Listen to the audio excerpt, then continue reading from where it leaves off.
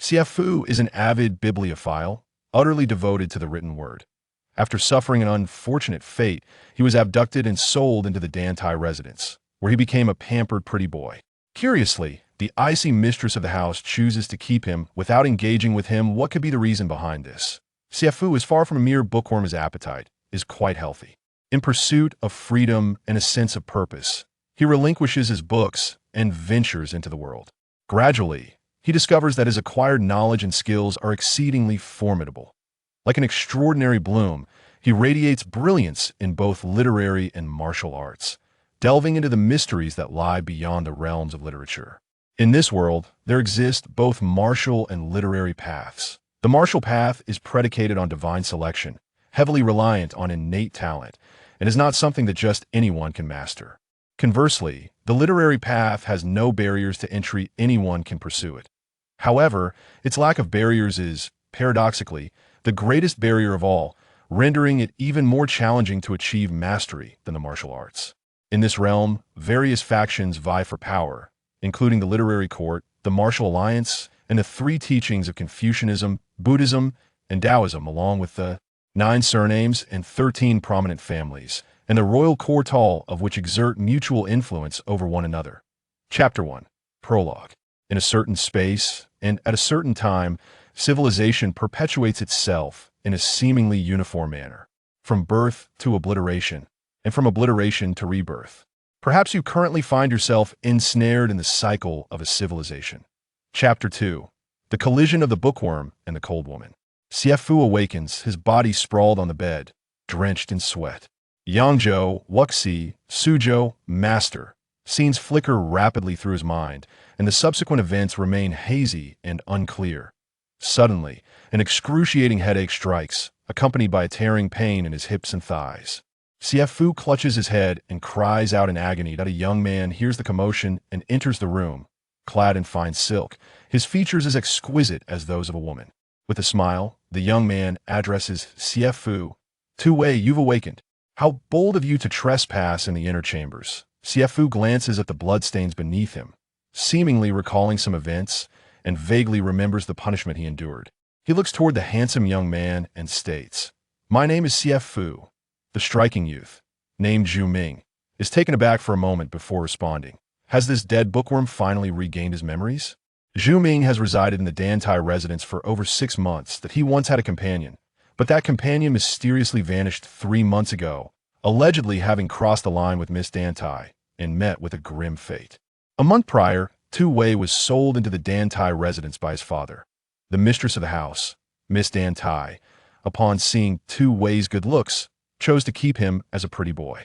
Thus, he gained a new companion. Due to his amnesia, Tu Wei remains oblivious to his past, often appearing somewhat daft. Yet, Miss Dantai is indifferent. She only desires Tu Wei's visage, which suffices to qualify him as a pretty boy. Xie Fu refrains from responding, enduring the pain in his hips and thighs as he rises from the bed. Seeing this, Zhu Ming hastily intervenes. "Tu Wei, what do you intend to do? You've been beaten to such a state you should lie still. Understand this, your father has sold you. From now on, you belong to the Dantai residence, a private possession of Miss Dantai." Xie Fu was taken aback and exclaimed, "I have no parents." Zhu Ming momentarily struggled to comprehend this statement. "Who was it that sold you?" With some effort, Xie Fu managed to rise from the bed and inquired, "Where's Miss Dantai?" Zhu Ming, astonished, replied, "Tu Wei, what do you intend to do?" Xie Fu appeared somewhat dazed and muttered, "I wish to have a conversation with her." "That a conversation?" "Yes, a conversation." Zhu Ming's expression shifted to one of alarm. Seeking to converse with Dantai Huching was akin to offering oneself as a sacrificial lamb. "Tu Wei," Xie Fu interjected, "I am Xie Fu. Call yourself whatever you like. I am unsure of your current situation, but you must first grasp your identity and circumstances. I assure you, you would not wish to seek out Miss Dantai for a conversation." "What identity and circumstances?" "You are the kept man of Miss Dantai." Xie Fu gasped, and Zhu Ming added with a smirk, "Kept man, do you comprehend?" Xie Fu fell silent, straining to recall recent events, his memories before and after amnesia intertwining, hazy fragments surfacing in his mind. Dantai Huching. Suddenly, he blurted out, "I am the kept man of Miss Dantai." Zhu Ming chuckled. "Indeed. Do you still wish to seek her out for a chat? Time is of the essence.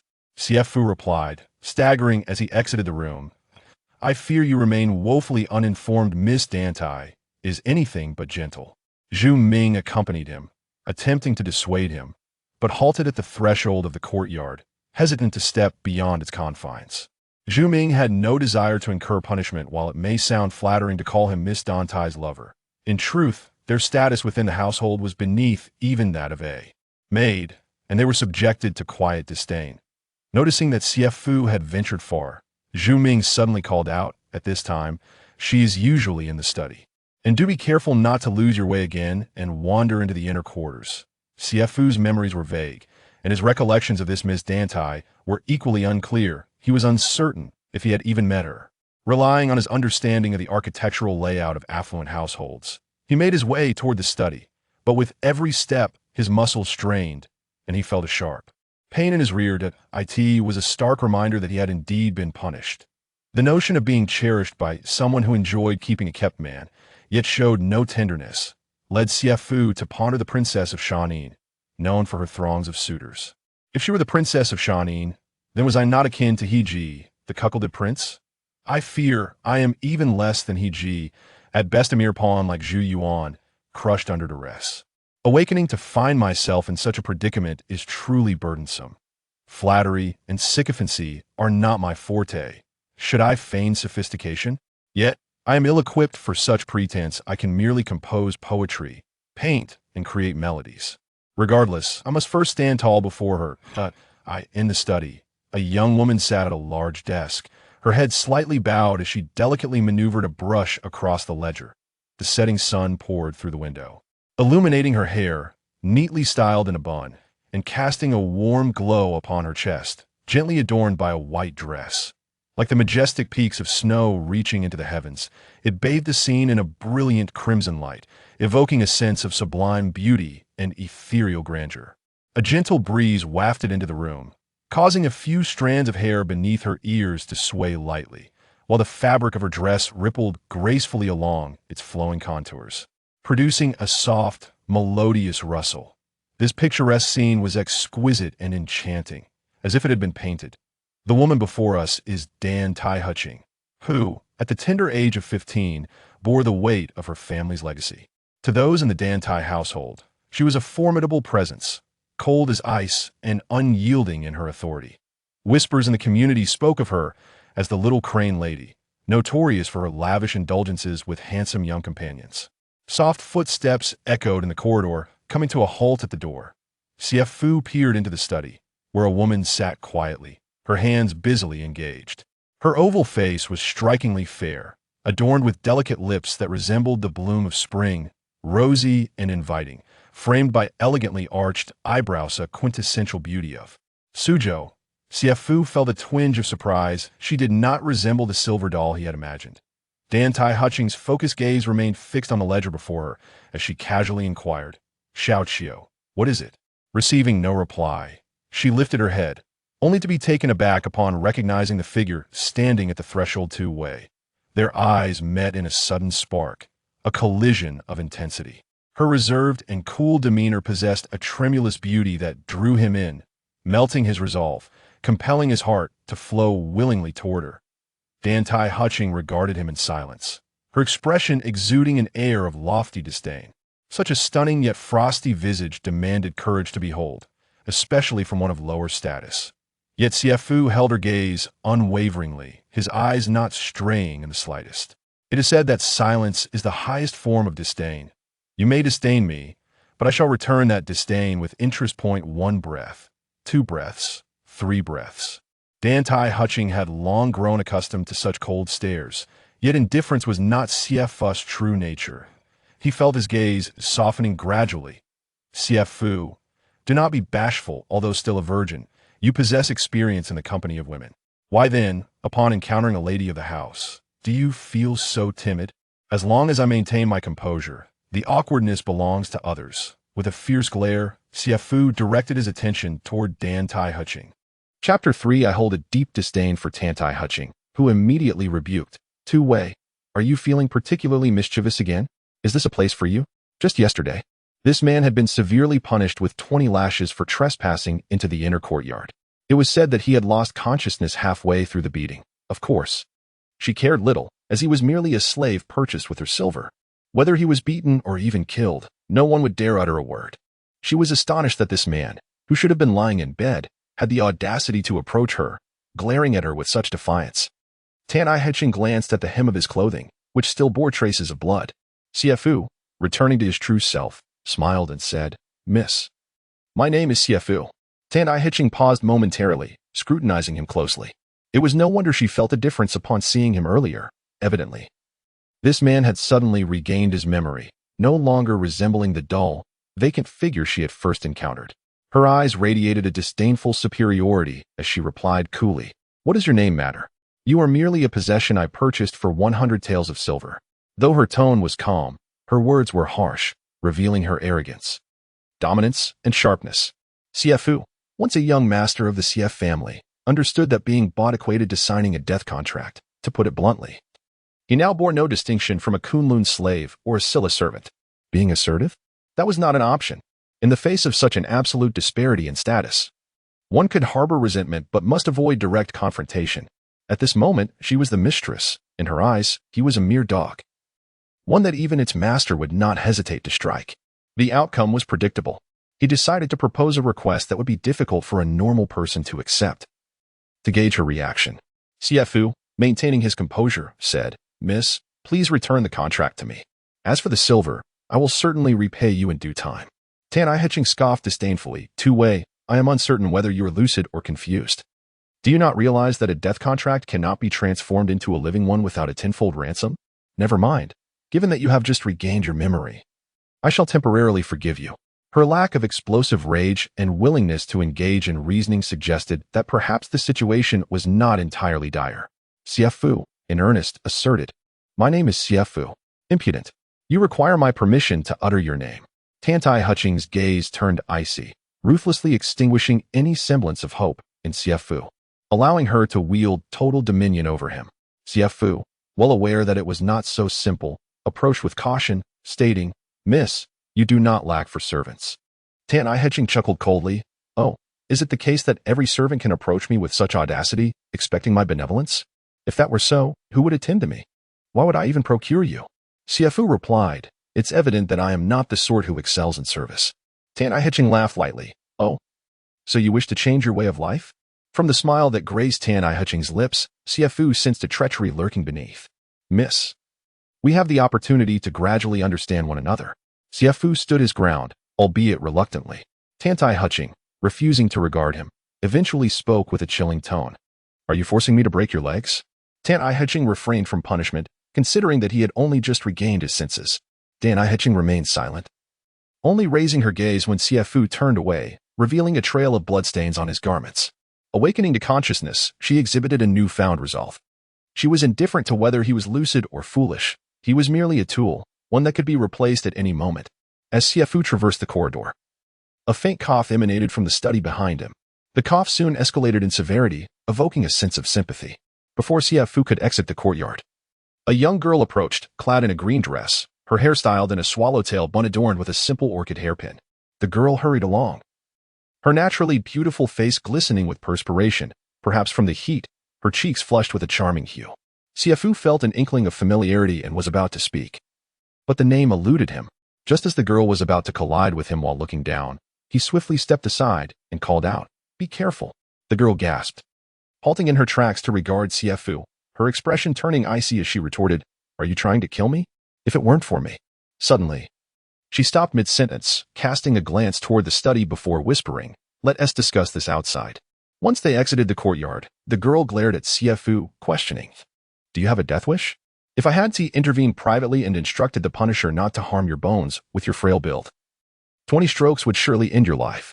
Xie Fu recollected her presence and instinctively exclaimed, "Sister Chio." This Sister Chio seemed to hold a certain fondness for him. Upon regaining his senses, he found his memories of prior events in the Dantai residence to be rather hazy.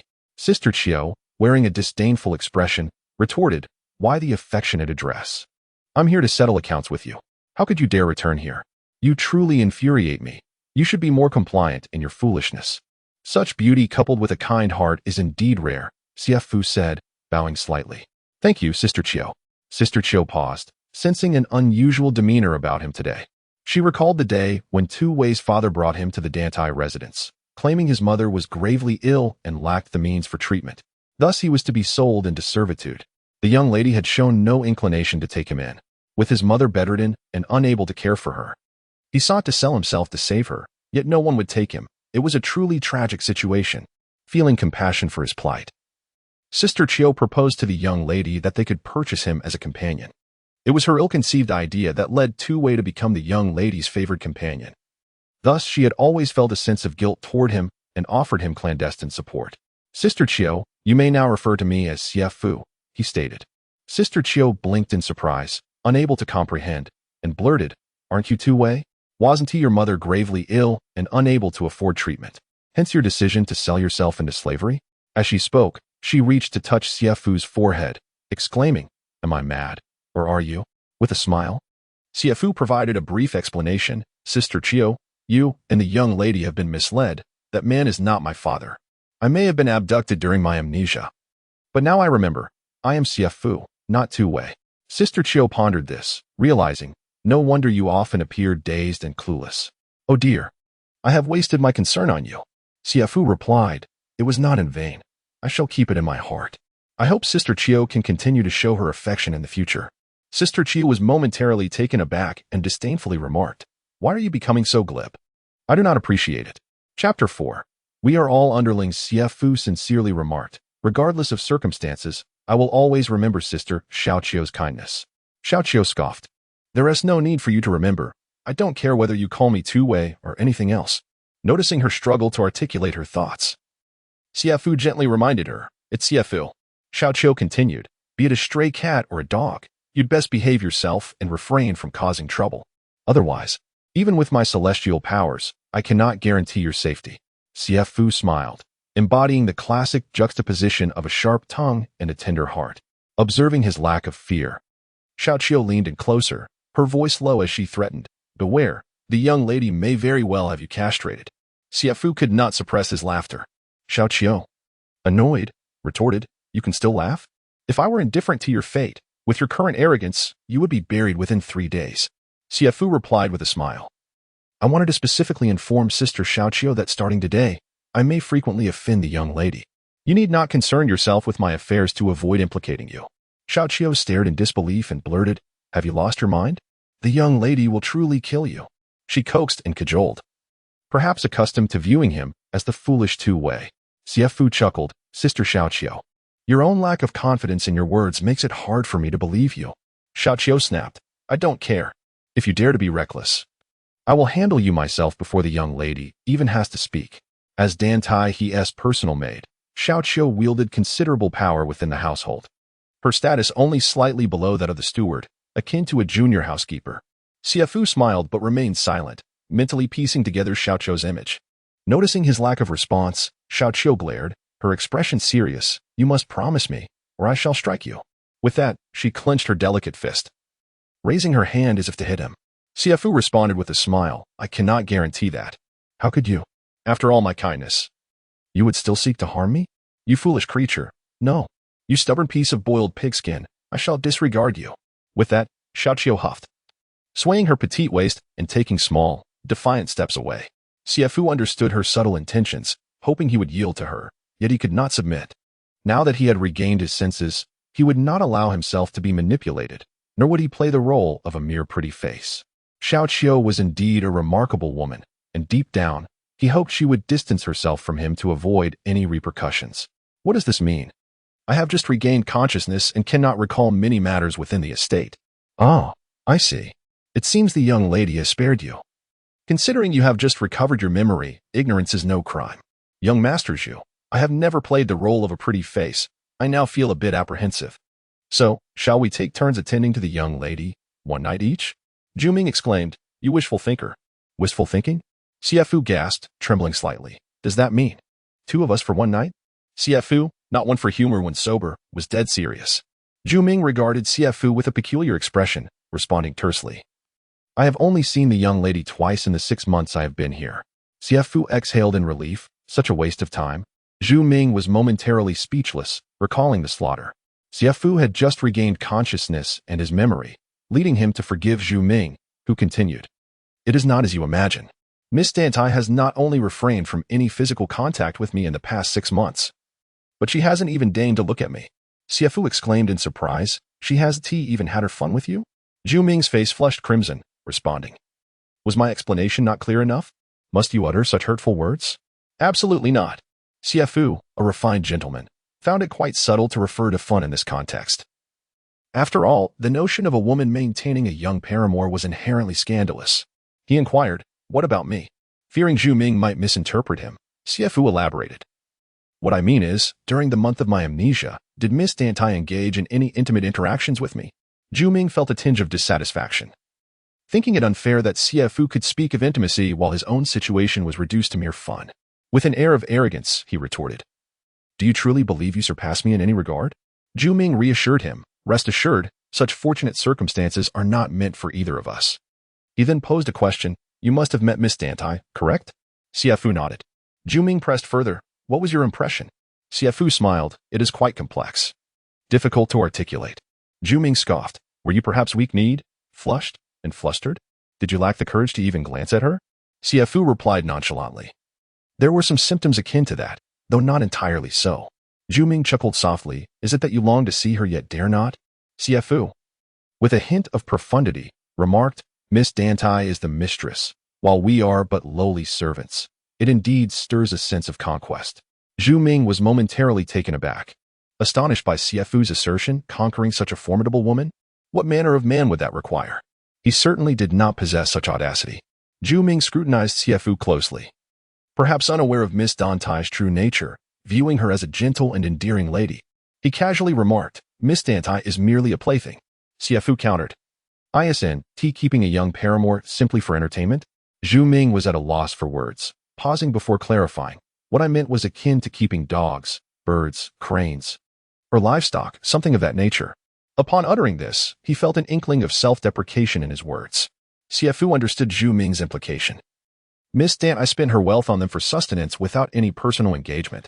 They gained nothing from her but a tarnished reputation. This piqued Xie Fu's curiosity, prompting him to ask, what does Miss Dantai mean by this? Zhu Ming shook his head. I do not know. I have heard she keeps young paramours elsewhere. Perhaps we are not even in the running. This seemed rather excessive, maintaining both domestic and external relationships. However, Xie Fu believed that was not the crux of the matter. If she truly harbored such intentions, then even in neglect, she ought to indulge in novelty and amusement. She did not strike him as the type who enjoyed keeping young lovers. This woman was not a mere silver doll. What could be her motivation for such behavior?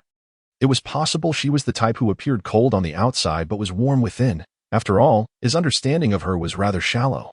While the situation was becoming clearer, the reason behind it remained shrouded in mystery. Chapter 5. What are the rules immediately? Zhu Ming meticulously elaborated to Xie Fu about the regulations governing the Dantai residence. Essentially, it was a matter of which areas were strictly off-limits. The inner quarters where the female residents lived were of utmost importance. Even the male head of the household was expected to exercise caution, let alone the servants. The main entrance of the estate was forbidden to them. They were required to use the side and back doors. Furthermore, there were actions that were impermissible and words that were inadvisable to utter. The servants and maidservants were regarded as mere property of the household, devoid of the freedom to marry. They were also prohibited from reporting any misconduct of their masters, with the penalty for such betrayal being execution. As Xie Fu listened, a chill crept into his heart. It was as though this contract of servitude had irrevocably bound him for the remainder of his life. After Zhu Ming finished speaking, he added, we too are somewhat lower in status. Without permission, we are forbidden to step outside this courtyard even once. Xie Fu, taken aback, exclaimed, what? Not even allowed to step outside this courtyard? He glanced at the modest yet not insignificant courtyard, reflecting that even a prisoner would fare better. Zhu Ming, with a knowing look, replied, do you think being a pretty boy is an easy task? As for me, I am bound by a temporary contract that will expire in 6 months, at which point I shall regain my freedom. As for you concerned for his own fate. Xie Fu inquired, what about me? Zhu Ming chuckled, you were purchased by the young lady with silver. You are property of the Dantai residence, and will belong to it for life. Freedom is not an option for you. Xie Fu was astonished. Am I truly so worthless? Once a young master of the Xie family, though neglected by my kin, I at least enjoyed freedom. Now, my circumstances are far more tragic. Zhu Ming gently patted Xie Fu's shoulder. I understand that you have only just regained your memories and are struggling to accept this reality. However, you will gradually grow accustomed to it. Despite the hardships I have faced over the past 6 months, I have managed to endure. Xie Fu asked, Zhu Gongzi, are you attempting to console me? Zhu Ming chuckled. You hurt me earlier, and now I wish for you to experience a taste of your own medicine. After dinner, Zhu Ming continued to enlighten Xie Fu regarding their situation. Aside from the two of them, there were 2 servants responsible for their daily care, a middle-aged woman, Aunt Wu, who oversaw their meals, and a burly man named Hu Dichuan, who handled the more laborious tasks. Around the hour of the pig, although the distant music and revelry from Chili Mountain Pond could still be faintly heard, the Dantai residents had descended into silence. Most of the lights within the estate had been extinguished, leaving only a few rooms illuminated by silver lamps and red candles. Xie Fu quietly rose to change his clothes, opting not to light any lamps. How could he possibly sleep? To be a servant was one thing, but to become a kept pretty boy was another. If word of this reached the Xie family in Yangzhou, he feared that even in death, he would be exhumed to have his corpse whipped in disgrace. Although the Xie family had fallen from grace and their reputation was not what it once was, they had once been a prominent lineage. Even though he had been disowned by the family, the entire clan could not afford to lose face. Despite being a castaway, Xie Fu still held a deep sense of familial honor, which was why he had never dared to use the name Xie Fu in the Yangzhou brothel, instead adopting the alias Li Xiaodian.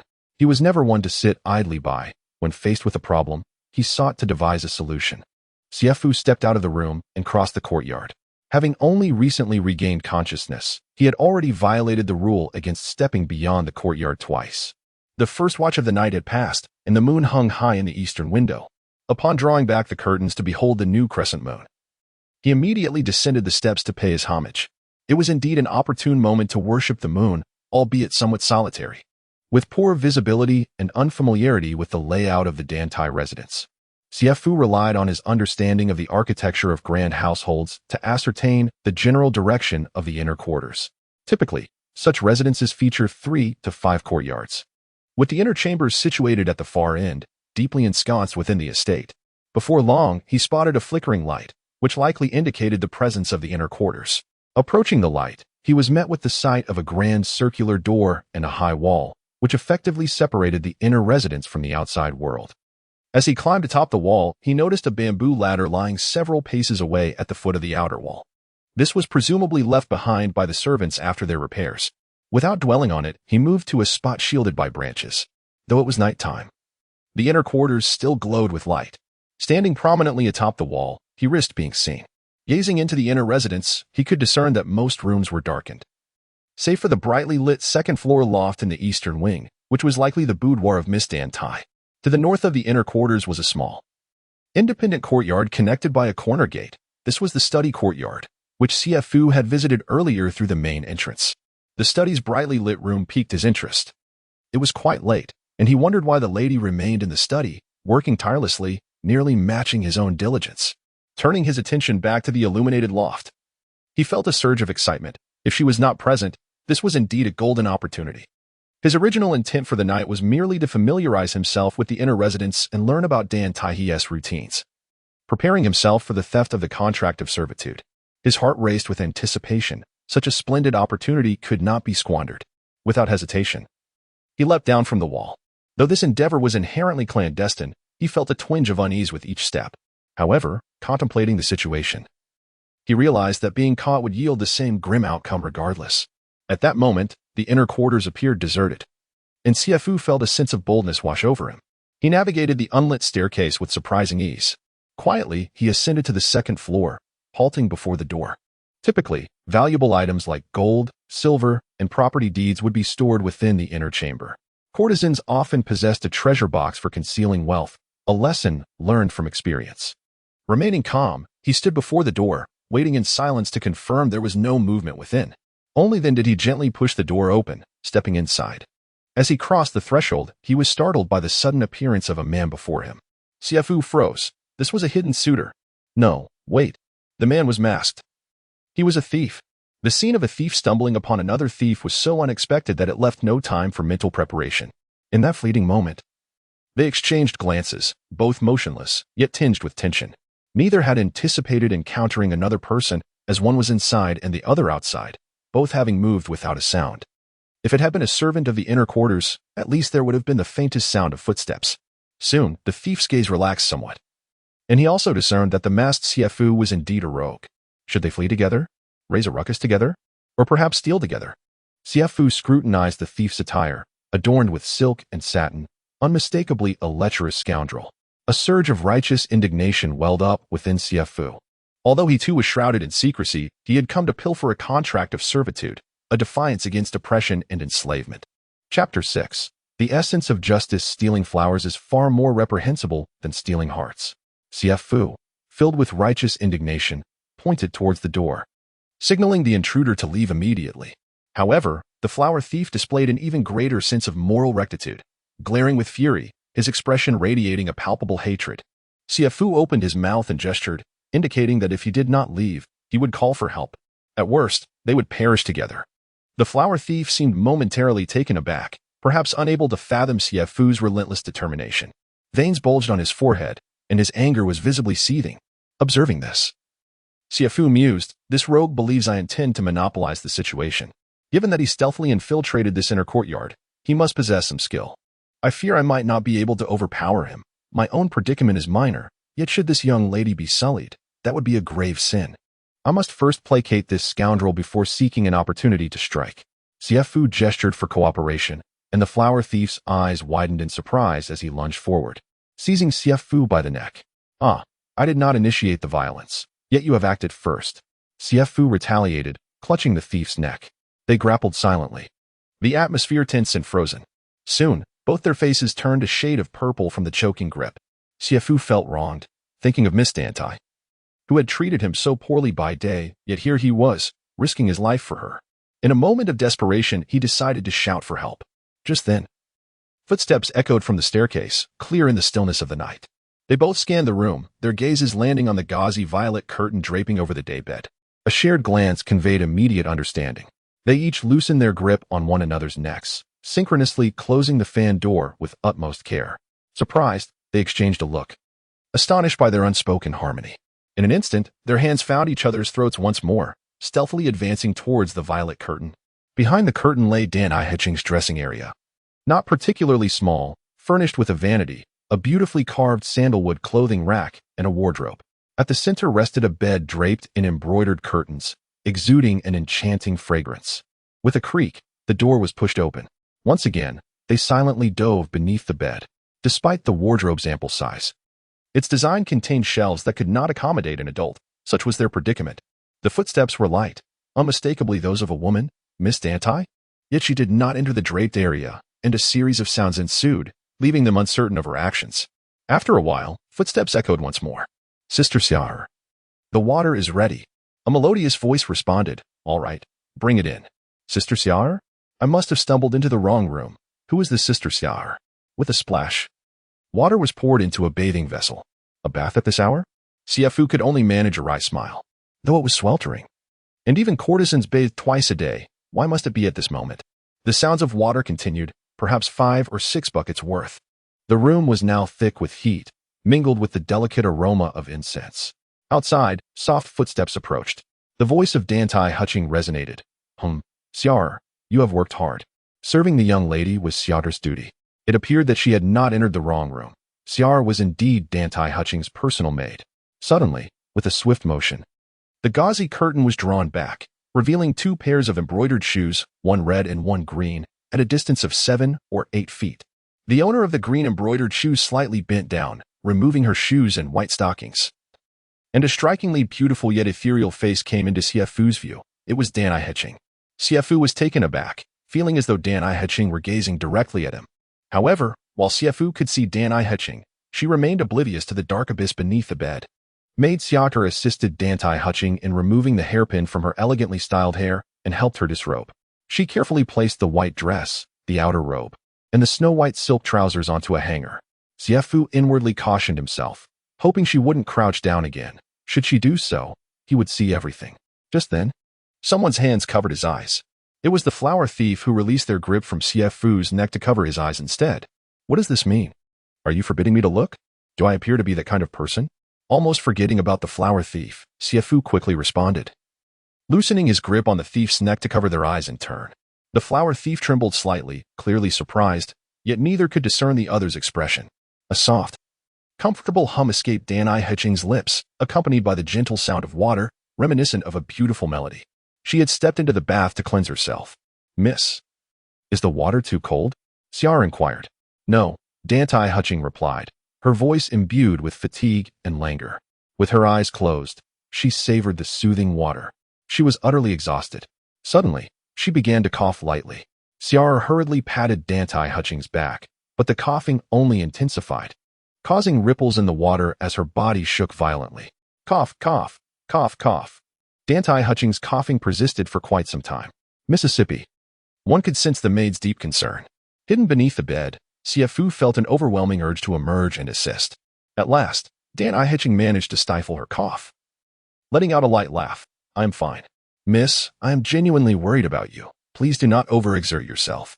Can we rest properly? Do not fret. I am not yet at my limit. Miss, this cough of yours has lingered for quite some time. Perhaps Xiar wishes to help you, but she does not know how. The maid's voice trembled with a hint of tears, revealing the deep bond between the two. I am weary. Please do not bother me. There exists a fragility that wears armor, forging ahead with resilience. Yet, this fragility is indomitable. At this moment, Xie Fu felt a pang of sympathy for the woman. He desired to learn more, but their conversation had ceased. The gentle sounds of bathing were occasionally punctuated by a cough or two. After about a quarter of an hour, Mate Xiar asked, Miss, shall we add some hot water? Although it is summer, cold water can still lead to illness. Very well. With a creak, the door swung open once more. A gust of summer wind wafted into the room, extinguishing the oil lamp upon the table and plunging the interior into darkness. Xie Fu was troubled by the prospect of sharing a bed with Dantai Heching that night. He could not guarantee that she would remain oblivious to the two men hiding beneath her bed. After all, in the stillness of the night, even the faintest breath could become distinctly audible. Even if he could ensure absolute silence throughout the night, he was uncertain whether the would-be thief could maintain the same discretion. In a moment of decisive clarity, Xie Fu seized the opportunity presented by the impenetrable darkness, leaping from beneath the bed and rushing toward the door. The sudden commotion in the pitch-black room startled the two women, resulting in a piercing scream that echoed through the night sky. Chapter 7. Betrayed by the flower thief. Caught off guard by Xie Fu's sudden action, found himself exposed and hesitated for a moment before scrambling out from beneath the bed. A commotion erupted within the room. The two women, still shaken, were startled anew. Dantai Heching instinctively crossed her arms, submerging herself partially in the water, revealing only her delicate head. Xiaoter quickly realized that someone was there. Catch the thief! Catch the thief! She shouted at the top of her lungs. Xie Fu pressed his hands against the railing, preparing to leap from the second floor. Upon hearing a disturbance behind him, he swiftly turned and delivered a kick to the flower thief, who was rushing towards the door, before finally jumping down. You think you can escape, flower thief? Not a chance. The flower thief, knocked off balance by Xie Fu's kick, fell to the ground, cursing in frustration. Damn it. If I find out who you are. Upon hearing his voice, the two women regained their composure, and Xiar immediately ceased her shouting. Dantai Heching coldly questioned, Wen Wang, what are you doing hiding in my room? The flower thief, now revealed, showed no intention of fleeing. Xiar reignited the oil lamp, illuminating the room. The flower thief gazed at Dantai Heching, partially submerged in water with her delicate shoulder exposed, his face flushing with embarrassment as he awkwardly suggested, Perhaps we should wait until you're dressed to discuss this. Despite their sibling relationship, his sister's beauty was undeniably overwhelming. Meanwhile, outside, the clamor grew louder, and lights began to flicker on in the surrounding rooms, with many rushing to the loft. Xiaoer, wielding a stick, was the first to arrive. But Xiaoer stopped her at the door. Xiaoer, it's fine. It's fine. A meerkat startled me and the young lady. Xiaoer sighed in relief. I was wondering who would dare intrude upon our inner sanctum. After Dantai Heching finished her bath and dressed, she called Dantai Wenwang back inside. What are you doing hiding in my room? Dantai Wenwang, sensing his sister's icy demeanor, replied timidly, I came to steal silver, to take something valuable.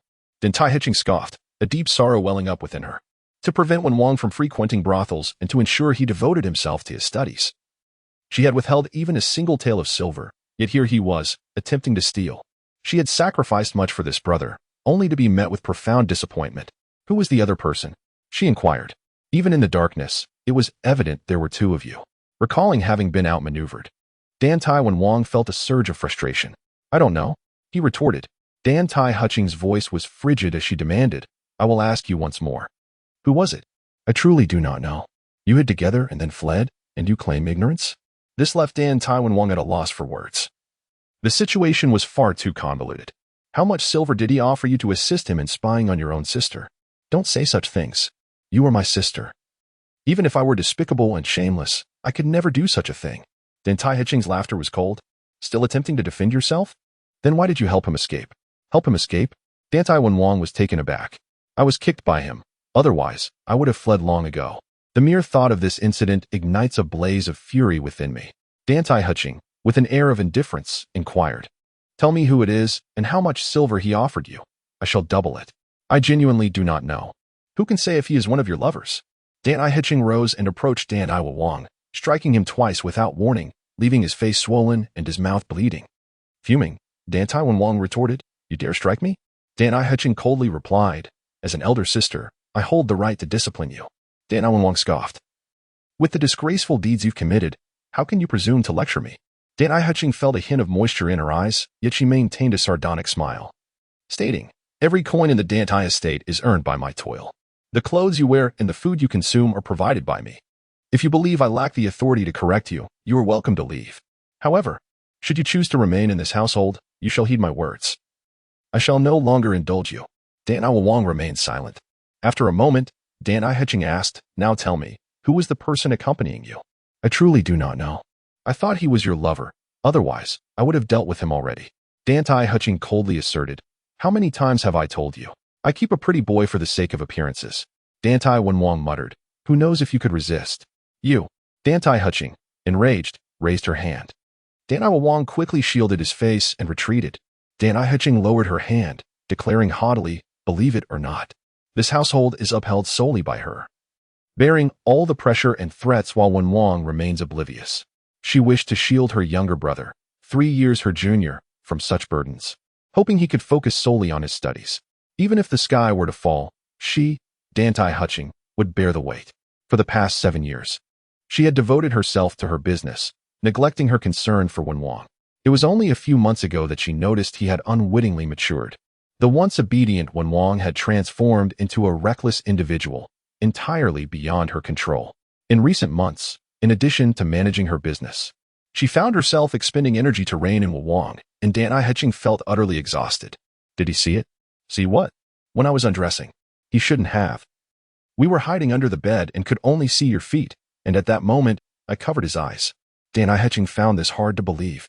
You were not in cahoots, yet under such circumstances, you both managed to remain at ease, so in sync. Seeing the doubt on her sister's face, Dantai Wang explained. I truly do not know how to convey this, but I genuinely do not know who he is. To put it another way, I feel he has a protective intention towards you. Dantai Hutching was taken aback. What do you mean by that? Dantai Wang chuckled when I covered his eyes. He also covered mine, fearful that I might catch a glimpse. Dantai Hutching's countenance flushed subtly, and she coldly remarked, Elucidate the entire process for me. I shall ensure he is submerged in a pig's cage. While I was rummaging for silver within the room, I was suddenly startled to see him swaggering through the door. Dantai Wang recounted the entire incident in detail. Upon finishing, Dantai Hutching pondered, Could it be that I am acquainted with this individual? Dantai Wang continued. He appeared remarkably composed and unperturbed, perhaps even more so than myself. Could he possibly be one of those young gallants you keep? If I were in your position, strung along in such a manner, able to see yet unable to partake, I would have long since succumbed. Chapter 8. Who is so audacious? Dantai Hutching cast a sidelong glance at Dantai Wang, her skepticism apparent. Is it possible? Dantai Wang inquired. Among those effeminate men you keep, is there one bold enough? Dantai Hutching scoffed disdainfully. Among the delicate youths she surrounded herself with, none dared to approach her as a mouse would a cat. Yet, one face suddenly emerged in her mind. If one were to speak of audacity, that particular young man could be deemed so, for few would dare to meet her gaze. However, he had just been beaten the day before. Surely he wouldn't venture here in a wounded state to spy on her. Noticing the change in his sister's expression, Dantai Manor gritted his teeth. Are you thinking of someone? I cannot be certain. The light was too dim, and he was masked, she replied. But could you recognize his voice? He pressed. He did not utter a single sound throughout. Seeing that he had successfully diverted his sister's attention to the rogue, Dantai Manor felt a surge of secret triumph. Ah, he exclaimed. Dantai Hutching responded coldly. If you were not my brother, I would have long since dispatched you. The following day, Xie Fu had anticipated that the incident of the intruder in the inner courtyard would stir a great commotion throughout the city.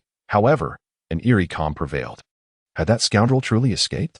Even if he had fled, the ruckus from the previous night should have at least generated some gossip. This peculiarity left Xie Fu perplexed. Yet he refrained from inquiring too deeply, lest he reveal his own knowledge. As he entered the kitchen, he encountered a robust middle-aged woman, in her 40s, busily preparing breakfast. Perhaps due to years of labor and middle-aged weight gain, she was quite stout, resembling a formidable figure. This woman was Aunt Wu, who tended to the daily meals of Xie Fu and Zhu Ming, the two young men. Good morning, Aunt, Xie Fu greeted politely. Aunt Wu turned her head, her impatience evident. What are you in such a hurry for? It will be ready shortly. You don't have to work every day. Yet you're always thinking about food.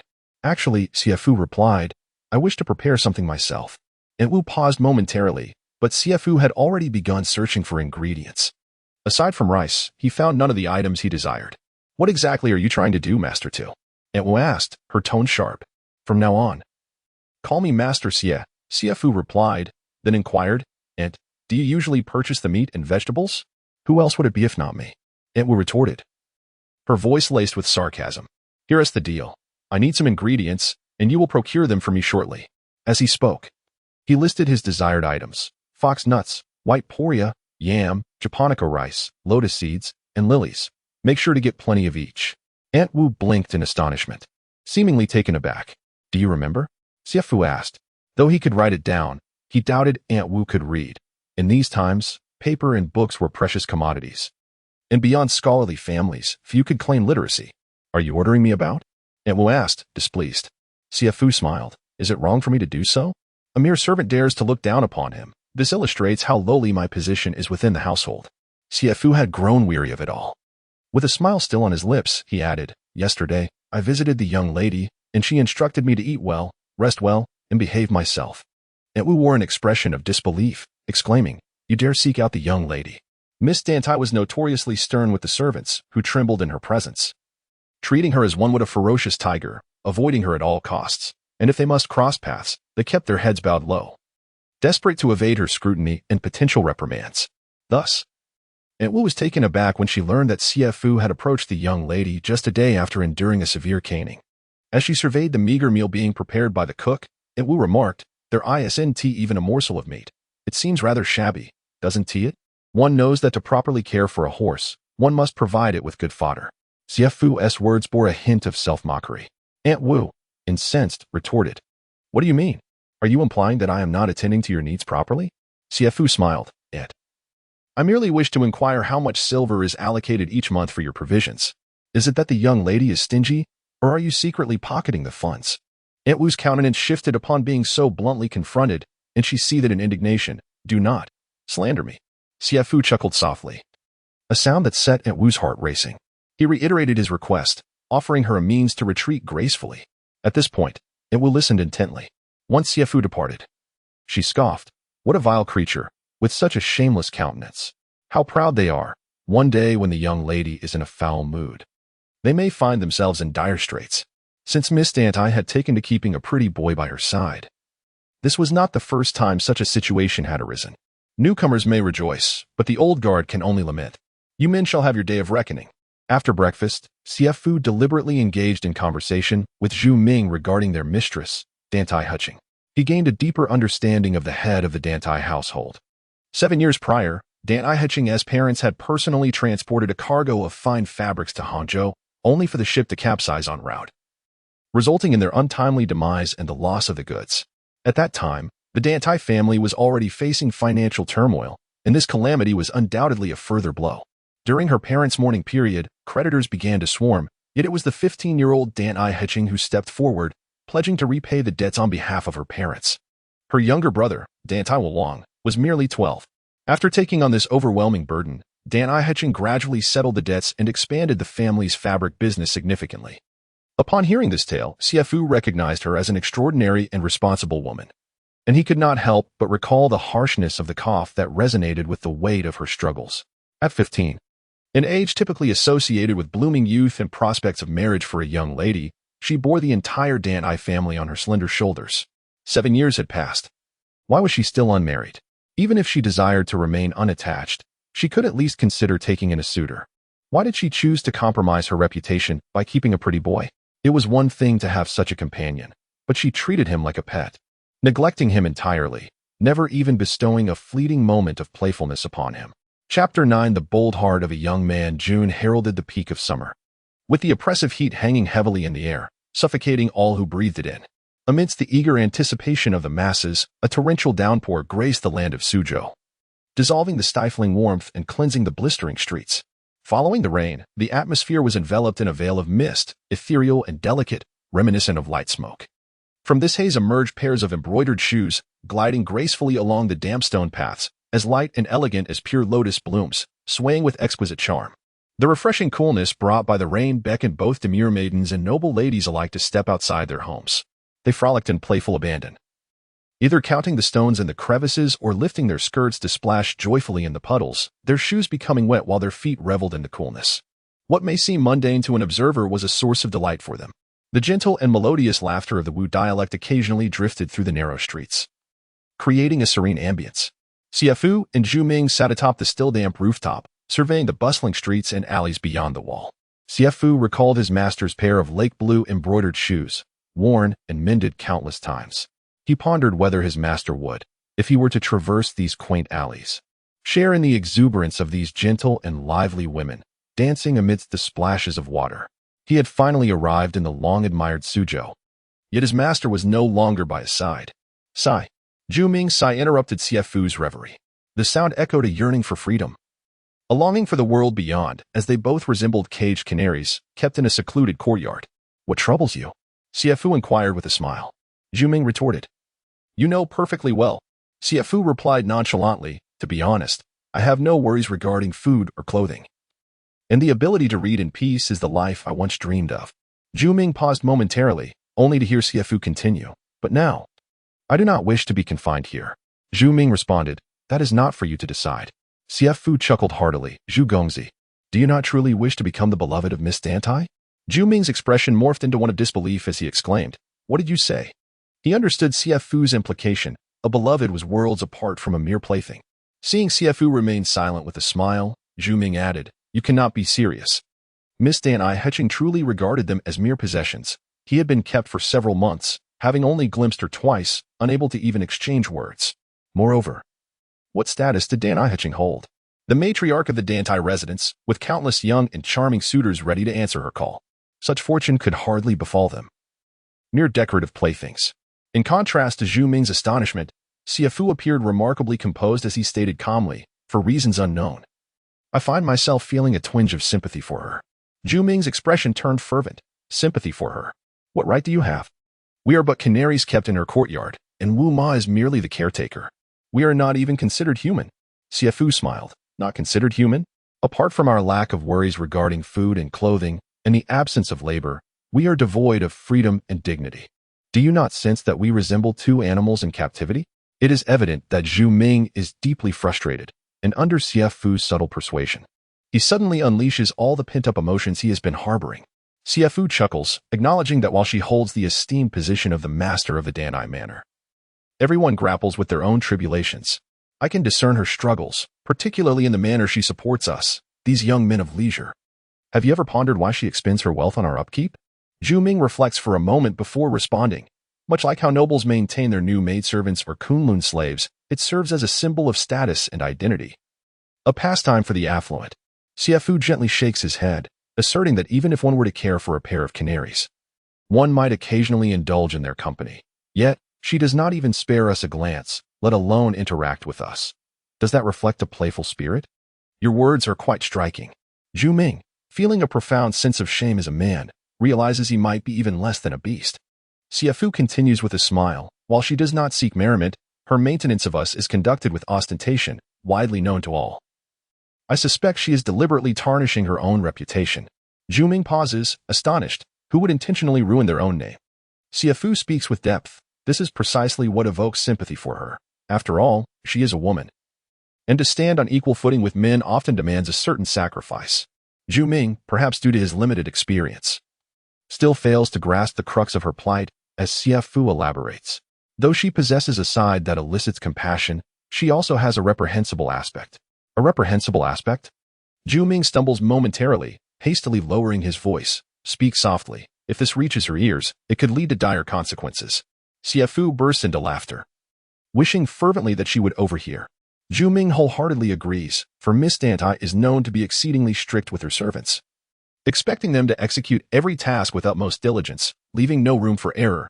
Any mistake, intentional or not, invites severe punishment. It is said that a male servant who inadvertently stumbled upon her bathing was subsequently buried, never to be seen again within the manor. How terrifying is that? This is why the mere mention of her name makes the servants tremble with fear. Zhu Ming shares the tale of the buried servant with Xie Fu, hoping to instill a sense of dread in him. Yet, Xie Fu merely smiles faintly, believing this to be a fabrication. Firstly, male servants are prohibited from entering the inner quarters. How could one possibly encounter Dantai Hutching in her bath? Xie Fu addresses the man standing on the bamboo ladder. Di Quan, come down. The view up here is splendid. This man, who Di Quan, along with Aunt Wu, who is responsible for the daily meals, handles the more laborious tasks in the courtyard. Xie Fu had only just awakened the previous day and has a vague yet favorable impression of Hu Di Quan, akin to that of Xiao Qiu, possessing a certain fondness despite the haziness. Hu Di Quan, with a sheepish grin, remarks, "Young master too? Isn't that inappropriate?" How could the melodious laughter of those Suzhou maidens not captivate the heart? Any man would be compelled to steal a glance. Xie Fu laughs. They say I should change my name. Perhaps it would be simpler if you just called me by my name from now on. Hu Dichuan immediately exclaimed. This is unacceptable. Xie Fu chuckled and replied, Dichuan, you see, you still possess your freedom, while we are entirely devoid of it. In this light, your standing within the residence surpasses ours. Why not? Henceforth, let us address each other by our names. As he spoke, Xie Fu extended his hand and pulled Hu Dichuan up to the rooftop. Thank you, Hu Dichuan said, eagerly gazing down the alley, overwhelmed with excitement. Wow. You two are quite clever to have discovered such an exquisite vantage point for observation. Xie Fu, upon hearing this, offered a wry smile, explaining. When we encounter someone in the street, it is rather impolite to stare at a young lady. Yet from this elevated position, we can gaze without restraint. Wow. That woman in the red dress is stunning. Her hair is as dark and smooth as. Hu Dichuan began, but Xie Fu interjected with a grin. As black silk, perhaps? Yes, indeed. Just like black satin, it's so vivid. The three shared a silent yet harmonious moment of clandestine observation. Chapter 10. Let me clarify. As dusk approached, Xie Fu personally prepared a nourishing soup with lotus seeds, lilies, and lean meat. Making his way to the study in the inner courtyard, Zhu Ming had resided here for several months yet had only encountered Dantai Hutching twice. In contrast, Xie Fu, having only regained consciousness for a day, was already intent on meeting Dantai Hutching for the second time. He could not simply rely on her kindness. He needed to take action to alter his current circumstances. While this might appear somewhat obsequious, one cannot truly comprehend the burdens of another without experiencing them firsthand. Evading challenges was never his style. Zhu Ming, on the other hand, was in hiding, yearning for a change yet too timid to take tangible steps. Upon seeing Xie Fu, the servants were puzzled but refrained from questioning him. They surmised that if not summoned by the young lady, this dandy would never have dared to be so bold. Even Steward Kong would not disturb the young lady unless it was urgent. Thus, Xie Fu made his way unimpeded to the study where Dantai Hutching typically conducted her affairs. Petals fell like rain, a lingering blush of red in the air. Today, Dantai Hutching donned an elegant outfit, pairing a flowing top with a skirt that accentuated her graceful form, the silk garment gently enveloping her exquisite upper body, its curves undulating like distant mountains. Beneath her writing desk lay a brocade skirt in resplendent goose yellow, complemented by lake green embroidered shoes peeking out from its hem. The intricate patterns on the shoes were exquisitely detailed, resembling a finely sculpted piece of art, crafted with the skill of silk tapestry. Such exquisite craftsmanship, worth its weight in gold, rendered these shoes a symbol of opulence, unattainable for the ordinary eye, without the need for an elaborate display of jewels. Her noble demeanor shone through effortlessly. Witnessing Dantai Hutching in such splendor, Xie Fu felt an inexplicable warmth rise to his cheeks. Perhaps it was her innate coldness and pride that made him feel inferior, or perhaps it was the inherent shyness that lingers between unfamiliar men and women. Dantai Hitching coughed lightly, and as she did, her gaze fell upon Xie Fu standing at the door, her expression one of astonishment. Before she could fully process her surprise, Xie Fu spoke up. "Miss, I apologize for the intrusion. I have brought you a bowl of nourishing porridge to soothe your lungs and alleviate your cough." Xie Fu, uninvited, knew he must speak first. If he allowed Dantai Hitching to take the initiative, he would find himself in a precarious situation. As the saying goes, one does not strike a smiling face. And with a pleasant demeanor, he hoped to avoid any harsh words. Dantai Hitching scrutinized him for a moment before coldly replying, "What do you mean by this?" Her icy demeanor was notable, especially since she did not immediately summon someone to expel Xie Fu, despite having stated the previous day that this was not a place for him. Nonetheless, Xie Fu entered, placing the porridge on the table. "Miss, you must take care of your health," he insisted. Dantai Hitching was taken aback, responding frostily, "What concern is it of yours?" Xie Fu replied in astonishment. "Am I not your lover?"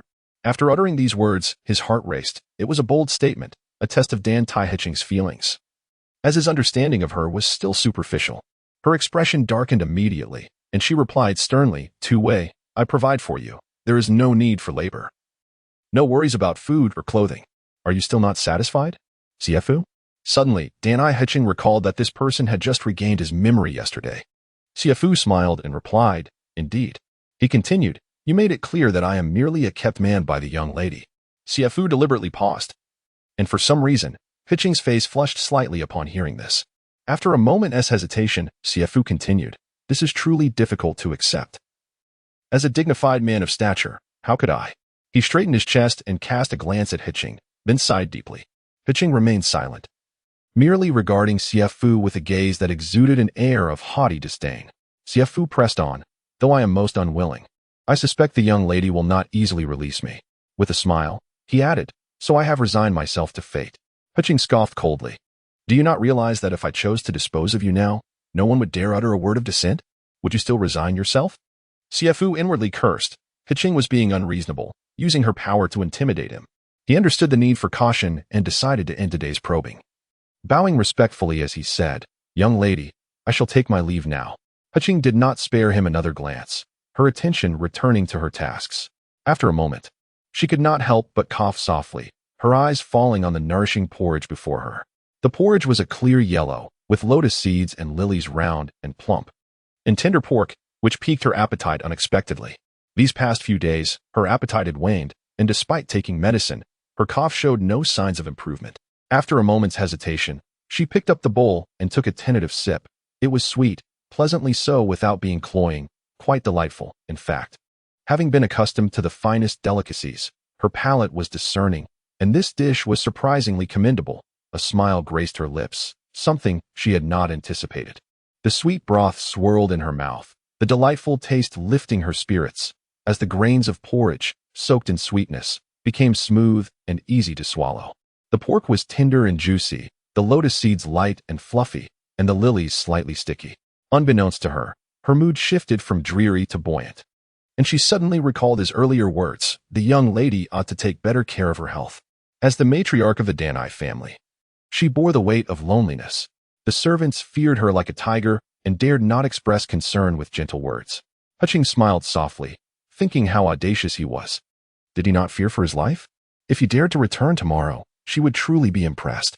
Just then, soft footsteps echoed from the corridor outside the study, causing Hitching's heart to flutter. So soon, Xiao Qiu appeared at the door, suddenly meeting Hitching's icy gaze, which startled her. She timidly inquired, "Young lady, have I disturbed you?" Upon recognizing Xiao Qiu, Hitching's gaze softened considerably as she replied gently, "No." Chapter 11. Dare you come again? Xiao Qiu entered the study, carrying the medicine. "Miss, the medicine is ready. Please take it while it's warm." Dantai Hitching coldly replied, "I have been taking this medicine daily, yet my cough shows no sign of improvement. It is better to forego it. Just set it down." Xiao Qiu, at a loss for words, suddenly noticed the nearly empty bowl of congee on the table and exclaimed, "Miss, you seem to have an appetite. I will ask the cook to prepare something delicious for you right away." Dantai Hitching responded, "No need. I am quite full." Xiao Qiu stared curiously at the empty bowl, wondering who had brought the food for the miss, and cheerfully said, "Miss, if there's anything you wish to eat, just tell Xiao. But I must ask Steward Kong if I have done something wrong to make you displeased." Some words were difficult for Xiao to express directly, so she resorted to subtle hints. Dantai Hutching, however, was reluctant to elaborate, simply stating, "No, that's enough. You may leave now." Hu Dichuan was beaming with joy, as though he had narrowly escaped death. Yet, Zhu Ming wore a despondent expression.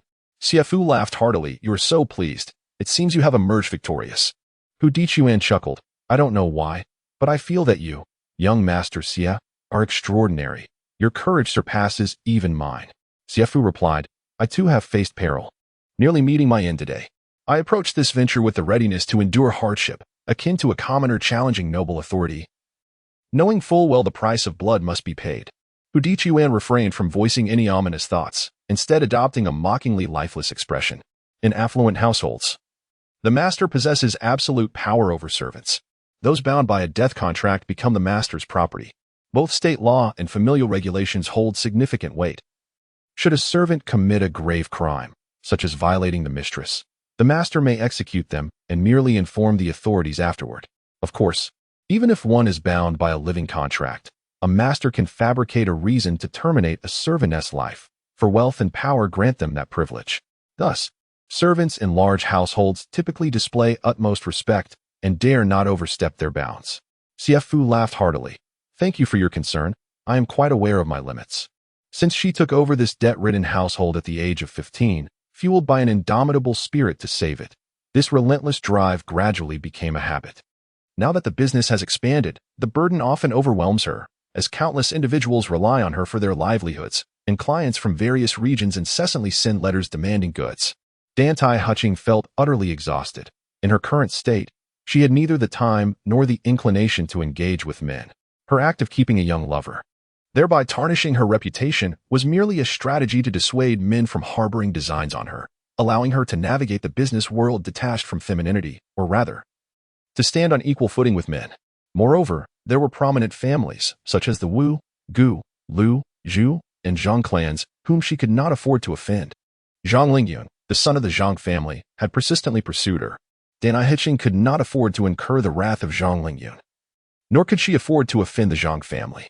Now branded as a woman of ill repute, she knew that such esteemed families would never accept her into their fold, effectively quelling any aspirations Zhang Lingyun might have harbored. This is a method that strikes at the root of the problem, providing a permanent solution. Had it not been for her parents' unfortunate accident back then, she would likely be married now, a wife to another, perhaps even a mother, nurturing her own children. Each day would be spent tending to her family, practicing music, writing, and engaging in needlework, regardless of the circumstances. She would not have to present herself to the world as she does now. Others see only her outward splendor, oblivious to the depths of her life, which holds little significance for anyone else. In the quietude, soft footsteps echoed from the corridor outside the study. The footsteps halted as they approached the door. Dantai Hutching was nearly certain it was not Xiao. Who could it be? A pale visage immediately came to mind. Dantai Hutching set down her brush and cast a cold glance toward the entrance. After a brief pause, the footsteps resumed, and a figure materialized at the study door. As expected, it was him. Did he dare to come again, treating her words as mere whispers in the wind? Dantai Hutching felt a twinge of admiration for his tenacity. Yet this time, she had no intention of being lenient. His persistence was a challenge to her authority as the mistress of Dantai Manor. Xie Fu met Dantai Hutching's icy gaze, his heart skipping a beat. It was chilling, suffused with pressure. Had she resolved to assert her dominance? Xie Fu smiled, his demeanor always affable. This smile was genuine, not feigned. While he was unwavering on matters of great consequence, he seldom quibbled over trivialities. Thus, despite the unfriendly nature of Dantai Hutching's current gaze, Xie Fu remained unperturbed. He had grown accustomed to such hostility, unlike others. He adapted readily and did not feel overly disconcerted. "You dare to return." Xie Fu wiped the sweat from his brow with one hand and remarked, "This must be what people refer to as forgetting the pain once the scars have healed, or perhaps a stubborn nature that is hard to change." Dantai Hutching scoffed. "You speak true. Do you recall what I said yesterday?" As he stepped inside, Xie Fu placed the health porridge on the large desk. Dantai Hutching glanced at the porridge, which was the same as yesterday's. After a day of exertion, she felt a pang of hunger upon seeing it, and remarked, considering you've just awakened. I have already granted you 2 opportunities. Her implication was clear. She would not extend a third. Xie Fu replied nonchalantly, I understand that as the matriarch of Dantai Manor, you must adhere to your word. Otherwise, how could you command respect? Dantai Hutching sneered. Since you are aware, you still dare to come. Xie Fu chuckled. A man should not easily express fear. Every gain comes at a price. Dantai Hutching raised an eyebrow in surprise. Xie Fu continued, perhaps you have softened. And in that case, I would be fortunate. Dantai Hutching smirked disdainfully, feeling he overestimated her. This smile, however, was not lost on Xie Fu, who instantly realized she intended to use him as a mere spectacle for others to witness. Chapter 12. Miss, you are quite terrifying, miss. The medicine has arrived. Xiao Qiu entered the study, carrying the medicine, and was taken aback at the sight of Xie Fu. Her mind buzzed with confusion. How could he be here? He was leading her down a path of despair. How could this foolish man be so reckless? How could he be so utterly dim-witted? After all my efforts to protect him, Xie Fu, noticing Xiao Qiu, greeted her politely. Sister Xiao Qiu. This fool, unaware that despite having some authority within the household, he was still merely a servant, and how could he hope to protect himself in front of the miss? Such a foolish man. Xiao Qiu snapped. Xie Fu, what are you doing here? Xie Fu replied, I brought porridge for the Mississippi porridge. Xiao Qiu glanced at the large table and indeed saw a bowl of porridge. Could it be that the bowl from yesterday was also delivered by him? How did he manage to escape unscathed? Xiao Qiu, momentarily bewildered, discreetly observed the miss, whose expression was anything but pleasant. Xiao Qiu, quick-witted, realized that regardless of how he had evaded danger yesterday, he was likely to face dire consequences today. She immediately moved to drag Xie Fu towards the door, angrily scolding, Who allowed you to come? Get out of here at once. As long as they could escape this place, everything would be negotiable. Otherwise, once the miss spoke, it would be too late. At that moment, Dantai Hutching spoke up. Xiao Qiu, you arrived just in time. Take him away and give him 10 lashes. Xiao Qiu's expression paled, frozen in place, too late to react. Xie Fu turned to Dantai Hutching and said, Miss, you are truly terrifying. Dantai Hutching smirked. Now you realize? Did you think I was playing with you? Xie Fu responded, such gentle lips can utter such cold words. How could that not be frightening? Dantai Hutching was momentarily taken aback. Xiao Qiu was dumbfounded. Was he truly prepared to throw caution to the wind? Dantai Hutching coldly stated, Xiao Qiu, add 100 slaps to the punishment. Break his mouth. This was outrageous. Dantai Hutching's cruelty genuinely surprised Xie Fu, who exclaimed, Wait, miss, I believe you're a reasonable person. If you wish to punish me, what is the charge? Dantai Hutching, with a mocking expression, replied, Now you're afraid? This will ensure you remember the pain for a lifetime. Do I need a reason to strike you? Of course you do.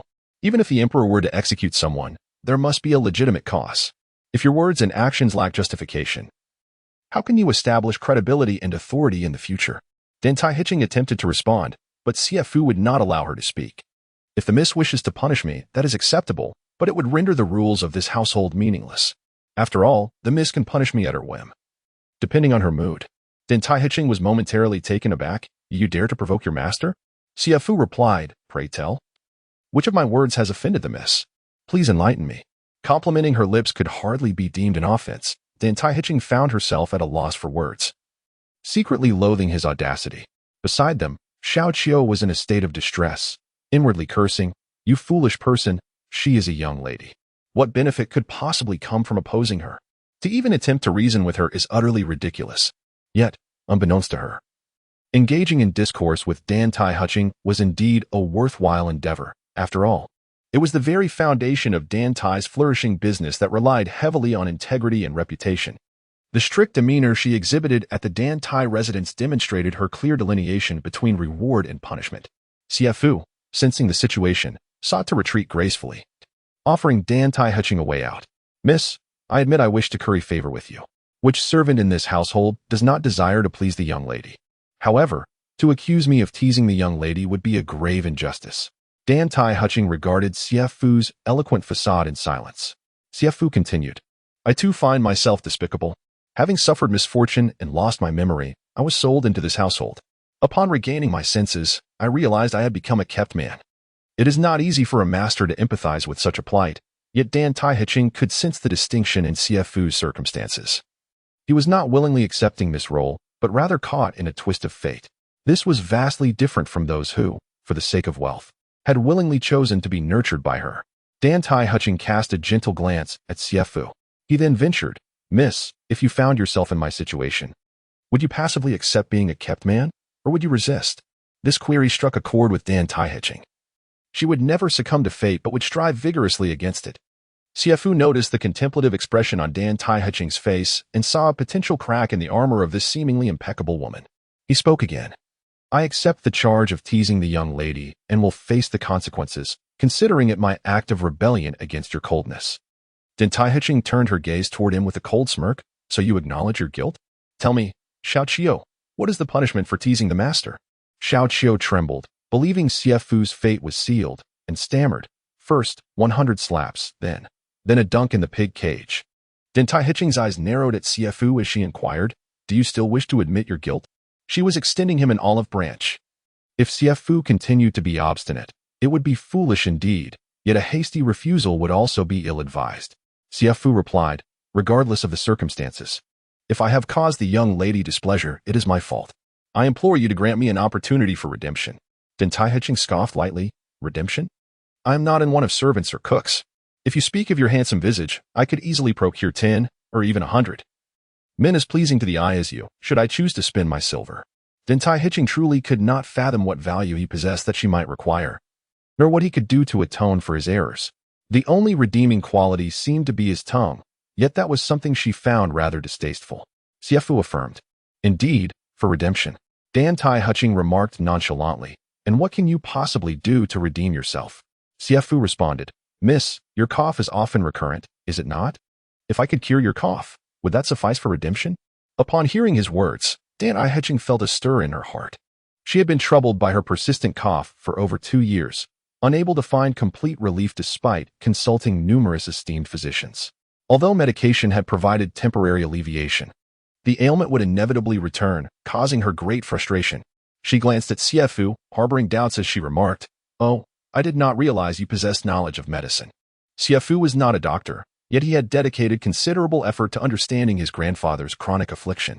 He had delved into numerous medical texts, explored various remedies, and sought guidance from several physicians, ultimately formulating a comprehensive regimen for the treatment and management of his grandfather's condition. Chapter 13. The wager. In a manner akin to his grandfather, Dantai Hutching was aware of the reasons behind his persistent cough. It was not due to a lack of medical expertise, but rather the fault lay within Dantai Hutching herself. With a smile, Xie Fu remarked, "Though I am not a physician, I am confident I can cure the lady's stubborn ailment. If you doubt my abilities, let us make a wager." Dantai Hutching, taken aback, inquired, "A wager?"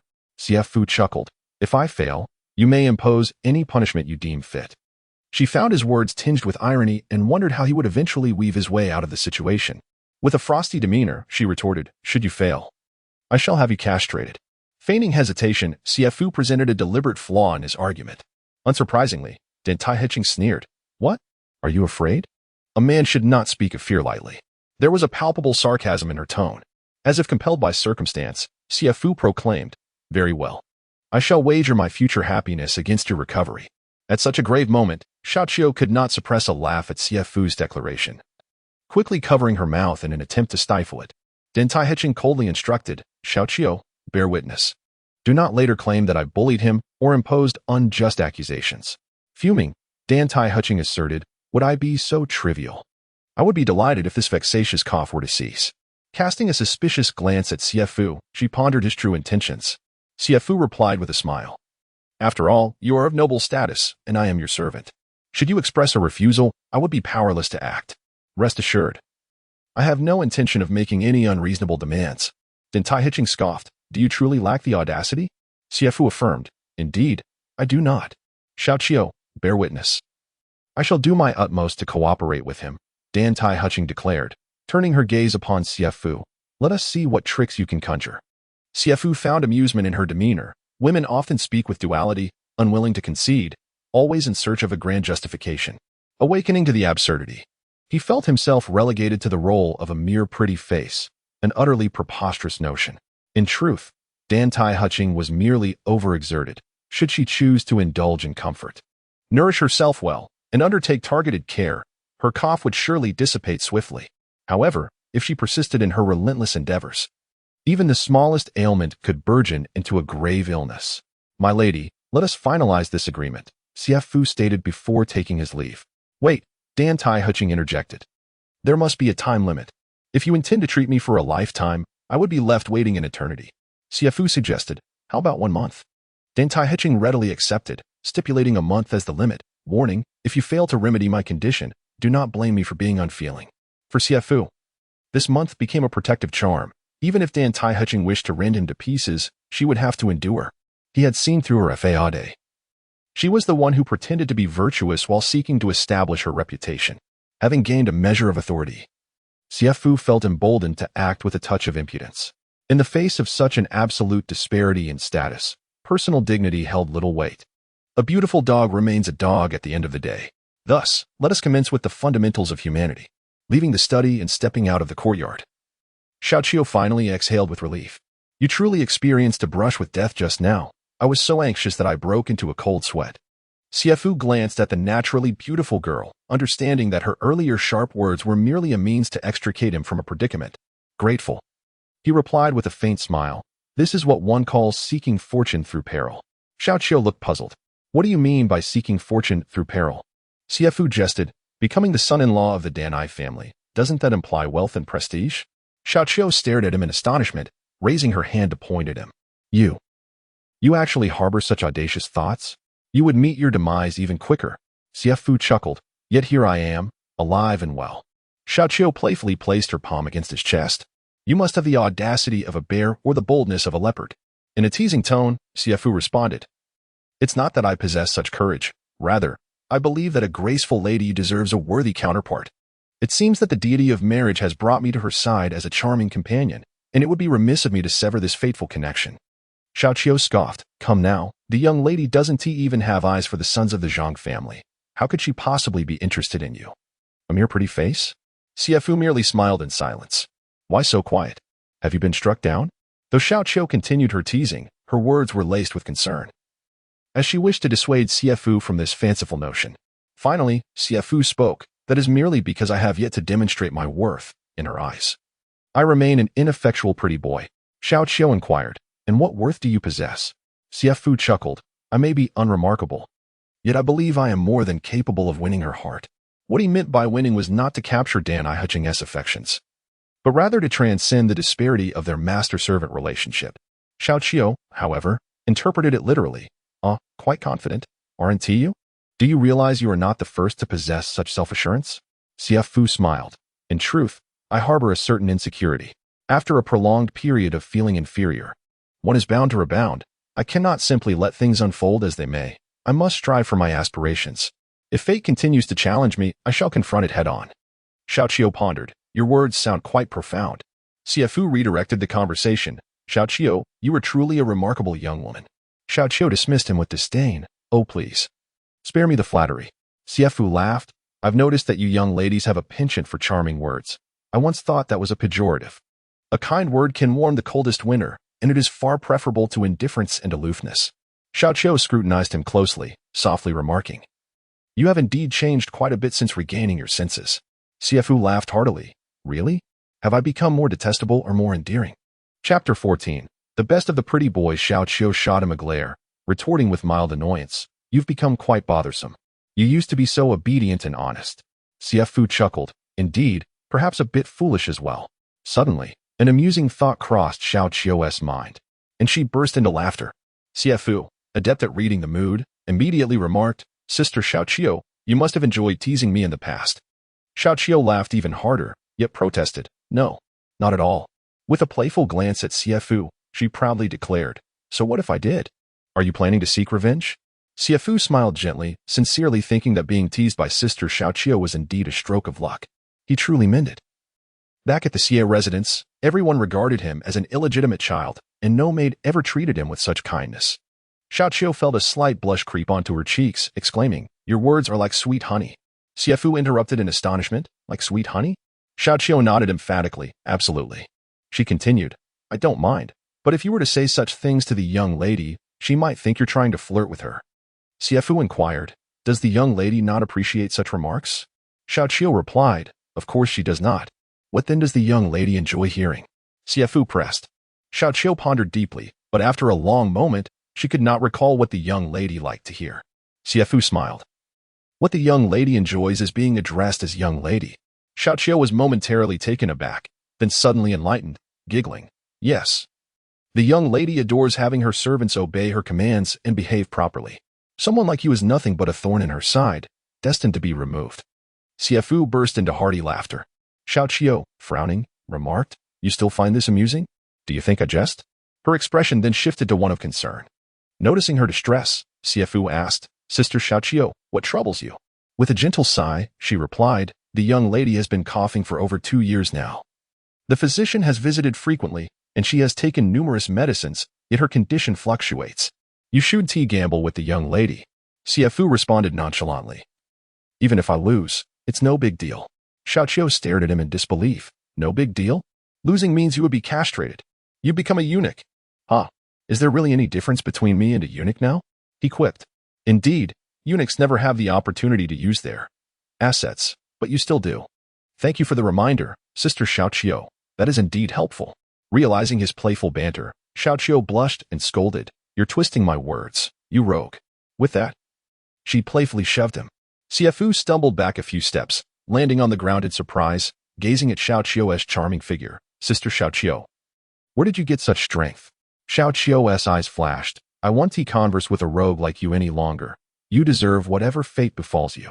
Pouting, she turned and walked away. Xie Fu stood up, brushing off his clothes, astonished at how, beneath her delicate exterior, Xiao Qiu possessed strength surpassing that of many men. Upon seeing Xie Fu, exclaimed with excitement, You've returned safely. However, Zhu Ming wore a dejected expression, yet defiantly declared, Tomorrow, we continue. I refuse to believe he won't perish. Xie Fu is quite amusing. It appears that the two have once again made him the subject of their wagers. Indeed, this time he finds himself in a far more perilous situation than before. The dynamics between him and Dantai Manor resemble a battlefield where the forces are starkly imbalanced. There is no expectation of victory, but merely the hope of retreating unscathed.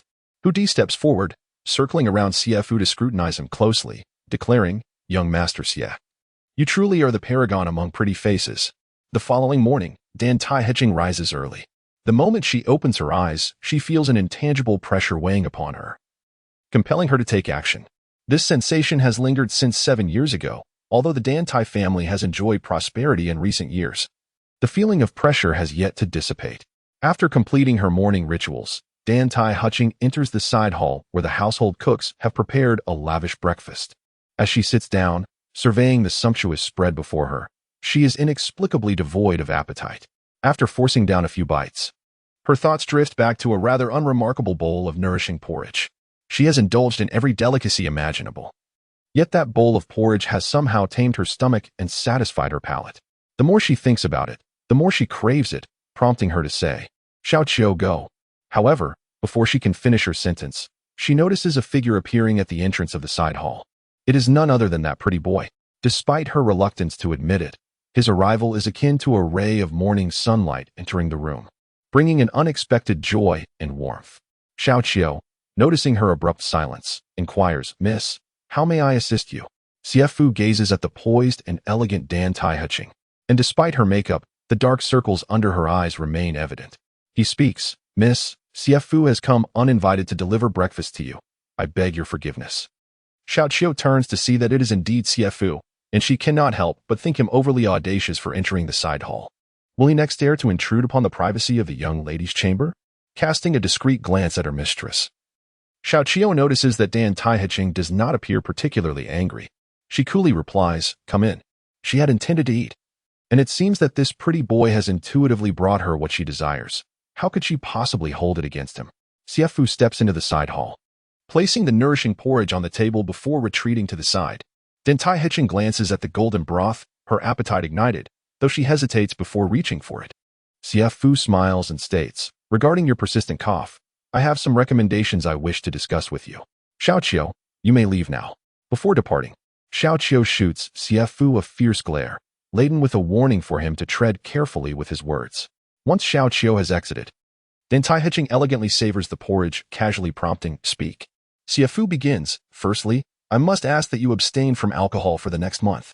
This initial request leaves Dantai somewhat troubled. She frequently engages in social gatherings where drinking is customary. Her gaze seeks Xie Fu's, silently inquiring if there might be room for negotiation. Xie Fu shakes his head resolutely, stating, "Not a single drop." Dantai coldly remarked, "Do not forget your identity. Do not presume that your ability to prepare a bowl of porridge elevates you above others. In my eyes, you are merely—" The words remained unspoken. Dantai furiously admonished, "Impudent." Xie Fu smiled and replied, "I must indeed be a little audacious. Otherwise, how could I possibly manage the young lady?" Chapter 15. Is it appealing? Dantai was momentarily taken aback, then scoffed, "Do you think you are worthy?"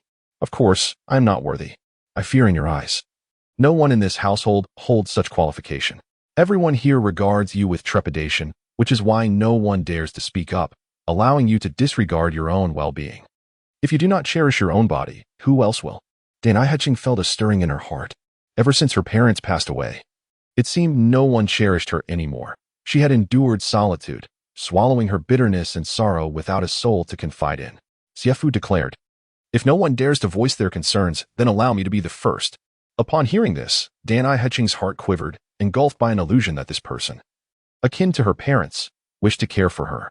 Yet, she swiftly dispelled such thoughts, suspecting that this handsome man merely sought to elevate his status, desiring her as any other man would. A scornful smile graced Dantai lips as she thought, "I will make you understand that you are merely a pet I keep." Xie Fu, accustomed to Dantai disdain and lofty demeanor, remarked nonchalantly, "Miss, your complexion appears rather poor. Did you not sleep well last night?" Having just professed concern for her, he immediately shifted to a tone of concern. Dantai cast a sidelong glance at Xie Fu, as if attempting to see through him, or perhaps to expose his true nature under her scrutiny. Most servants would feel uneasy under her gaze. Xie Fu remained unfazed and continued, "Do you often find your appetite lacking, and do you frequently wake from dreams at night?" Dantai remained silent, though her expression betrayed her surprise. From her reaction, Xie Fu discerned that his assumptions were correct. She bore the weight of the entire Dantai family alone, which must have left her utterly exhausted. He had also heard Di Chuan mention that Dantai often traveled far. Such relentless toil, with meals and rest taken on the road, was too much for a woman's frail body to endure. Even a robust man would eventually succumb to such strain, leading to chronic ailments. What this woman ought to do now is to set aside her burdens and recuperate, yet given her temperament, that would not be an easy task. Xie Fu continued, "Miss, do you often experience fatigue and soreness in your limbs? At times, do you feel faint and dizzy? Your mood also seems to be frequently poor." And there were distinctions between men and women, and some matters were rather delicate, which made it difficult for Xie Fu to express directly. Dantai could not help but inquire, "What else?" Surprised, she mused, could he be some sort of oracle? He spoke with remarkable accuracy. Xie Fu chuckled, "I am not at liberty to say." "What is there that you cannot say? Speak plainly." Xie Fu shook his head, refraining from further comment, fearing that Dantai might accuse him of overstepping his bounds. Just as Dantai was about to erupt in anger, a realization dawned upon her. His insights were so astute that he likely could not be oblivious to even the most intimate matters. Her face flushed slightly. If he were to articulate such thoughts, it would indeed be somewhat embarrassing. Xie Fu remarked with a smile, "Regardless, it all stems from your poor diet.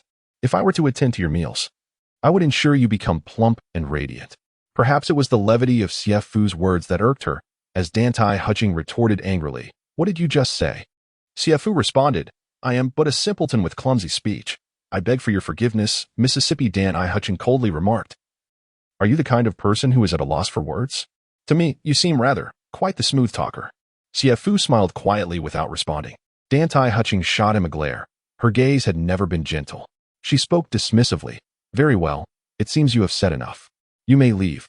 Xie Fu bowed and withdrew. Dantai watched his retreating figure, as if attempting to see through him.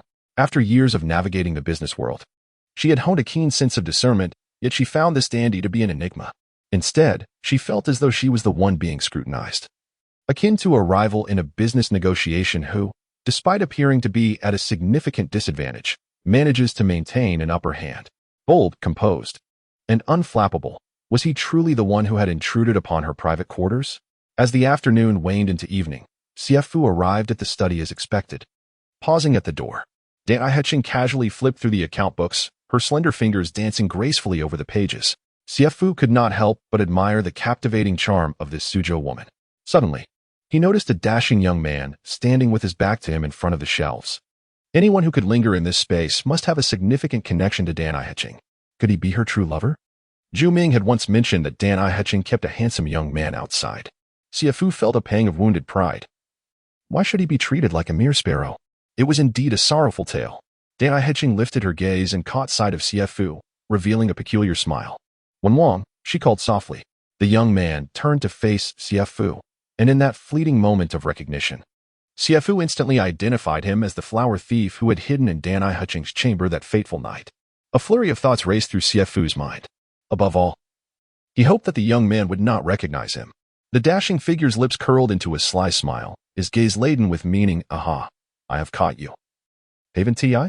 With that expression, Xie Fu was nearly certain that he had been identified, though his face remained as calm as a tranquil lake. His heart thundered with alarm. After all, his actions that night had breached a grave etiquette, despite it not being his intention. He had witnessed Dantai Heching disrobing for her bath. By all accounts, Dantai Heching had every right to retaliate against him, if this young man were to expose him. Xie Fu was convinced that Dantai Heching would not hesitate to end his life. Truly, one's plans often fall short of destiny. Dantai Heching regarded the composed Xie Fu and gently inquired, "Is it pleasing to the eye?" What? This was a psychological cue woven into Dantai Heching's negotiation tactics. When someone becomes ensnared in a particular line of thought, a mere nudge can lead them to unwittingly reveal their innermost feelings. If he were indeed the one who had intruded upon her sanctum that night, he might be contemplating her form at this very moment.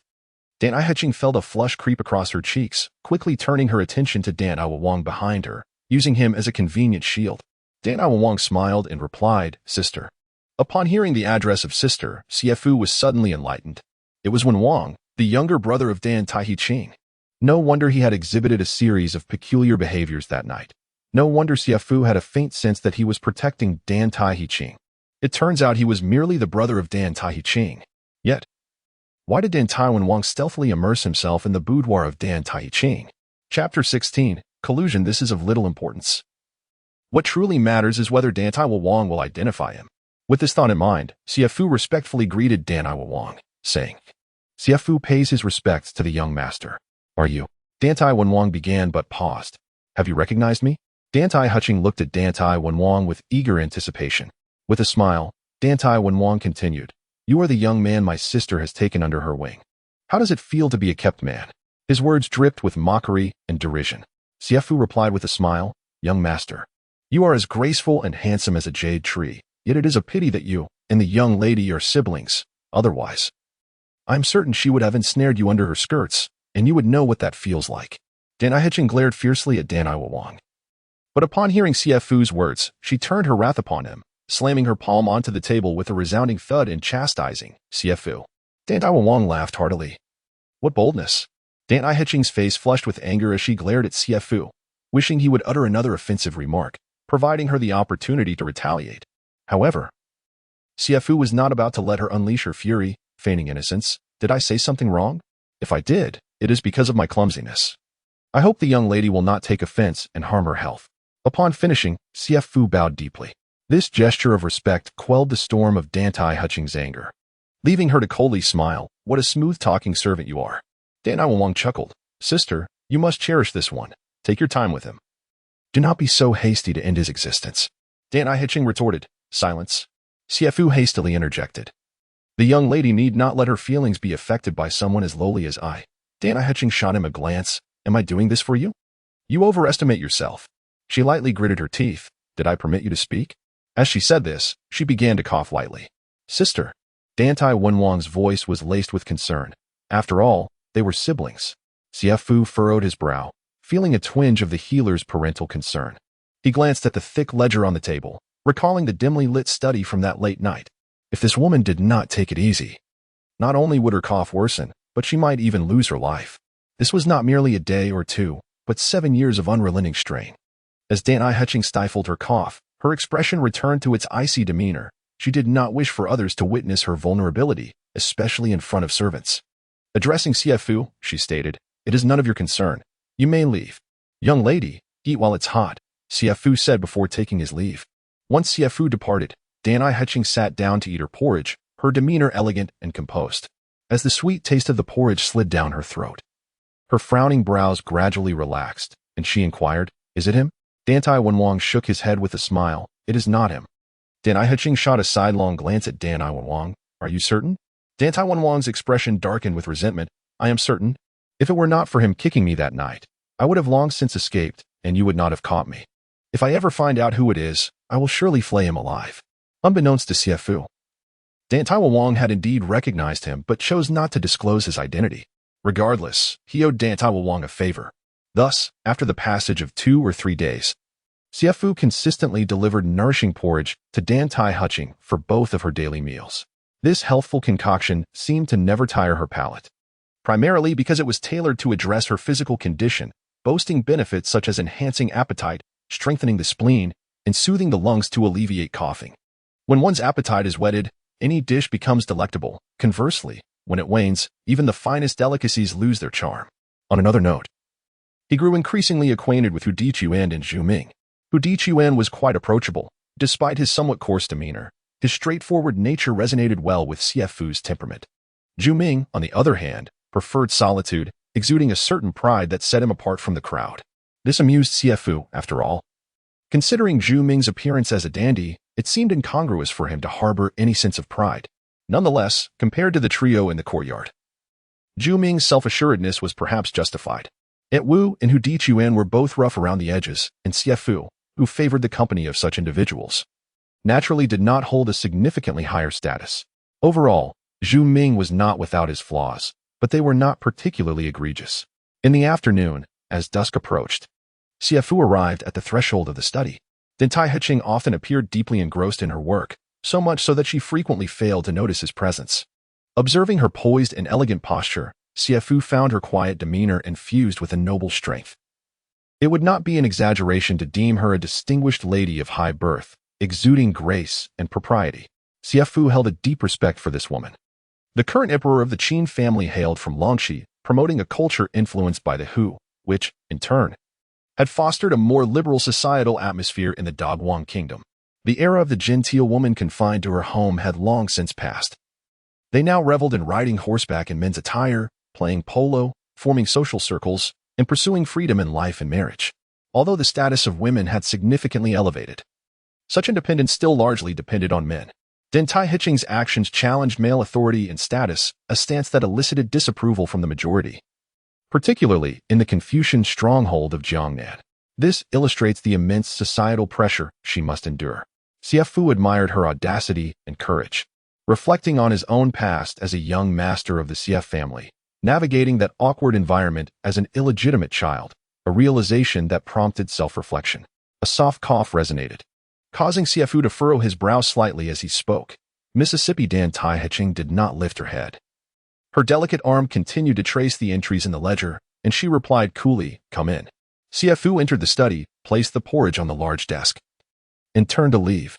However, Dantai Heching set down her pen and looked up at him, inquiring, "Do you have nothing to say?" He typically indulged in a few words, yet today he was unusually succinct. Xie Fu responded, "No." "Speak," she insisted, compelling him to articulate something. Xie Fu said, "Miss, why must you exert yourself so? You need to rest properly." Dantai Heching immediately retorted, "Do you think I am like you, free from worries about food and clothing, with someone to support me?" Her words inadvertently positioned herself in a place of hardship. "Never mind, someone like you wouldn't understand." With that, she shifted her gaze to the porridge, exclaiming, "What has changed?" Fearing that the young lady would grow weary of a monotonous diet, Dantai Heching spoke with indifference. "You may leave." Today, Xie Fu prepared a porridge made of poria and yam. When the stomach is unsettled, rest becomes elusive. This porridge serves to harmonize the stomach and soothe the spirit. Furthermore, he had discreetly infused the porridge with a hint of wind herb. Both the wind herb and mandrake flower are principal components of narcotic substances. The former induces drowsiness, while the latter causes bodily paralysis. Dantai Heching ought to enjoy a restful slumber, for no amount of persuasion could sway her. Chapter 17. You are quite stubborn. Dantai Heching opened her eyes. Realizing it was already the next day, she felt a sense of comfort she had not experienced in a long time. Her spirit was invigorated. Suddenly catching sight of the bright sunshine outside, she hurriedly rose and called for Xiao Qiu to enter the room. "Xiao Qiu, what time is it?" Miss, it is 1/4 past the hour of the snake. Dantai was taken aback. She had slept for a full 7 hours. She reproached. Why did you not wake me? Xiao replied meekly, Miss, I saw you sleeping so soundly that I dared not disturb you. Never mind. After changing her clothes and freshening up, Dantai paid no heed to breakfast and prepared to leave the residence. Upon reaching the entrance of the side hall, she was intercepted by a figure. It was Xie Fu. Dantai hastily halted, nearly colliding with him, and shot him a cold glare. Xie Fu smiled and said, Miss, it is time for breakfast. I will not eat. Step aside. Xie Fu politely responded, Miss, once you have finished your breakfast, I shall not impede your departure. Dantai had an appointment with a cloth merchant from Hangzhou, and time was of the essence. With no time for breakfast, she darkened her expression and coldly reiterated, I will say this once more, step aside. Xie Fu's expression soured. Anger swelled within him. Though he usually maintained a calm demeanor, Dantai's behavior left him profoundly disappointed. Ultimately, he suppressed his ire, smiled, and stepped aside. Dantai hurriedly left. Having skipped breakfast and busied herself throughout the day, she felt her stomach growling, yearning for that bowl of porridge prepared by the handsome young man. I suppose I must wait a little longer. Dantai opened the ledger and picked up her pen. Yet her concentration eluded her, and she soon found herself glancing toward the door. After several such attempts, her brow furrowed deeper. Why had he not yet arrived? Finally, she heard footsteps in the corridor, and her heart leaped with joy. At last, he had come. But when the figure appeared at the door, her heart sank. It was Xiao. Xiao, go and inquire why the porridge has not yet been delivered, she commanded. Xiao responded in surprise, it has not arrived? Miss, are you hungry? Perhaps I should ask the cook to prepare something for you. Dantai remained silent. Xiao quickly understood and said, I will go and urge them right away. In the courtyard, Xie Fu was engaged in a game of Sanxian Guidong with Hu Dichuan and Zhu Ming, using 2 bowls and 3 stones. Suddenly, he noticed his companions' expressions turn to one of shock, as if they had seen something terrifying. Turning to look, he saw a woman in a green skirt hastily entering the courtyard. It was none other than Xiao. Seeing Xiao's appearance, Hu Dichuan and Zhu Ming internally speculated. Could Xie Fu be in serious trouble this time? Xiao was the second in command after the steward, and her presence here usually indicated that something significant had occurred. Before Xiao approached, she barked, Xie Fu. Hu Dichuan, hearing her commanding tone, felt as though Xie Fu was about to be dragged away to face dire consequences. He sighed inwardly, Xie Fu, I warned you that the miss is not to be trifled with. Your arrogance has led you to this predicament, wandering too far at night. You have encountered a ghost. Xie Fu rose to his feet and approached Xiao with a smile, greeting her, Sister Xiao. Xiao shot him a fierce glare and retorted, You still have the leisure to play? What about the young lady's porridge? Xie Fu chuckled. I won't be making it for her. Xiao was momentarily taken aback and blurted out, Why not? Xie Fu replied, You saw this morning. A woman who is untrustworthy and capricious is beyond my service. Xiao was astonished. Was this something a servant could dare to say? Even to harbor such thoughts was a transgression, and she feared that Xie Fu might utter something even more audacious that could reach the young lady's ears. She said in a low voice, Follow me. Xiao led Xie Fu outside the courtyard, her finger jabbing at his forehead as she admonished, Have you lost your mind? She is the mistress, and you are but a servant. It is only you, Xie Fu. If any other servant dared to speak ill of the young lady in her presence, they would be immediately punished. Xie Fu retorted, Precisely because she is the mistress and I am a servant, I cannot afford to provoke her, nor can I tolerate such a woman. Are you seeking death? Hurry and make the porridge. I will not. Xiao's muscles twitched in disbelief as she stared at Xie Fu, managing a bitter smile. You will meet a dreadful end. Xie Fu merely smiled, his expression resolute against persuasion. Xiao whispered, The young lady is truly not to be trifled with. Do you know why all the servants in the manor fear her? It is because she has taken lives, and not just one. She does not merely speak of her authority. Her wrath is not to be challenged. Xie Fu replied nonchalantly, Since there is no favorable conclusion to be had, why not enjoy a few carefree days and avoid the vexation of seeing her? You. Xiao was at a loss for words. Feeling that no matter how terrifying her warnings were, they could not deter him. His words had become utterly reckless. After a moment of silence, Xiao softly said, Xie Fu, although I often curse you to death, I truly do not wish for your demise. I implore you, please behave yourself. Xie Fu hurriedly responded, Sister Xiao. I understand. Xiao's face brightened. You agree? Xie Fu replied, But first, The young lady must apologize to me. Xiao Qiu shouted in exasperation. You have lost your mind.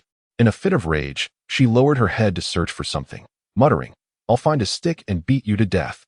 Unable to find a stick, she resorted to picking up a large stone, thinking perhaps smashing Xie Fu with it would suffice. Seeing Xiao Qiu in a frenzy, Xie Fu tried to calm her down, saying gently, Sister Xiao Qiu, please don't be so agitated. He forcibly took the heavy stone from her hands, cautioning her not to hurt herself.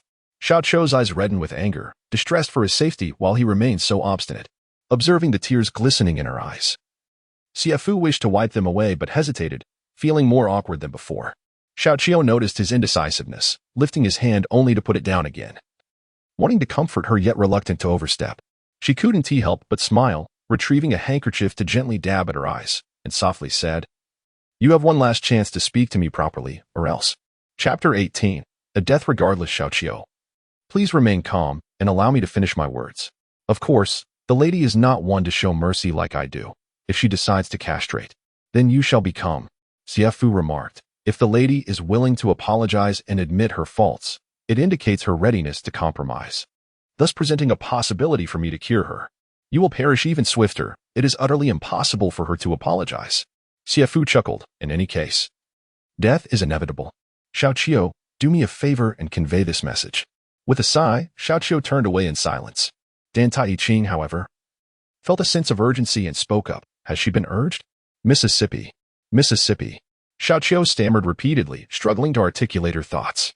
Noticing Xiao Qiu's unusual reaction, Dantai Ching gently inquired, Are you unwell? His tone unexpectedly bore a hint of concern. The words were lodged in Xiao Qiu's throat. She finally blurted out, Miss, he demands an apology from you before he will prepare kanji. Upon hearing this, Dantai Ching was taken aback. In a breath, her chest heaved with indignation. I shall sell him into a life of servitude as a male concubine. Xiao Qiu, go summon Steward Kong immediately. I shall find him a master who is both corpulent and elderly, ensuring he laments his fate. He must understand how fortunate it is to be a kept man in my household. Xie Fu's words struck a raw nerve within Dantai Ching, for it was the first time her carefully cultivated authority had been so brazenly challenged, igniting her fury. Xiao Qiu was acutely aware of what a male concubine entailed, an exquisite youth maintained and toyed with by the aristocracy, often meeting a most tragic end. She could vividly imagine Xie Fu's lamentations, calling out to the heavens and the earth in despair. In comparison, death seemed a preferable alternative, at least. At least one would not endure relentless torment day and night. Miss, Xie Fu claims you are untrustworthy, he said.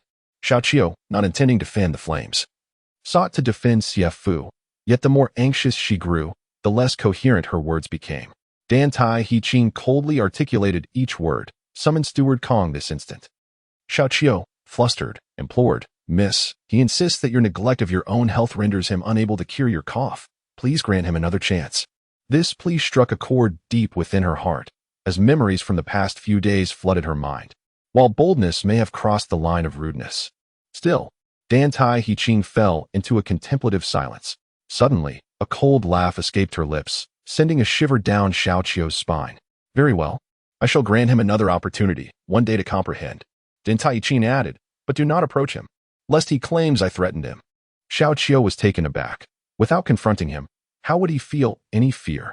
Xiao Qiu believed that once Xie Fu learned of the fate awaiting him as a male concubine, he would surely be terrified beyond measure. Dantai Ching was resolute in her refusal to apologize. She merely required a reason to spare him, one that would present itself if this pretty boy were to soften his stance and extend a gesture of goodwill. Pressuring him made her feel equally uncomfortable. A night and a day have passed. Dantai Ching finds herself unable to sleep or eat well. That comfortable slumber from the previous night seems but a fleeting illusion. Today, in the fabric workshop, perhaps due to her exhaustion, she drifts off multiple times, nearly stumbling into the dyeing pool. Upon returning to her study, she finds herself unable to sit still, as if something is blocking her heart. Dantai Ching walks slowly from her study to the Weha Garden in the inner courtyard. Weha Garden is the back garden of the Dantai residence, the name derived from the phrase at dusk, the cloudless sky, spring breeze gently caressing. Within the garden lies a pond, its water flowing in from the Chili Mountain Pond. Surrounding the pond are towering phoenix trees and bamboo, their vibrant green reflections dancing upon the water's surface as a gentle breeze stirs the spring water into a shimmering ripple, evoking a sense of tranquility. In the center of the pond stands a pavilion, its foundation supported by rectangular stones and wooden pillars, the eaves painted in green, appearing as though a verdant tree has sprouted from the water itself. This pavilion, named Luyun Pavilion, is inspired by the line green clouds swirl, combing the dawn's hair. A winding red stone bridge connects the Luyun Pavilion, extending into the heart of the pond, splitting the water into two. Dantai Hutching feels as though she has not visited this place in ages, her red embroidered shoes lightly brushing against the stone path, her pace gradually slowing. It seems as if she wishes to pause, to savor each step. Each visit to this garden evokes memories of her childhood and fleeting girlhood, stirring thoughts of her parents and a longing for their familiar smiles and voices. Upon reaching the middle of the stone bridge, she finally halts, leaning against the red railing.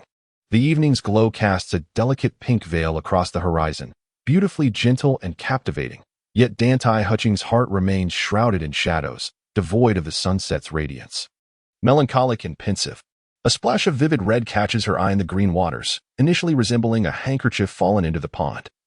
But it reveals itself to be a lotus flower, its petals partially unfurled, adorned with dewdrops, radiating its most enchanting bloom. Dantai Hutching cannot help but extend her fair fingers to caress her own face, reminiscent of a Suzhou maiden, as her mother's gentle voice seems to echo in her ears. Good girl, listen to mother's words. In the city of Helu, the Crow Bridge. The stone by the river, mooring the boat. Shanhang River, green-painted boat. Water connects the streets, the little red railing. In the depths of the alley. The misty waters hold a girl skilled in embroidery, each stitch a thread, crafting the beauty of Suzhou. The girl. Dantai Hutching murmurs softly, feeling both pity for herself and a clarity within, realizing that some things must be faced alone, and some paths must be walked alone. At this moment, Xiaoqiu leads Xie Fu through the corridors and courtyards. Sister Xiaoqiu, where are you taking me? Xiaoqiu replies curtly, to the interrogation chamber, where I shall have you castrated. Since yesterday, she has been seething with anger and anxiety, filled with a desire to tear Xie Fu apart. Yet Xie Fu chuckles. Oh, there's an interrogation chamber? It seems many have been dealt with in this residence. Xiaoqiu's expression turns stern. Indeed, and soon there will be one more. Xie Fu smiles, noting her nonchalant tone, suggesting she is no stranger to such matters. Xiaoqiu's face flushed with embarrassment as she spat. Humph. You are the one who has seen too much. I'll have your tongue cut out soon, and then let us see if you can still prattle on like this. Chapter 19. The gentle side. Xie Fu chuckled. Having emerged from that remote wilderness, I find myself quite unsophisticated, especially when compared to you, Sister Qiu. With your vast knowledge and experience. Qiu replied coolly, from now on, I shall always carry needles and threads with me whenever I venture out. Curious, Xie Fu inquired. Why is that? Qiu shot him a sidelong glance. To stitch your mouth shut, of course. Xie Fu laughed heartily, as if I would remain silent. You would undoubtedly call me a mute, asking 3 questions but receiving only 1 reply. Qiu looked at him pointedly. Indeed, you have become worse than before. Do you realize how much trouble your tongue can stir? If you wish to live longer, I advise you to sever it soon. Xie Fu responded with a grin. Severing it would be of little consequence, yet I fear you might find yourself without a confidant to converse with. Qiu retorted with a playful spit. You troublesome person. A confidant, indeed. In the Dantai mansion, it was only Qiu who made Xie Fu feel an exceptional sense of warmth, compelling him to engage her in conversation. As they chatted, Qiu suddenly halted her steps. Xie Fu looked up to find they had reached a garden entrance, an archway inscribed with the words Weihe Garden. Qiu announced, We have arrived. You may enter. Xie Fu was taken aback. Aren't you coming with me? Shaking her head, Qiu sighed softly. You. May fortune favor you. With that, she hurried away. Noticing the sudden gravity in Qiu's expression, Xie Fu felt a sense of foreboding. As if this Weihe Garden were a den of dragons and tigers, harboring ill fate. Having faced life and death before, he resolved to embrace whatever awaited him and strode confidently into the garden. Upon entering, he was greeted by a scene of emerald greenery and serene tranquility. Following the winding stone path, he encountered no frightening occurrences. Rather, it was profoundly still. The sun hung low on the horizon, mere minutes from dusk. Rays of sunlight filtered through the trees and eaves, casting a dappled glow upon the pond, where the green waves shimmered with a kaleidoscope of colors. As twilight softly descended, wisps of mist lingered in the air. Xie Fu paused, savoring the enchanting sunset of this dreamlike water town. Suzhou, I have arrived. Dusk, I have arrived. Fu, is the dusk in Suzhou beautiful? I do not know. I shall find out when I witness it with my master. Fu, My master is departing, and I yearn for us to have a home in Suzhou, to watch the sunset together." He smiled wryly to himself. 5 years is not an eternity. Before that time, he must devise a way to unravel the 3 secret seals upon his master and seek vengeance for him. Suddenly, a melodious voice floated through the air. To the west, pear blossoms. To the east, peach trees. White clouds bring red rain. Red and white compete for beauty. As rain falls and clouds drift, the dragon lady of the East Sea has stolen peaches for half a year. The queen mother of the West, enraged, digs for bright pearls. The song, sung in the soft, melodic dialect of Wu, was delicate and ethereal, sweeter than the songs of silver bells and orioles. And Xie Fu's spirit soared with the enchanting sound. Following the melody, he beheld a woman in a white dress standing in the middle of the bridge, her back turned, leaning against the crimson railing. Adorned in a flowing gown reminiscent of misty waters, she exudes a purity and grace that envelop her delicate figure, much like crystal-clear waves cascading over her skin. A sash cinches her waist, accentuating her slender and fragile silhouette, while the gentle breeze stirs the hem of her dress, revealing a pair of embroidered shoes crafted from white silk.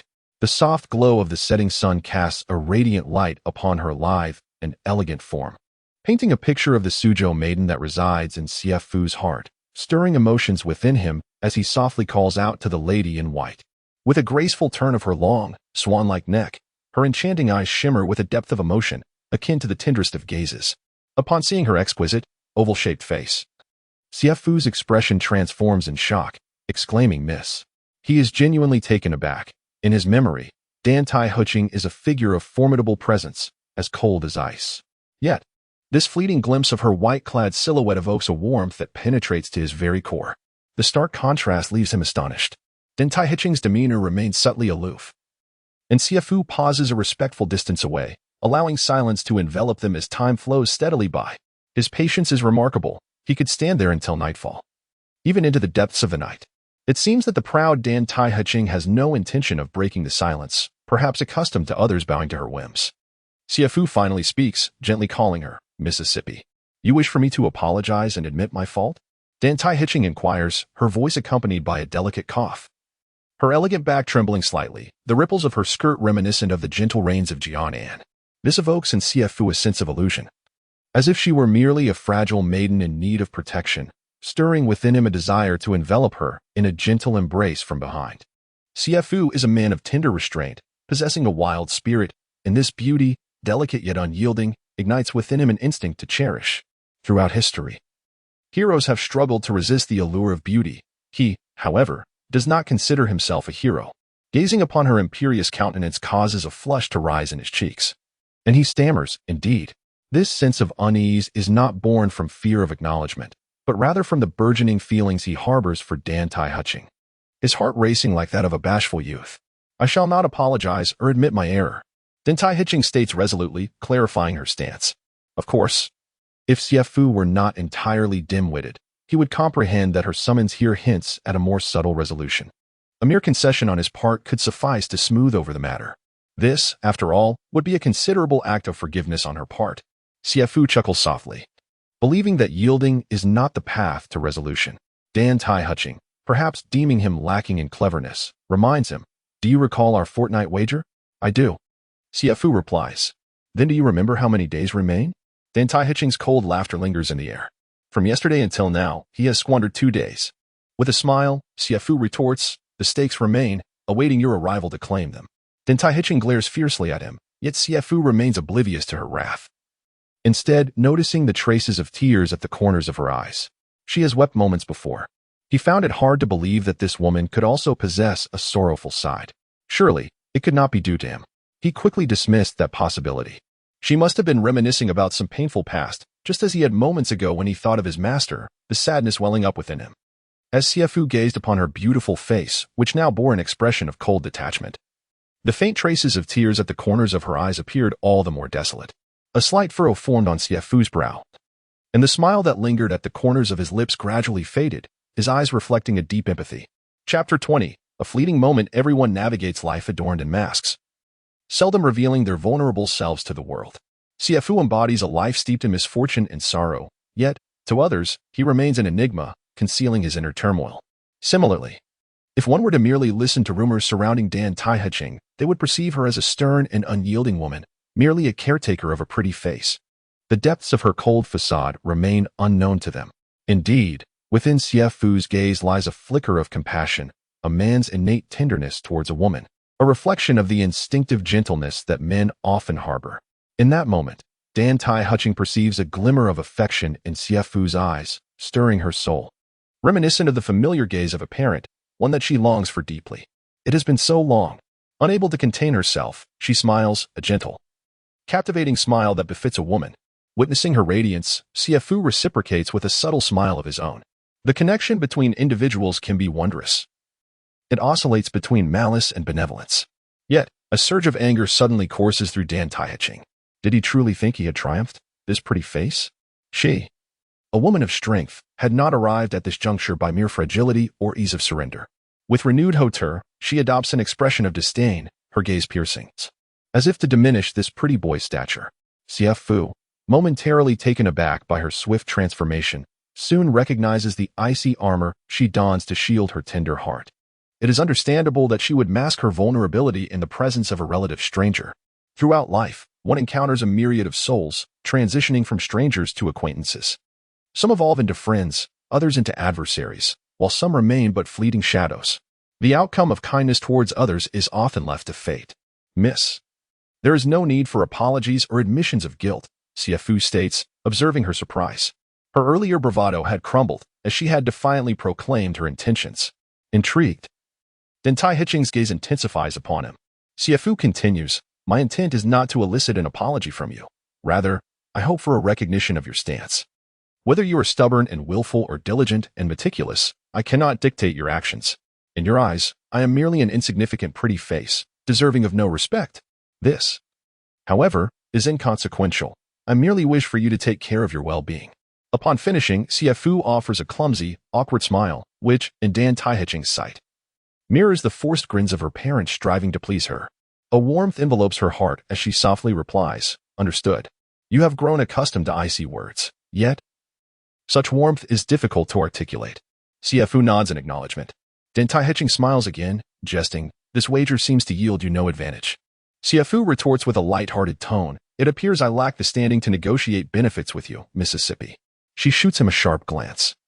Noting his lack of awareness at the appropriate moments, yet his acute perception when it is unwarranted. With a subtle indifference, she declares, "I wish to amend the stakes of this wager. If you can cure my cough, there will be no need for you to remain a gigolo. I could allow you to be my cook." However, Xie Fu did not exhibit much joy in response. Dantai Heching slightly furrowed her brows, suggesting that if he preferred to continue as a gigolo, he need not worry about food or clothing. Xie Fu inquired, "Miss, may I ask if being your cook comes with a monthly salary?" Dantai Heching chuckled lightly, affirming, "Indeed." When Xie Fu pressed for the amount, she, though not lacking in silver, coldly replied, "Let us discuss it once you prove your worth. Otherwise, you may find yourself unable to fulfill even the role of a gigolo." Understanding her implication, Xie Fu smiled. "Miss, I shall take my leave for now." He bowed and turned to depart. As Dantai Heching watched his retreating figure, she suddenly called out, "Do not forget to bring the porridge tomorrow morning." Rest assured, Mississippi, unbeknownst to them, dusk had settled, and the new moon hung low among the willows. Startled, Dantai Heching sprang up, letting out a delicate yelp. Just as Xie Fu reached the round gate, he heard her startled cry and swiftly turned back. In the dim twilight, he saw Dantai Heching moving hurriedly, seemingly frightened. He promptly approached her, asking, "Miss, what happened?" Dantai Heching replied, "I was bitten. It seems to be a snake." Xie Fu exclaimed, "What did it look like? Were you able to see clearly?" "It was midsummer, a time when venomous snakes were prevalent." Dantai Heching retorted, "What time is it now? How could I see anything clearly?" "I can hardly see you," Xie Fu advised. "All right, do not move. Where were you bitten? Let me examine the wound." Dantai Heching's cheeks flushed a deep crimson as she scolded, "What are you staring at?" Xie Fu cautioned, "If it was a venomous snake, we must act swiftly." He then inquired, "Where were you bitten?" "Biting her lip." Dantai Heching found it difficult to articulate the location. Observing her bashful demeanor, Xie Fu pressed gently, "Did it bite your bottom?" At this point, he decided to be more forthright. Hearing such a crude term escape his lips made Dantai Heching's face burn with embarrassment as she retorted, "How could it bite there? Why not? A bamboo viper could coil around a tree." "Miss, Please just tell me where it bit you so I can help, Xie Fu urged, his calm demeanor slipping into impatience due to her hesitance. It bit my ankle. Left or right foot? Left foot. Without hesitation, Xie Fu knelt down. Dantai Hitching gasped in surprise and instinctively stepped back. However, Xie Fu seized her foot, lifting her skirt to examine her ankle. Never before had she experienced someone lifting her skirt, causing her face to flush red, her heart racing uncontrollably, and she scolded. Do you not know that a lady's feet should not be looked at indiscriminately? Xie Fu, ever pragmatic and discerning, knew how to handle matters with appropriate sensitivity. Upon observing 2 distinct fang marks on her ankle, it was evident that she had been bitten by a venomous snake. Non-venomous snakes typically leave a series of minute punctures. It was indeed a poisonous serpent. In a state of panic, Dantai Hitching exclaimed, "What shall we do?" Without hesitation, Xie Fu untied the azure scarf from his head and dove beneath the hem of Dantai Hitching's skirt. Hey, you. Dantai Hitching stammered for a moment before firmly admonishing, such impertinence towards a lady, what punishment shall befall you? Chapter 21. Defiant resistance. Xie Fu refrained from engaging in verbal sparring with her, acutely aware that if the situation was not handled promptly, Dantai Hitching would perish. He bound the small leg above the wound with a blue scarf. Is it ready? Dantai Hitching urged as a man knelt at her feet. And heaven knew how embarrassed she felt, how mortified. Despite her reputation, she had never been touched by a man, let alone in such a manner. Xie Fu did not respond, positioning his mouth over the wound and began to suck. With that first draw, Dantai Hitching felt as if her heart might leap from her chest. Her body became numb, and she weakly uttered, "You." Xie Fu spat out the poisonous blood and took another sip. Dantai Hitching was rendered speechless, feeling as though her soul had slipped from her body, leaving her a mere husk, floating aimlessly in the air. When Xie Fu applied pressure to the wound to expel the toxic blood, the pain jolted Dantai Hitching back to reality, and she felt a mix of shame and anger, exclaiming, "You're doomed." Xie Fu had no time for banter. His actions were perilously risky. Many who had been bitten by venomous snakes had survived, only to succumb after attempting to suck out the poison. Yet, this was the best he could do in this dire situation. Many sacrifices were necessary, and he could only hope that the snake was not too venomous. Dantai Hitching observed as he expelled the poison, each time turning to draw out the toxic blood, needing to lift her skirt to do so. In her hesitation and turmoil, she finally mustered the courage to subtly raise her skirt, exposing her ankle. A blush crept over her cheeks, after all. She was still an untouched maiden, and she eventually lowered her gaze. She found him serious and earnest, which added to his unique allure. She felt a warmth, a sense of being cared for and cherished, filling her heart with a gentle glow. Momentarily entranced, she did not notice that Xie Fu had extracted all the poison, with bright red blood now flowing from the wound, and he promptly stood up. Only then did Dantai Hitching realize his mouth was stained with blood, stirring a pang of concern for him. Xie Fu asserted, "No. Moving will hasten the flow of the toxic blood." Dantai Hitching's voice turned cold, her tone resolute. Her beautiful eyes widened in shock. He was threatening her. How dare he? She retorted icily, "Try touching me." Yet, her demeanor was one of unwavering determination that he would not carry her. Seeing her resolve, Xie Fu wasted no time. He bent slightly, wrapping his arms around her, lifting Dantai Hitching effortlessly. Realization dawned on her, her eyes widening as she scolded, "You dare." Xie Fu remained silent, striding forward. If she could reason properly, he wouldn't have to resort to such extreme measures. "Put me down. I will have you punished," Dantai Hitching warned, or perhaps threatened. The dandy seemed unfazed by her warnings. Quickening his pace, Dantai Hitching, feeling flustered, commanded coldly, "Let me down." As she struggled, her hands clawed at Xie Fu's face, leaving several vivid red scratches. Just as she was about to exit the Wei garden, Dantai Hitching grew increasingly anxious. If the servants within the estate were to witness her in such a state, the dignified image she had cultivated over the years would be utterly shattered. How would the servants regard her thereafter? Would they still fear her? At that moment, she detested him with a passion, wishing she could devour him whole. Yet she weakly conceded, "If you set me down, I shall let you carry me." Xie Fu paused at the entrance of the garden, fearing he might refuse. She sensed that this handsome fellow seemed intent on disregarding the consequences. She could not afford to lose her composure either. With a soft voice, she implored, "I cannot allow the servants to see me like this." Xie Fu promptly set her down, then slightly bent forward, presenting his back to Dantai Hitching. Hesitating for a moment, she steeled herself and climbed onto him, feeling her legs ensnared tightly as he lifted her off the ground, unable to suppress a light gasp. "My purity is utterly ruined. Even my..." backside has been touched by him, flushed with embarrassment and fury. Dantai Hitching fiercely dug her fingers into Xie Fu's arms, wishing she could claw the flesh from his body. Xie Fu, undeterred by her struggles, continued on his path. Indifferent to her actions, even if she were to tug at his hair, it would not halt his pace. After a while, Dantai Hitching weakly murmured, "Do not speak of today's events to anyone. No, I wish to end them. Only the dead can keep secrets." Xie Fu chuckled, "Miss, are you afraid of others witnessing your attachment to a pretty boy over such trifles?" "Trifles?" Dantai Hitching exclaimed. "What do you know?" I. After a moment of hesitation, she proudly declared, "Even if others see, it will be I who bullies you." "Very well," Xie Fu replied with a smile, quickening his pace. Dantai Hitching felt his back jostling beneath her, compelling her to place her hands on his shoulders, leaning forward slightly to maintain her balance. Drawing closer, she could hear his rapid breaths, and it seemed his shirt was soaked with sweat. In that moment, she was reminded of her father, who, when she was very young, once carried her in a rush to find a doctor during a sudden illness. Back then, he too was panting heavily, drenched in sweat, resting her face against his back. Feeling his sturdy spine and inhaling his familiar scent, she was enveloped in warmth and security. Nostalgia washed over her, and she instinctively pressed her cheek against his damp back.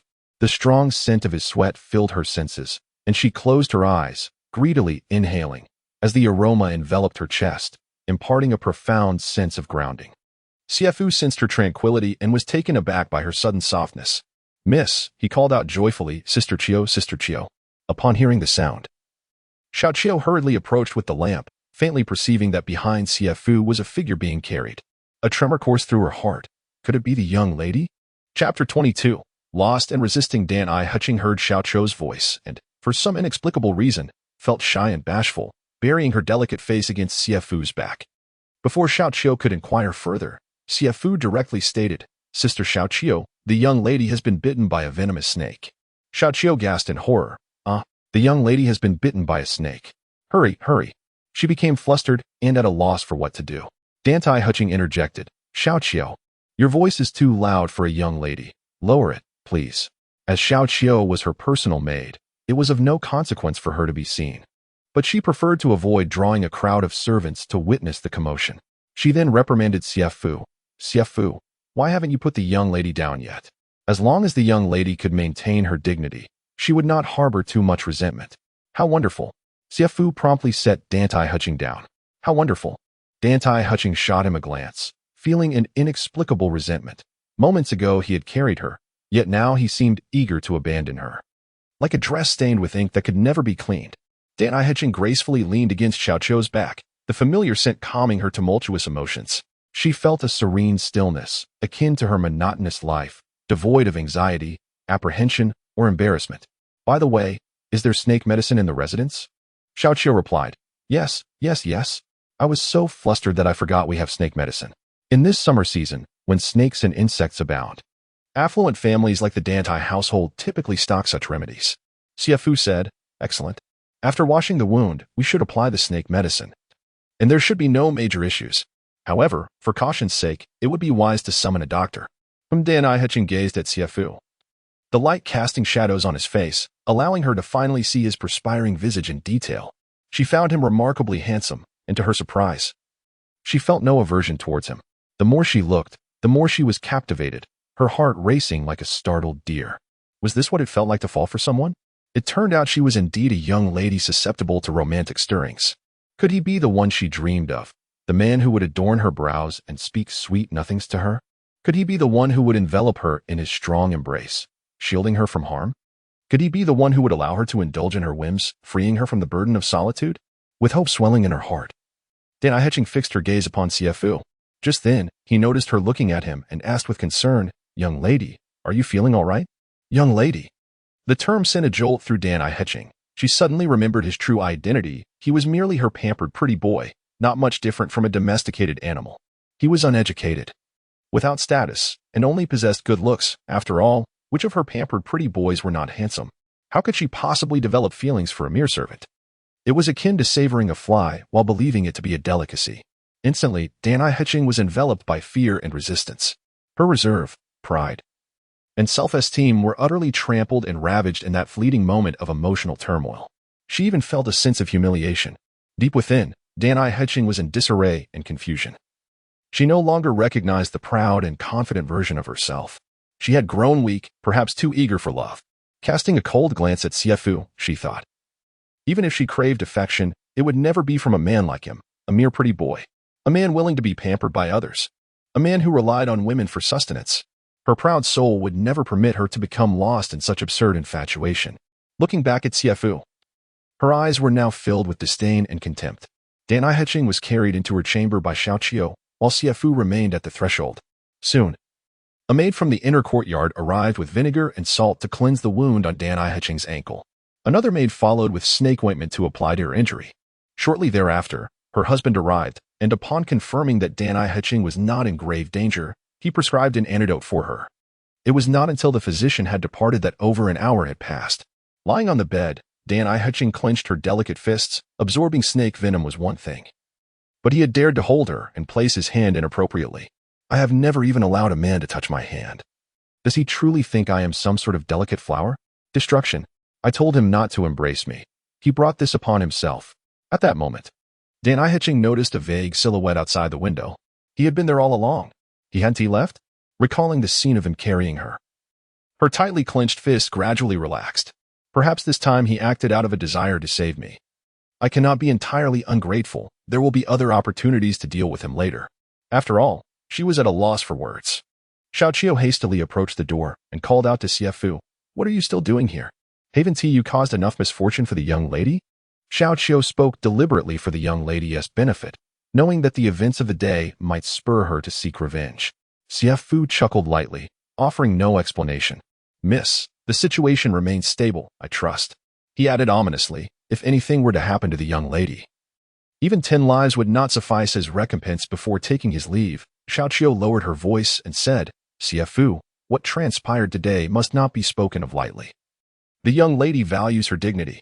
Xie Fu smiled and nodded, indicating his understanding. The following morning, Dantai Heching awoke as she usually did, early and alert. As her bare feet touched the ground, a dull ache emanated from her injury. Looking down, she noticed slight swelling around her ankle. The physician had already cautioned her upon leaving that due to the snake's venom, the wound would swell in the coming days. As long as she applied the ointment and took her medicine regularly, with ample rest, it would heal in due time. Staring at the wound, Dantai Heching couldn't help but reflect on the scene from the previous night, when that pretty boy had drawn the venom from her blood. Chapter 23. The greater the lack, the stronger the desire. During the time of changing clothes and grooming, Xiao timidly suggested, "Miss, perhaps you should take a day to rest." Dantai Heching coldly replied, "Attend to your own duties." Xiao sighed inwardly, recognizing that within the estate, the young lady held the highest authority. No one could dissuade her, nor could anyone control her. Suddenly, a figure emerged in her mind, Xie Fu. Why did she entertain such a ludicrous thought, believing Xie Fu could manage the young lady? Perhaps it was due to Xie Fu's willingness to undertake what others dared not. Such as yesterday when he audaciously carried the young lady, a reckless act that bordered on folly. Xie Fu had never regarded himself as merely a pretty face. After completing her grooming, Dantai Heching entered the side hall and had scarcely seated herself when Xie Fu appeared at the door. As if he had timed his entrance perfectly. Upon seeing him, Dantai Heching's spirits lifted momentarily, akin to a ray of light piercing through her heart. However, she merely cast a fleeting glance at Xie Fu and coldly commanded, "Come in." Her aloofness resembled that of their first encounter, distant and unapproachable. Xie Fu preferred the gentle and charming demeanor she had displayed at dusk the previous day. He could not fathom how, overnight, Dantai Heching had become enveloped in an icy demeanor. Perhaps this was her true nature. As he stepped inside and set down the porridge, he inquired, "Miss, are you feeling well?" "Yes. I think you should rest well in the estate today." With a soft smile, he turned to leave, embodying the role of a capricious young lady. While she could tolerate his impudence, she could not abide his unwelcome concern. The wound on her ankle was not severe enough to hinder her mobility. If the snake had not been venomous, it would have felt akin to a mere mosquito bite. She felt somewhat fatigued and slightly dizzy, perhaps due to the lingering effects of the snake venom. Perhaps she ought to heed his suggestion and take a day to rest. Yet, she could not allow herself to do so unless she were bedridden and utterly incapacitated. No one could replace her, nor could anyone comprehend her. As Dantai Heching entered her study, an inexplicable joy welled within her. She sat down, picked up her brush, yet remained motionless. lost in thought as she awaited the arrival of her porridge. In that waiting, it felt like a small glimmer of hope amidst the monotony and hardship of her daily life. It was indeed absurd, yet difficult to deny. She resisted this feeling of being unable to extricate herself, desperately trying to recall his less flattering attributes. In truth, a month prior, she had held little impression of this man. Her perception began to sharpen after he was punished and approached her with a stoic demeanor to demand his indenture contract. He showed no fear of her, brazenly negotiating with her. Then he had the audacity to bring her porridge, claiming he would cure her cough. Regardless of her cold demeanor and biting words, he always wore a smile, exuding warmth and amiability. Yesterday, as she reflected, all she could recall were his merits. Unable to pinpoint a single flaw, she genuinely feared succumbing to her feelings. She felt compelled to find a reason to chastise him, yearning to witness him punished. Weeping and wailing, his demeanor reduced to one of abject humility. If he were to beg for mercy in a sycophantic manner, it would only serve to deepen her contempt for such a man. She yearned to witness his despicable, inept, and feeble side, so that this absurd infatuation might dissipate like mist. If that were not sufficient, she would seek out an unattractive, corpulent man to trample upon mercilessly. At this thought, Dantai suddenly covered her mouth, feeling a surge of wickedness. Yet, her gaze betrayed a fierce resolve, justifying to herself, "You have compelled me." Who else could incite such fanciful thoughts? The prolonged absence of Xie Fu only intensified her agitation, as if a tacit agreement had been irrevocably shattered. This emotion stoked her ire further. She could refuse, but he must adhere to the truth. She had grown accustomed to the submissiveness of others. Dantai, disregarding the summons for Xiao, stormed out of the study, heading towards the unfamiliar white-faced abode. The summer rain fell as if granting forgiveness. The abrupt cessation of the downpour brought a refreshing coolness to the sweltering dusk, leaving damp traces upon the ground as flora. Dantai hastened her steps, leaving faint, fragrant imprints upon the path she traversed, while the hem of her skirt inevitably collected droplets and mud. In a small courtyard, Aunt Wu was washing clothes. Hu Dichuan was fetching water, and Zhu Ming, with idle time on his hands, alternated his gaze between the sky and the ground, finding the days monotonous. Yet, the figure of Xie Fu was conspicuously absent.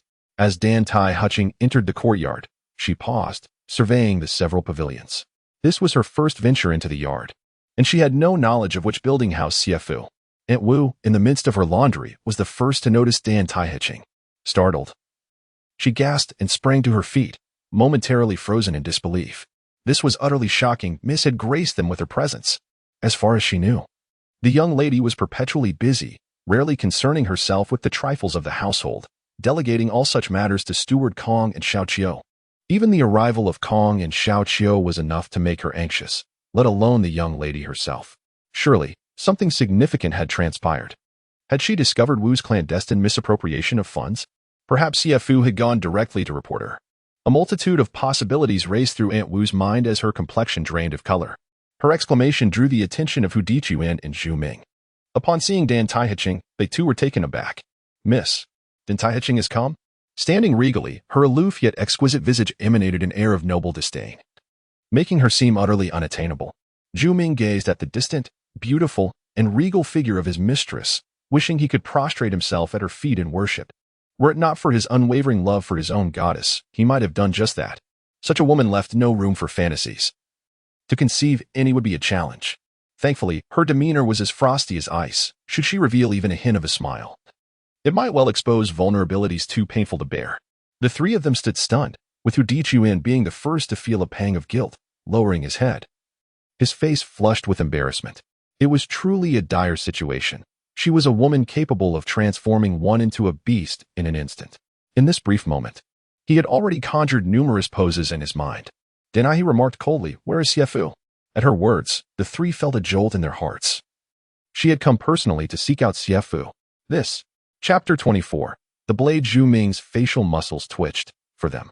It was already a privilege to have the young lady remember their names. Aunt Wu was the first to react, responding, "It seems to be in the kitchen." Dantai hastened a few steps, suddenly realizing she did not know the location of the kitchen, and stopped to look at Aunt Wu. That glance sent a shiver down Aunt Wu's spine, and she immediately responded, "I will lead the way." Upon stepping into the kitchen first, Aunt Wu let out a startled cry. Dantai quickly followed, only to find Xie Fu sprawled on the kitchen floor, his face ashen, a bowl shattered beside him. Kanji spilled across his body. Dantai Hutching felt as though her heart had been sliced open, and a suffocating sensation enveloped her chest. She almost rushed forward to scream, but the presence of the servants froze her feet in place. Standing there, her expression remarkably composed, Dantai Hutching coldly commanded, "Fetch the doctor, see what is wrong." After uttering those words, she turned and left, appearing utterly indifferent. Zhu Ming gazed at Dantai Hutching's frigid silhouette, murmuring, "What a heartless woman.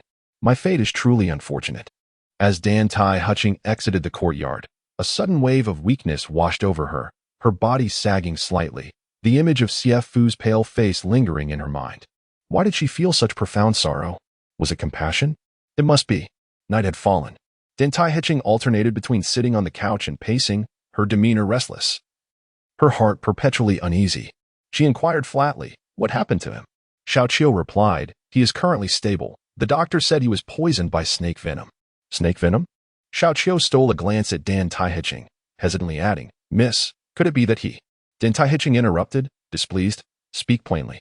Did he suck the snake venom out with his mouth?" Upon hearing this, Dantai Hutching's cheeks flushed crimson. Xiao, realizing her words had caused discomfort, feigned ignorance and continued in a serious tone, "The doctor said this method is quite dangerous. Although the venom does not enter the bloodstream, it can still gradually permeate through the mouth and tongue. He must have known how perilous this was. He surely understood. This foolish man, how could he?" Dantai Hutching felt as though she had been struck hard in the heart. She was incensed. "You little white-faced fool, if you wish to move me, you have succeeded. Yet do not delude yourself into thinking I would take a liking to you. At most, I shall reward you handsomely. Even if you fail to cure my cough, I shall not have you castrated. I might even be a bit more lenient with you henceforth." Dantai Hutching stated coolly, "Send Xiar to take care of him until he recovers." Xiao expressed her surprise. "Xiar? Miss, you truly are generous. Xiaja is your personal maid. Usually only engaged in light tasks like folding blankets and lighting lamps." Of course, Xiar was skilled and meticulous, which is why she remained by the young lady's side.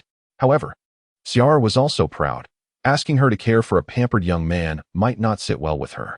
Dantai Hutching continued, "Please feel free to make any arrangements you deem necessary. After all, it is due to your efforts in saving me that I must recover swiftly." Once Xiao departed, Dantai Hutching let out a heavy sigh, her anxious heart finally at ease. Xiao, after leaving the side hall, sought out Xianger. This Xianger was a young maiden of 17 or 18, 3 months younger than Xiao. With bright eyes and pearly teeth, she was a charming beauty, rivaling Xiao in allure. Though she possessed a gentler demeanor, lacking some of Xiao's boldness and playfulness. Upon hearing that her mistress wanted her to care for a pretty boy, Xianger furrowed her delicate brows, feeling reluctant. In a soft voice, she asked, "Sister Xiao, have I done something wrong? Is my mistress punishing me? Or does she no longer want me?" Unable to contain her feelings of grievance, her eyes immediately glistened with unshed tears. Xiao quickly reassured her, "Dear sister, that is not the case at all. This pretty boy." Xiao abruptly paused, realizing some matters should remain undisclosed, especially those instructed by her mistress. "Please, Sister Xiao, do tell me," urged Xianger. Xiao briefly recounted how Xie Fu had prepared porridge for their mistress, implying that the mistress held some regard for this pretty boy. Xianger widened her beautiful eyes in surprise, contemplating this revelation.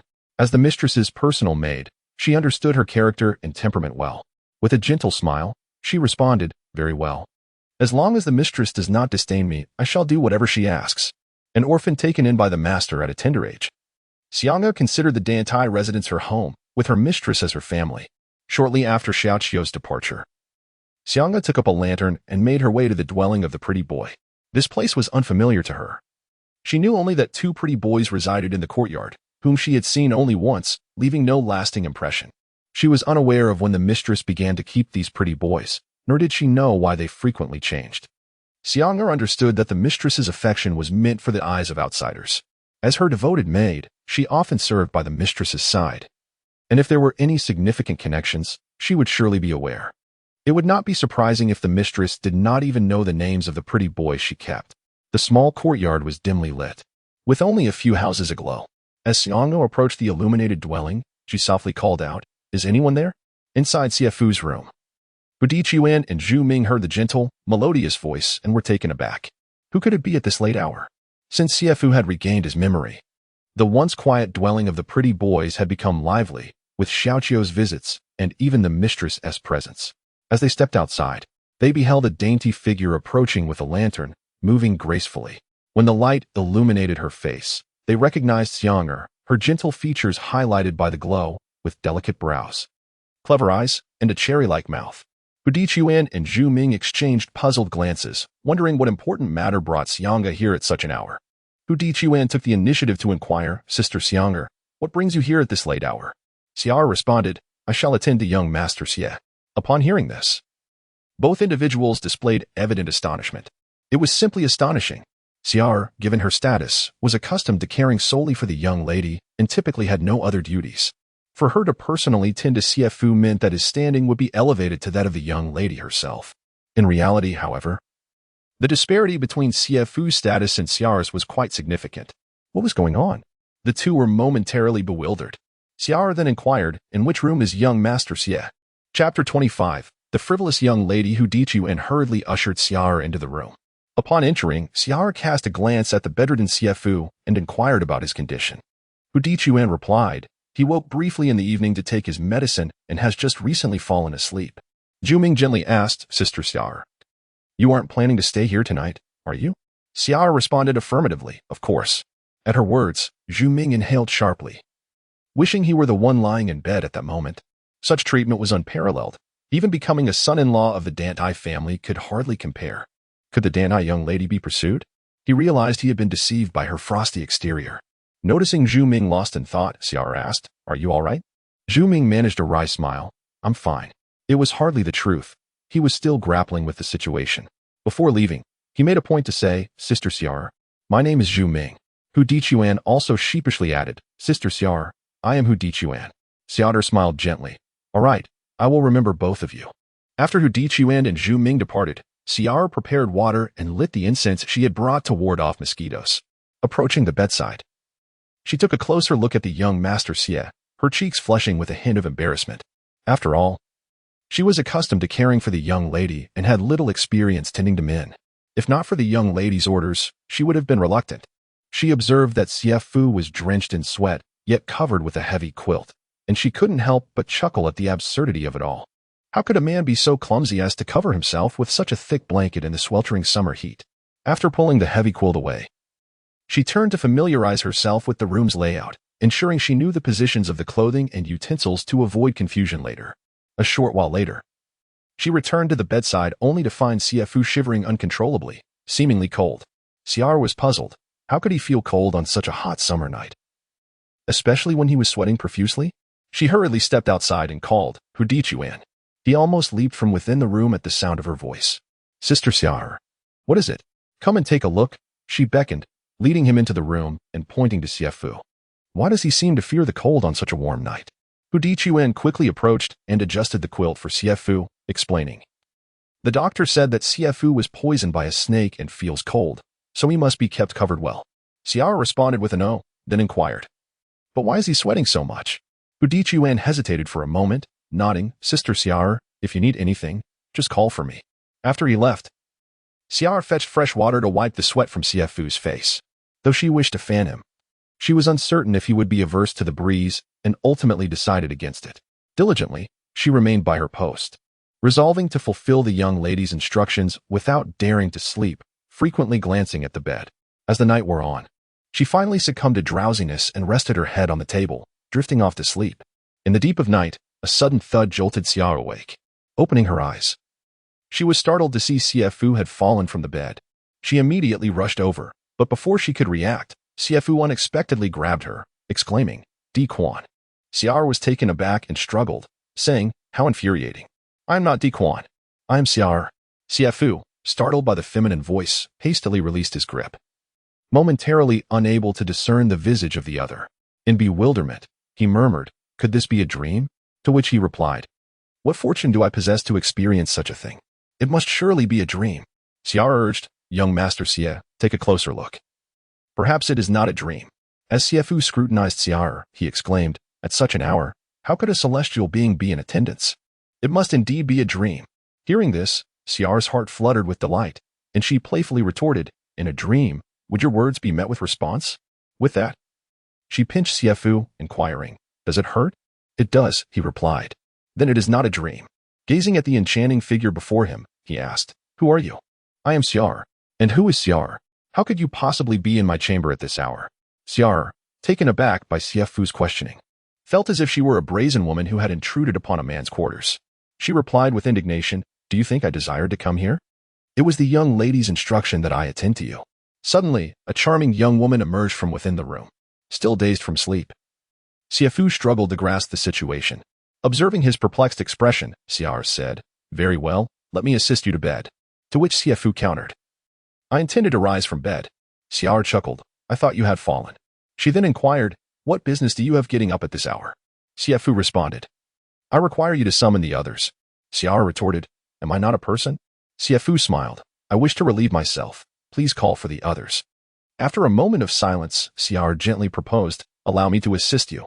Xie Fu graciously declined. "No, it would be too much trouble. For reasons unknown." Xie felt a surge of frustration, insisting, "Why not? I shall." With that, she took hold of one of his arms and draped it over her shoulder, attempting to lift him. "Oh dear," she exclaimed, realizing her strength was insufficient to support him. Accustomed to tending to the young lady and performing lighter tasks, lifting a grown man proved to be a considerable challenge for her. Xie braced herself, but ultimately her strength waned, and her legs buckled. Just as they seemed about to collapse together, Xie Fu steadied himself against the edge of the bed, lending a hand, and together they managed to rise. Xie glanced at Xie Fu and stated, "Let us proceed." As they passed the table, she instinctively grabbed the oil lamp for illumination. Feeling the weight of Xie Fu leaning upon her, Xie consciously exerted herself further. Upon reaching the doorway, Xie Fu remarked, "I can manage to walk slowly on my own." Xie snapped back, "What foolishness is this?" Now in the depths of night, the surroundings were shrouded in darkness, with the oil lamp in Xie's grasp serving as the sole beacon of light. The silence was so profound that she could hear Xie Fu's labored breaths as well as her own. The warmth of his arm against her shoulder suddenly made Xie acutely aware of the proximity between them, so close that the thin fabric of her clothing could sense his body heat. This realization caused her heart to race, a natural shyness overtaking her. Xie fixed her gaze firmly upon the oil lamp, feeling that its glow was the only thing that could offer her a semblance of calm. In the night breeze, the flickering flames were abruptly extinguished, plunging the surroundings into darkness. A soft gasp escaped Xie as she came to a halt. Perhaps sensing her unease, Xie Fu gently spoke. "Sister Xie, is that you?" Chapter 26. Attentive and considerate, Xie responded softly, "Yes. Why haven't I seen you around lately? I usually stay in the inner chamber to attend to the young lady and seldom venture into the outer courtyard." "How did the young lady allow you to come here?" "I don't know. Xiao said that I." Xie spoke with a gentle smile, slightly embarrassed to reveal more. Xie Fu chuckled. "She mentioned that you are attentive and considerate, did she not?" Xie was taken aback. "How did you know?" Xie Fu replied, "I can sense it." Xie blushed, softly saying, "I only care for the young lady and have never served a man. If I have faltered in any way, please do let me know." "All right," Xie Fu responded. "We have arrived." Before her lay an expanse of darkness, rendering her unable to see anything. He was undoubtedly more familiar with this courtyard than she was. So when he said they had arrived, she trusted his words. Xie Fu continued, "You can let go now. There is no need to assist me any further." Hearing this, Xie felt her face flush crimson, retorting, "Who said I would help you in? How shameless." With that, she gently released her grip. Xie Fu let out a light laugh and made his way slowly toward the latrine. Despite feeling weak, after a brief moment of activity, he was still able to take a few steps. Upon entering the latrine, he said, "Sister Xie, I may need you to wait a little while." Xie understood his implication and replied with a smile, "I understand. Just be cautious, it's pitch black. You would want to tumble into the pit and have me summon someone to rescue you." "Understood." Moments later, sounds of relief echoed from the latrine. Xie called out, "Are you finished?" Xie Fu, feeling utterly drained and knowing it was due to the physician's prescription, weakly answered, "Yes." Xie promptly lit a lamp and hurried over, only to wrinkle her brow as she was met with an unpleasant odor. Xie Fu offered a rueful smile, "Sister Xie, I hope I haven't amused you too much." The next morning, Xie woke groggily at her desk, her eyes fluttering open. A glance toward the bed revealed it to be empty, instantly startling her into full wakefulness. She began searching while calling out, "Xie Gongzi." Oh no! Could it be that he went to the latrine alone in the middle of the night and fell into the pit? Xie hurriedly made her way to the latrine, when suddenly Xie Fu's voice came from the kitchen, "Sister Xie, I'm here." Xie sighed in relief. As she stepped into the kitchen, she scolded him. What are you doing here so early? The young lady asked me to look after you. If you need anything, just instruct me. If anything were to happen to you, how would I face the young lady? Frustration simmered in her chest. She was meticulous in her duties and would never allow herself to be negligent. Xie Fu chuckled. Sister Xie, you arrived just in time. Could you please take this bowl of porridge to the young lady? Xie looked puzzled. Porridge? Xie Fu briefly explained. I made a bet with the young lady to cure her cough within half a month. This nourishing porridge is beneficial for the lungs and alleviates coughs. It has already been 8 or 9 days. Oh, now I understand. No wonder the young lady specifically asked me to care for you. It turns out you made a wager about curing her cough. Mrs. Cough has been a persistent ailment, and despite consulting numerous doctors, it showed no signs of improvement. Summer inquired, what if it cannot be cured? Xie Fu replied with a smile. If it cannot be cured, then they might as well castrate me. Oh, is it truly that severe? Summer's expression suggested she believed Xie Fu's fate was sealed. Xie Fu then said, please take this to me. The young lady should be awake by now. Dantai Manor sat at the dining table, taking a few bites before losing her appetite, simultaneously reminiscing about the kanji made by that handsome young man. How peculiar that her taste buds had grown accustomed to his kanji. She longed for it.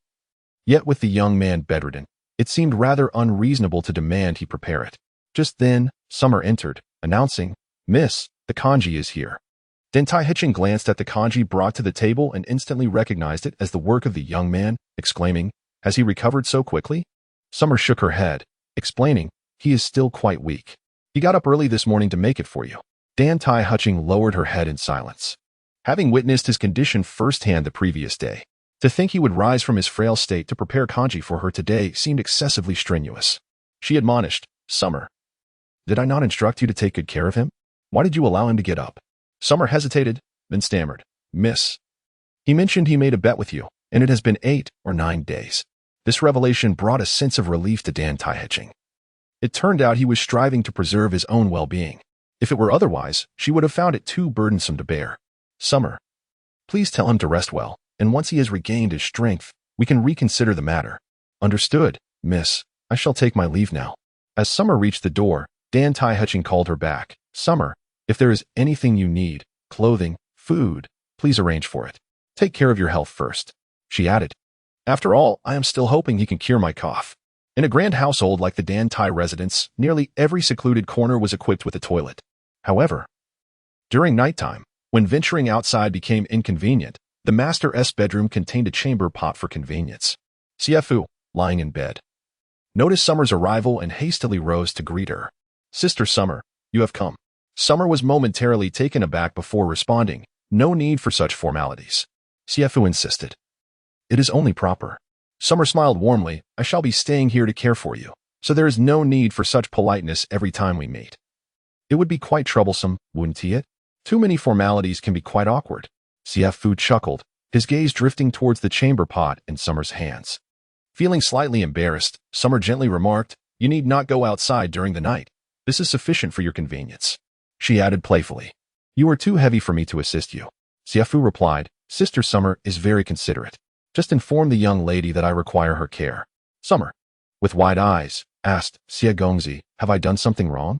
Xie Fu smiled, not at all.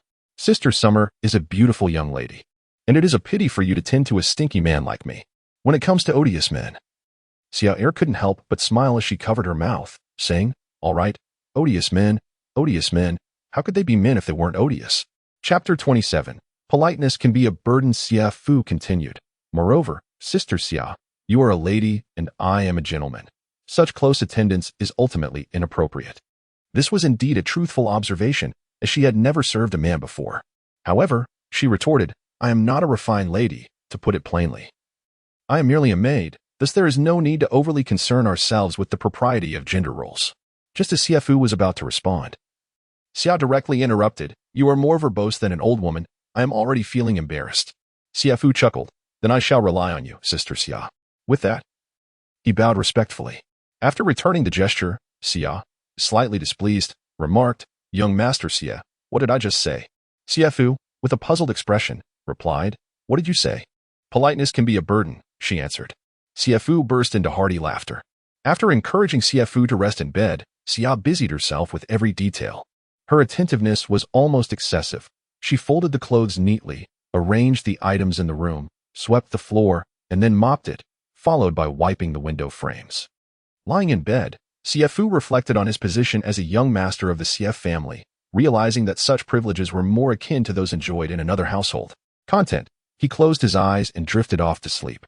However, after a while, Xie Fu felt a chill on his face and opened his eyes to find Xia sitting at the edge of the bed with a basin of cool water, gently wiping the sweat from his brow.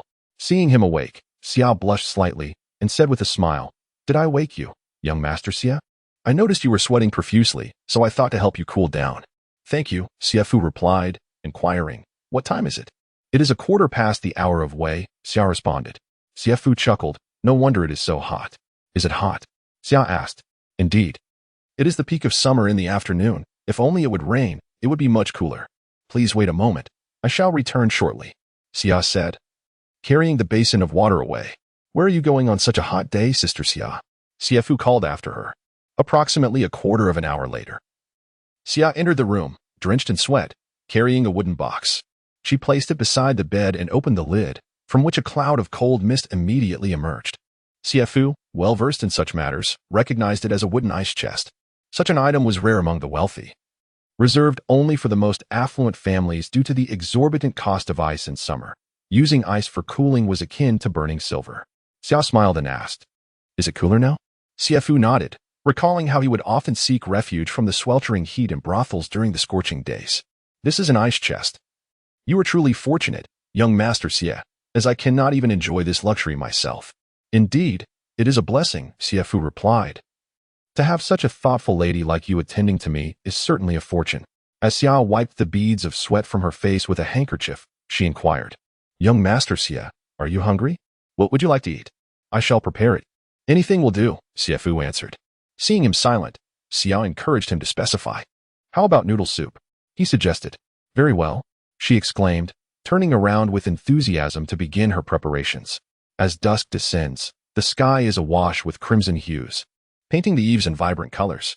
Within the study, the rosy light gently filters through the window panes, softly illuminating the delicate features of Dantai Manor and casting a warm glow upon her white dress, which becomes lightly adorned with a hint of red dust. It seems as if the world wishes to remind this woman of the lush summer and the blossoms of mortal life.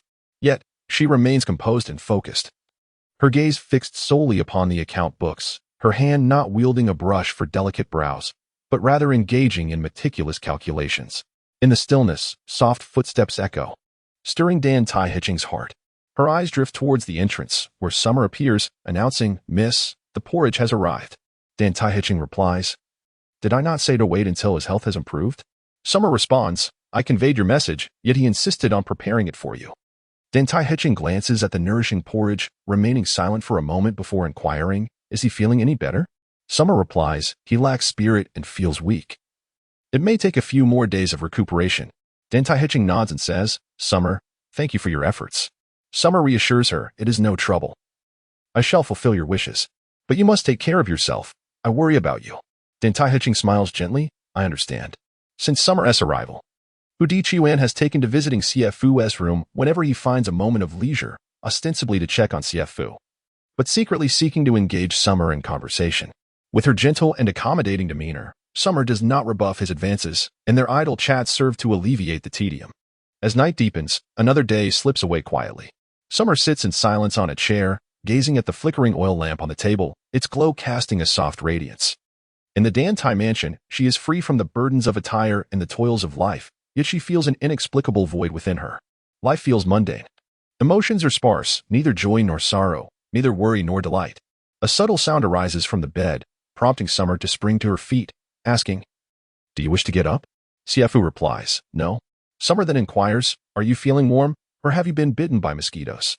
He answers, "Neither." Summer chuckles. "Then what do you wish to do?" Xie Fu smiles faintly, "I do not wish for anything in particular." Summer presses, "Then why are you still awake?" Xie Fu teases, "Shall I speak the truth or tell a lie?" Summer insists, "Of course, the truth. I am concerned for you." At this, Xie Fu's words cause Summer to blush, and she playfully scolds, "How shameless of you to say such things." Xie Fu counters, "As a grown man lying in bed, I cannot bear to see you." "A young lady," sleeping on the table. Summer laughs. I did not realize you were so considerate. I am used to it. You should rest easy. Summer. Why not come to bed?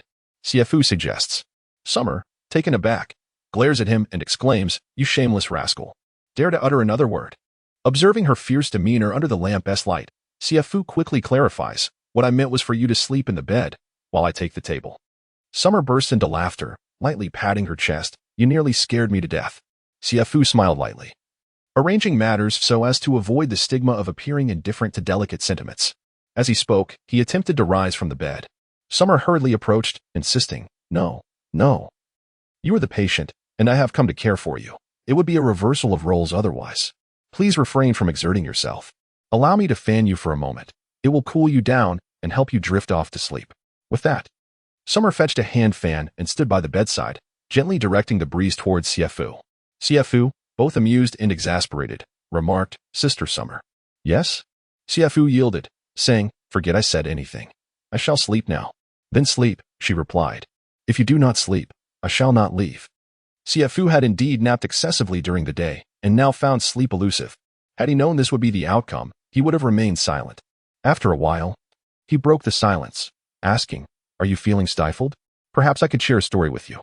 Chapter 28. Storytelling. Xiar chuckled, saying, what stories can be told at such an ungodly hour? Suddenly, she changed her mind. You tell one. Xie Fu inquired, what story would you like to hear? Xiar replied with a smile, it's you who will tell the story. Why ask me? Just speak freely. Xie Fu began. Let me narrate the tale of Zhuang Zhou testing his wife. Xiar nodded, fanning herself as she quietly listened to Xie Fu's storytelling. The tale unfolds in the Zhou dynasty, where a renowned figure named Zhuang Zhou had cultivated himself to the status of a semi-immortal, possessing extraordinary powers. In his quest for enlightenment, Zhuang Zhou dedicated himself to meditation daily, neglecting his beautiful wife, Tian Shi. Left alone in her empty chamber, Tian Shi languished in solitude, sorrowfully reflecting upon her unfulfilled desires. At this juncture, Xie Fu glanced at Xiar, who encouraged him, please continue, I am listening. One day, a noble from the state of Chu visited, seeking Zhuang Zhou's aid for the betterment of society. Despite his deep commitment to the path of enlightenment, Zhuang Zhou reluctantly agreed, entrusting his wife, Tian Shi, with the responsibility of attending to the noble and his entourage. The noble from Chu was charming and handsome, and as Tian Shi spent days in his company, an unspoken affection blossomed between them. Yet, both were constrained by societal norms, she, by her role as a wife, and he, by the weight of his royal lineage, thus neither dared to express their feelings. Xie Fu chuckled softly and continued. As the noble's time in the city drew to a close, he had no choice but to bid a painful farewell to Tian Shi. Upon his departure, Tian Shi felt as if her very soul had been wrenched away, leaving her a mere shell of her former self. Xiar remarked, what a shameless woman. Xie Fu did not respond and carried on with the story, unable to contain herself. Xiar let out a scoff. Tian Shi's oath of vengeance aroused Zhuang Zhou's suspicions, leading him to investigate discreetly. He soon uncovered a hidden fan belonging to the noble, concluding that his wife must be engaged in an illicit affair. As Xie Fu narrated this, he stifled a yawn, declaring, I am quite tired. Let us continue this tale tomorrow. Xiar, having been left at a pivotal moment, felt her curiosity piqued. No, you have stirred my interest. You must finish tonight. Xie Fu protested, Xiar, I am truly fatigued. Xiar playfully pinched his ear, laughing, you lack energy. If you remain tired, I shall pinch you again. Xie Fu raised his hands in surrender. All right, I shall be more spirited. Do not pinch me. To further ascertain whether his wife harbored feelings for the noble and to test her true sentiments, Zhuang Zhou devised a clever ruse. He feigned madness, pretending to succumb to his inner turmoil. Unwilling to accept this fate, he assumed the noble's appearance, employing sweet words to ensnare Tian Shi's heart. This left her in a tumultuous emotional conflict, torn between her desires and her loyalty. Ultimately, under the onslaught of his flattery, she confessed her hidden affections. Zhuang Zhou, again taking on the guise of the noble, feigned a sudden illness, rolling on the ground in distress. Alarmed, Tian Shi was at a loss, her heart aching for him.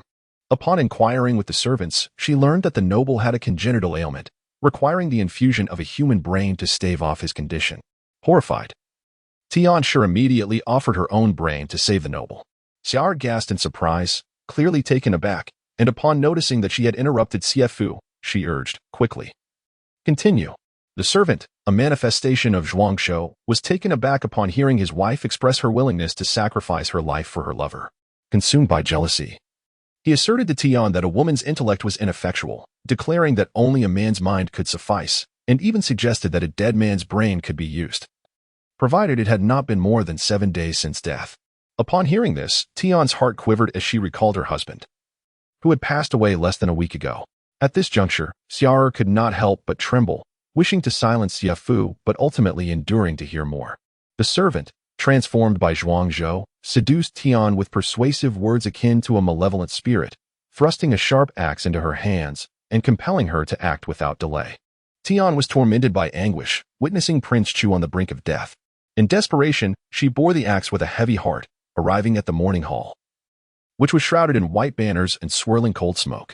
There lay her deceased husband in the coffin, and she felt her strength drain away, collapsing to the ground. In her sorrow, she lamented how he had never allowed her a moment of joy during his lifetime, leaving her in solitude. Just as she resolved to fly away with her beloved, she was faced with the cruel reality of his impending demise, forcing her into this unthinkable act of cruelty. Finally, she grasped the axe once more, guilt overwhelming her, yet with gritted teeth, she swung it towards the coffin. Xie gasped, instinctively seizing Xie Fu's hand, pleading for him to stop recounting the tale. Observing her fright, Xie Fu gently caressed her arm, comforting her. "All right, I shall refrain from continuing." The wickedness of humanity was more terrifying than the tales of phantoms, and Xie found this narrative more chilling than any ghostly fable. Just then, a gust of night wind swept through the room, extinguishing the oil lamp, plunging them into darkness.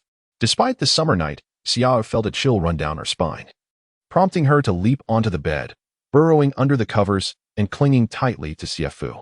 The warmth of her delicate form enveloped him, and the fragrance of orchids and musk filled the air. Xie Fu felt a rush of blood to his head, silently lamenting, "Oh Xie, do you think I am as unyielding as Lu Xiaohui?" Although he was a vigorous young man, he was not one to tarnish virtue, and he knew that if this continued, trouble would surely arise. He reassured her, "Xie, do not fear, I shall light the lamp."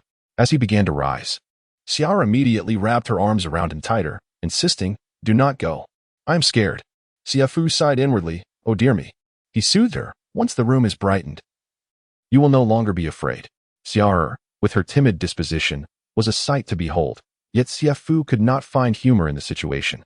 Mentally reciting the Heart Sutra, time dragged on in their anxious state, and eventually, he felt her gentle breaths as she succumbed to sleep, covered in sweat. Xie Fu released a sigh of relief. "Xie, you were quite bold to sleep so soundly, unafraid of my presence. In the company of a beauty like you, most men would struggle to maintain their composure." He gently pried her hands away, carefully descending from the bed to reignite the oil lamp. As the light illuminated the room, he glanced back at her, marveling at her flushed cheeks and sweet slumber. Xie Fu could not help but smile, for he had indeed allowed you to take the bed. "If it must be so, I shall regale you with a chilling tale each night." Xie Fu casually took some garments and spread them on the floor, then lay down and fell asleep. Chapter 29. Do you like it? Xie woke with a start, realizing she was lying in bed. She quickly glanced at herself, relieved to find her dress neatly in place and her shoes still on. However, a flush crept onto her cheeks as she gently turned her gaze to Xie Fu, who was sleeping on the floor, and stifled a giggle. "Wake up," she urged, tapping him lightly. Xie Fu stirred, blinking in confusion as the dawn light seeped in. Concern laced her voice as she asked, "Why are you sleeping on the floor? Would you prefer I share a bed with you, Sister Xie?" He retorted, a teasing glint in his eyes. Her face turned crimson, and she stammered, You could have woken me up. I would never dream of disturbing your slumber." "I only wish for your comfort," Xie Fu replied with a smile. Xie felt warmth spread through her heart as she gently chided, "Young Master Xie, your way of caring is rather misguided. I came to look after you, and this is how you repay me?" She then added with a serious tone, "It's all your fault for telling such frightful tales in the dead of night, leaving me trembling with fear. My apologies. I had no idea you were so timid." He said with a laugh, "But fret not, this shall remain our little secret." Xie puffed out her chest defiantly, declaring, "Who said I would keep it a secret with you? Speak if you must. I am unafraid. Just see who ends up worse off." Xie Fu roared with laughter. "That would be a grave injustice. It was you, Sister Xie, who climbed into bed and snuggled under the covers. If anyone were to be punished, it would be you." Xie retorted, "But I am not a man. Where would that come from?" Suddenly, she halted, her face turning a deep shade of mortification. Indeed, Indeed, Sister Xiar. You are not, he replied, a teasing smile playing on his lips. Xiar stamped her foot in frustration. You mustn't say such things. Oh. I shall go tell the young lady that someone else is taking care of you, she declared, and with that, she hurriedly left the room. Xie Fu watched her retreating figure, feeling a twinge of disappointment at the thought of her leaving, even though it was never his intent to burden anyone. Observing the light of dawn, he decided against returning to sleep. After freshening up, he made his way to the kitchen to prepare breakfast for Dantai. He felt a sense of confusion wash over him. He needed to find clarity instead of floundering like a headless fly, which would only lead him further astray. Waiting for an opportunity meant removing the mask of the pretty boy and confining himself within this courtyard, unable to accomplish anything. As he busied himself in the kitchen, Xiar quietly entered without a word. A sudden feeling of guilt washed over her for having spoken to the young lady in such a manner, fearing it might raise suspicions. What do you suspect? Xie Fu asked with a smile. That you, this pretty boy, are audacious, Xiar replied, irritation evident in her tone. Do you not think me rather timid? He countered, a playful glint in his eye. Xiar looked puzzled for a moment before realizing what he meant. Her displeasure evident as she retorted, Must you always speak in riddles? Then perhaps you should stay longer, he suggested. It shall only be a few days. I can endure. She replied. Xie Fu found amusement in her words, realizing that even young ladies cared deeply about their dignity. Please bring the porridge over. I would appreciate it if you could deliver it to the young lady, he said, approaching her gently. Do you often find yourself lost in such adorably whimsical thoughts? Xiar was suddenly startled, turning her head to glance at Xie Fu. Could you refrain from appearing out of nowhere? You nearly frightened me to death. Xiar chuckled. Young Master Xie, you truly are something else. I have never encountered a man as glib as you. Xie Fu laughed heartily. That is merely because you, Sister Xiar, have encountered too few men. You could easily find a young master on the street and discover what true scoundrelry entails. The Jiangnan region, known for its vibrant nightlife, was home to many dashing and unruly young men.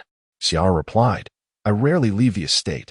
Indeed, a charming young lady like you, Sister Xiar, must attract quite a bit of attention. It is wise to remain discreet. Xiar retorted, Are you trying to provoke me? You delight in mocking me. She continued. It seems rather amusing, yet have you forgotten your own standing? Leaving the estate is one thing, but even stepping outside this courtyard is a challenge. Why not let Sister Xiar take me? Xie Fu suggested with a grin. Xiar laughed, I lack such authority. Then, glancing at Xie Fu, she added, If you can cure the young lady's cough, perhaps she would consider sparing you. Xie Fu inquired, What do you mean by sparing me? Are you suggesting she would invite me into her chamber? That would be akin to escaping a wolf's den, only to fall into a tiger's lair. Xiar retorted with annoyance. You are provoking me again. The young lady is not that kind of person. Xie Fu asked, Then what kind of person is she? Xiar spoke softly. The young lady bears a heavy burden. She rises early each day and toils until late at night, despite her status. I feel she leads a more taxing life than I do. Xie Fu nodded, recognizing the determination in this woman. Xiar continued, The young lady is truly remarkable. 7 years ago, when both the master and mistress tragically passed away, creditors came knocking. The young lady was only 15 at the time, and if she hadn't stepped up, there would be no Dantai residence today. Xie Fu pondered silently, reflecting on how a fragile woman could guide a shattered home to glory. The struggle she faced could not be succinctly expressed in mere words, for only Dantai truly understood the depths of her challenges. After all, it is no simple feat for a woman to navigate the treacherous waters of commerce and contend with a host of cunning merchants. Xiar lamented. These years I have been by the young lady's side, witnessing the hardship she endures. My heart aches for her, and I long to assist her, yet I feel powerless. The only thing I can do is to care for her meticulously, alleviating her burdens in daily life. Xie Fu remarked, Sister Xiar, you possess a truly tender heart. Suddenly, Xiar spoke with sorrow. The young lady is indeed pitiable, all alone without anyone to care for or cherish her. Initially, she placed all her hopes on young Master Dantai, but he disappointingly lacks ambition, preferring to squander his days in pleasure houses. Recalling young Master Dantai, Xie Fu could not help but chuckle, teasing, Young Master Dantai certainly knows how to indulge himself. Xia shot him a glare, asking, Do all men enjoy visiting pleasure houses? Xie Fu replied with a smile, I believe most men do, for the courtesans, especially the renowned ones, are all stunning and possess diverse talents. When it comes to looks and abilities, they often outshine the majority of well-bred young ladies. Xiara gazed at Xie Fu and inquired, Do you have a fondness for it? Chapter 30. A fair exchange. Xie expressed her surprise, inquiring, "Why is that?" Xie Fu replied without hesitation, "Within this residence, we have you, Sister Xie, and Sister Xiaoqiu, two enchanting young ladies. Why would one need to frequent brothels?" Xiao's face flushed. "What nonsense are you speaking? I cannot compare to those talented courtesans. I merely know a few characters. I cannot play the piano, sing, or compose poetry." Xie Fu chuckled. "I beg to differ. The courtesans may be well-versed in worldly affairs and possess keen insight, often engaging with men in frivolous banter and insincere flattery. However, you and Sister Xiaoqiu treat others with genuine sincerity. Sister Xie, you are particularly considerate and gentle, pure as snow." Feeling embarrassed by his words, Xie smiled shyly. Xie Fu added, "If I had to choose, I would prefer to spend time with you, Sister Xie. Young Master Xie, your words are truly sweet. You know how to speak so that it delights the heart," she replied. Xie Fu remarked, "Such sweet words are like honey and wine, beguiling and intoxicating. Sister Xie, you must discern truth from falsehood and not be easily swayed or deceived." Xie was taken aback, unsure why Xie Fu would say such things. He smiled and said, "Sister Xie is a good woman. You worry too much. I am but a servant. My fate is not my own. If the young lady marries, I will likely become a secondary maid." Xie smiled at Xie Fu, adding, "However, I believe the young lady has no intention of marrying. I shall devote my life to caring for her."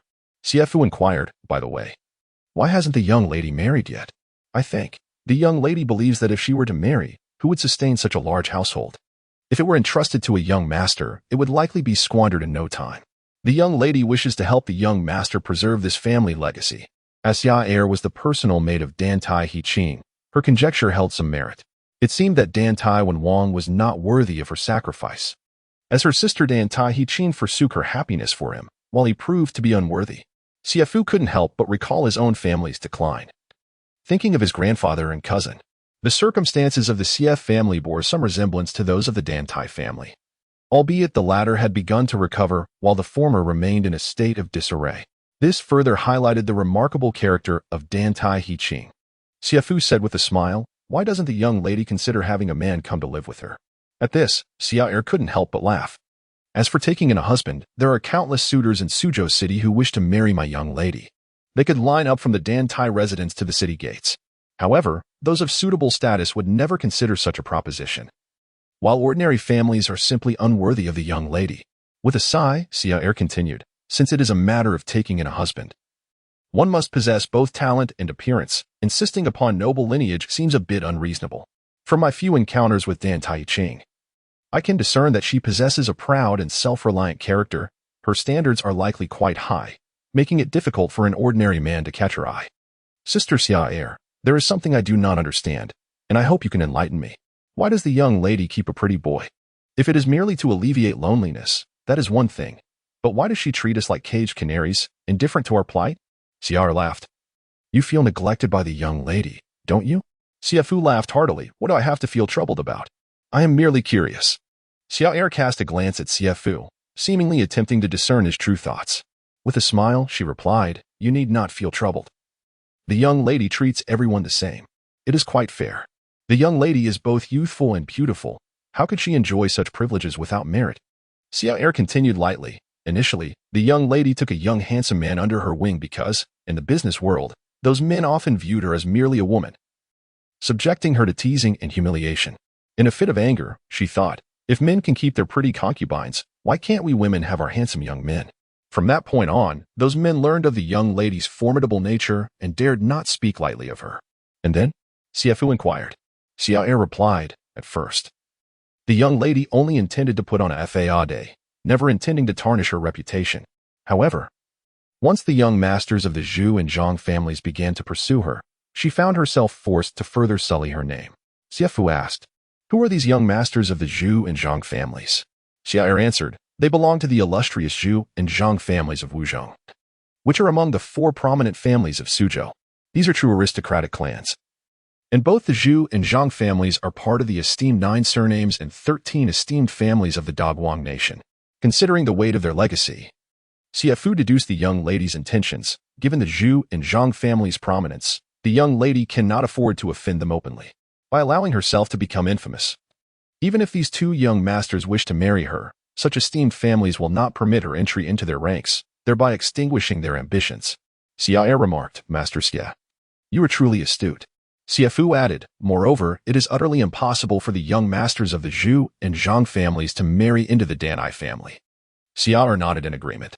Xie Fu sighed, it is a difficult situation for her. To avoid marriage, she is willing to tarnish her own reputation.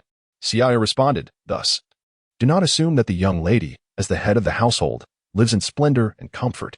In truth, she is quite pitiable and deserving of sympathy. Her expression turned sorrowful, yet I find myself utterly helpless to assist her. Xie Fu chuckled, it is not as dire as you portray, Sister Xie. You have yet to witness true misery. As long as the young lady lowers her standards, she need not fear lacking suitors to bring her joy. The only concern would be the incessant chatter of admirers vying for her attention. Xie shot him a fierce glare. Do not speak ill of the young lady. Xie Fu replied with a smile, I was merely jesting. Xie's demeanor shifted. Is such jesting appropriate? Do you understand how serious your words could be if they reached the young lady's ears? She might very well flay your skin off. Xie Fu acquiesced. I shall heed Sister Xie's admonition. Only then did Xie smile. You speak so freely before me. Are you not afraid I might report you to the young lady? Xie Fu chuckled. Sister Xie would never harm another. Xie retorted. What do you mean by harm? A miscreant must be dealt with. Xie Fu skillfully diverted the conversation. Sister Xie, do you play chess? With an air of pride. Xie replied, of course I do. Then let us indulge in a game to pass the time, Xie Fu suggested. Xie was taken aback. You play chess? Xie Fu countered. Do I not appear to be capable? Feeling somewhat embarrassed, Xie admitted, I am not very skilled. In truth, she was merely a novice. Completely unaware of the intricacies of the game. Xie Fu chuckled. I am rather mediocre myself. Perhaps we are evenly matched. Chapter 31. Wagering happiness for the latter half of life. I shall now fetch the go-board, Xie declared, her enthusiasm palpable as she departed. Being idle and seeking amusement, she was naturally delighted. Moments later, Xie returned with the go-board, and after engaging in a match with her, Xie Fu realized that Xie was not merely being modest. She was indeed a novice. As they played, Xie remarked, Miss used to enjoy playing chess as well. Is that so? Xie Fu chuckled. As a lady of refinement. It was not surprising that she possessed knowledge of the arts, including the game of Go. However, she became preoccupied with business and rarely played thereafter. Once, she suddenly took an interest and asked me to play with her, but my skills were lacking, and she lost interest after a short while. Master Xie, how proficient are you in the game? Xie inquired. Oh dear, Xie Fu sighed. I've made another mistake. I shall be losing a few pieces again. Let me start afresh. Xie gently pressed his hand down. No, one must not regret their moves. With a cheerful spirit, she placed her pieces, capturing several of Xie Fu's and teasing him. It seems you are even worse than I am. Shortly thereafter, Hu Dichuan, having completed his tasks, entered the room and observed the match. With a glimmer of eagerness, he said, Sister Xie, please teach me how to play. The novice Hu Dichuan was no match for Xie either. Unbeknownst to them, 3 days slipped by, and Xie Fu and Hu Dichuan grew increasingly familiar with one another. It was undeniable that Xie Fu was an intriguing individual, possessing unique insights. And conversing with him always brought joy to Xie. However, as she observed Xie Fu's health returning to normal, a sense of inexplicable melancholy settled within her. These past few days spent in this abode had been delightful. Xie Fu was gentle, and Hu Dichuan was amiable. As dusk approached, Xie, as was her custom, carried a bowl of porridge to the study. Upon reaching the corridor, she overheard voices emanating from within. Sir, please grant Wenwang another opportunity, so he may achieve enlightenment sooner. My lady, if Wenwang is dull, I shall teach him with patience, but he is evidently obstinate. Alas, you might consider seeking another mentor. Sir, I can offer you double the remuneration. I implore you to remain and instruct Wenwang. Well, my lady, I shall speak candidly. The path of scholarship is fraught with challenges. Even if the young master were to gain admission to Wenqing Academy, if he cannot lay a proper foundation in scholarship, he cannot be regarded as a scholar. Moreover, Wenqing Academy is teeming with diligent and intelligent individuals, far exceeding Wenwang in capability, yet few manage to establish a foundation in scholarship. Perhaps it is best for him to enjoy a leisurely life. The other party had expressed it quite delicately. Wenwang was not cut out for success. Nevertheless, Dantai Hutching persisted. Thus, he requires your careful guidance. Perhaps. My lady, the pursuit of scholarship is akin to probing the profound mysteries of the heavens. For those of us without the fortune of ancestral blessings, sudden enlightenment surpasses diligent study. I, Tang, have toiled for years in earnest study, yet have remained stagnant, unable to lay a foundation. I advise you to seek another esteemed mentor. Dantai Heching pondered deeply for a time, then sighed, Then I beseech you, please illuminate a path for me. Well, my lady, you might gather literary works to inspire the young master. If you were to acquire Wenyu, that would be even better. Dantai Heching was taken aback. Wenyu.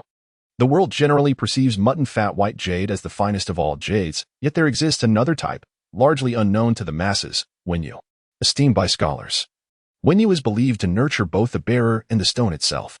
A piece adorned by a revered figure in the realm of mysticism is considered an invaluable treasure, beyond monetary valuation.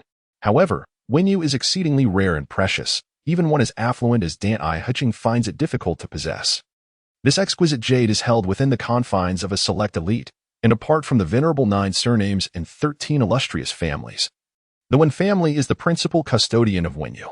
Upon entering the scholarly ranks, a piece of Wenyu is bestowed, signifying one's unique identity and status. Yet, the jade worn by scholars is a symbol of prestige, akin to a title of nobility, rendering it unthinkable to gift such a token. Dantai Heching spoke softly. This poses a challenge, sir. Are there any other alternatives? Well, one might consider inviting a scholar to impart wisdom in literature and propriety. As the saying goes, one who stays close to vermilion will turn red, while one who lingers near ink will turn black. With time and nurturing, enlightenment may come sooner. Dantai Heching's expression soured. But would a scholar deign to teach in the Dantai residence? Then I am left with no recourse. I bid you farewell. An elderly scholar emerged from the study. May you be blessed, sir, Xie greeted respectfully. Standing in the corridor, she hesitated to enter the study, sighing inwardly. Her young master had once again driven away a teacher. She had lost count of how many had left due to his temperament. Was there truly no one capable of taming him? After a while, Xie stepped into the study, only to find her mistress seated on the couch. Her expression dark and contemplative. Noticing her silence, Xie took the initiative to call out, Mistress. Not yet, came the reply. Xie felt a pang of guilt for lying to her mistress, and quickly reassured herself that it was only reasonable for young Master Xie to require rest due to his frail health. Seeing her mistress refrain from further inquiries, Xie sighed in relief. Mistress, young master. Dantai Heching raised her hand to interrupt, exhaling deeply. Let us not speak of him. Suddenly, she clutched her chest, her countenance pale, and began to cough lightly. Xie rushed forward, gently placing her palm on Dantai Heching's back. Concern etched on her face. Mistress, what troubles you? It is nothing, merely agitation, Dantai Heching replied, her coughs becoming more pronounced. Xie, witnessing her mistress's persistent coughing, recalled the impending wager between young Master Xie and her mistress. She wondered if her mistress would ultimately.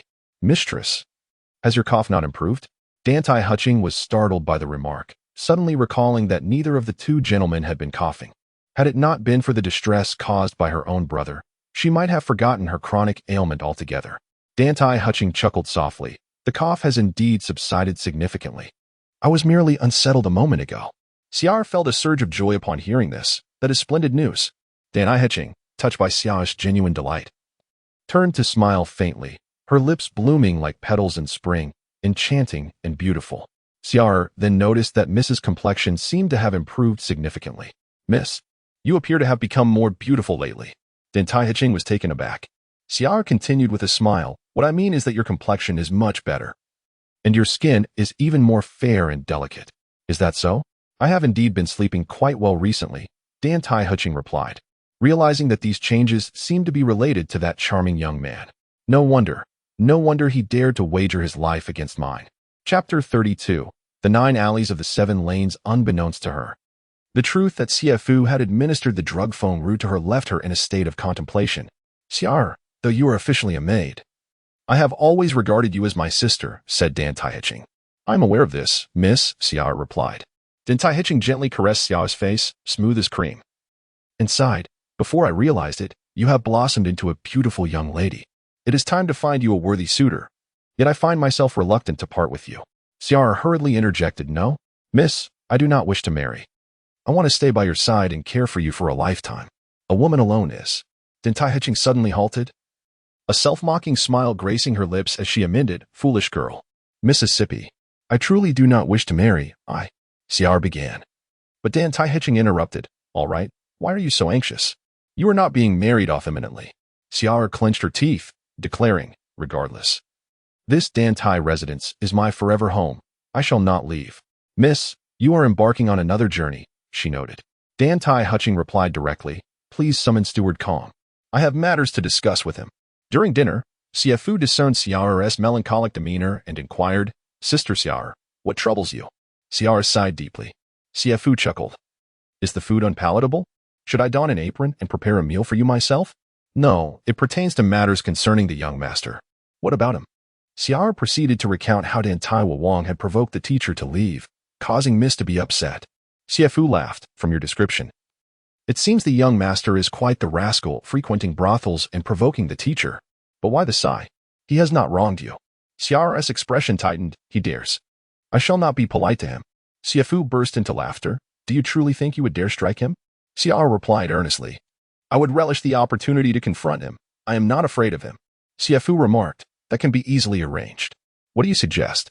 I am eager to defend Mrs. Honor, Xiao said. Xie Fu grinned. Employ the art of seduction. Xiao's face contorted with confusion, and she heard Xie Fu declare, if you entice him, I cannot believe he would not take the bait. Xiao, incensed, retorted, are you seeking a beating? She raised her hand as if to strike.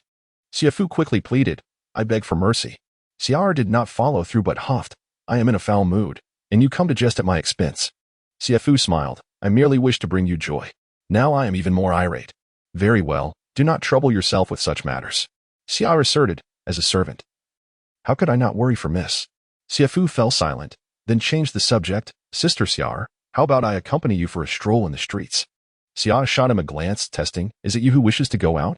Xie Fu chuckled without confirming or denying. Xiao grinned, I do not hold such power. But I might advocate for you with Mississippi. Then never mind, Xie Fu replied.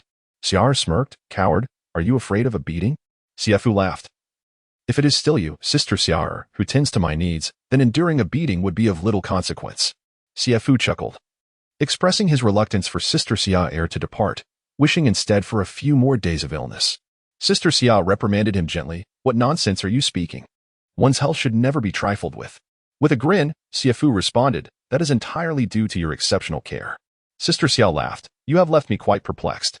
As they conversed, Sister Xiao's mood gradually brightened. When the time to part arrived, it was evident that she felt a tinge of reluctance, though she refrained from voicing it.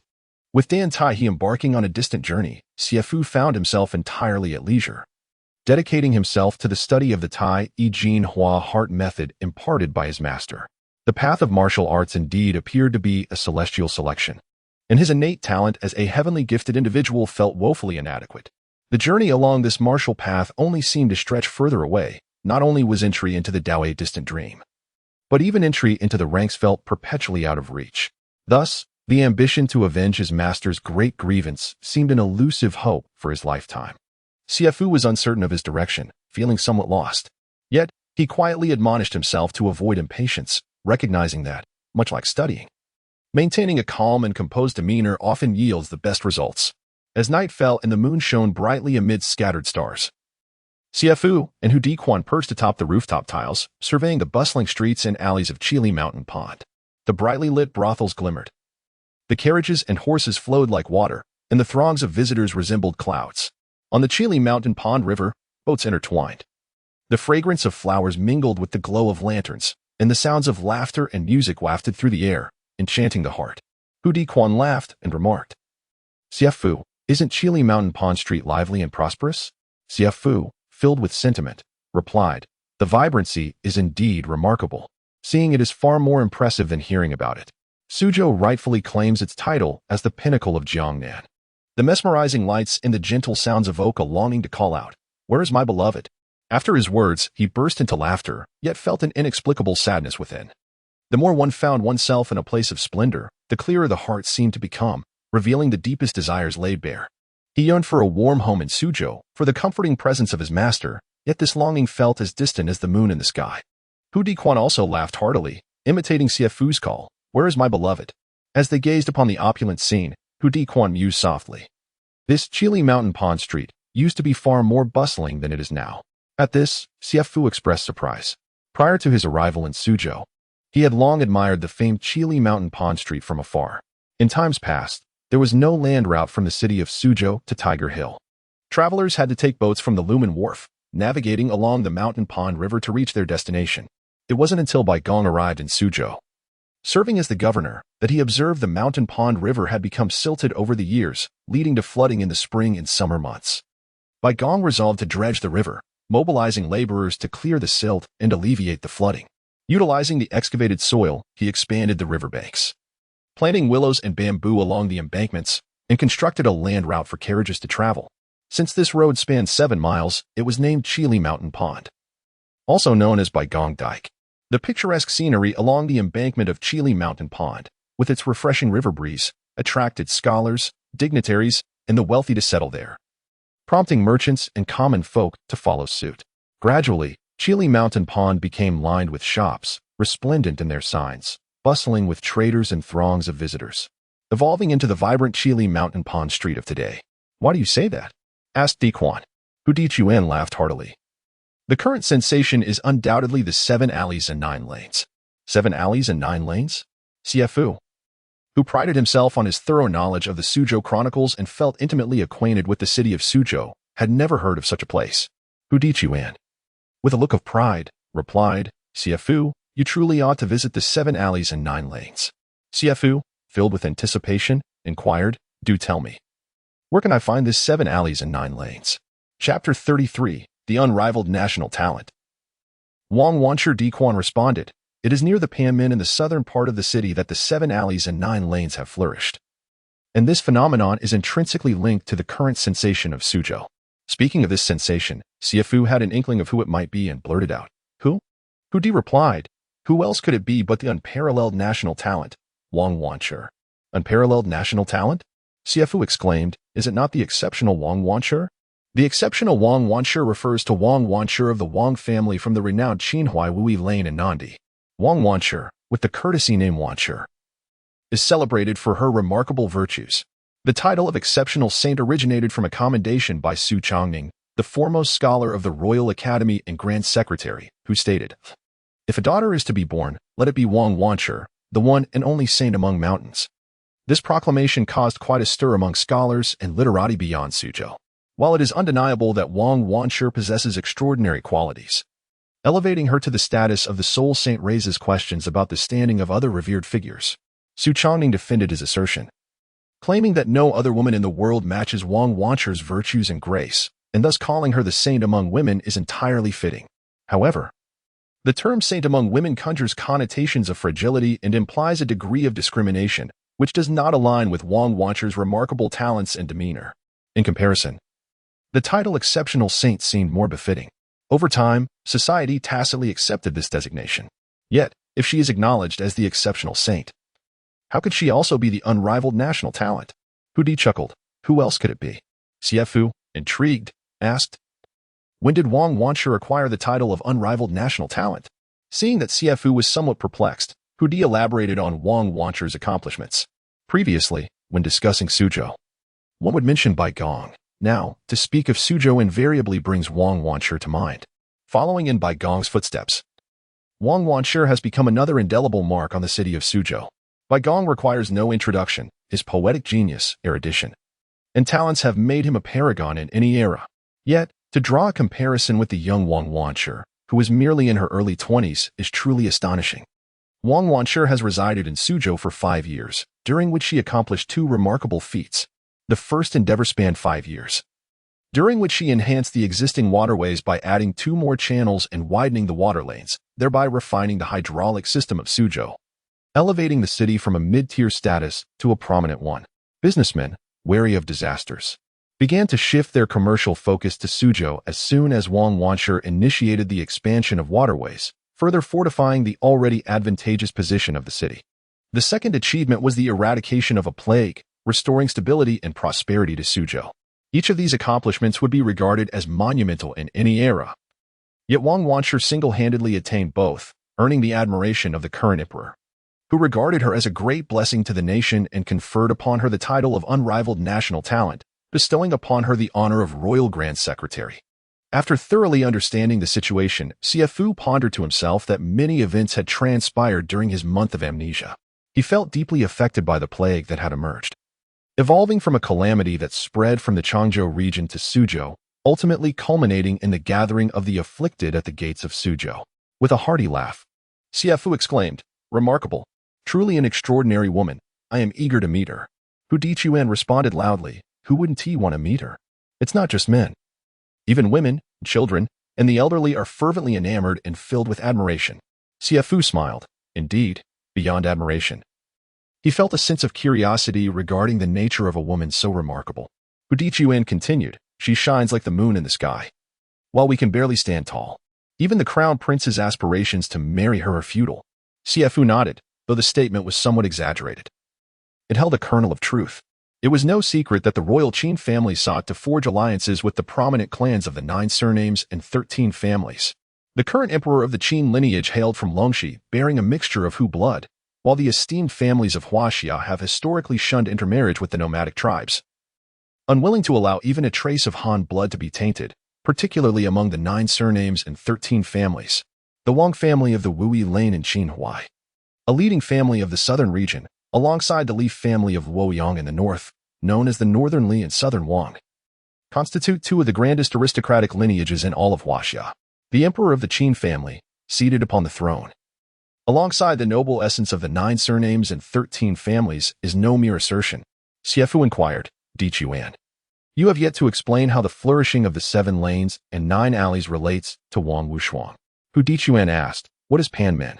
Although Xie Fu was well versed in the history of Suzhou, he had never visited Panmen and replied, "I only know that there is a Pujikan monastery established by Sun Quan for the master monk Xingkong during the 3 Kingdoms period." Hu Dichuan chuckled, "You've strayed too far. Panmen is situated in a low-lying area. During flooding in Suzhou, it suffers the most severe damage. Consequently, it has always been a dwelling for the impoverished. Originally, there were 3 waterways in that area, but persistent flooding and silt accumulation have rendered them nearly impassable, making travel exceedingly inconvenient for the residents." Xie Fu nodded, recognizing that the waterways were essential for the common folk, and if navigation became difficult, the narrow stone alleys would further complicate matters. Hu Dichuan continued, "After Wang Wushuang's arrival, she executed an astonishing act, leveling the dilapidated dwellings in that area." Xie Fu was taken aback. What would become of the citizens living there? Observing Xie Fu's astonishment, Hu Dichuan laughed. "There is no need for such surprise. A person of Wang Wushuang's caliber would not undertake such a drastic measure without careful consideration. As long as proper arrangements are made, no one would object. Especially since Wang Wushuang has promised to assist in rebuilding their homes after the area is cleared."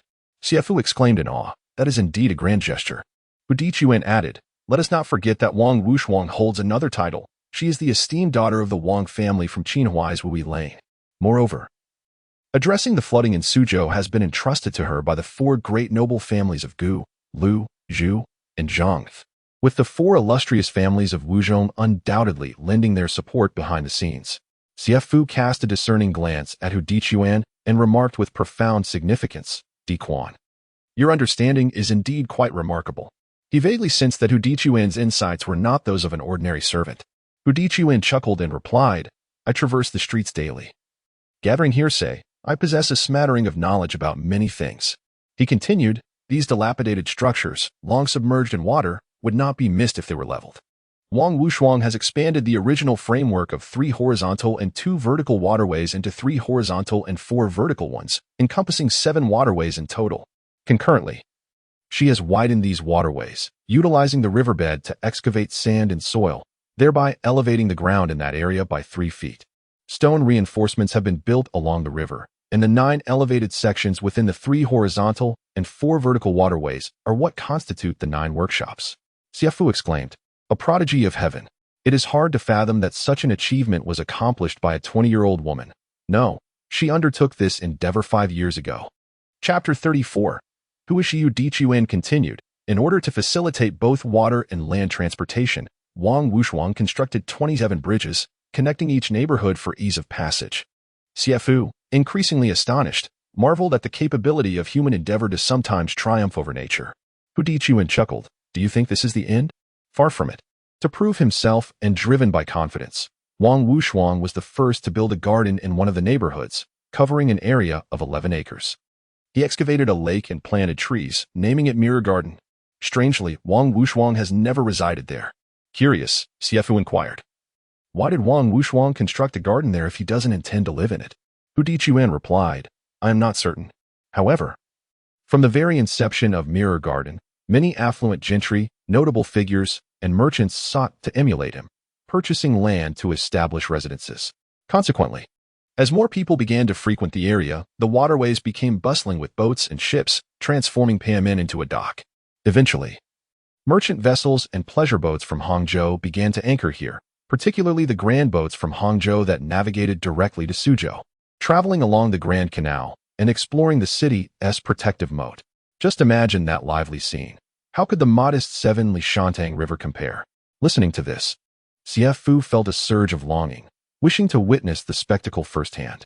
Hu Dichuan smiled, remarking, There is a saying among the literati of Hangzhou, with the sound of gentle rowing, one can drift into a dream and awaken in Suzhou.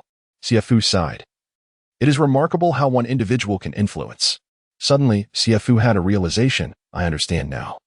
Wang Wushuang aims to invigorate the area of 7 alleys and 9 neighborhoods. If it remains a haven for the impoverished, it will be stagnant, devoid of commerce. Hu Dichuan pondered for a moment before responding. There is some truth in what you say.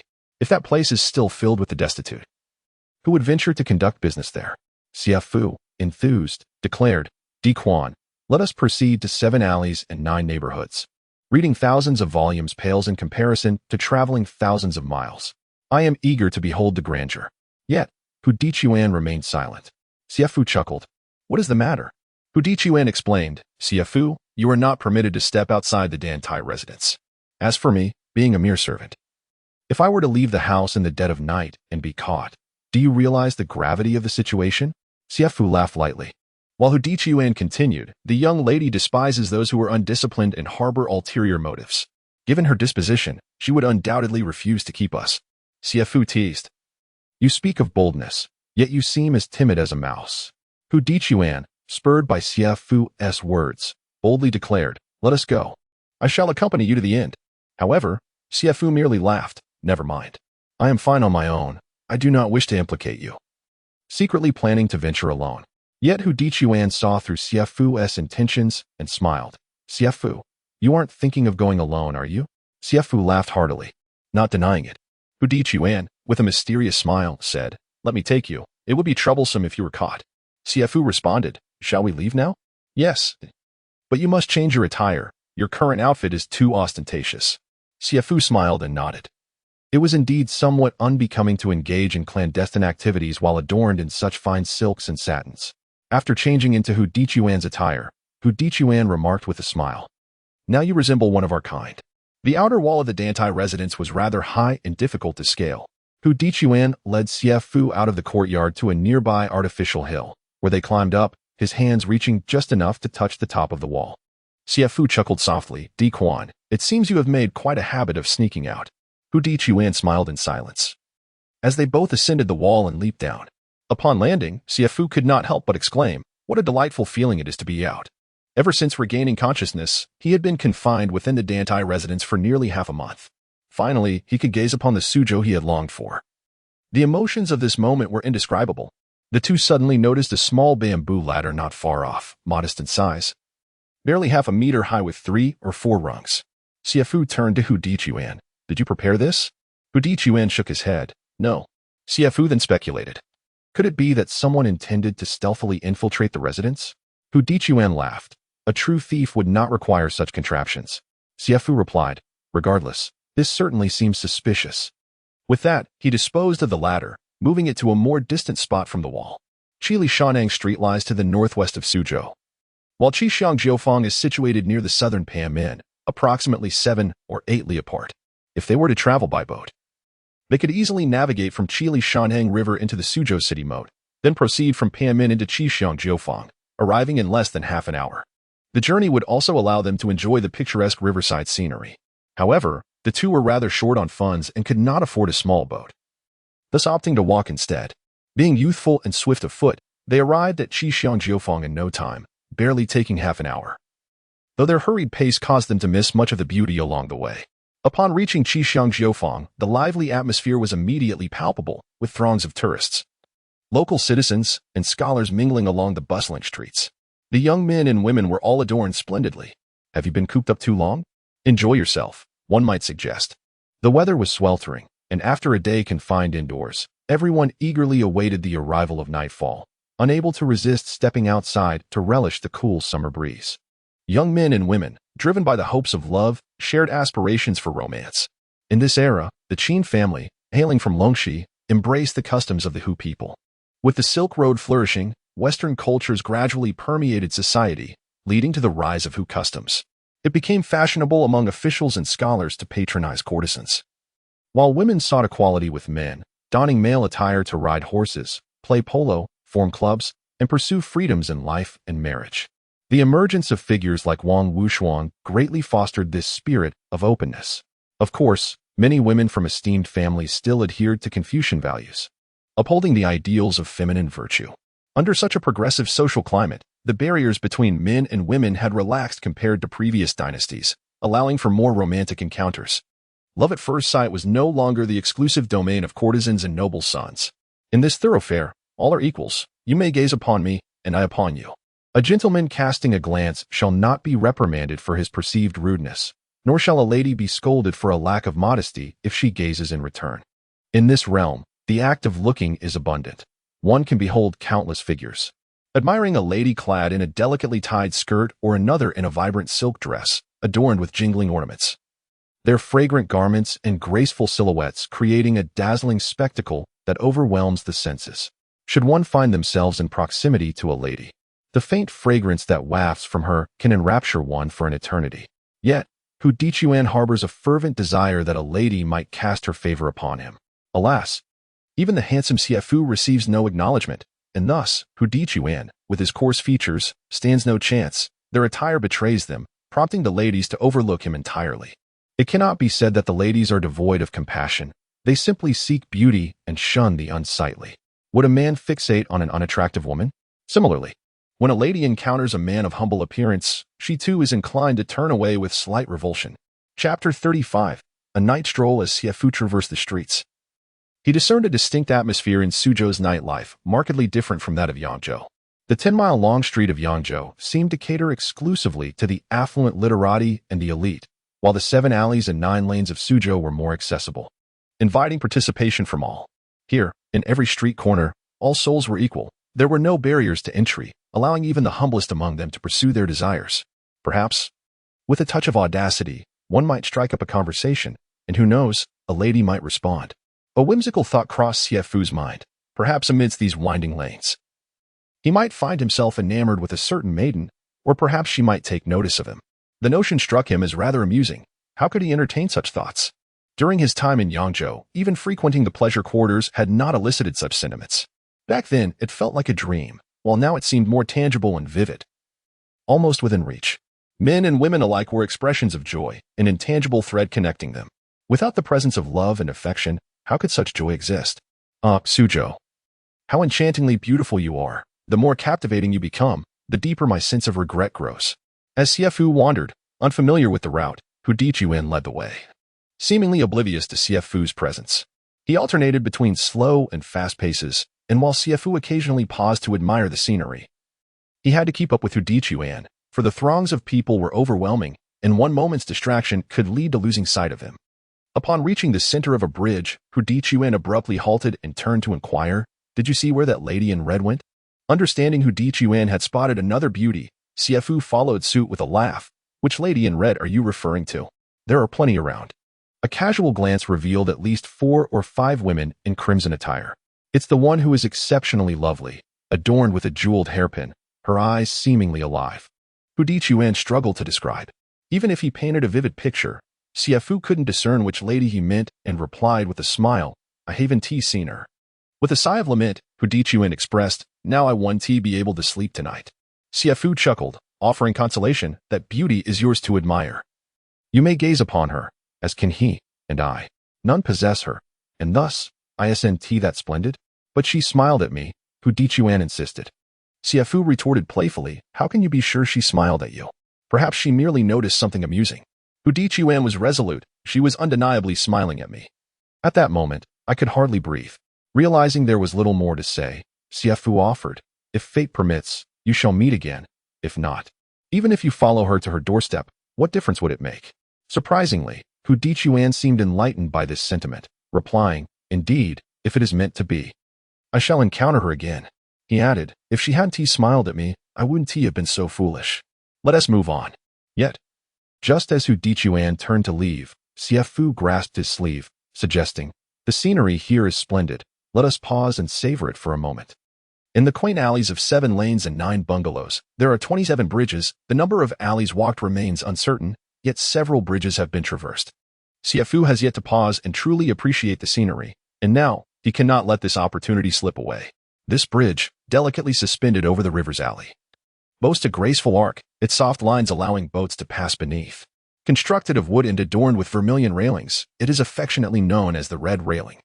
At this moment, Xie Fu stands upon the bridge, observing the splendid pavilions rising from the riverbank, their reflections creating a resplendent ribbon across the water. Below, painted boats align like stars in a shimmering galaxy, their lights twinkling in the night. The long-awaited breeze caresses his hair, bringing a refreshing sensation. It seems as if everyone has stepped out of their homes in anticipation of this very moment. The windows of the brothels emit a thick red mist, with pearl curtains swaying gently, while the boats sway gracefully, accompanied by the soft strains of music and laughter echoing in the air. Hu Dichuan, feeling a stirring in his heart, gazes longingly at the boats on the river, lamenting his financial constraints. If only he had the means, he would willingly indulge in the pleasures offered here. Surprised, Hu Dichuan exclaims, "Xie Fu, you can compose poetry? Your earlier recitation bore a hint of a cultured poet." Xie Fu laughs heartily. Composing poetry is simple, but crafting a masterpiece is indeed a challenge. Curious, Hu Dichuan inquires, "What makes it simple? I seem to lack that talent." Xie Fu explains, "Poetry merely adheres to rules of rhyme. For instance, in a 5-character quatrain, either the first, second, and fourth lines must share the same tone, or the second and fourth lines must share a rhyme. These 2 methods differ in their tonal arrangements." Before he can finish, Hu Dichuan interrupts, "Stop. I shan't learn anymore." Chuckling, Xie Fu continues, and Hu Dichuan leans in, whispering, "Xie Fu, let me take you to a delightful place. The song of the woman on the boat has stirred my heart to an unbearable degree." Xie Fu replies with a smile, "I am unfamiliar. Lead the way." They traverse from the light into shadow, from grand buildings to humble stalls, finally arriving at a narrow alley lined with modest brick and wooden houses. The walls are uneven and neglectfully unpainted, and though a doorway glows with a faint red light, it only illuminates the area beneath. Suddenly, Xie Fu finds his shoes wet from stepping into a puddle. He raises an eyebrow and asks, "Is this also part of 7 lanes and 9 bungalows?" Hu Dichuan chuckles, "Of course. Do you know where we are?" Xie Fu glances around the dim surroundings and blurts out, "Could it possibly be a brothel?" Hu Dichuan laughs heartily, "You've been cooped up at home for half a month, haven't you? Here, if one has money, the pleasures are readily available." Xie Fu, bemused, never expected Hu Dichuan to lead him to such a place. Yet, it is human nature, after all. He queries, since Wang Wushuang has renovated 7 lanes and 9 bungalows, why has such a dilapidated area been left behind? Hu Dichuan responds, "What do you know? If we were to drive them away, how would they survive? How would we, as men, survive?" Initially, some officials sought to renovate this area, but it was Wang Wushuang who intervened. Who would have thought she would consider the plight of the common folk? Although Xie Fu frequently frequented the brothels in Yangzhou, he had never ventured into these particular establishments. Suddenly, a pair of hands emerged, abruptly ensnaring Xie Fu, and a rich, fragrant scent enveloped him, leaving him slightly dizzy. "Good sir, let's go inside." "Hurry, hurry. I have an esteemed acquaintance." Hu Dichuan unceremoniously pushed the woman away. The woman let out a dismissive sound but did not pursue him further. Hu Dichuan chuckled, "I hope I didn't frighten you just now." Xie Fu responded with a smile, admitting that while he was startled, he found the encounter amusing. Hu Dichuan remarked, "She's just a painted lady. No amount of makeup can conceal her true nature." Xie Fu replied, "It was too dark earlier. I couldn't see clearly." Chapter 36. The Culinary Master Guxian. Hu Dichuan chuckled, "Do you know why the lights here are dim? If you see clearly, there is no more intrigue left. And remember to be resolute when you refuse. The moment you hesitate, you'll be drawn in. Next time you come alone, keep that in mind." Xie Fu couldn't help but chuckle quietly. It sounded as if Hu Dichuan was particularly concerned about this place. Shortly after, Hu Dichuan led Xie Fu into a modest establishment, where the lighting was surprisingly brighter than outside. A middle-aged woman in her 40s approached them, dressed quite plainly. resembling a matchmaker rather than the brothel Madame Xie Fu had imagined. "Ah, it's you again, old master Hu," she greeted with a smile. "Who teach you in?" "Pleased by the title," asked Madame, "is Gui Xiang available?" The matron replied with a smile, "Gui Xiang is busy at the moment." Hu Dichuan frowned. "Is she too occupied?" "I came specifically for her." The madam chuckled. "Why the rush? It won't be long. She'll be free shortly." Very well, Hu Dichuan responded cheerfully. The madam's gaze shifted to Xie Fu, remarking, "This master is quite handsome." But then she caught herself, adding, "I mean, this young gentleman is rather dashing." Hu Dichuan interjected, "I almost forgot to introduce. This is my brother, named." Xie Fu cut in, "My surname is Xie. Good day, madam." If the name Xie Fu were to reach the Xie family in Yangzhou, he would undoubtedly face dire consequences. Though it seemed improbable, he still needed to be cautious. The madam exclaimed, "My master Xie has such a sweet tongue. Young and handsome, oh dear, I wonder which of my daughters will be in trouble tonight." Having heard such flattery countless times in Yangzhou's brothels, Xie Fu took it with a grain of salt, surprised to find the same behavior prevalent in this establishment. Hu Dichuan remarked, "Madam, I entrust my brother to your care." He then leaned in to whisper something to her. "Gui Xiang and Hongo are my finest girls, and their prices reflect that. Your friend is certainly willing to spend." The madam led Xie Fu to a room, announcing, "Honger, your guest has arrived."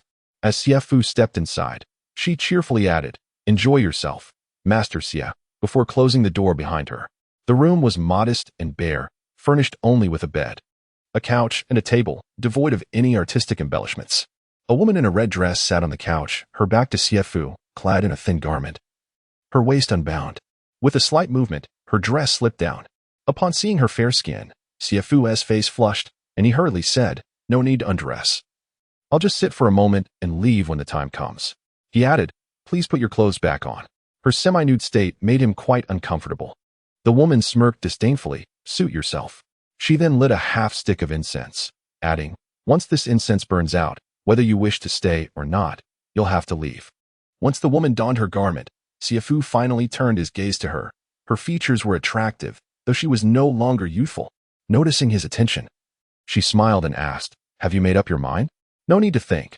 I came with a friend and will leave when the time is up." The woman appeared to be well acquainted with the tricks of men, her face adorned with disdain, her expression frosty, and her voice laced with nonchalance as she remarked, "Then you may wait as you please."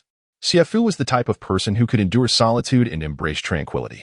Ever since the young lady in red donned her attire, he resumed his composure. In the room, with just a man and a woman present and no words exchanged, the atmosphere felt peculiar. He was not flustered. He gazed around, taking in the walls, the floor, the window, the ceiling, the lampstand, the garments adorning the young lady, and her shoes. After a while, the woman in red seemed to tire of sitting on the couch and reclined upon it, turning her back towards Xie Fu and resting on her side. One delicate arm served as a pillow while her long legs were slightly bent.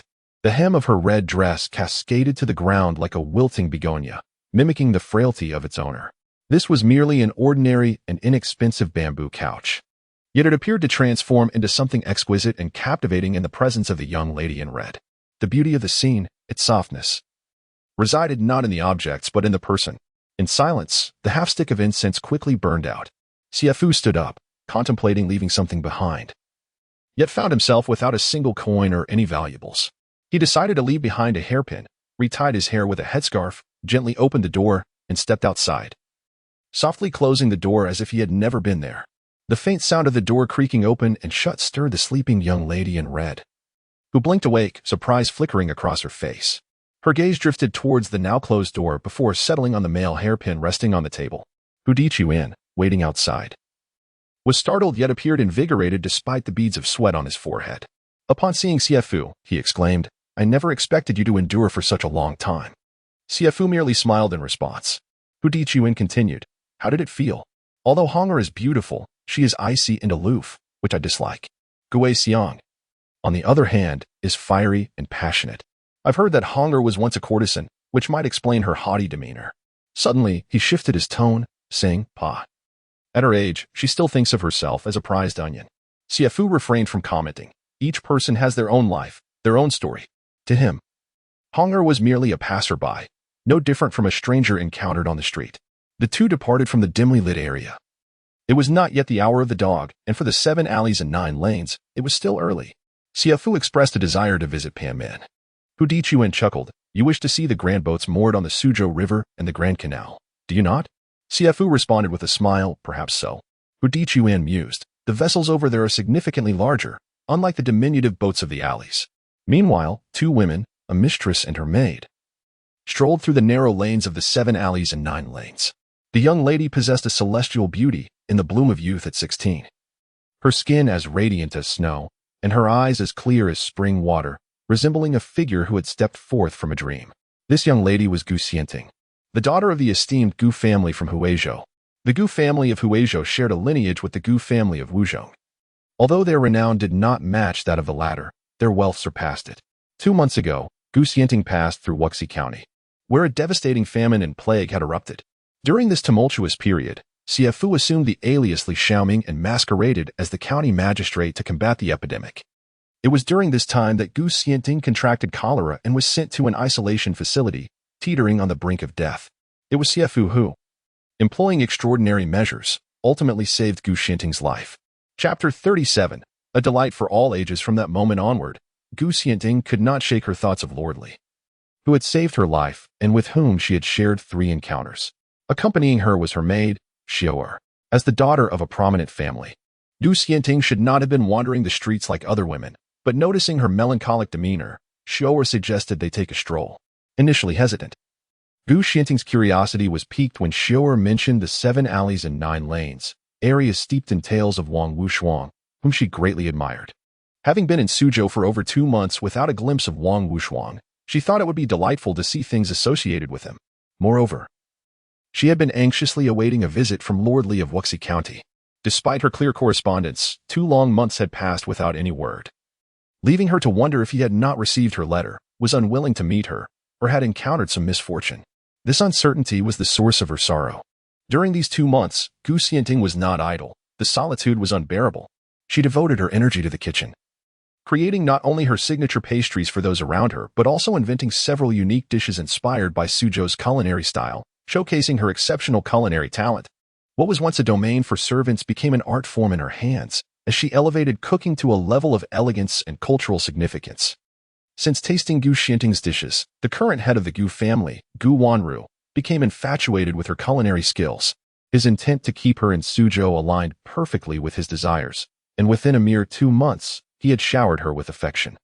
Had she not been a member of the Gu clan, she might have already been designated as his granddaughter-in-law. Gu Xianting demonstrated to the women of the Gu family that exceptional cooking could indeed captivate a man's heart, leaving him enchanted regardless of age. Gu Wanru's second son, Gu Mao, had a wife, Gu Chui, who resided in Suzhou and grew particularly close to Gu Xianting. Not only did she enjoy the delectable food, but she also eagerly sought to learn culinary skills from Gu Xianting, who transformed Gu Chui's perception of cooking. Mastery in the culinary arts could elevate one's status above even the most talented and graceful. A stark reality presented itself. Gu Chui had been married into the Gu family for nearly a decade, yet Gu Wanru had never held her in high regard. Had she not been the daughter of the Chui family, she would likely have faced neglect and bullying within the household. In contrast, Gu Xianting had only been in Suzhou for 2 months, yet the elder gentleman lavished her with affection. On one occasion, Madame Lu, the wife of the district magistrate, visited the Gu residence. Gu Chui made a point to serve Gu Xianting's pastries to her. Despite her access to the finest delicacies, Madame Lu found herself craving more of the pastries. Subsequently, she sought to learn culinary techniques from Gu Xianting, who in turn introduced new noblewomen to the art, even bringing her own daughter to join in the learning. Having perhaps tasted the sweetness of culinary arts, these noble ladies have come to recognize the significance of such skills for a woman. In a remarkably short span, their esteemed circle has expanded immensely. Seizing the prevailing trend, they established a culinary society led by Gu Xianting, facilitating gatherings and exchanges. The men, witnessing their newfound pastime, found no reason to persist in their companionship, and thus offered their tacit support from the sidelines. For reasons unbeknownst to all, these affluent ladies audaciously encouraged Gu Xianting to open a restaurant. However, Gu Xianting had no such intentions and politely declined. Undeterred, the noblewomen took matters into their own hands and acquired the renowned Wanga Tower, conveniently located by the Su Gate. Though the name of the establishment may lack grandeur, its scale is considerable, encompassing nearly 10 acres when including the adjoining gardens. The restaurant flourished, much to the chagrin of its original owner. Yet, the patrons behind Wanghe Tower were none other than the most powerful women in Suzhou. To offend even one of them could spell disaster for the owner's standing in the city, as these ladies wielded connections to the most esteemed figures in Suzhou. Reluctantly, the owner had to part with his establishment. While the funds came from these noble women, they regarded Gu Xianting as the principal owner, as the restaurant was essentially established in her honor. Naturally, Gu Xianting was not in need of money. The Gu family of Huizhou was the wealthiest in the region, lacking for nothing. The ladies did not embark on this venture for profit. Rather, they likely viewed Wanghe Tower as a venue for leisure and socialization. Xiao suddenly spoke up. Miss, the ladies have taken over Wanghe Tower. You are the principal owner now. Gu Xianting smiled but did not respond. As they walked, her spirits lifted considerably. The freedom to stroll through the streets felt delightful, a luxury in Huizhou, where her fame rendered her a virtual prisoner.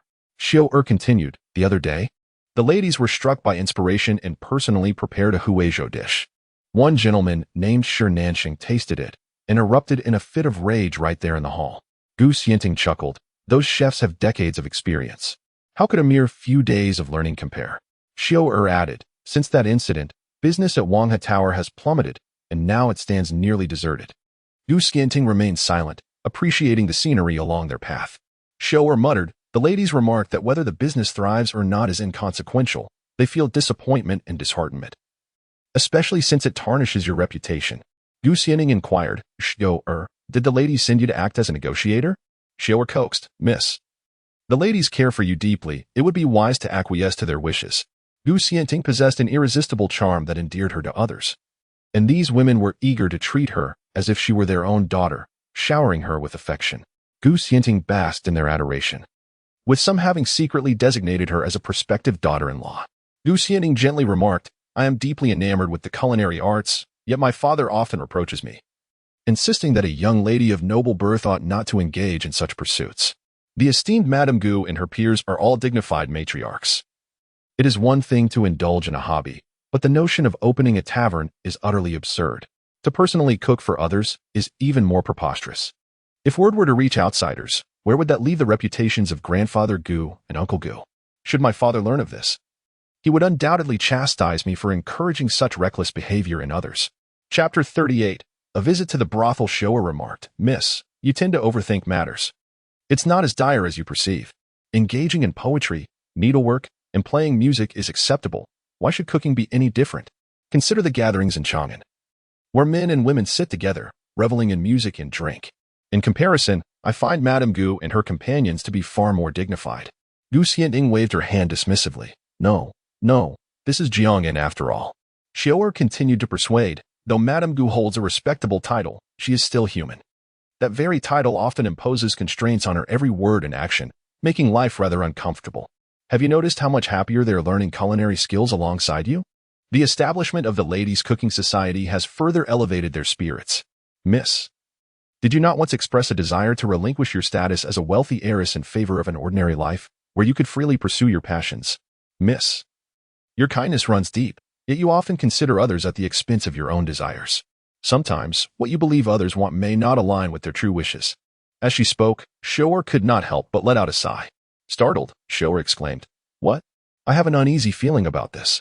Gu Xianting discreetly pointed to a handsome man behind them, a sword hanging at his waist, and whispered, He is truly bothersome, lingering like a shadow. We must find a way to shake him off. This man, Zhao Zilei, served as Gu Xianting's personal bodyguard, trailing her wherever she went. Despite Gu Xianting's gentle demeanor, she harbored a strong dislike for Zhao Zilei. Xiao remained silent, and Gu Xianting chuckled. Did you not suggest that I think of myself? What more is there to discuss? Xiao felt ensnared in her own words and managed a subtle smile. Miss, with your extraordinary beauty, walking through the streets will surely attract the gaze of lecherous men. Brother Zhao is merely looking out for your well-being, especially after what happened in Huizhou. Gu Xianting replied, I am not overly concerned about that. There are many men and women on the streets, and I am not the only woman here. Moreover, the courtesans, adorned in vibrant attire and alluring beauty, are far more likely to attract attention. Besides, with nightfall, my appearance may not be easily discernible. Xiao insisted, Those courtesans, with their heavy makeup, cannot compare to your natural elegance, unadorned and transcendent. Regardless, with Brother Zhao accompanying us, I feel a bit more at ease. Gu Xianing laughed. Join me in this adventure just once, and I shall consider your proposal regarding the tavern. Xiao hesitated, aware that some endeavors should not be taken lightly. Any misstep could lead to trouble. Gu Xianing reassured her, it is still early. I wish to explore further. Thank you for your efforts, Guardian Zhao. Miss. You are too kind. It is my duty, Zhao Zile replied, maintaining a respectful distance. Once he had stepped away, Xiao whispered, it is difficult to shake off Brother Zhao. His gaze never strays from us. Perhaps we should reconsider. Although Xiao verbally agreed to join Gu Xianing in her escapade, her heart was heavy with concern for her safety. Without Brother Zhao, they were but two defenseless maidens, vulnerable to any misfortune that might befall them. They ventured towards the bustling crowd. Gu Xianing spoke as she took Xiao's hand, pushing through the throngs of people. The two maneuvered through the crowd, yet despite their efforts, they could not evade Zhao Zilei's keen, piercing gaze, truly embodying Gu Xianting's words about a haunting presence. Frustrated, Gu Xianing secretly stamped her foot. To which Xiao replied with a smile, Miss, perhaps we should accept our fate. We lack the skill to escape Zhao Gij's watchful eyes. Hearing this, Gu Xianting turned her head and noticed a young woman standing before Zhao Zilei, engaging him in conversation. Zhao Zilei, radiating charisma, indeed stood out among the crowd like a crane among chickens. A sudden spark of inspiration flickered in Gu Xianting's mind. Eureka! Curiously, Xiao inquired. What do you mean by Eureka? With excitement, Gu Xianting exclaimed, I have a way to shake him off. She immediately took hold of Xiao and set off. Upon seeing Gu Xianting leave, Zhao Zilei disregarded the young woman and hurriedly followed, paying no heed to her loud inquiries about her name from behind. Xiao whispered, Miss, I fear you may be disappointed again. Zhao Gij has followed us. She assumed that the plan Gu Xianting mentioned involved the young lady distracting Zhao Gij, allowing them to slip away. Given her understanding of Zhao Gij, she deemed this utterly impossible. In his eyes, nothing was more important than the miss. Not even his own life. Confused, Xiao could not help but ask, Miss, what exactly are you trying to achieve?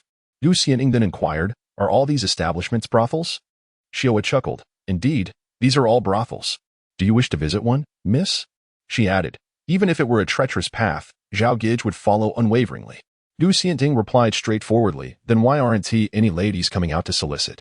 Xiao paused, pondering how the women of the brothel could possibly emerge to solicit patrons. Suddenly enlightened, she realized that the miss must be conflating brothels with other establishments. With a smile, she explained, Miss, brothels cater to nobles, scholars, and wealthy merchants. They would never demean themselves by soliciting. That is the role of a different kind of establishment. Gu Xianing acknowledged this with an O and declared, then let us go to that establishment. Chapter 39. It turns out to be a group. Upon hearing this, Xiao gasped in astonishment. The young lady's words were truly astonishing. How could they, of all people, dare to venture into such a den? That place was teeming with ruffians and brutish men, making it exceedingly perilous. No, my lady. Such a place is utterly off limits. Yet, Xiao was forcibly dragged along by Gu Xianting, whose eyes sparkled with a peculiar intensity. She had twice encountered Lord Li, but had missed those opportunities due to her excessive decorum and timidity. Once lost, such chances would never return. And she had been consumed by regret in the days that followed. Today, she was determined to reclaim her honor. Close behind them, Zhao Zilei observed as the two moved from the lively throng into a secluded corner, transitioning from light to darkness. A slight frown crossed his brow. The young lady had forgotten her station. At such an hour, in this kind of place, it was unwise to venture forth, yet with his presence, there was little cause for concern.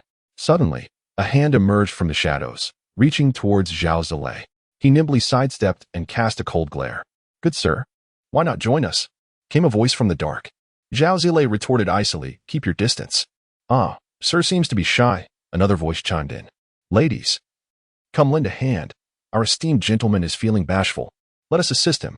In an instant, several women materialized from the darkness, encircling Zhao Zilei with practiced ease, drawing close and intertwining their arms with him. Men who frequented such establishments were naturally in search of merriment. Otherwise, who would tread this path? If one did not seize the opportunity, another would. Observing Zhao Zilei ensnared, Gu Xianting whispered urgently, now is the time, run. Zhao Zilei unsheathed his sword with a chilling glare, warning, if you do not disperse, do not blame me for my lack of courtesy. Gu Xianting and Xiao fled desperately, their frantic escape reminiscent of being pursued by brigands. They ran until exhaustion claimed them, panting heavily as they finally halted. Gu Xianting, catching her breath, suddenly burst into joyous laughter, her mirth akin to a nightingale's sweet song beneath a rain-drenched window, enchanting to the ears. Xiao, having not witnessed such unbridled joy from her mistress in quite some time, deemed the moment worthwhile. A dapper young man, dressed in fine robes and clutching a folding fan, hurried toward them, followed closely by two others.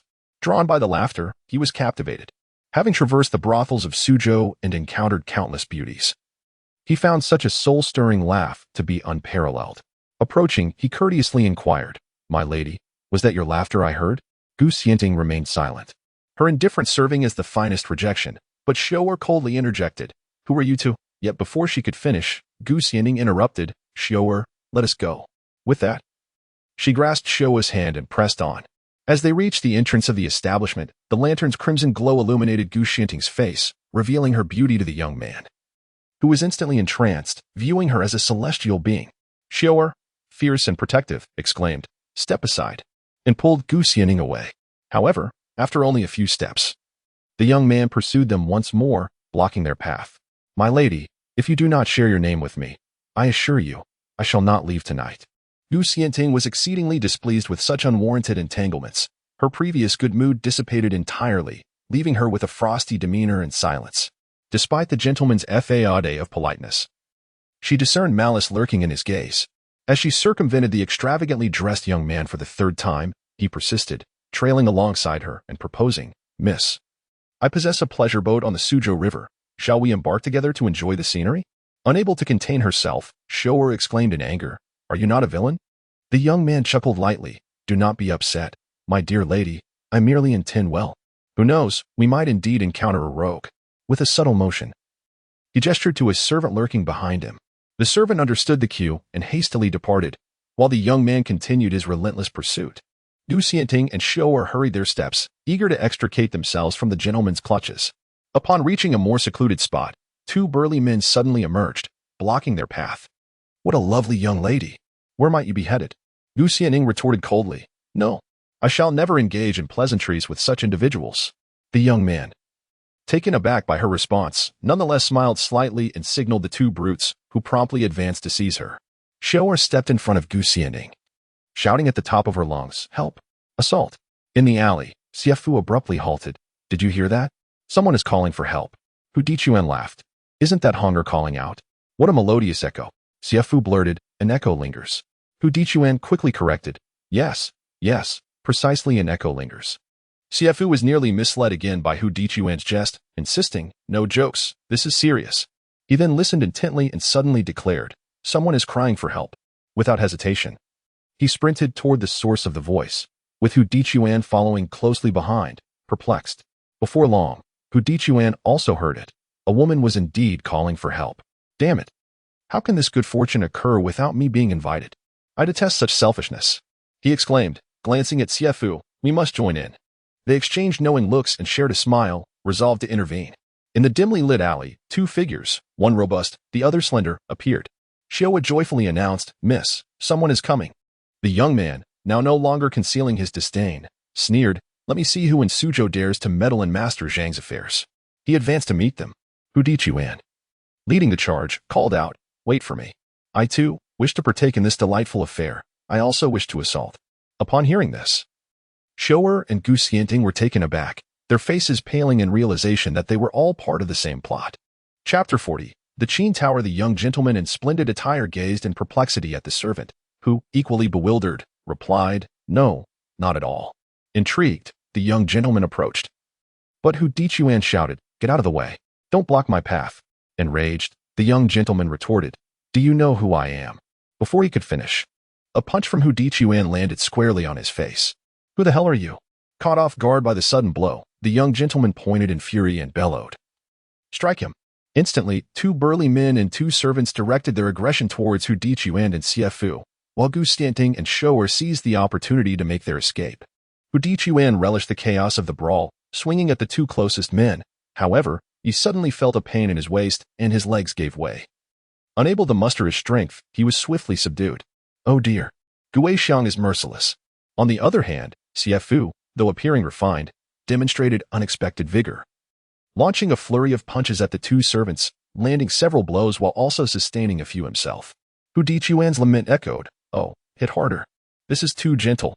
Just tickling." Xie Fu, seizing the moment, abandoned the two servants and charged at the young gentleman in splendid attire, leaping high and delivering a resounding slap to his face, causing the young gentleman's head to snap aside, expelling something from his mouth. Startled, the two men assaulting Hu Dichuan turned to check on the young gentleman's condition. Xie Fu, seizing the opportunity, yanked Hu Dichuan from the ground and fled. Ultimately, the duo managed to escape, while the young gentleman stood fuming, declaring, "Even if I have to dig 3 feet into the ground, I will find those two." Gu Xianting and Xiao, initially in a state of panic, paused after running for a while, realizing, if we just leave, those two might be beaten to death. Xiao remarked, "These ruffians are barbaric and rude, driven by jealousy." Yet Gu Xianting countered, "Just now, they were clearly trying to save me. I witnessed them fighting." "Zhao, you have arrived just in time. Come with me," Gu Xianting instructed. Turning back, Zhao Zile coldly commanded, "Miss, stop causing a scene." Xiao interjected, "Zhao, someone attempted to assault the young lady. We barely managed to escape." Zhao Zile's eyes darkened with a murderous intent, seeking death. "Lead the way." Upon arriving at the alley where the commotion had occurred, they found it eerily quiet, devoid of any presence. Gu Xianting sighed in relief. They must have fled. Zhao Zile, puzzled, questioned, "If they have fled, why does the young lady appear relieved? Is she fearful of my inadequacy?" He recalled the earlier confrontation, those two. "Oh dear, I'm confused, unable to grasp the situation." Xiao wished to clarify, but struggled to articulate her thoughts. She chuckled, "No, I was protecting you. It was quite dangerous." Gu Xianting, suddenly reaching for the back of her head, exclaimed, "My headscarf." Tears welled in her eyes as she nearly broke into sobs. Understanding the significance of the cherished scarf, Xiao quickly reassured her, "Do not fret. Miss, it must have fallen nearby as we ran. Let us search thoroughly." Gu Xianting affirmed, "Yes, yes, let us search diligently," and began to look around earnestly. Xiao hurriedly leaned closer and whispered, "Brother Zhao, refrain from speaking too much. This headscarf holds profound significance for the young lady. If you irritate her, she may genuinely lose her temper this time."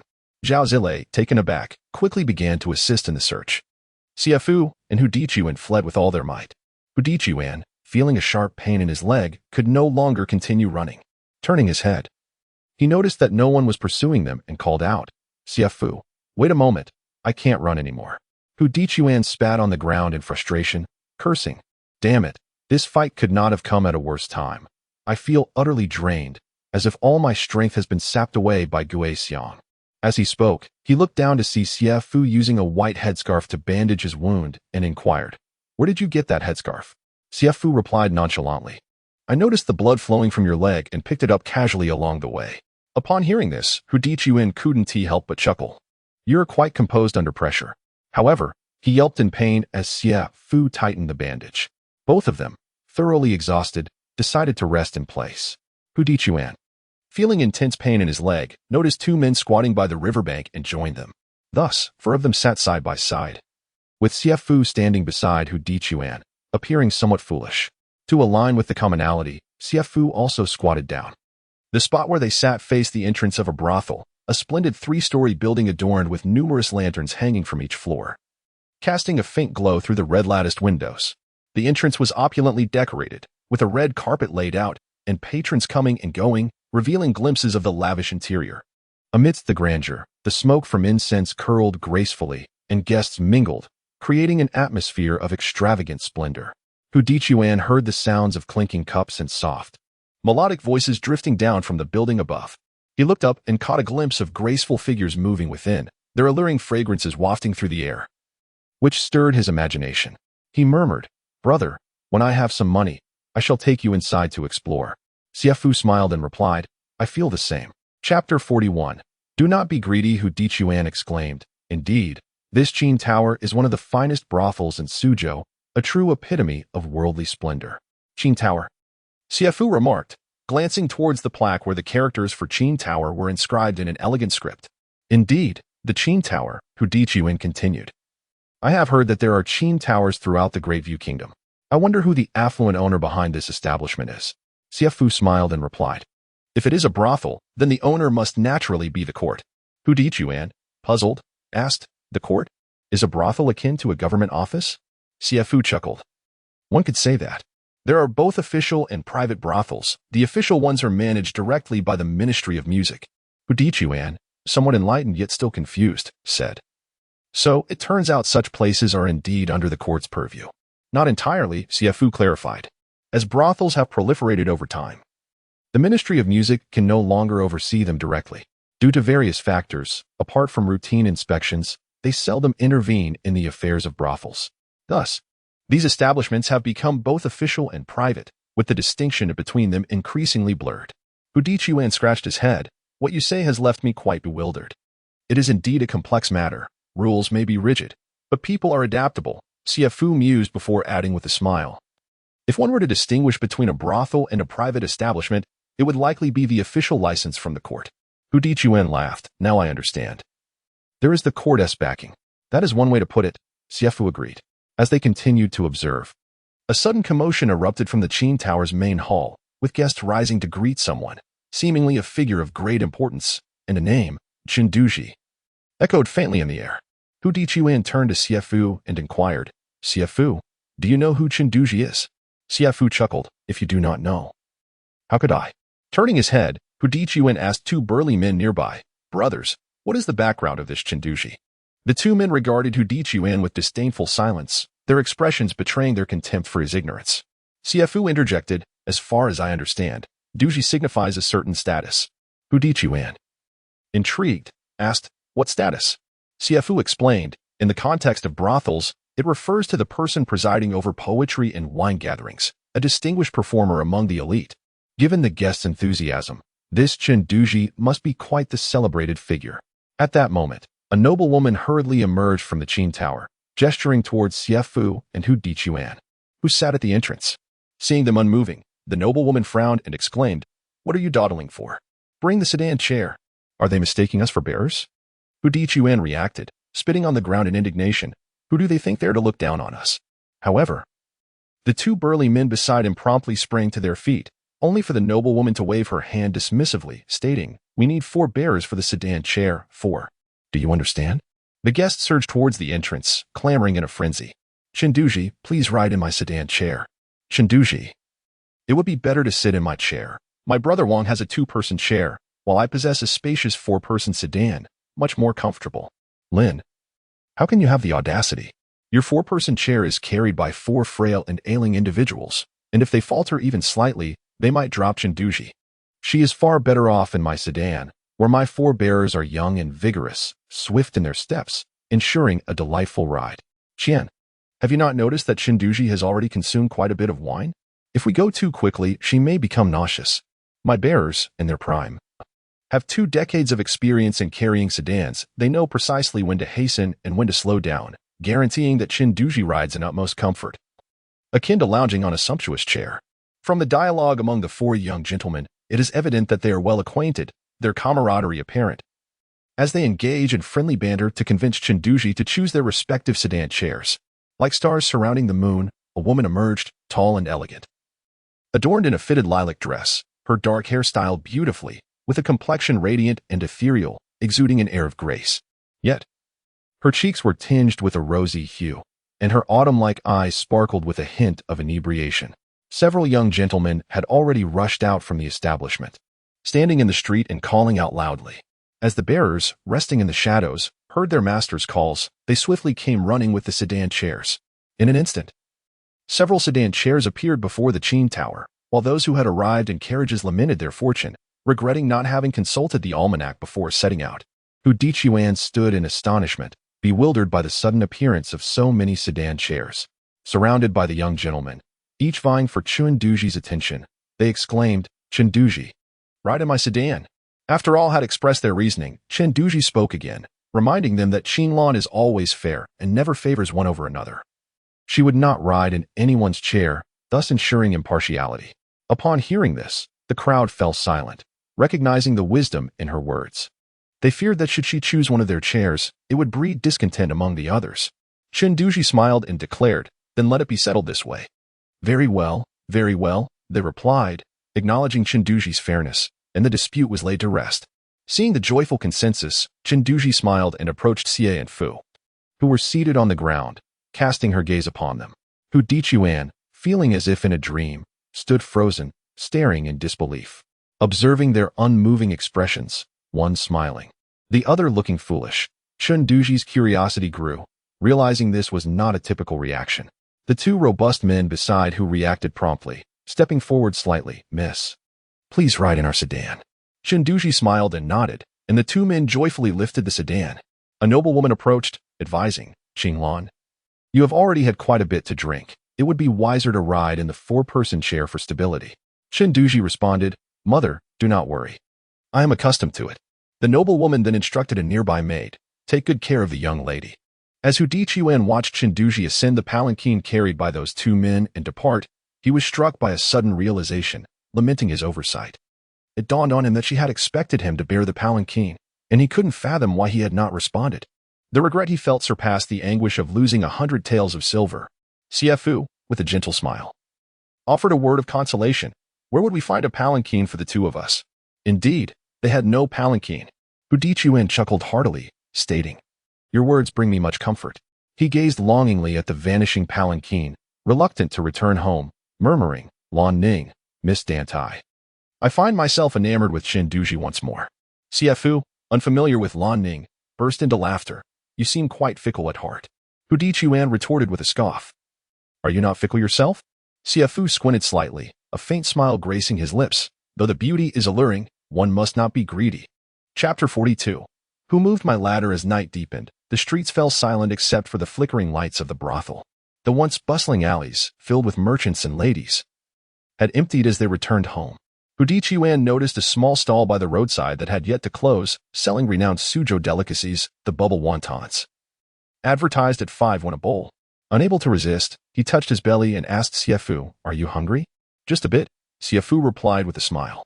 "Then let us have a bowl," Hu Dichuan said as he reached for his money pouch, only to find it somewhat sparse. Counting carefully, he discovered merely 8 won remaining. Approaching the stall, he inquired, "Old man, will you sell 2 bowls for 8 won?" The vendor, an elderly man, responded, "Young man, it's always 5 won a bowl." Hu Dichuan retorted with irritation, "At this hour, the streets are quiet. Who else will come for your wontons? If you don't sell them, they'll go to waste. You're so stubborn." He placed the 8 won on the stall with a flourish. "2 bowls, please." Without tables or chairs, the two squatted down with steaming bowls in hand. After a night filled with commotion, fighting and fleeing, they were famished, eager to devour the entire contents of the bowls. However, the broth was scalding hot, and eating too quickly would burn their mouths, so they alternated between blowing on the soup and exhaling, their eating accompanied by audible slurps. Hu Dichuan, feeling the heat, managed to say between bites, "Delicious." With a wonton in his mouth, Xie Fu found it too hot to speak clearly, mumbling, "Spicy." Hu Dichuan, puzzled, asked, "What is spicy?" Once Xie Fu swallowed, he clarified, "Tasty." Hu Dichuan burst into laughter. "I still think it's spicy, tender as it is, just like fragrant osmanthus." One bite, and the soup spills out. As they enjoyed their meal, a sudden chill descended upon them, and rain began to pour down heavily. The summer rain arrived swiftly and without warning, drenching their bowls. Hu Dichuan couldn't help but curse, "Damn it, this is just my luck, getting rained on while eating wontons." The old man, busy packing up, called out, "Gentlemen, have you finished? I need to close up." Hu Dichuan shouted back, "Not yet." The vendor urged, "Then hurry up." As the rain intensified, both of them became thoroughly soaked. They hastily finished their wontons, leaving the broth untouched, and dashed towards Chili Shantang, drenched and disheveled. Yet, midway, the rain ceased. Approaching the outer wall of the Dantai residence, they spotted a figure jumping against the wall. It was evident that this person was straining. Yet the wall was too high. No matter how hard they leaped, their hands could not reach the top, let alone climb over. Xie Fu and Hu Dichuan exchanged bewildered glances. Is this person trying to scale the Dantai residence to steal flowers? They had never before witnessed such a clumsy thief. Frustrated at failing to reach the top, the figure kicked the wall several times, exclaiming, "Which bastard moved my bamboo ladder?" Upon hearing this, Hu Dichuan lowered his voice. "It's young Master Dantai." After a brief exchange with Hu Dichuan, Xie Fu hoisted him over a nearby wall and, disregarding Hu Dichuan's protests, made his way towards Dan Taiwan Wang. "Do you need a hand?" Dan Taiwan Wang, like a startled frog, jumped at the sudden sound behind him. Turning around, he was taken aback to see the young man with a delicate appearance. He immediately exclaimed, "Damn it," and kicked Xie Fu hard on the foot, blaming him for his inability to escape. Xie Fu laughed heartily, explaining, "Young master, I thought you were a flower thief intent on causing harm to the young lady, and naturally did not wish for you to flee. Had I known it was you, I would have surely taken you along with me." Dantai Manor paused, recalling a vague sense of protectiveness that the young man had displayed towards his sister during his previous visit to her chamber. The complexity of his feelings during the encounter in the study had left him with a sense of unexpected camaraderie. He poked Xie Fu in the chest and said in a low voice, "You are the real flower thief here. What reason would I have to pursue my own sister?" Xie Fu replied, "I am not a flower thief." "Then why did you sneak into my sister's chamber?" "Actually," Xie Fu hesitated. Dantai Manor pressed, "Actually what? Sneaking into my sister's chamber at such an hour, what else could it mean?" Xie Fu stated plainly, "Young master, I do not wish to be this kind of young man." Upon hearing this, Dantai Manor chuckled, "You do not wish to be a young man. Rather, you do not wish to be this type of young man." Xie Fu replied with a grin, "That is one way to put it." Lowering his voice, Dantai Manor asked, "Has she truly not been with you?" Who else could it be?" "My sister, your mistress." Xie Fu countered, "What do you think?" Dantai Manor, displeased, insisted, "Just speak plainly. I do not appreciate circumlocution." Xie Fu replied, "No, in my eyes, your sister is pure and virtuous." Dantai Manor scoffed, "Pure and virtuous? Are you aware that she is known as the enchanting lady in Suzhou?" The line of men wishing to share her bed could stretch from the gates of the Dantai residence to the alley. Xie Fu laughed. "Do you not think your sister's actions are driven by some hidden sorrow?" Dantai Manor appeared thoughtful, murmuring, "I do not know. She has never confided in me or sought my counsel." Xie Fu wished to express that this was because she had always sheltered him like a fledgling beneath her wings, and if he could show himself to be more mature, she would likely regard him differently. However, he refrained from saying this due to their still developing rapport. Xie Fu smiled faintly, not claiming loyalty, but rather a sense of empathy. Dantai Manor redirected the conversation to the point. "What was your intention in sneaking into her chamber that night?" At this juncture, Xie Fu felt no need for further concealment and candidly stated, "I intended to steal the contract of servitude." Dantai Manor blinked in surprise. "Steal a contract of servitude? Weren't you all willingly allowing her to keep you?" Xie Fu clarified, "I did not do so willingly. As a man of stature, how could I become a slave beneath a woman's skirt?" Dantai Manor gazed at Xie Fu's haughty demeanor and inquired, "Are you not, at this moment, a mere servant beneath the skirt?" Ahem. This remark left Xie Fu utterly speechless. Dantai Manor continued to mock, "If you were truly a servant beneath the skirt, it would be acceptable. However, the fact that you cannot even catch a whiff of foot odor is what truly constitutes a grievance." Haha. Ahem. Dantai Manor certainly possessed a sharp tongue. Xie Fu replied, "Thus, I am determined to alter this identity and regain my freedom." Chapter 43.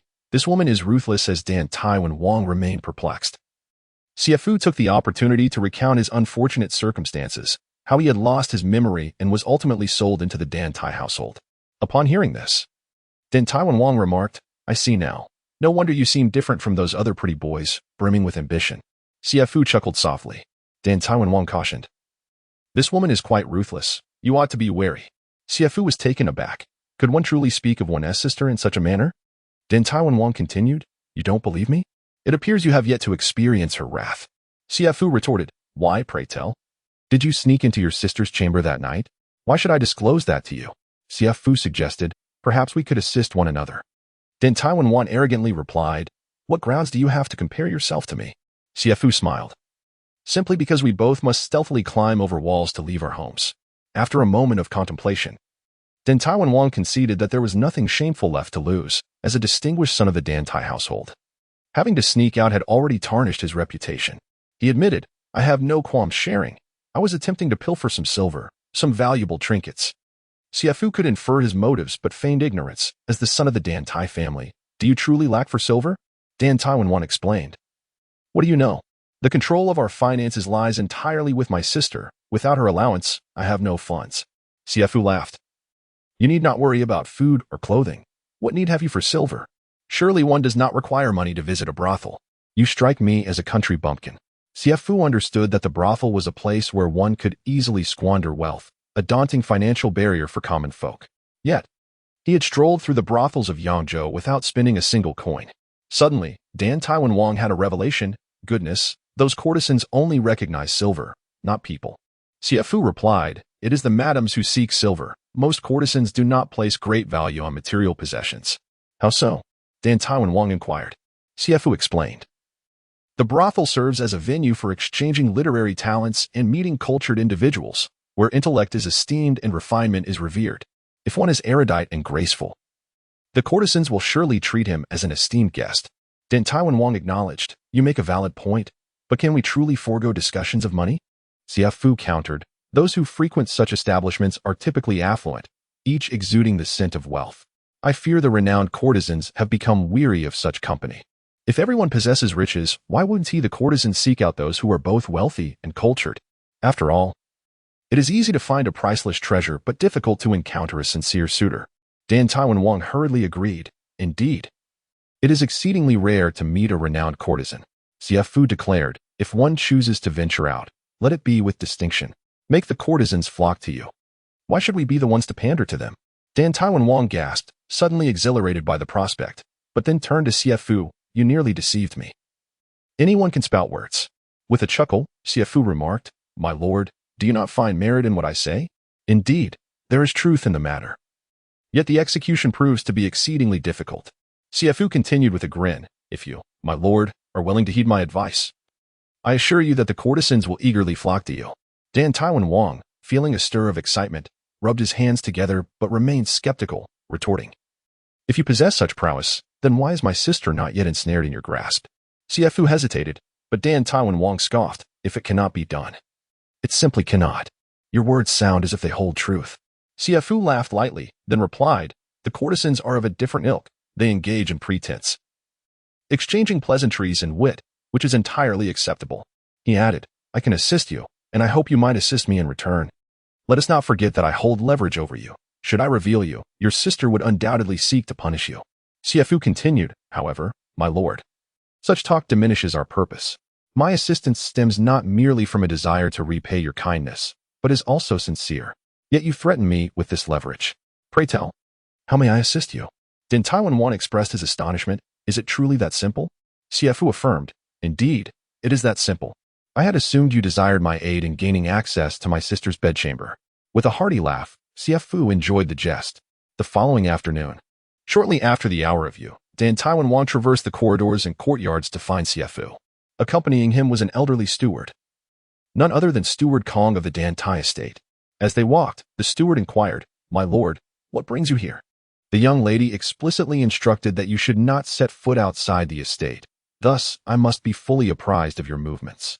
Dantai Wang concocted an excuse, stating, "A few days ago, I encountered a young scholar in my sister's study, possessing considerable talent. Is it not reasonable for me to invite him as my companion in study?" Steward Kong pondered this for a moment and found no cause for concern. Although there were rules prohibiting leaving the estate, it was reasonable for the young lord to invite a scholar to accompany him. Thus, he relented, deeming it inconsequential, as long as the young lord remained within the estate and focused on his studies. As Xie Fu followed Dantai Wang from the east garden to the west garden, they encountered several servants and maidens, who greeted Dantai Wang while casting curious glances at Xie Fu. Though Xie Fu was part of the Dantai household, most of the servants did not recognize him, giving him an air of mystery. Whispers among them revealed that he was the young lady's favored companion, igniting further curiosity about how he came to be in the company of the young lord. After navigating several courtyards, they entered a tranquil and elegant courtyard. Dantai Wang led Xie Fu directly into the study, instructing him to wait, while he excused himself to bathe and change attire. Xie Fu retorted, "Is it not possible to wash at the brothel?" This statement inflicted considerable harm upon Dantai Wang. Typically, prior to encountering the esteemed courtesan after securing the top position, there exists a customary ritual of cleansing. However, Dantai Wang had never been afforded the opportunity to meet the courtesan. He remained uncertain whether Xie Fu was merely speaking casually, dismissively remarking, "In such sweltering weather, feeling sticky all over, I prefer to maintain cleanliness." Chapter 44. The young master's study. The study was remarkably spacious, adorned with intricately carved windows that allowed ample light to flood in. At the back, a large writing desk stood, presumably for frequent correspondence or literary endeavors. The room was equipped with an array of scholarly instruments, several bookshelves, and stacked racks, housing a considerable collection of tomes. Upon glimpsing the books, Xie Fu's eyes sparkled with delight, and he promptly approached the shelves to peruse their contents. As he delved into the reading, he became utterly absorbed, oblivious to the passage of time. Despite the substantial collection and elegant decor, Xie Fu sensed a certain lack of literary ambience. After surveying the room, it dawned on him that the absence of calligraphic works left it feeling somewhat incomplete. Recalling that Dantai Wang had inquired earlier about his poetic abilities, he couldn't help but chuckle, wondering if Dantai Wang was even capable of writing. With this thought, he moved to the desk to inspect what Dantai Wang typically occupied himself with. To his surprise, there were no signs of study or writing. Instead, a rather out-of-place silk handkerchief rested on the desk, embellished with a vibrant peony design. Curiosity piqued, Xie Fu picked it up, and an enchanting fragrance wafted towards him. Suddenly, a furious voice erupted, "Put down your filthy hands." Dantai Wang appeared, striding swiftly towards Xie Fu, snatching the handkerchief from his grasp and coldly interrogating. "Who permitted you to touch my belongings?" Xie Fu was momentarily taken aback and muttered an apology. Dantai Wang shot him a glare before hastily inspecting the handkerchief for any stains, then icily remarked, "Do you realize this handkerchief is one of a kind?" Xie Fu chuckled. "Such handkerchiefs are plentiful. I fail to see what makes this one unique. You rustic fool, this handkerchief is the property of the peony, purchased at a high price by me. It is my treasure, do you understand?" Dantai Wang asserted. Xie Fu nodded, acknowledging the statement, albeit finding it an exaggerated valuation for merely a handkerchief. Dantai Wang continued, "Look here, it bears the embroidered characters for peony."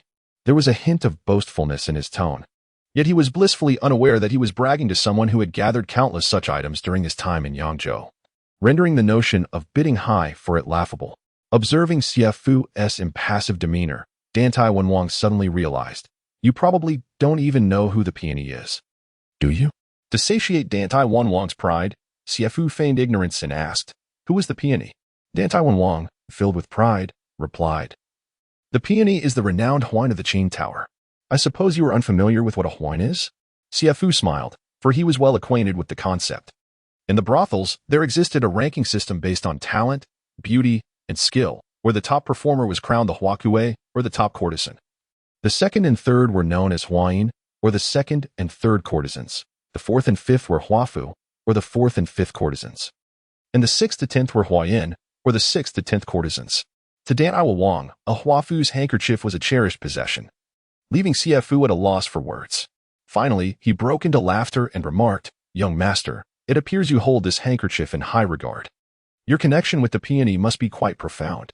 The young master of the Dantai family revealed an awkward expression, momentarily at a loss for words. He had never even had the chance to be close to Lady Mutin. As a flower singer, she only acknowledged those with a certain level of intellect. In a bid to win her favor, he had spent extravagantly to acquire a silk scarf. Yet he ultimately failed to secure an opportunity for an intimate moment with Lady Mutin, leaving him to merely savor her fragrance and yearn for her presence. "Come, sit down.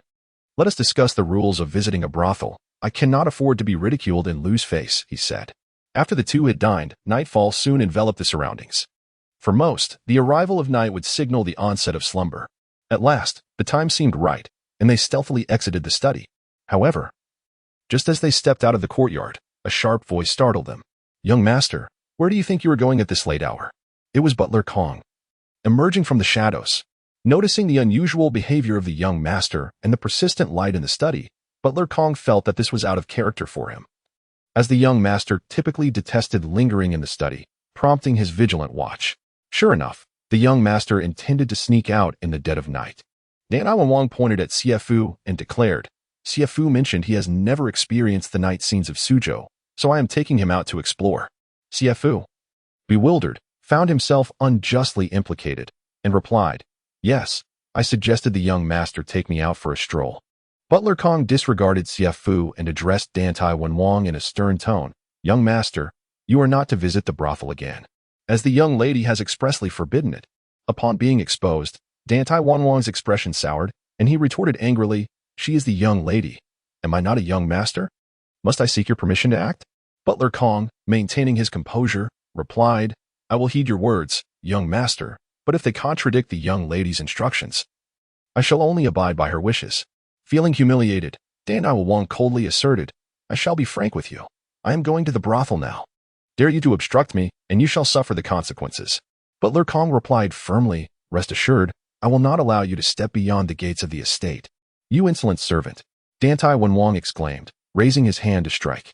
Xie Fu, sensing the escalating tension, swiftly stepped forward and deftly caught Dantai Wang's hand, saying, "Young master, you are a gentleman. Do not resort to violence." In his fury, Dantai Wang lashed out verbally at Xie Fu. "How dare you meddle in my affairs? Who do you think you are? Just a pretty boy, yet you presume to hold importance."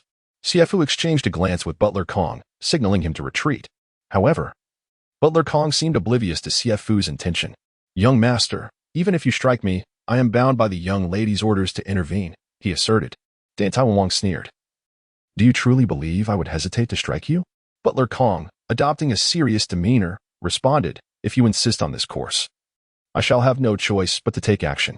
He then called out loudly, "Bring someone to bind the young master, so he may reflect upon his actions." "You old fool, how dare you?" Dantai Wang retorted. Dantai Wang furiously pointed at Steward Kong, charging towards him. However, before he could reach Kong, several servants sprang forth from behind, blocking his path. Dantai Wang roared, "How dare you act so rudely and lawlessly?" The servants, in a tone of subservience, replied, "Young master, we are merely following orders. Please do not make our task difficult." "Difficult? Nonsense!" Dantai Wang retorted, pointing at them. "I have taken note of all of you. From this day forth, do not expect any favorable outcomes." The servants, upon hearing this, displayed signs of trepidation. Observing their fear, Dantai Wang bellowed, "Step aside at once." Chapter 45. Soothing the elderly as a few servants prepared to step aside, Steward Kong coldly remarked, "Do not forget who presides over the Dantai residence. If you can effectively restrain the young master, not only will the young lady not reproach you, but she will also bestow generous rewards." Upon hearing Steward Kong's words, the servant's resolve immediately solidified. Dantai Wang erupted in fury, exclaiming, "This is infuriating. Absolutely infuriating." The situation had shifted rather swiftly. What was initially a plan to visit a brothel had now turned into a scenario where Dantai Wang was on the verge of being restrained. Xie Fu cast his gaze toward the stern-faced Steward Kong. A mere steward daring to act against his master suggested he had received tacit approval from Dantai He, indicating that Dantai Wang would likely prove unyielding this evening. Shifting his focus to Dantai Wang, who resembled a rabid dog, Xie Fu advised, "Young master, it would be wise to temper your anger." Consumed by rage, Dantai Wang snarled at anyone within earshot, "Do you wish to oppose me as well?" Upon hearing this, he regarded Xie Fu with astonishment, quickly followed by skepticism, thinking that if he, the young master, was powerless, what could a lowly, insignificant figure like Xie Fu accomplish? Sensing the young master's doubt, Xie Fu leaned in closer and said softly, "If you wish to attend tonight's poetry contest at the Qin Tower, allow me to attempt something." Observing Dantai Wang's retreat in the face of adversity, Steward Kong internally sighed with relief. He had no desire for matters to escalate to this point. Moments ago, when the young master had attempted to strike him, this seemingly insignificant figure had intervened, which left a favorable impression on Steward Kong. The contrast between Xie Fu's gentle demeanor and the young master's volatile nature piqued his curiosity, prompting him to inquire, "What did you say to the young master earlier?" Xie Fu smiled and replied, "I told him that the old steward would not impede his freedom." With a playful tone, Xie Fu added, "Old steward, might we have a moment to converse privately?" Steward Kong nodded, instructing the other servants to guard the courtyard entrance as he and Xie Fu moved to a secluded area, uncertain of what to call him. As young ladies typically kept their favored companions hidden away, Steward Kong rarely interacted with them and thus did not know Xie Fu's name. Xie Fu introduced himself, saying, "My surname is Xie, and my given name is Fu." Whether it was due to Dantai He's favor or his appreciation for Xie Fu's earlier assistance, Steward Kong addressed him politely, "Young Master Xie, what do you mean by your earlier statement?" Xie Fu smiled. "I have been instructed by the young lady to approach the young master discreetly." Steward Kong gasped in surprise. "You were sent by the young lady to connect with the young master?" Xie Fu nodded affirmatively. With a smile, Xie Fu continued, "The young master is arrogant and unruly, disregarding guidance, which has caused the young lady considerable distress, yet she feels helpless." Before he could finish, Steward Kong eagerly interjected, "Indeed, indeed. The young lady is preoccupied with managing the family business." Xie Fu raised a hand, signaling for Steward Kong not to interrupt, and proceeded. In order to guide the young master towards a path of diligence in his studies, the young lady specifically requested that I draw near to him, with the intent of enlightening him on the value of education and guiding him onto the right path. With a smile, Xie Fu asked, "Do you not trust me?" "Old steward?" The steward, Kong, busily remarked, "No, miss, since you have arranged for you to approach the young master, there must be some reasoning behind it. However, the young master is truly incorrigible, even miss cannot manage him, and the tutors who come to teach him have been driven away one after another." Xie Fu replied with a faint smile, "I have already witnessed the young master's temperament." Seeing the confidence radiating from Xie Fu, Kong inquired, "Does young master Xie have any clever strategies?" Xie Fu chuckled, "There are no extraordinary methods. I merely intend to take the young master for a stroll in the pleasure quarters." Kong gasped in astonishment. "What? You wish to take the young master to the pleasure quarters?" Miss is most displeased with him for frequenting such places. Xie Fu explained, "Steward Kong. Miss is not angry because the young master visits the pleasure quarters, but rather because he devotes all his attention to them, neglecting his studies and writing." Kong impulsively questioned, "What difference does that make?" "Indeed, there is a difference," Xie Fu elaborated. "If visiting the pleasure quarters is regarded as a form of entertainment, it can be seen as a refined pursuit. After all, which eminent scholar has not frequented such establishments? Moreover, the courtesans are often exceptionally talented. Engaging with them can foster exchange and learning." Kong shook his head. "Young Master Xie, your words are rather hard to believe." He continued, "Furthermore, Miss has never mentioned this matter to me. It seems I have begun to doubt your claims." What Xie Fu said possessed a degree of reason, and Kong scrutinized him for a while, feeling that this young man did not appear bold enough to make such assertions. Ultimately, he shook his head and said, "Unless young Master Xie can provide more compelling evidence, I cannot take your word for it." Xie Fu smiled. "Very well, to demonstrate my sincerity, I shall create a painting." Kong, taken aback, asked, "A painting?" The two then moved to a suitable location. Shortly after, Xie Fu presented a painting before Kong. His artistry was unparalleled, flowing like water, leaving Kong utterly astonished. This single piece sufficed to validate Xie Fu's true talent. As a steward in the Dantai residence, Kong was not without discernment. Unable to restrain himself, he remarked, "Young Master Xie, your skill in painting surpasses that of the tutors Miss has engaged. Could it be that Miss intends for you to take on the role of a tutor?" Inwardly, Kong speculated that Miss must have recognized Xie Fu's talent, prompting her sudden decision. Just based on this display of skill, he was more than qualified to be the young master's tutor. Truly, one should not judge by appearances. Xie Fu chuckled, "Old steward, that depends on whether the young master is willing to learn. If his mind is not set on his studies, no matter how I teach him, he will be reluctant to learn." "You make a valid point," Kong conceded, his respect for Xie Fu growing significantly. Xie Fu then asked, "Steward, may I inquire if a painting such as this could capture the attention of a courtesan?" Kong replied without hesitation, "Of course. With your exceptional talent, young Master Xie, even the courtesans would be left in awe." Chapter 46. "I shall not apologize," Xie Fu inquired again, "if the young master can create such a painting. Would he not then attract the favor of the courtesans?" Steward Kong sighed with a bitter smile. "Young Master Xie, you jest. To put it bluntly, he is but a half-hearted learner." Xie Fu continued, "If the young master understands that acquiring knowledge can indeed garner the attention of the courtesans, do you believe that Master Danai would not strive a bit harder?" Steward Kong had begun to grasp the underlying message. Xie Fu chuckled. "Only when the young master tastes success will he realize the value of study. You incessantly urge him to toil away without any hope. How could he possibly be inclined to engage in scholarly pursuits?" Steward Kong's eyes lit up with realization. "Young Master Xie, you are appealing to his desires, combating poison with poison." Xie Fu replied with a smile, "Indeed, that is not far from my intent." Steward Kong joyfully exclaimed, "Young Master Xie, I now place my trust in you. Whatever you require, do not hesitate to command me, and I shall cooperate wholeheartedly." Xie Fu laughed. "There is no need. Simply continue to fulfill your duties as a steward, and I shall take care of the young master." "Young Master Xie, then I entrust you with this task. Please ensure the young master is guided onto the right path. No need for formalities."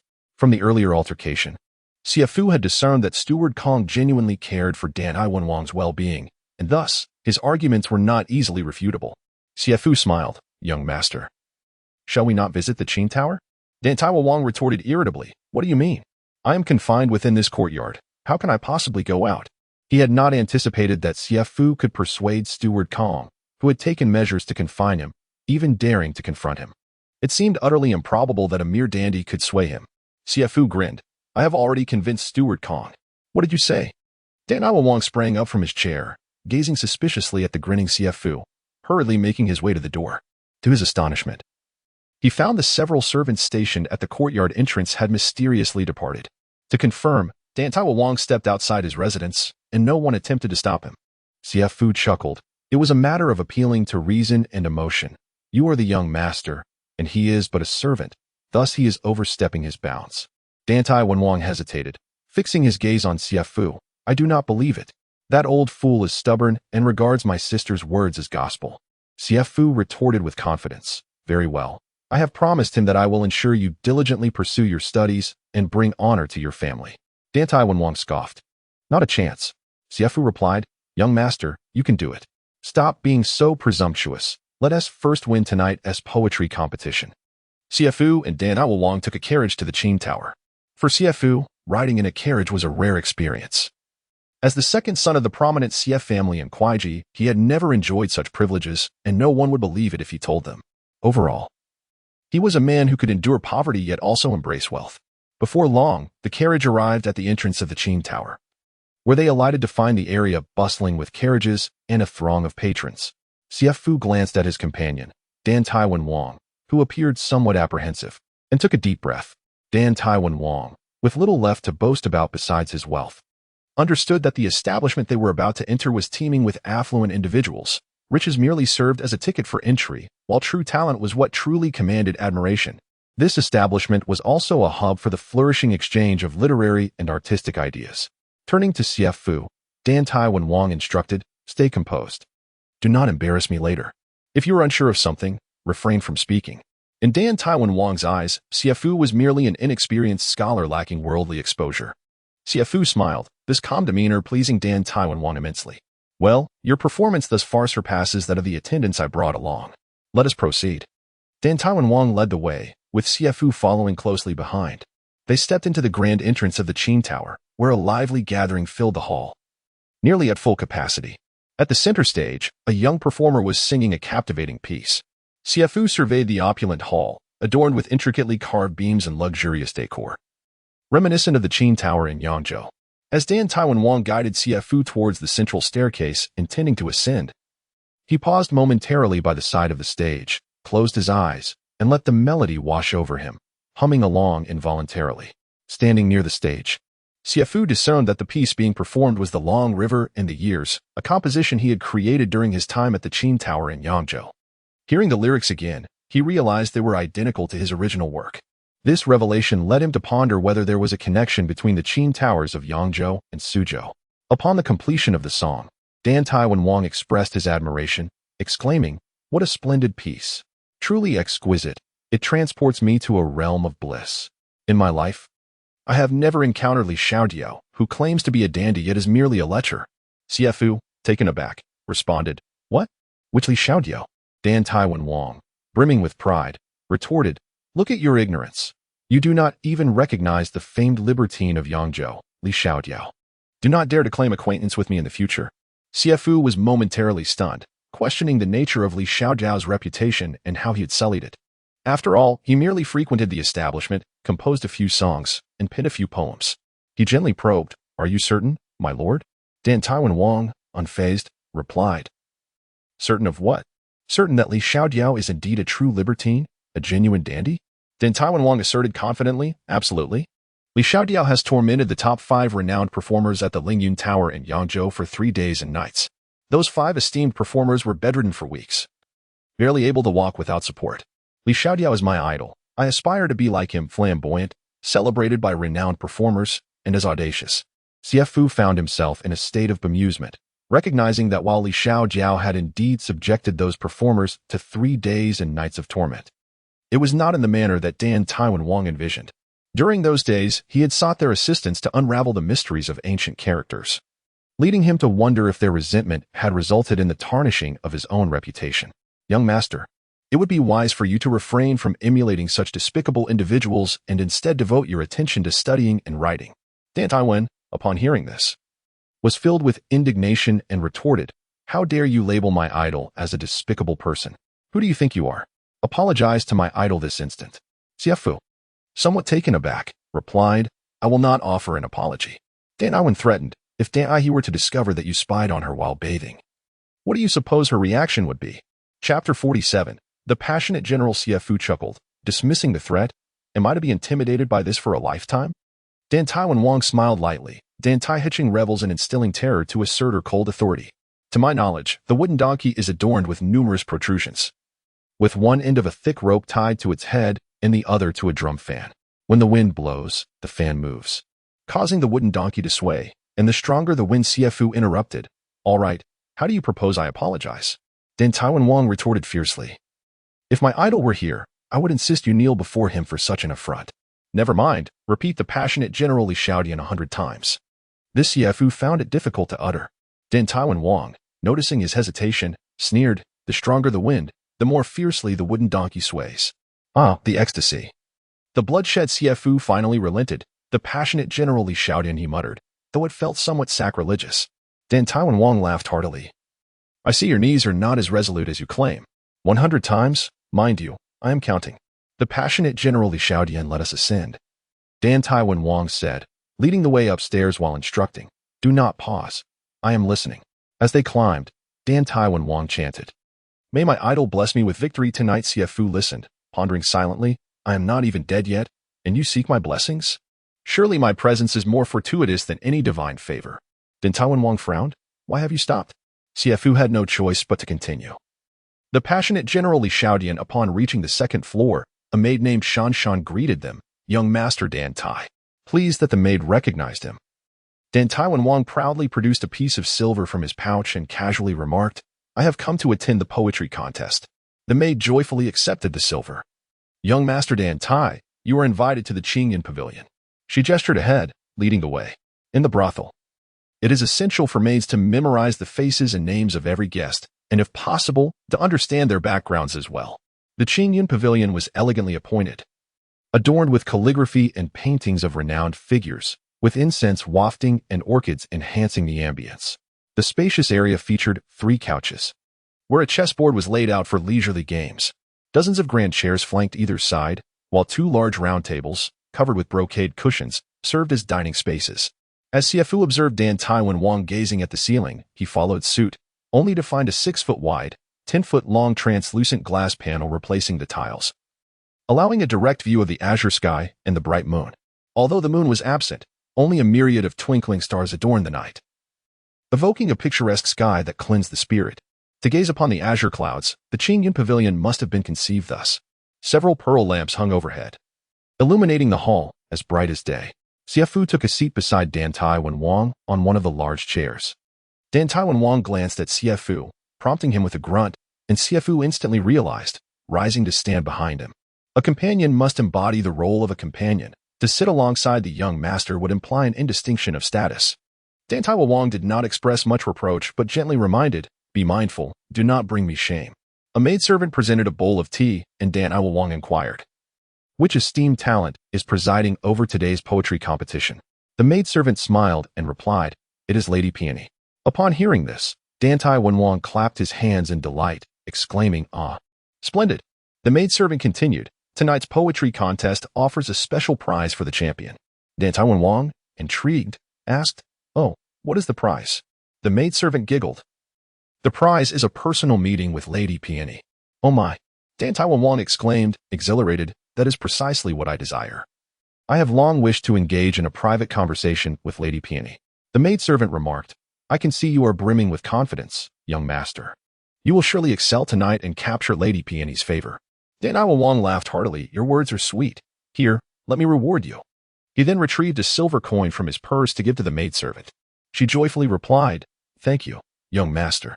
Xie Fu offered a slight smile, saying, this poetry contest is not a battle. One cannot win merely by fighting. I shall give it a try. Before the poetry contest commenced, Dantai Wang leisurely sipped his tea. Surely, one does not simply sit idly in a brothel. The primary aim of affluent young masters visiting such establishments is to meet the courtesans. Meeting an ordinary talent is not particularly challenging. A handful of silver and a lavish banquet will suffice. However, to encounter one of the renowned courtesans listed on the flower board, considerable effort is required. Each of these ladies possesses a remarkable reputation, attracting the attention of noble families and merchants alike.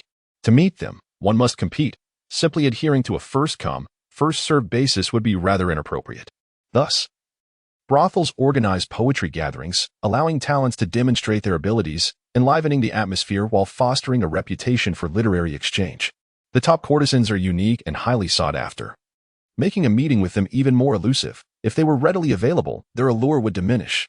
To gain an audience with a top courtesan, one must possess both wealth and talent. As time passed, guests began to arrive and take their seats. A young master surnamed Liu, evidently acquainted with Dantai Wang, approached to greet him. After exchanging pleasantries, they delved into the subject at hand. Dantai, it seems you aspired to compete for that coveted post from Chinduji, remarked the young master. Dantai Wang replied, as for the post, I am merely here to try my luck and enjoy the festivities. However, I am determined to win tonight's contest. The young master Liu, surprised, responded, Dantai, you are so confident. Have you perhaps enlisted some assistance? It appeared that young master Liu was well aware of Dantai Wang's capabilities. Glancing around, his gaze landed on Xie Fu. Dantai Wang retorted proudly, why would I need assistance? Am I not capable on my own? Young master Liu chuckled, not revealing the underlying truth, and shifted the topic, asking, do you know who is presiding over tonight's poetry contest? Could it possibly be the esteemed Chinduji? Even if no remarkable poetry can be composed, the mere fact that this ink treasure could be personally reviewed by Chinduji is indeed a rare opportunity, perhaps leaving a lasting impression. What caliber of individual is Chinduji? In the hierarchy of the Qin Tower, she undoubtedly surpasses even the courtesans. Typically, she does not entertain individuals alone. Moreover, the gatherings she presides over are attended exclusively by distinguished scholars, eminent figures, or high-ranking officials. Chapter 48. Intense competition in the opulent and flourishing city of Suzhou. The likes of the wealthy young master Dantai Wang are still somewhat lacking, as the city is brimming with affluent science. Dantai Wang remarked, I just inquired. Tonight's poetry competition is overseen by Lady Muten. Young Master L suddenly understood, exclaiming, no wonder, Dantai, you appear so resolute. It seems you wish to win Lady Muten's favor. Dantai Wang chuckled, L, under normal circumstances, I would let it slide, but tonight, you must not contend with me. Young Master L responded with a smile. I am merely here to join in the festivities tonight. I have no intention of stirring the waters. He continued. Are you not aware of the fierce competition outside between young Master Zhao and young Master Wu? They are embroiled in a heated dispute, even resorting to gathering a crowd to fight. Chinduji organized this event to prevent their private skirmishes, hence the rule that the highest bidder shall win. Dantai Wang scoffed. Those two are but fools. Young Master L chuckled. I fear they may not allow you to pass easily this evening, Dantai. Suddenly, someone shouted, Young Master Wu has arrived. A young gentleman adorned in splendid attire entered, cheerfully greeting acquaintances. Dantai Wang whispered derisively, when it comes to fighting, he is fierce and boisterous. Yet now he puts on an air of civility, how pretentious. The brothel is a curious establishment. Everyone who enters must adopt a faade of refinement and scholarly demeanor. After all, it is a place for literary discourse, where the crudeness of the outside world is looked down upon, a consensus that has long been established. Moreover, venues such as the Qin Lu are frequented by high-ranking officials and nobles. A wealthy young master may reign supreme outside, but here, one must humbly adhere to the accepted customs. Young Master Wu took a seat at the round table alongside another gentleman in scholarly attire, instructing a maid to bring food and wine, while they engaged in light conversation over drinks. Observing young Master Wu's courteous treatment of the scholarly gentleman, Dantai Wang inquired of young Master L, who is that person? Do you know him? Young Master L shook his head with a smile. No? But it seems he is a helper summoned by young Master Wu. Dantai Wang expressed surprise. What manner of helper? Young Master L replied with a grin. How would I know? If young Master Wu has invited him, he must possess some degree of talent. Dantai Wang sighed, realizing that he initially thought young Master Zhao was his only rival, but now young Master Wu posed a significant obstacle as well. Before long, young Master Zhao arrived, accompanied by two friends, one of whom was well known to many, Huang Xiaonan, the golden-legged poet from the Galloping Horse Society. These young masters often employed Huang Xiaonan to compose poetry and engage in literary duels, and he enjoys a respectable reputation among them. Though the name Galloping Horse Society sounds imposing, it is merely a local profit-driven organization in Suzhou dedicated to running errands. The term signifying the act of rushing about and serving others. The original aspiration of the Binma Society was simply to serve the wealthy, undertaking various errands, delivering messages, and gathering intelligence. As the demands of employers evolved, their services expanded to include matters of celebration and mourning, the opening of taverns, and even engaging in brawls. Over time, the scope of tasks grew to encompass the most peculiar assignments. There was no task deemed impossible, only those unimagined. Some literati would affiliate themselves with the Binma Society, penning poetry and engaging in contests at brothels, a partnership where one provided the funds and the other the labor. In an era where books and paper were precious commodities, educated individuals were exceedingly rare, and the cost of nurturing a scholar was exorbitant. For the common folk, books were a distant dream, with many never having laid eyes on one in their lifetime, let alone being literate. Those with a modicum of education capable of writing a few characters commanded respect and admiration. The phrase scholarly lineage symbolized wealth and social standing. A family possessing a vast library represented an intangible fortune. In the prosperous city of Suzhou, where literary culture thrived, it was uncommon for other locales to produce even a handful of scholars. Thus, in the Binma Society, such literati were often categorized as silver legs and golden legs, while those engaged in physical labor were relegated to copper legs. Dantai Manor had previously employed Huang Xiaonan to compose poetry and participate in brothel contests, aware of his background. Yet he felt an inkling of concern and quietly inquired of Xie Fu, "Are you capable?" Despite Xie Fu's eloquence regarding brothel matters, Dantai Manor possessed no certainty about him. Initially, Dantai Manor had merely intended to join the festivities but was now resolute, driven by the desire to meet his dream woman. "Lady Mutin," Xie Fu chuckled, "how can a man declare himself incapable?" Dantai Manor retorted with annoyance, "I am not a young lady. Spare me your banter." Xie Fu smiled, noting that witty repartee was an art form, contingent on context. To remain silent when one should jest was foolishness, while frivolity emerged when jesting at inappropriate moments. Dantai Manor shifted his gaze to a young gentleman beside Zhao Yuanfei, who appeared to possess a demeanor and grace that subtly overshadowed Huang Xiaonan. Who could this person be? Perhaps another aide summoned by Zhao Yuanfei? Was one not sufficient with Huang Xiaonan already? Zhao Gongzi and his companions occupied the central round tables, engaging in spirited conversation with the young gentleman beside him, seemingly neglecting Huang Xiaonan. Observers couldn't help but speculate that this young man must possess significant stature and talent, surpassing Huang Xiaonan. Otherwise, Zhao Gongzi would not show such favoritism. Zhao Gongzi and Wu Gongzi were seated at adjacent round tables, each engrossed in their own discussions, deliberately ignoring one another. It was well understood among the attendees that a long-standing feud existed between Zhao Gongzi and Wu Gongzi, with tensions running deep. Fortunately, they found themselves in a brothel, for outside, they might have resorted to physical confrontation. The rivalry over the top honor in today's poetry competition was also a matter of pride for both Zhao Gongzi and Wu Gongzi. Suddenly, the young gentleman beside Zhao Gongzi rose and made his way toward Wu Gongzi's table, creating an uncomfortable atmosphere. The young gentleman greeted the companion of young Master Wu, saying, "Brother Chung, what brings you here?" It appeared that the two were acquainted, as the companion of young Master Wu stood up in response, exclaiming, "Brother Luo, what brings you to this place as well?" Following this exchange, both of them erupted into hearty laughter, keeping the matter discreet, suggesting that they were both summoned allies. Young Master Luo nodded and remarked, "Brother Ching's poetic talent is on par with mine. I initially felt confident of victory in tonight's poetry competition, but now I fear my chances have dwindled to a mere 50%. Zhao Yuanfei softly interjected, "Young Master Luo, you must exert your utmost effort." Young Master Luo replied with a smile, "Rest assured, young Master Zhao, with the courtesans serving as judges, I shall have the perfect opportunity to contest with him." Chapter 49. Asleep after a hushed exchange between Wu Jie and young Master Cheng, their glances frequently drifted toward Zhao Yuanfei, indicating that both parties had discerned each other's backgrounds. Young Master L, surveying the entire situation, chuckled softly, remarking that it appeared the rivalry for tonight's top honor lay between young Master Luo and young Master Cheng. He further noted that Huang Xiaonan, who should have been the focal point, had become a mere peripheral figure.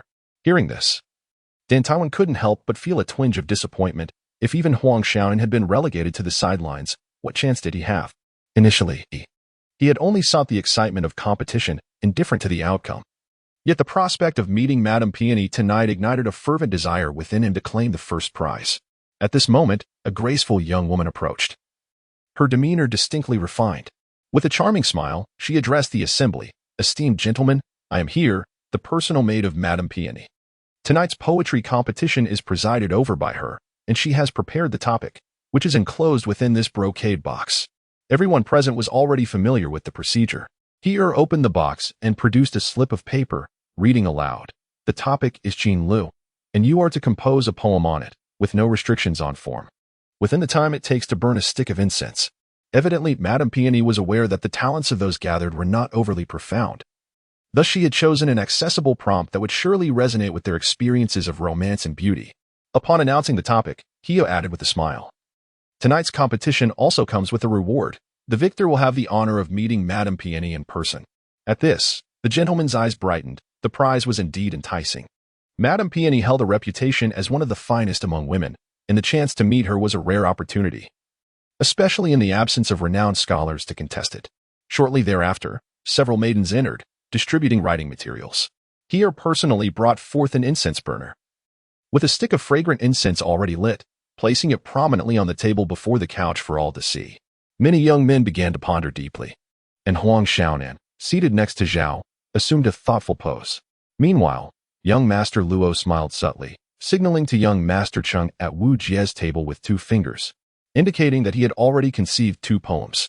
These 2 budding poets were indeed quick-witted. The competition had only just commenced. Yet one had thought of 2 poems while the other had 3. However, the contest was not about quantity, but rather the quality of a single outstanding piece. Young Master Luo whispered into Zhao Yuanfei's ear, and upon hearing, Zhao's face lit up with joy as he swiftly reached for his brush. Such brazen cheating was almost comically blatant. Yet, an unspoken understanding pervaded the atmosphere, for such deeds were not uncommon among them. Had it not been an inconvenient moment for intervention, Dantai would have certainly slapped him awake. Suppressing his rising ire, Dantai nudged Xie Fu, murmuring, "Hey, wake up." Xie Fu, having exhausted himself practicing the Tai Jinhua mind method during the day, had inadvertently dozed off out of boredom. Xie Fu responded with a faint acknowledgement, seemingly dismissive of the poetry competition. "Oh, what should I do? Quickly think of a way to compose this poem." Beside him, young Master L, taken aback, whispered, "Dantai. Is he the helper you invited?" This choice seems rather casual. Although these young masters may be novices, one should not underestimate them, especially Huang Xiaonan, who possesses genuine talent. Dantai looked on with a wry smile. Even before composing the poem, he felt he had already lost face. "I originally brought this companion merely to broaden my horizons and enjoy the festivities, but since the prize involves meeting Lady Peony, I must try my luck." Young Master L chuckled. "Dantai, when it comes to Lady Peony, you seem to cast aside all caution." Dantai could only laugh heartily to mask his embarrassment. Then suddenly turned to Xie Fu and inquired, "Do you have any inspiration, any brilliant lines in mind?" Xie Fu asked, "What is the theme?" Not even knowing the theme.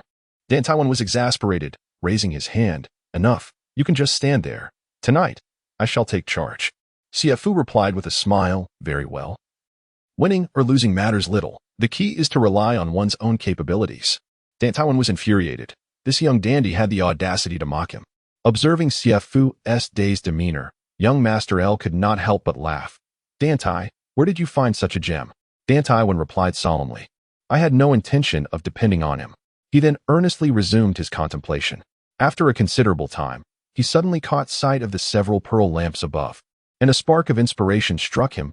Pearl lamps, pearl lamps. Yet, after a lengthy pause, he could not conjure a single line, ultimately revealing the limitations of his poetic knowledge. Unbeknownst to him, half an incense stick had already burned away, and Huang Xiaonan seemed to have composed a remarkable piece. Whispering with Zhao Yuanfei, with his brush in hand, had already penned 3 poems in the span of half an incense stick. To any discerning eye, it was clear that 2 of the poems belonged to young Master Luo, while one was by Huang Xiaonan, with Zhao Yuanfei merely claiming credit. Those present were well aware of each other's capabilities. Zhao Yuanfei could not possibly have composed 3 poems in such a short time.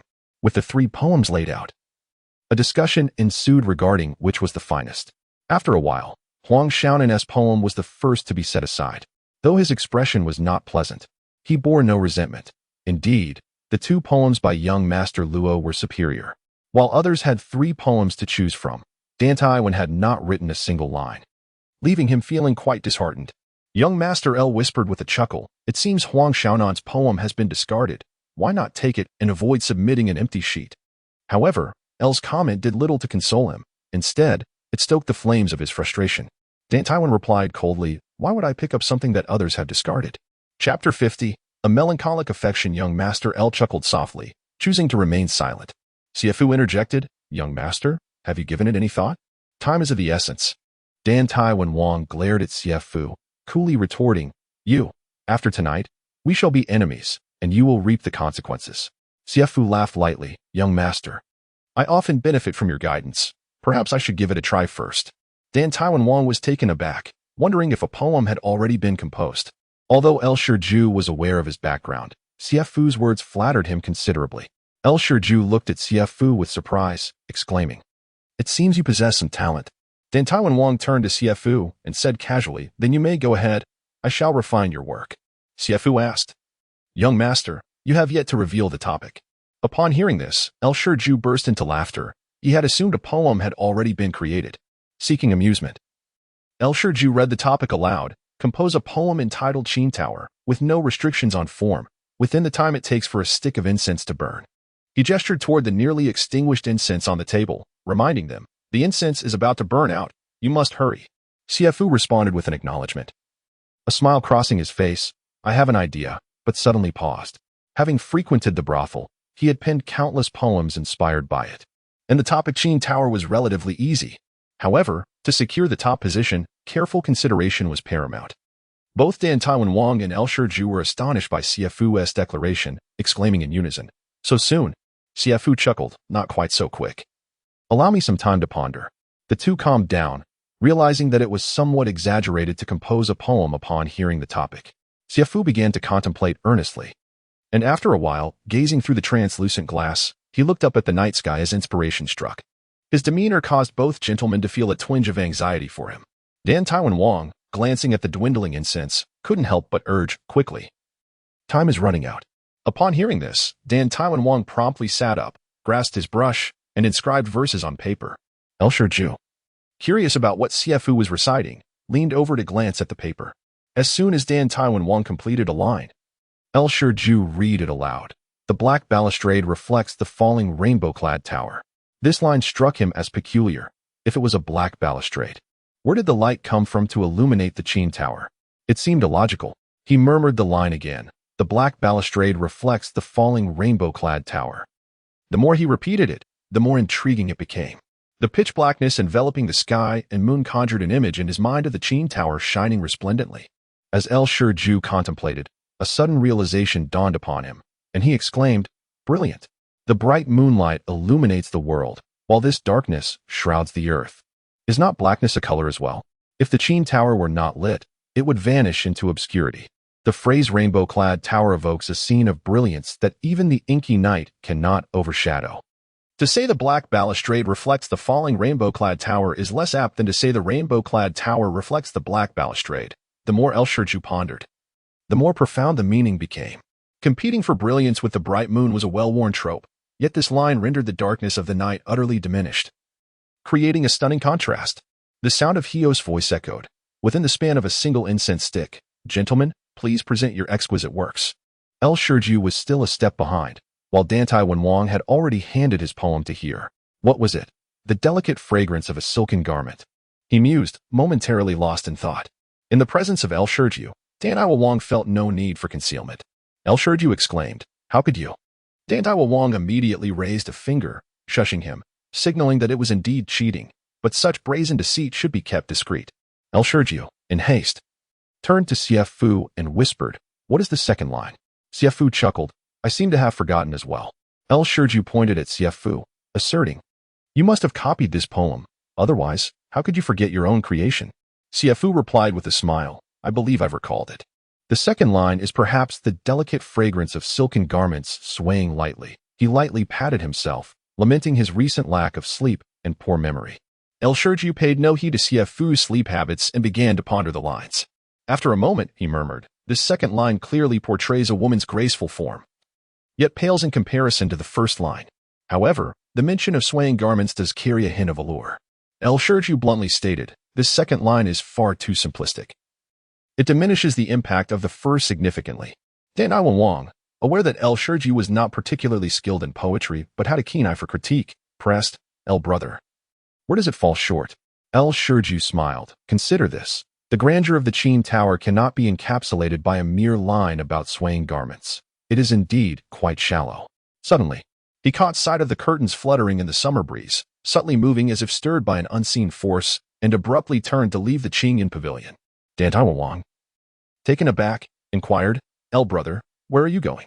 El Shurji descended the stairs, making his way to the Qin Tower. Standing at the entrance, he gazed upwards at the three-story structure. Being too close, he could not grasp its full splendor, so he stepped back 20 paces, finally taking in the entirety of the colorful edifice. The curtains billowed like silken skirts, the vibrant hues of the building and its intricately carved beams resembled delicate artistry. In the night breeze, the Qin Tower appeared like a shy and graceful maiden, captivating the heart. As El Shurji approached, the sounds emanating from the windows were akin to the sweet whispers of a beautiful girl, stirring his heart with longing. Have I been too narrow in my perspective? This is a small glimpse of something grand. The dragon shrunk to a mere inch. The delicate fragrance of silken garments swaying lightly, he thought. I must enter this enchanting realm and explore her hidden depths. With excitement, El Shurji pushed open the two doors of the Qin Tower and ascended into the heavenly depths, where the melodious songs grew sweeter and the fragrance intensified, intoxicating him. Oh, my legs feel weak, he said, leaning against the doorframe. Dantai brother, come and assist me. Dantai Manor approached, noticing El Shurji's flushed cheeks, and asked in confusion, El brother, what has happened to you? Chapter 51. Thoughts can reach further, El Shurji remarked. I have only just realized that while my body is confined to flesh and blood, my thoughts can soar much farther. Moments ago, he had spoken of the Qin Tower. Dantai Manor supported El Shurji as he took a few steps, and El Shurji raised his hand, saying, Brother Dantai, it's all right now. I have recovered. Approaching Xie Fu, El Shurji suddenly knelt down, exclaiming, Brother Xie, please accept my humble knee. In the room, Madame Horn, known as Mutin, was perusing the poetic works of the young masters. As a renowned courtesan of the Qin Tower, such matters were commonplace for her. This time, she served as the chief judge for the poetry competition entrusted by Chen Duji, who organized this event to placate the young masters and prevent them from causing trouble in their quest for invitations. Mutin leafed through the poems without much thought, feeling weary and jaded from the countless verses she had encountered. However, two poems caught her attention, prompting her to linger a moment longer before setting them aside, indicating they were serious contenders for the top prize. He inquired, Miss, are these two particularly well-written? Mutin chuckled lightly. I did not expect that among this group of young masters, there would be genuine talent. Having read thousands of poems, her praise was significant, as these two clearly stood out above the rest. As she casually skimmed through the two poems again, she found herself captivated by the final piece, staring at the page in silence for an extended period. At that moment, Chen Qinglan passed by the door but did not enter, merely greeting her from the threshold, Mutin. I'm heading out. As Chen Qinglan turned to leave, Mutin beckoned, Sister Qinglan, come here and help me evaluate this poem. Curious, Chen Qinglan stepped inside and asked, Is there a piece here that has you in a quandary? Mutin smiled. Read this poem first, then we shall see. Chen Qinglan laughed. It's quite a rarity for these unlearned young masters to challenge you. Chen Qinglan read the two poems carefully but did not linger long. As events featuring dozens of poetic recitations were common, she said lightly, Let me have a look at this third poem. Mutin replied, Sister Qinglan, let us discuss the merits of these two first. Mutin smiled. So, are they good? Chen Qinglan responded, In a sea of mediocrity, these are certainly commendable. Mutin asked, What makes them good? Chen Qinglan replied, The language is ornate, the structure impeccable, the selection refined, with each word evoking vivid imagery. Mutin, still smiling, inquired, In your opinion, Sister Qinglan, could these two poems be deemed masterpieces? Chen Qinglan, intrigued by Mutin's question, replied with a gentle smile, If judged by ordinary standards, they might be considered mediocre. Yet given their origins from these young masters, they rise to a commendable level. Mutin exclaimed, Oh, Sister Qinglan, after all that praise, they are merely considered mediocre? Chen Qinglan chuckled. There are numerous merits, yet equally prominent shortcomings. Firstly, the prose is adorned with ornate language, but excessively so. Secondly, while each word paints a scene and evokes imagery, it lacks the essence of depth. Thirdly, although the elderly may comprehend it, there remains a lack of lingering flavor. With these three flaws, it cannot be deemed a masterpiece. Mu Dan laughed. It appears that Sister Qinglan has high standards. Fortunately, you are not the judge of tonight's poetry competition. Otherwise, the first prize would surely remain unclaimed. Qin Qinglan replied. A splendid poem requires not only the author's talent, but also their vision and broad-mindedness. To achieve the highest standard, one must first grasp the essentials. To grasp the essentials, one must have profound aspirations and a grand perspective. Without lofty ambitions and expansive horizons, how can one craft a remarkable piece? This demands extensive life experiences and lofty aspirations, which may pose a challenge for those young gentlemen. Mu Dan smiled. I understand, but why not demonstrate your own mastery, Sister Qinglan, and compose a remarkable work to enlighten me further? Qin Qinglan responded, I am adept at critiquing poetry. Yet I too can only aspire to the higher standards and grasp the essentials. I am unable to create a masterpiece myself. Mu Dan sighed. It seems this poetry competition will leave us both disappointed. While the level of these young gentlemen is surprising, it is disappointing nonetheless. Qin Qinglan replied with a smile. But there is still the third poem. Mu Dan softly remarked. I fear it may also lead to your disappointment. Disappointment or not, we shall see. Mu Dan said as she handed over the third poem, a mysterious smile gracing her lips. Qin Qinglan read the first two lines. The darkies reflect the falling rainbow attire, wafting like light silk that stirs the fragrant garments. She then gazed at Mu Dan in astonishment. Mu Dan playfully inquired, Is there any imagery? Qin Qinglan affirmed, Indeed. Mu Dan continued, Is there depth? She laughed. Upon reading these lines, I found myself perplexed just as you were, Sister Qinglan. The phrase dark night reflecting left me in a quandary, akin to solving a riddle. Had it only been these two lines, I fear my mind would have been thoroughly vexed. Fortunately, the latter lines unravel the enigma. Upon hearing this, Qin Qinglan eagerly read the remaining lines, not a celestial being, yet ascending directly to the unmatched heights. After finishing, she gasped, exclaiming, What a splendid depiction of a celestial being, what an unmatched ascent. It captures both the ethereal and the earthly. Firmly rooted in this humble place, yet gazing upon the vast expanse. Mu Dan, moved by Qin Qinglan's high praise, inquired, Sister Qinglan, what do you think of this poem? Qin Qinglan stated plainly, the essence flows unobtrusively. The structure is grand and atmospheric, a rare find indeed. Mu Dan replied, Upon my first reading, I was immediately touched. The more I pondered, the more astonished I became. When did such a talent emerge among these young gentlemen? If this poem were attributed to a renowned scholar, it would surely be considered a stroke of genius. Qin Qinglan solemnly remarked, What an unmatched ascent. This humble place cannot truly be deemed unparalleled.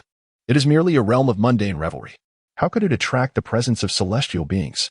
Such praise, while generous, also evokes a sense of regret. Unmatched ascent.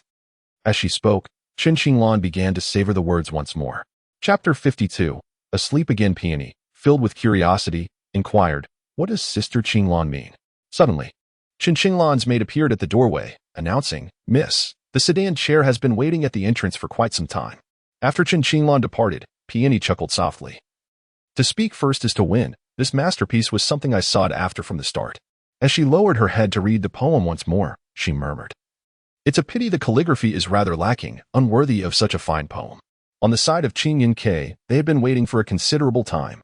Yet Heer had yet to announce the results. Someone inquired, Why is it taking so long to reveal the outcome today? Another chuckled, I fear that today. Both young Master Zhao and young Master Wu's compositions are of equal merit, leaving Miss Peony in a quandary. I believe it's not so simple. Miss Peony must be so captivated by the exquisite poetry that she finds herself unable to move on. This statement held a deeper meaning. Young Master Luo and young Master Qing were aware of the underlying implications, exchanging knowing glances and subtle smiles. The top prize was undoubtedly to be contested between them.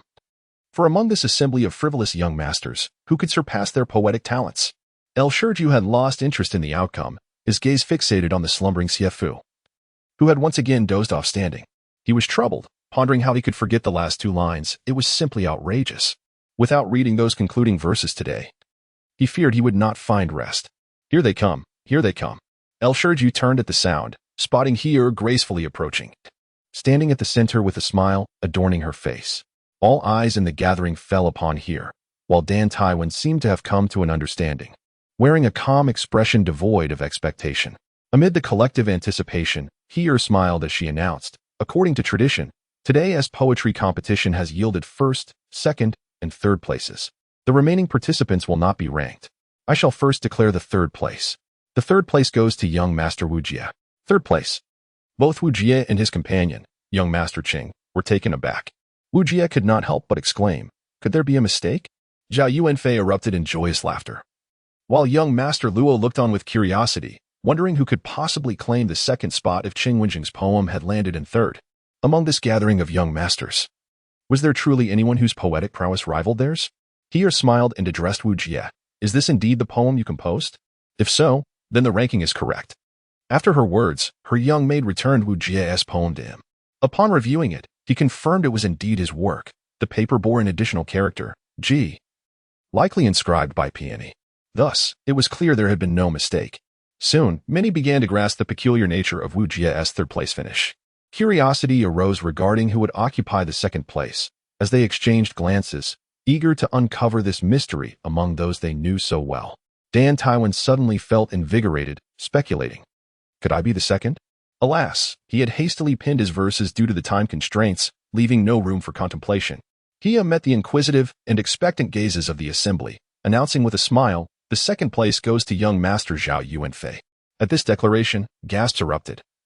For this outcome was utterly unexpected, sparking whispers among the crowd. Zhao Yuanfei was astonished. "I am the second? Then who is the first? This is simply preposterous." In the heart of Dantai Wang, a pang of regret lingered. Not even a second place had been secured, leading him to believe that his aspirations were but fanciful dreams. He smiled silently, when suddenly someone inquired, "Miss Here, could it be that the first prize remains unclaimed?" The crowd murmured in agreement. For it was not uncommon for poetry competitions to witness a first place left vacant. After all, with Lady Muden offering a personal audience as a prize, it was understandable that she would prefer not to meet someone whose work failed to captivate her discerning eye. Often, in such instances, the presiding judge would compose a poem of their own, outshining all others to demonstrate fairness. Both young Master Luo and young Master Qing exchanged wry smiles, fully aware of the talent possessed by the courtesans, who thrived on their craft and took pride in their artistry. Moreover, in establishments of Qinlo's caliber, any lady who graced the flower list was undoubtedly a woman of exceptional talent. With a radiant smile, Hiyu declared, "The one who has triumphed in today's poetry competition is none other than young Master Dantai Wang." What? All gazes converged upon Dantai Wang, who seemed to have arrived without any support today. Impossible. Surely, this poem must have been borrowed from elsewhere. However, if it were indeed plagiarized, he would have needed to know the topic of today's competition in advance. The situation was perplexing, yet it was clear that there was much more to this tale.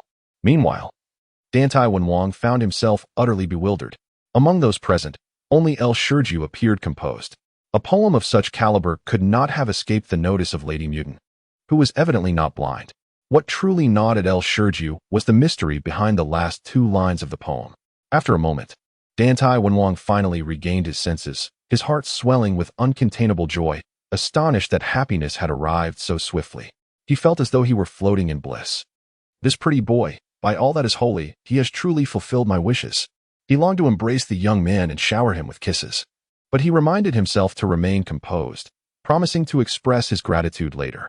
He spoke gently, "Young Master Dantai." Dantai Wang rose, and Heer's gaze immediately turned toward him, her eyes shimmering with unabashed admiration and respect. "Young Master Dantai, Lady Muden requests your presence. Please follow me."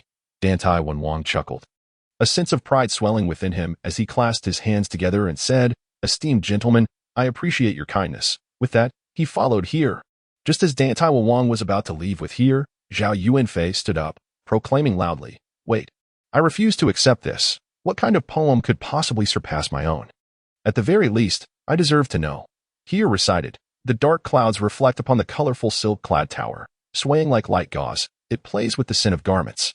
Not the steps of an immortal lord, ascending to the heavens, unmatched in all existence." Once Heer finished her recitation, she took Dantai Wang and departed, leaving the crowd to ponder the verses. El Shurji was the first to react. He had awaited those final two lines. With a graceful step, he swept his sleeve and adjusted his garment, exuding an air of celestial elegance as he recited, "Not the steps of an immortal lord." He walked beneath the translucent, colorless glass, gazing up at the dark night, raising his finger toward the azure sky, and boldly proclaimed the concluding line, "Ascending to the heavens, unmatched in all existence." While some have yet to fully appreciate the beauty of this poem, LV Shurju has already provided them with the most vivid interpretation. At this moment, LV Shurju's demeanor has undergone a remarkable transformation, exuding an ethereal grace akin to that of an immortal. Aside from young Master Luo and young Master Chung, who remain engrossed in their profound contemplation, the others have erupted into a flurry of excitement. Yet, Xie Fu remains standing, lost in slumber. Chapter 53. A drastic transformation. The following day, Dantai Manor regarded Xie Fu as a treasured gem, revering him as a deity. He affectionately embraced Xie Fu, eager to honor him as a mentor and impart the skills of the brothel. This notion perfectly aligned with Xie Fu's intentions, as he planned to devote himself to teaching Dantai Manor the art of reading and writing. After all, in such a world, deceit and trickery would never endure. One must forge one's own strength. In a moment of modesty, he remarked, "My dear sir, I cannot accept such a title. Let us learn from one another." Dantai Manor chuckled, declaring, "Whether you accept the title or not is of no consequence. What matters is that you impart all that you know." With a rare smile, Xie Fu acknowledged the sentiment. It was indeed a rarity. Xie Fu, using the allure of the brothel, diligently taught Dantai Manor, as it was a simple task for him to share his knowledge of literature and writing. Furthermore, Dantai Manor possessed an impressive collection of books in his study, providing ample material to stave off any boredom. Days passed in this manner. One morning, having just finished breakfast, Xie Fu was engaged in conversation with Hu Di Quan when Steward Kong approached personally. This sight startled Hu Di Quan, Zhu Ming, and Aunt Wu profoundly. It was indeed an uncanny occurrence. They were well aware of Xie Fu's role as Dantai Manor's companion, having witnessed his growing freedom within the residence. Seeing Steward Kong's respectful demeanor towards Xie Fu left them in silent astonishment, for Xie Fu was merely a companion yet received such deference. Clearly, within a mere 3 days, Xie Fu had become a favored figure in the presence of Dantai Gongzi. Hu Di Quan felt a surge of joy for Xie Fu, recognizing him as the unrivaled prince among the favored. Zhu Ming, reflecting on his own superficiality, realized he had focused solely on the mistress, Dantai Hiqing, and discovered that becoming a favored companion to Dantai Gongzi was indeed a viable path. Aunt Wu, recalling her previous impolite behavior towards Xie Fu, felt a pang of anxiety, vowing to treat him with utmost respect moving forward. The three harbored their own thoughts. Leading the way, Steward Kong guided Xie Fu out of the white-faced retreat. Noticing Kong's personal approach, Xie Fu inquired, "Steward Kong, is there something amiss?" Steward Kong replied with a smile, "Nothing at all, nothing at all. I happened to be nearby and took the liberty of escorting you." His intention was to present a facade of respect in public, fearing that the household staff, given Xie Fu's status as a companion, might act thoughtlessly and offend him. In the eyes of Steward Kong, Xie Fu was far beyond the label of a mere companion. Xie Fu chuckled softly. "There is no need for such formality, Steward Kong." Steward Kong insisted, "It is only right. I owe much to you, or else I would be at a loss for how to proceed." Xie Fu inquired, "And how is the young master?" Steward Kong's face blossomed with joy as he replied, "The young master is diligently engaged in his studies. I observed him in the study from early this morning. It was hard to believe my eyes. Previously, he could hardly manage the young mistress and often clashed with the tutors we invited. Yet, with you, he is utterly obedient. Heed your words without question. Xie Fu, I hold you in the highest regard. You are truly remarkable." Manager Kong lauded Master Xie, raising his thumb in admiration. Having already regarded him as a deity in his heart, how could he not? A young master whom even the young lady could not manage was effortlessly guided by this Master Xie. Moreover, in Master Xie's absence, the young master took it upon himself to engage in reading and writing, transforming remarkably within just a few days. Master Xie smiled and said, "It is my duty to assist those entrusted to me. There is no need for you to be overly courteous, Manager Kong." Manager Kong chuckled, acknowledging the truth in his words, yet insisted, "Nevertheless, Master Xie, your dedication warrants my gratitude on behalf of the young lady." As they walked, the household servants greeted them, acknowledging Manager Kong while respectfully addressing Master Xie as Master Xie. The servants were not blind. They observed the deference Manager Kong showed to this Master Xie. Such treatment made Master Xie feel as though he were the true master of the residence, in stark contrast to his experiences in the Xie household, where he, as the second young master, faced neglect and discrimination. He could not help but smile wryly at the thought. They finally arrived at the study where Dantai Manor typically engaged in his reading and writing. This study, nestled in a secluded part of the estate, was even more elegant in its design than the one used by Dantai Hiqing for work. This arrangement revealed Dantai Hiqing's regard for Dantai Wang, as he hoped for his son to have a tranquil environment conducive to study. Manager Kong, unless there is anything else, you may carry on with your tasks. I can enter alone, Dantai Wang stated. Manager Kong nodded. At noon, I shall instruct the kitchen to prepare a banquet to honor Master Xie. As soon as Master Xie stepped into the study, Dantai Wang, engrossed in his reading, sprang up with excitement. Master Xie, you have finally arrived. Last night, I nearly failed to impress Lady Mu Dan. I cannot allow her to look down on me. I need your advice. Master Xie replied, feigning profundity is essential, but be cautious not to reveal your true self. Rest assured, I am not foolish. I will engage her in light-hearted banter about romance, and when she brings up poetry, I will intentionally refrain from mentioning it. Just as you predicted, Lady Mu Dan remains utterly perplexed. Dantai Wang continued, yet, this cannot go on forever. Eventually, Lady Mu Dan will discover my lack of knowledge. Master Xie found this amusing. So you are aware of your own ignorance. Such self-awareness is indeed rare. You need only to apply yourself. It is not too late. He added reassuringly, furthermore, who among us is devoid of emotion? If you spend more time with Lady Mu Dan, your feelings will surely deepen. Should she ever uncover anything, your sincerity will touch her heart. Dantai Wang rejoiced. Master Xie, your words are both reasonable and persuasive. He then inquired, what should I discuss with Lady Mu Dan tonight? You must devise a way to silence her, lest she insists on my composing poetry, which I cannot manage. Master Xie chuckled. What merit is there in poetry? It is merely a pastime when one is at a loss. Tonight, we shall present Lady Mu Dan with a grand performance, allowing her to witness your vast talents, Master Dantai. Though a touch embarrassed, Dantai Wang was filled with anticipation as he asked, what grand performance?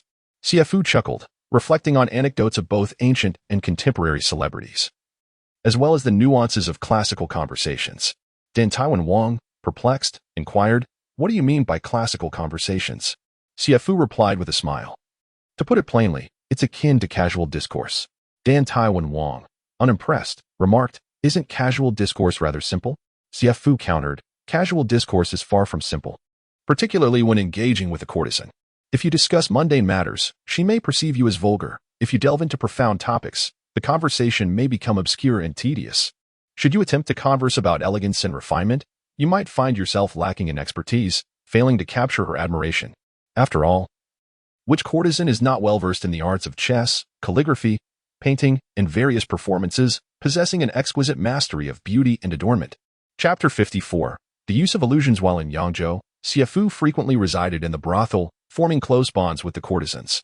He had an intimate understanding of their lives, preferences, and emotional nuances, to the extent that calling them confidants would not be an exaggeration. Naturally, once you become acquainted with a courtesan and establish a friendship, notions of vulgarity dissipate. Occasionally, an overly candid remark might pass without offense. Among friends, the atmosphere is far more relaxed and devoid of constraint. However, one must first be welcomed as an esteemed guest before forging such a friendship. If a courtesan is unwilling to even meet you, the prospect of camaraderie becomes implausible. Dantai Wang listened intently, nodding in agreement. As you say, it is indeed not a simple matter. How does one engage in such elusive discourse? Pray, enlighten me. Xie Fu pondered for a moment before responding with a smile. Let us do this. You shall embody the role of the peony courtesan, and I will demonstrate for you. What would the peony courtesan typically say upon encountering you? Dantai Wang immediately replied, the peony courtesan often requests me to compose poetry on the spot. Xie Fu chuckled, but if she prompts you to compose poetry, will you not be led by her whims?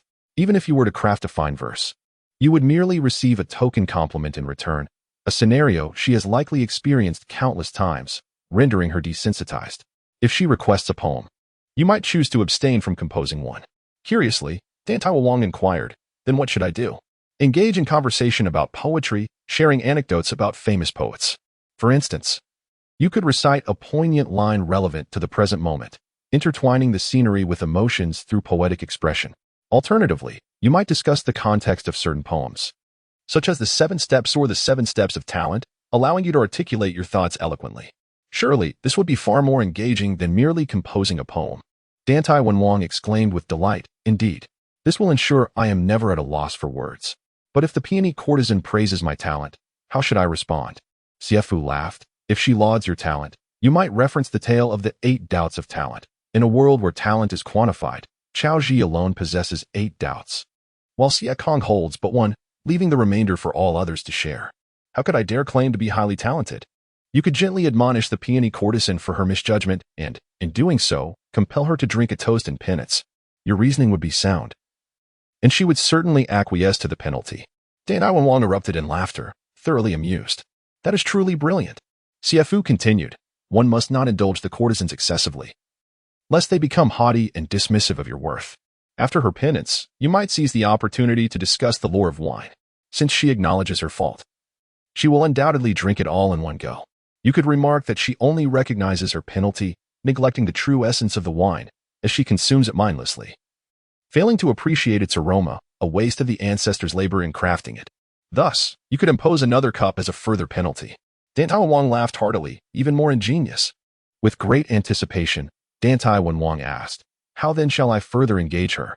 Xie Fu continued, the peony courtesan, having triumphed too often, may feel a sense of indebtedness towards you, recognizing your virtues.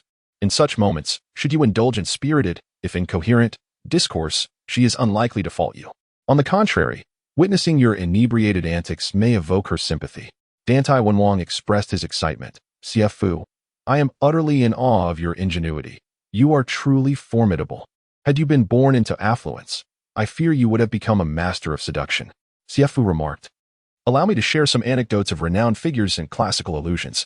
Perhaps they may prove beneficial to you. Dantai Manor, embodying a demeanor of eagerness to learn, nodded in agreement. Observing that Dantai Manor still clutched his pen, having forgotten to set it down since his arrival, Xie Fu smiled and began. Let us start with the tale of the book hanging from a horn. This expression pertains to the diligence and value of studying. From the concept of book hanging from a horn, Xie Fu transitioned to the story of stabbing the thigh, then to the notion of hanging one's head and studying hard, and further to the examples of gathering fireflies, utilizing wall reflections, and reading by the light of the snow. Xie Fu, being well-versed and widely read, effortlessly wove these references into his discourse. Drawing parallels and citations with remarkable fluidity, there was not an ounce of awkwardness. Dantai Manor listened, entranced. What was even more commendable was the innate elegance and composure that radiated from Xie Fu as he spoke. Dantai Manor's gaze remained fixed on Xie Fu, utterly captivated by his demeanor and charm, feeling a deep admiration swell within him. He could not help but muse that if he could embody even 6 or 7 parts of Xie Fu's grace, Lady Muten would surely be swayed. One spoke with eloquence, while the other listened intently, oblivious to the passage of time. As noon approached, Steward Kong meticulously prepared a sumptuous feast, eager to reward the remarkable Xie Gongzi. Upon reaching the corridor, he was drawn in by the resonant voice emanating from the study. In contrast to the previous elderly gentleman, who would pause after uttering a few words to contemplate before continuing, Xie Fu's eloquence was unmistakably superior. Steward Kong arrived at the door, observing the two engrossed in their conversation, completely unaware of his presence. He dared not interrupt, choosing instead to watch silently. He noted how the young master was entirely focused, his eyes fixed upon Xie Fu, embodying the essence of a diligent and earnest student. Steward Kong had never witnessed such a devoted and studious demeanor in the young master. His heart brimmed with joy, contemplating how if the young lady were present, she would undoubtedly be delighted by this scene. The young lady had invested considerable effort for the young master's sake, yet with minimal results, which had become a source of distress for her. Now, just a few days later, the young master had undergone such astonishing transformation, it was almost unbelievable. Truly, Xie Gongzi was a remarkable individual. Steward Kong held Xie Fu in the highest regard, recognizing the essence of true scholarship embodied in him. Having never encountered such poise, eloquence, and intellect in someone so youthful, he stood at the door, entranced by Xie Fu's discourse, which he found both accessible and enlightening. In contrast, the previous elderly gentleman often indulged in pedantic verbosity, making it uncomfortable for someone of his modest education to comprehend. Once considering reading and writing a burdensome task, hence the young master's reluctance, he now realized it was merely a matter of not having encountered a good teacher. Under Xie Fu's guidance, the act of studying had transformed into a delightful pursuit. Chapter 55. A summer's walk. One glance at the young master's rapturous expression reveals much. Unbeknownst to him, Steward Kong had been standing at the door, listening for nearly half an hour. It was only when Xie Fu's throat became parched and he paused that Steward Kong hurriedly interjected, "Young Master Xie, why not take a moment to rest and sip some water?" However, Xie Fu replied, "That cannot be, for the old gentleman is steady and meticulous, unlike my casual demeanor." Dantai Wang remarked, "Regardless, I find their few words tiresome, yet listening to you speak for an entire day is never wearisome." Xie Fu smiled. "Perhaps it is because we are both young at heart." Steward Kong interjected, all right, young Master Xie, you all should take a break and have lunch first. Come, let us eat." Steward Kong continued, "Young Master Xie, I prepared for you," but suddenly exclaimed, realizing that half an hour had slipped away and the food had grown cold. "I shall go instruct the kitchen to prepare another feast." As he hurried to leave, Xie Fu called out, "Steward Kong, there is no need for such trouble. It has grown cold, and so be it." "Surely not. That would be neglecting young Master Xie's hospitality," protested Steward Kong. Xie Fu chuckled, "It matters not." Dantai Wang had intended to speak, but seeing that Xie Fu had made up his mind, he remained silent. As Steward Kong led the way, the three exited the study. "Young Master, I shall share with you the tale of the cold dishes shortly." Dantai Wang expressed surprise. "There's a story behind cold dishes?" "Of course. Everyday life is replete with tales," replied Steward Kong. During this exchange, he inadvertently addressed Xie Fu with a respectful term while referring to himself in a humble manner. Xie Fu smiled, "Let us forego the wine. We still have lessons to attend to this afternoon, and we must not indulge to the point of inebriation." Dantai Wang added, "Indeed, let us dispense with the wine." In truth, Dantai Wang was quite astute, possessing a solid foundation. If he applied himself diligently, Xie Fu believed he would undoubtedly achieve great success in the future. Not long after the hour of Shin, Steward Kong arrived at the study, intending to inquire when the two would like to dine. Upon reaching the courtyard, he encountered them walking towards him. "Master, do you not intend to have dinner within the estate?" Though Dantai Wang had become more diligent in his studies, his temperament remained unchanged, and he retorted, "Is it not obvious? Master, at this hour, where do you intend to go?" Steward Kong inquired. Dantai Wang answered boldly, "Of course. We are off to visit a pleasure house." "What of it? Is that not permissible?" Having practiced in the study all day, he planned to casually visit a pleasure house to hone his skills before formally meeting with the renowned maid Dan, who was celebrated among the courtesans. A far cry from the ordinary. In the past, Steward Kong would have frowned upon Dantai Wang's intention to visit a pleasure house, but now he merely chuckled. "Of course, you and young Master Xie should enjoy yourselves." Steward Kong's attitude had shifted remarkably, encouraging them to have fun. Dantai Wang found himself somewhat fond of him and remarked, "Old Kong, I gather you have never been to a pleasure house. The courtesans there are all enchanting. Would you like me to take you to see the world?" Manager Kong hurriedly waved his hand, saying, "At my age, I shall refrain from joining in such revelries. You, young master, should simply enjoy yourself." Dantai had been reveling these days, donning armor and gallivanting through the brothels. As noon approached on this sweltering day, Xie Fu strolled towards the western garden and suddenly caught sight of a charming figure, shielding her forehead from the scorching sun. It was, indeed, the long Miss Xiar. Xie Fu approached her with a greeting, "Sister Xiar." Startled, she looked up, and upon recognizing him, her face brightened. "Young Master Xie," she exclaimed. He was aware that individuals like Xie Fu were confined to a small courtyard and not permitted to roam freely within the estate. Xie Fu chuckled, "Do not be alarmed. The young master has allowed me to accompany him as a study companion." "Study companion?" Xiar inquired, raising an eyebrow. Xie Fu nodded. A flicker of skepticism crossed her beautiful eyes. Was it genuine? Xie Fu smiled reassuringly.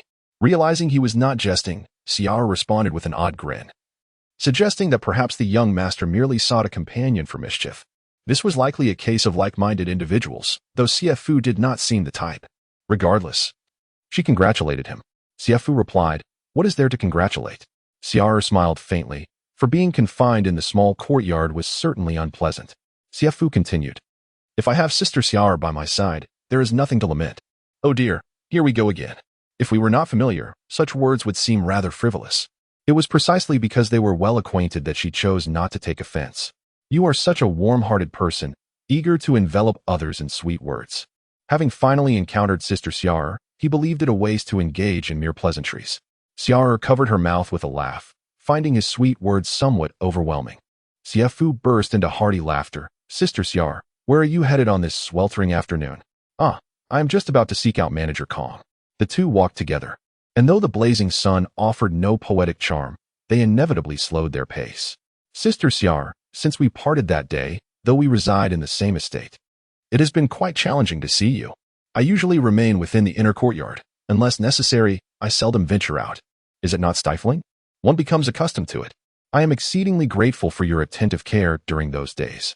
Young Master Xie, please do not mention it. It is only natural. Although I was initially instructed by the young lady, I found it quite enjoyable to attend to you. Oh, compared to the young lady, whom do you prefer to care for? Xie Fu smiled. What I mean is, which role is more challenging? Xiar laughed heartily. Caring for the young lady is certainly easier. With you, there are numerous concerns, ensuring your comfort in warmth and cold, and fearing you might stumble. Chapter 56. Ice treats. After Xiar finished speaking, she chuckled lightly, a hint of teasing in her tone, leaving me feeling guilty and ashamed. No, although it may be a bit troublesome. It is indeed a blessing to listen to young Master Xie's amusing tales on ordinary days. As we entered the study of Dantai Manor, beads of sweat dripped from Xiar's forehead. What? Ice treats? Xiar was utterly perplexed. At that moment, Butler Kong approached briskly, causing Xiar's heart to skip a beat. Likely worried about young Master Xie receiving a reprimand. How unexpected! Such warmth! Xiar exclaimed in astonishment. It had only been a few days. One must realize that Butler Kong seldom extends such courtesy to anyone aside from the young master and mistress. What had young Master Xie done to receive such favor from Butler Kong? Xiar gazed at young Master Xie, whose beautiful eyes sparkled with brilliance. You truly are remarkable. After Butler Kong drew closer, he addressed Xiar. Xiar, what brings you here? The inner courtyard's pond is clogged. Butler Kong, would you kindly arrange for someone to clear it? Young Master Xie said, signaling before heading toward the kitchen in the western garden. In a large household, there are several kitchens. Some are dedicated to preparing meals for the master's daily sustenance, while others cater to the needs of the household staff. Within the kitchen, a slender middle-aged woman, seemingly in her 40s, was present. This woman was Su Wenqing, the head of the kitchen in the western garden, primarily responsible for Dantai Manor's daily meals, while also overseeing the dining arrangements for the staff. As Su Wenqing fanned herself at the doorway, she lamented, "This weather is utterly stifling." Suddenly spotting young Master Xie entering the kitchen, her expression shifted to one of surprise as she quickly rose to her feet. Young Master Xie, what brings you here? It is so dirty and chaotic. You mustn't soil your attire. Young Master Xie was taken aback that this middle-aged woman recognized him. Unaware that Butler Kong had daily instructed Su Wenqing to prepare banquets for both young Master Xie and Dantai Manor. He had also advised the staff in the western garden to treat young Master Xie with respect and courtesy, with Butler Kong frequently mentioning young Master Xie. The staff naturally listened and took note. Good day, Auntie. How should I address you? Young Master Xie inquired. I am Su Wenqing, the head of this kitchen, she replied. Then asked, Young Master Xie, is it that my cooking does not suit your palate? Not at all. Auntie Su's dishes are delightful, he quickly reassured her. Su Wenqing breathed a sigh of relief. Young Master, should there be any dissatisfaction with the taste of the food, please tell me directly. But do not mention it to Butler Kong, or I shall be scolded. Agreed, young Master Xie said with a smile. At that moment, Butler Kong, drenched in sweat, entered the kitchen. Young Master, what brings you to this humble place? He exclaimed, casting a disapproving glance at Su Wenqing. Was it your cooking that failed to satisfy young Master Xie? Not at all, Butler Kong. Auntie Su's dishes are delicious. I merely wish to prepare something myself. Young Master Xie interjected. Oh dear, young Master, what do you wish to eat? Simply instruct me, there is no need for you to toil, Butler Kong replied. Then turned to Su Wenqing. From now on, whatever young Master Xie desires, you shall prepare for him. Yes, understood, Su Wenqing nodded. Master Kong softly addressed Xie, young Master Xie. What would you like to eat? Observing the elderly yet gentle demeanor of Master Kong, akin to that of a delicate maiden, Xie felt a twinge of embarrassment and replied with a smile, given the sweltering heat, I desire something icy. Master Kong promptly exclaimed, I shall prepare it right away. Su Wenqing. Get to work immediately. However, Su Wenqing stood frozen in place, a peculiar expression on her face. Master Kong urged, what are you dawdling for? Hurry up and prepare the icy treat for young Master Xie. Su Wenqing glanced at Xie, silently pleading for help, for she had no knowledge of how to make it. Xie chuckled. Master Kong, I have a yearning to try my hand at it myself. Master Kong quickly replied, very well. But do take care not to injure yourself. Xie reassured him, you may attend to your duties. There is no need to hover around me. Master Kong chuckled. Ah, young master. You have seen through me. Once Master Kong was dismissed, Su Wenqing breathed a sigh of relief. His presence had indeed been a source of considerable pressure for her. Xie Fu said, Aunt Su, I apologize for the trouble. Su Wenqing smiled. There is no need for such formality, young Master Xie. I truly do not know how to make this icy treat. Xie Fu inquired, and Su, is there ice in the kitchen? Su Wenqing promptly replied, yes. Ice is a rare commodity in summer. Yet in affluent households like the Dantai residence, it is indispensable, and the kitchen is stocked with ice blocks for preserving fresh meat. Aunt Su, please fetch me a clean block of ice and rinse it with fresh water. As Xie Fu began his task, he sliced an orange, skillfully peeling it and extracting the juice with his unique technique, adding a touch of honey and other ingredients, before swiftly shaving the ice into delicate flakes. Su Wenqing observed intently, watching as the snowy flakes cascaded into the bowl, forming a mountain of ice. Xie Fu chuckled. For culinary arts were indeed another of his passions aside from reading and writing. No, it is just me, which is why I reside in the Dantai residence, he replied. Xie Fu was taken aback, having intended only casual conversation, not realizing he had touched upon a sensitive subject. Aunt Su, I am sorry, I did not know. Su Wenqing laughed lightly. It is not entirely solitary. I have a rather eccentric daughter. Though I know not where she wanders, Xie Fu remarked, Aunt Su must miss her dearly. Yet Su Wenqing replied, not in the slightest. I would prefer she remain absent. Xie Fu was once again taken aback, choosing not to probe further. He poured the prepared orange juice over the mountain of ice, which instantly absorbed the vibrant hues, transforming from pure white to a radiant yellow. In Yangzhou's Qin Tower, there was a retired imperial chef from the palace. And as Xie Fu had a passion for culinary arts, he often engaged in discussions with this chef, learning of the palace's tradition of enjoying flaky ice desserts in summer. This dessert was remarkably refreshing, yet it had not gained popularity among the common folk. After all, ice was a rare treasure in summer, especially when paired with a royal chef, making it difficult to become widely embraced.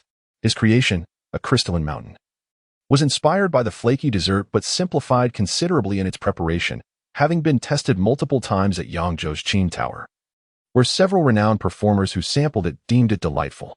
Xie Fu prepared a total of 3 bowls, handing one to Su Wenqing. Su Wenqing felt an overwhelming sense of novelty and inquired, Young Master Xie, this item is indeed visually appealing, but how does one consume it? You sip it. Xie Fu replied, as he took a straw and inserted it into the yellow ice mountain. Chapter 57. What texture? Su Wenqing expressed her skepticism. Is this truly feasible? The straw is so slender it might just get clogged. As she spoke, she took a tentative sip, and to her astonishment, the icy delicacy flowed effortlessly through the straw into her mouth. The moment the slushy concoction entered, it began to dissolve, filling her entire mouth with a delightful chill and a burst of sweet orange fragrance, offering a refreshingly pleasant experience. Curiosity mingled with surprise as Su Wenqing gazed down. Noticing how minuscule the icy treat was, she could not help but exclaim, Young Master Xie, you are truly remarkable. I cannot believe you conceived of this. Xie Fu admitted that the idea did not come to him all at once. It evolved over time. Initially, he had a concept, which he gradually refined. He had experimented with various methods before settling on the use of a straw. He had previously tried chopsticks, spoons, eating directly with his mouth, and even using his hands. This crystalline creation, seemingly simple, was the result of numerous attempts and adjustments. As Su Wenqing savored this refreshing delight in the sweltering summer heat, Xie Fu had already departed the kitchen with 2 additional servings of icy treats. One he took to the study for Dantai Manor, while the other he hurriedly delivered to the eagerly awaiting Xiar. Upon seeing the icy treat, Xiar was instantly captivated, her beautiful eyes widening in awe. Back in the inner chamber, she concealed herself in the shadows, relishing the icy delicacy that Xie Fu had sent. She had never encountered such a treat before and followed Xie Fu's instructions to sip through the straw. This method prevented her from freezing her lips while allowing her to savor the coolness, as the sweet orange flavor danced upon her palate, both refreshing and delightful. A truly marvelous experience. In such scorching summer days, one could only understand the pleasure of this icy treat through personal experience. Suddenly, Xiao Qiu caught sight of her and inquired, Xiar, what are you eating? Feeling a bit embarrassed at being discovered, Xiar replied, it's an icy treat. Xiao Qiu pressed further, what exactly is an icy treat? And where did it come from? Xiar responded, it was made by Xie Fu. At the mention of Xie Fu, Xiao Qiu was taken aback and gently asked, did you go looking for him at the Bai Lianhua? No, Xia replied, her cheeks reddening as she recounted their encounter on the road and how she had become a companion to Dantai Manor. Xiao scratched her head in thought, bemused by the boy's behavior, likening him to a little kitten that clung to anyone it met. Not at all, Xia retorted. Xiao chuckled, no harm in that. He is quite handsome, and everyone likes a charming face. It's not a crime to admire. Xia remained silent, taking another gentle sip. Redirecting her focus to the icy treat, Xiao asked, what about my portion? Xie Fu only made one serving, Xia replied. Xiao's expression darkened. That scoundrel is so biased. After all the affection I've shown him, he is ungrateful. Xia stifled a laugh at her words. Xiao licked her warm lips and inquired, is it delicious? Though not particularly greedy. The sweltering weather and the sight of the icy treat wafting cool air stirred an irresistible urge within her. It's delightful, icy, cool, and sweetly fragrant, Xia answered. Upon hearing this, Xiao felt a sudden itch of desire for a taste, and without knowing why, beads of sweat began to form on her brow, prompting her to exclaim, let me have a sip. Xia, feeling a tad awkward, replied, Sister Xiao, that will get my saliva on it. Xiao chuckled. I am not a man, so why should I be afraid? We are all ladies here, with our mouths as pure as can be. Unlike the foul mouths of those stinky men. Xia, smiling, handed a bowl to Xiao. She accepted it and mimicked Xia's actions, taking a sip. Whoosh. The icy liquid instantly penetrated her warm mouth, soothing her fiery throat. How delightful. Xiao closed her eyes in bliss. Suddenly, she exclaimed, wow, it was refreshing. Truly a lifesaver. Without it, I might have perished under this scorching sun today. Xia laughed at Xiao's exaggerated expression. Whoosh. Xiao took another sip. Patting her chest, it's like ice piercing through my insides. Whoosh, whoosh, whoosh. Xiao continued to gulp, exhaling, and let slip a crude Suzhou expletive. Damn it. Xia blushed. Sister Xiao, why are you using such foul language? Xiao giggled. I've gotten used to cursing at those male servants. Xia, I'm sorry, I finished yours. I simply couldn't stop. It's all right. I will go ask that biased fellow to prepare another for me. With that, Xiao hurriedly departed. Meanwhile, in the study, Dantai Manor praised Xie Fu after enjoying the icy treat, declaring him truly remarkable. Just then, Xiao's voice floated in from outside. She stood at the door, beads of sweat dripping from her forehead. Under such a blazing sun, it was unbearable. Her entire body was drenched in sweat, and her fair cheeks were flushed. Xiao licked her parched lips and greeted Dantai Manor, young master. I am here to find Xie Fu. He nodded in acknowledgement. Xiao interrupted Xie Fu, teasing, Xie Fu, you seem to be thriving now, living in luxury and leisure. Not at all, it's all thanks to Sister Xiao's usual care, Xie Fu replied humbly. Xiao, in a teasing tone, remarked, oh, you remember my care. Yet you are so ungrateful. Xie Fu, puzzled, asked, Sister Xiao, what do you mean by that? Let me ask you, when you made ice treats for Xia, why did you not think of me? Xie Fu chuckled. Is that what you call ungratefulness? Xiao poked Xie Fu's chest with her finger. You didn't even think of me. Do you have no heart? I am dying of heat, you know. Xie Fu laughed. If Sister Xiao desires it, I shall prepare it for you right away. Xiao replied proudly, I am not that eager. I merely wish to see if you possess sincerity and gratitude. Xie Fu responded, I will prepare a unique treat just for Sister Xiao. He asked her to wait as he headed to the kitchen. However, Xiao followed closely to supervise. Xie Fu remarked with a smile, it's quite messy here. Xiao, unfazed, retorted, as a maid, I've encountered far worse. I've been to the dirtiest places. I find you becoming increasingly crude, Xie Fu commented. That's because you don't know me well enough. I used to bicker with a fool. Xiao, with a playful leap, gracefully settled herself on the stone platform beside the stove. Her feet swinging mischievously as her skirt fluttered gently, revealing her delicate, snow-white calves, a sight most enchanting.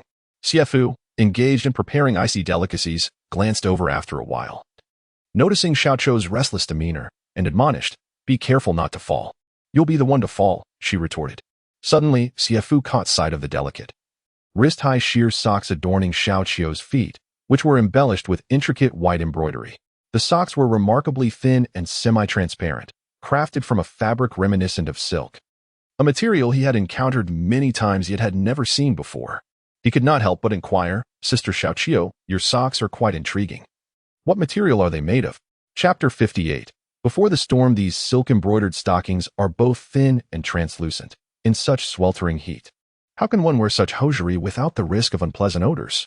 They fit snugly, as you can see, Xiao Qiu remarked, and to demonstrate, she removed her embroidered shoes for Xie Fu to see. This belongs to the young lady's own Dantai, a gift from her. Dantai? Does the Dantai family still engage in ready-to-wear apparel? Managing such a large fabric business alone is already exhausting. Why delve into the fashion market as well? Xie Fu inquired, is Dantai a former family business of the Dantai clan? No, the young lady established it just last year. Indeed, a larger business is always preferable. But for her to divert some of her energy into the ready-to-wear market seems rather unwise at first glance. There must be a reason, Xie Fu mused.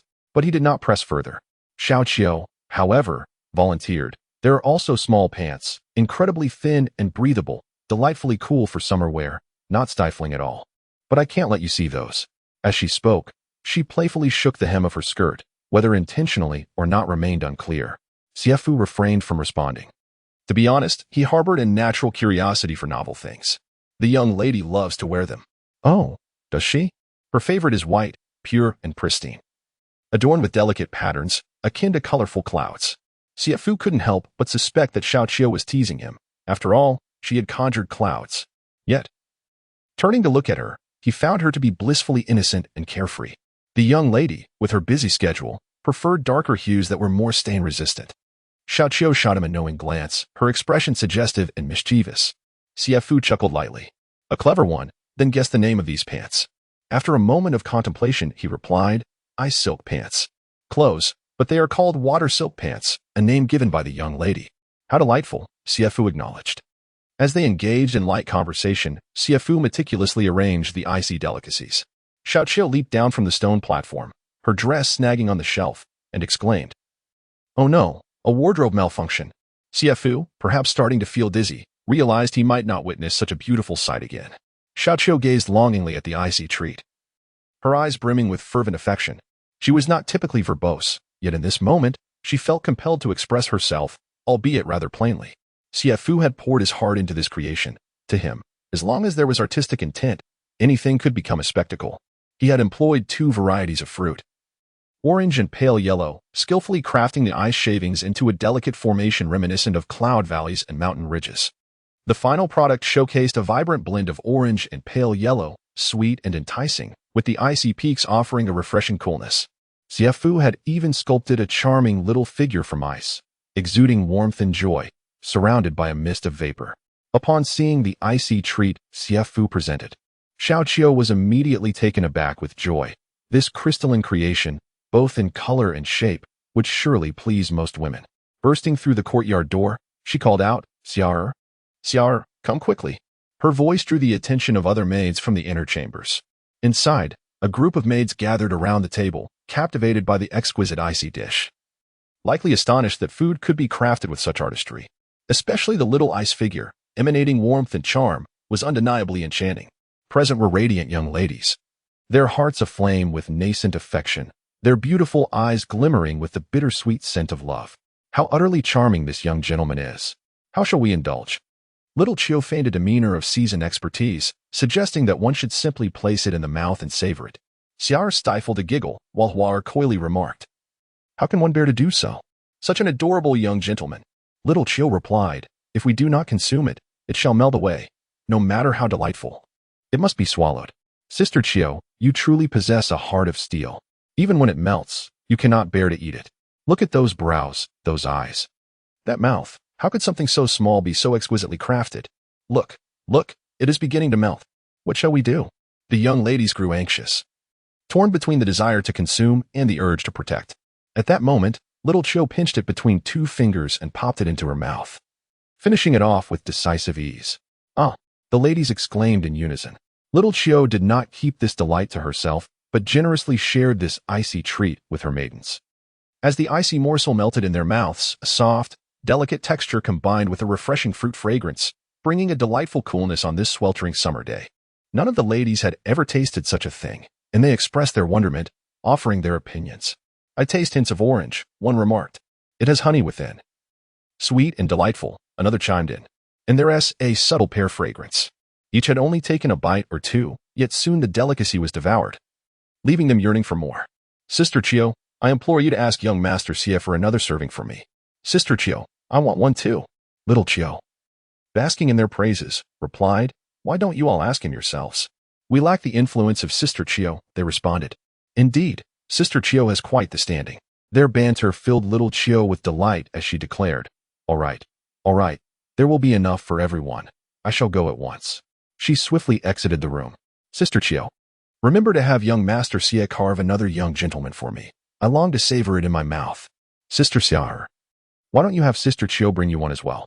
I imagine such intricate carving must be quite laborious. I wouldn't wish to trouble him. Sister Xie truly had a heart for others.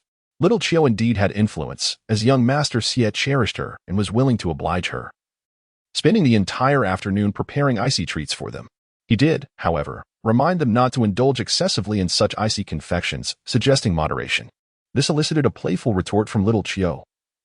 You only disapprove because you see no benefit. Shall I offer each of you a fragrant kiss as compensation? Young Master Xie laughed heartily. Now that would be splendid. Your imagination knows no bounds. By the time the afternoon had passed, young Master Xie and Dantai Manor were ready to venture out. Upon noticing them, Steward Kong immediately inquired, Are the two young masters off to visit a pleasure house? It seemed more fitting to say that Steward Kong was keeping a close eye on their movements. Young Master Xie chuckled, after a day of study. It is only natural to seek a little diversion. Steward Kong smiled obsequiously, but do take care of your health, young masters. I have some excellent jujubes. Perhaps you should eat a few before you go, lest you wear yourselves out. Young Master Xie laughed, realizing that Steward Kong had misunderstood. The pleasure house was a place of refinement, and they were not headed to a tavern. Upon hearing this, Dantai Manor eagerly interjected, No. That thing has an overwhelmingly strong odor. Steward Kong watched the two depart, nodding to himself. With young Master Xie present, he felt 100 times at ease. His only concern was that the youth might not exercise caution and end up exhausting his health. Chapter 59. A great fury. Miss Dantai Hutchings' business trip to Hangzhou unexpectedly concluded a day or two earlier than anticipated, indicating a remarkable success. Steward Kong promptly followed the servants to the entrance to welcome her. 2 carriages, larger than the ordinary, halted at the gate of the Dantai residence, drawn by a pair of horses. In contrast to noble families, wealthy merchants from Suzhou placed greater emphasis on outward appearances, despite their ostentation and wealth. These merchants always felt dwarfed in the presence of established noble families, each boasting a heritage of at least several centuries, thanks to advance notice from attendants. All domestic servants had already lined up at the entrance, a customary display of propriety. As a female entrepreneur, Dantai Hitching often needed to present herself in public.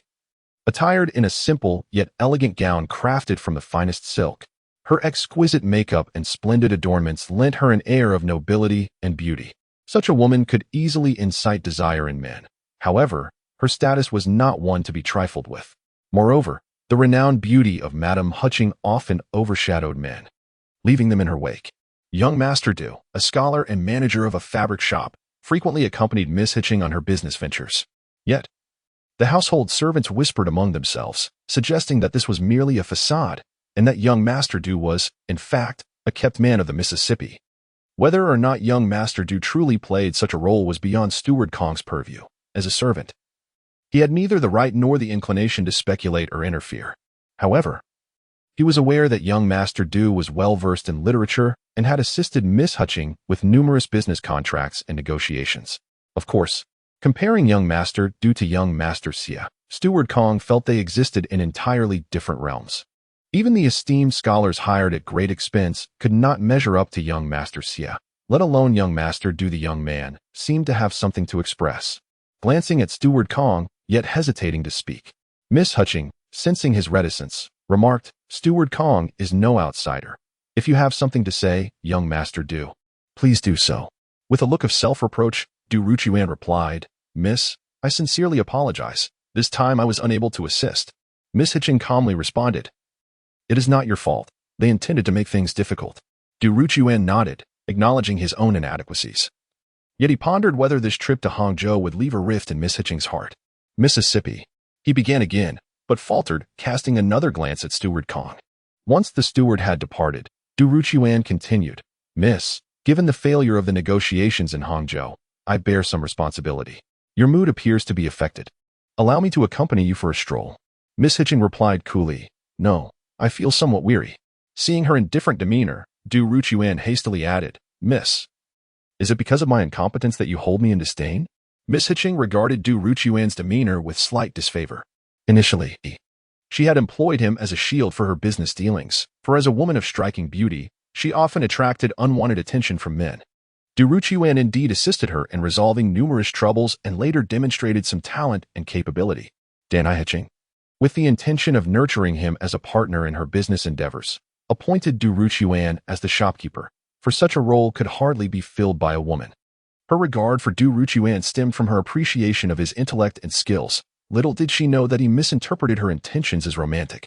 Throughout their journey back, Du Ruchuan exhibited an unusual level of concern and intimacy. Years of experience in the mercantile world had refined Dantai Hiching into a woman of astute perception. She could undoubtedly discern Du Ruchuan's feelings. Since he dared to harbor such notions about her, she resolved to sever their ties. However, individuals like Du Ruchuan are rare to find, and Dantai Hiching wished to afford him another chance, stating coldly, Shopkeeper Du, I hope you understand your position. Dantai Hiching was a person of deep loyalty and affection.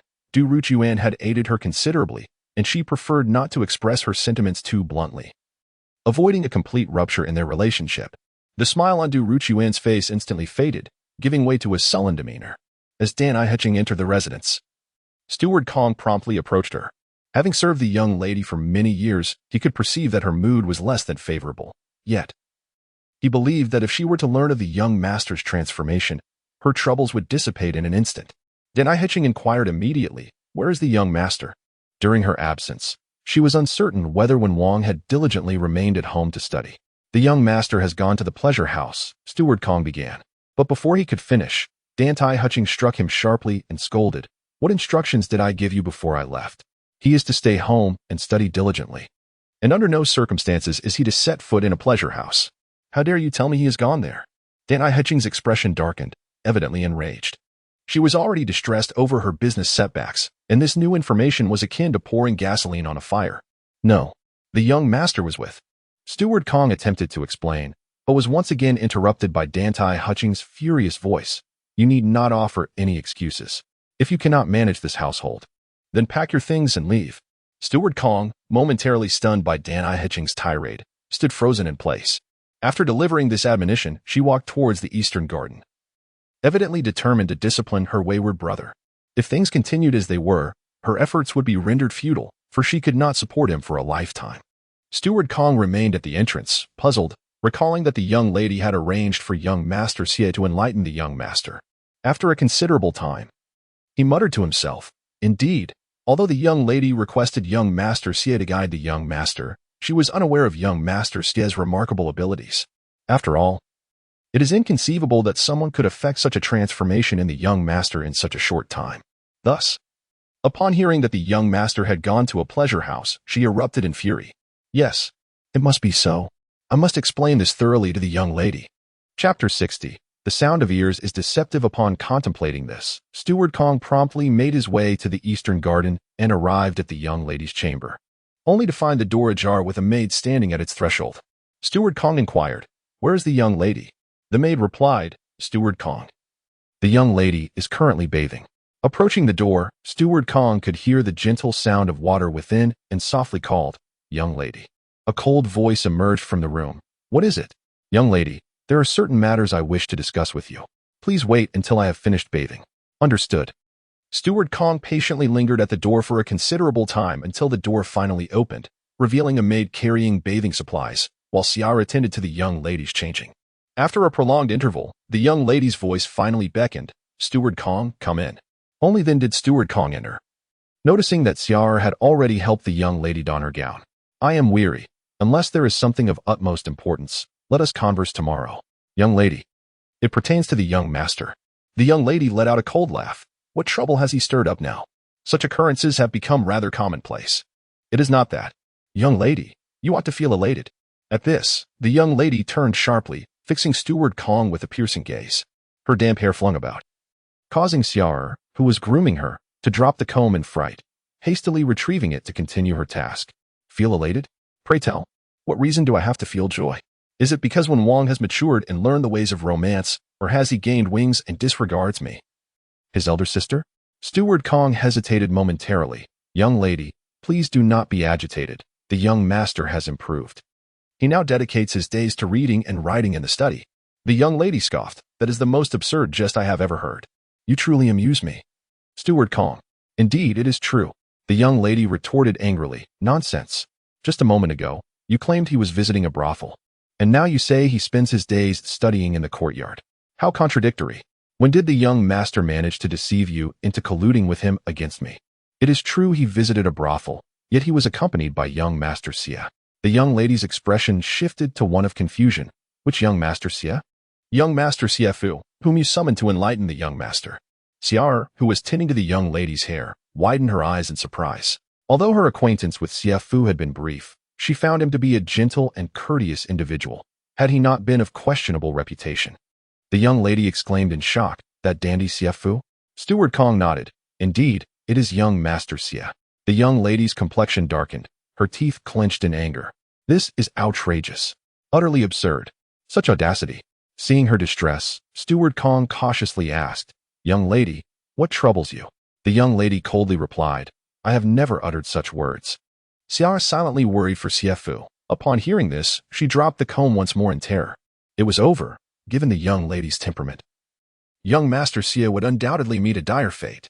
Steward Kong. With a sigh, the young master informed me that it was the lady's arrangement. Dantai Manor coldly remarked. Kong Butler, you are becoming increasingly muddled. Do you truly believe such a falsehood? Kong Butler murmured, It makes no sense. Having weathered many storms. Dantai steadied her emotions and said, What exactly is the situation? Please elaborate. Thus, Kong Butler recounted in detail the events of that day when the young master had a falling out, and how Xie Fu intervened to persuade him. After listening, Dantai scoffed. When Wang has grown increasingly cunning, learning to employ deceit. If only this cleverness were applied to his studies, he would undoubtedly achieve great success. Alas, it is squandered on nefarious schemes. I despise that pretty boy. I have unwittingly harbored a wolf within my estate. Kong Butler replied, My lady.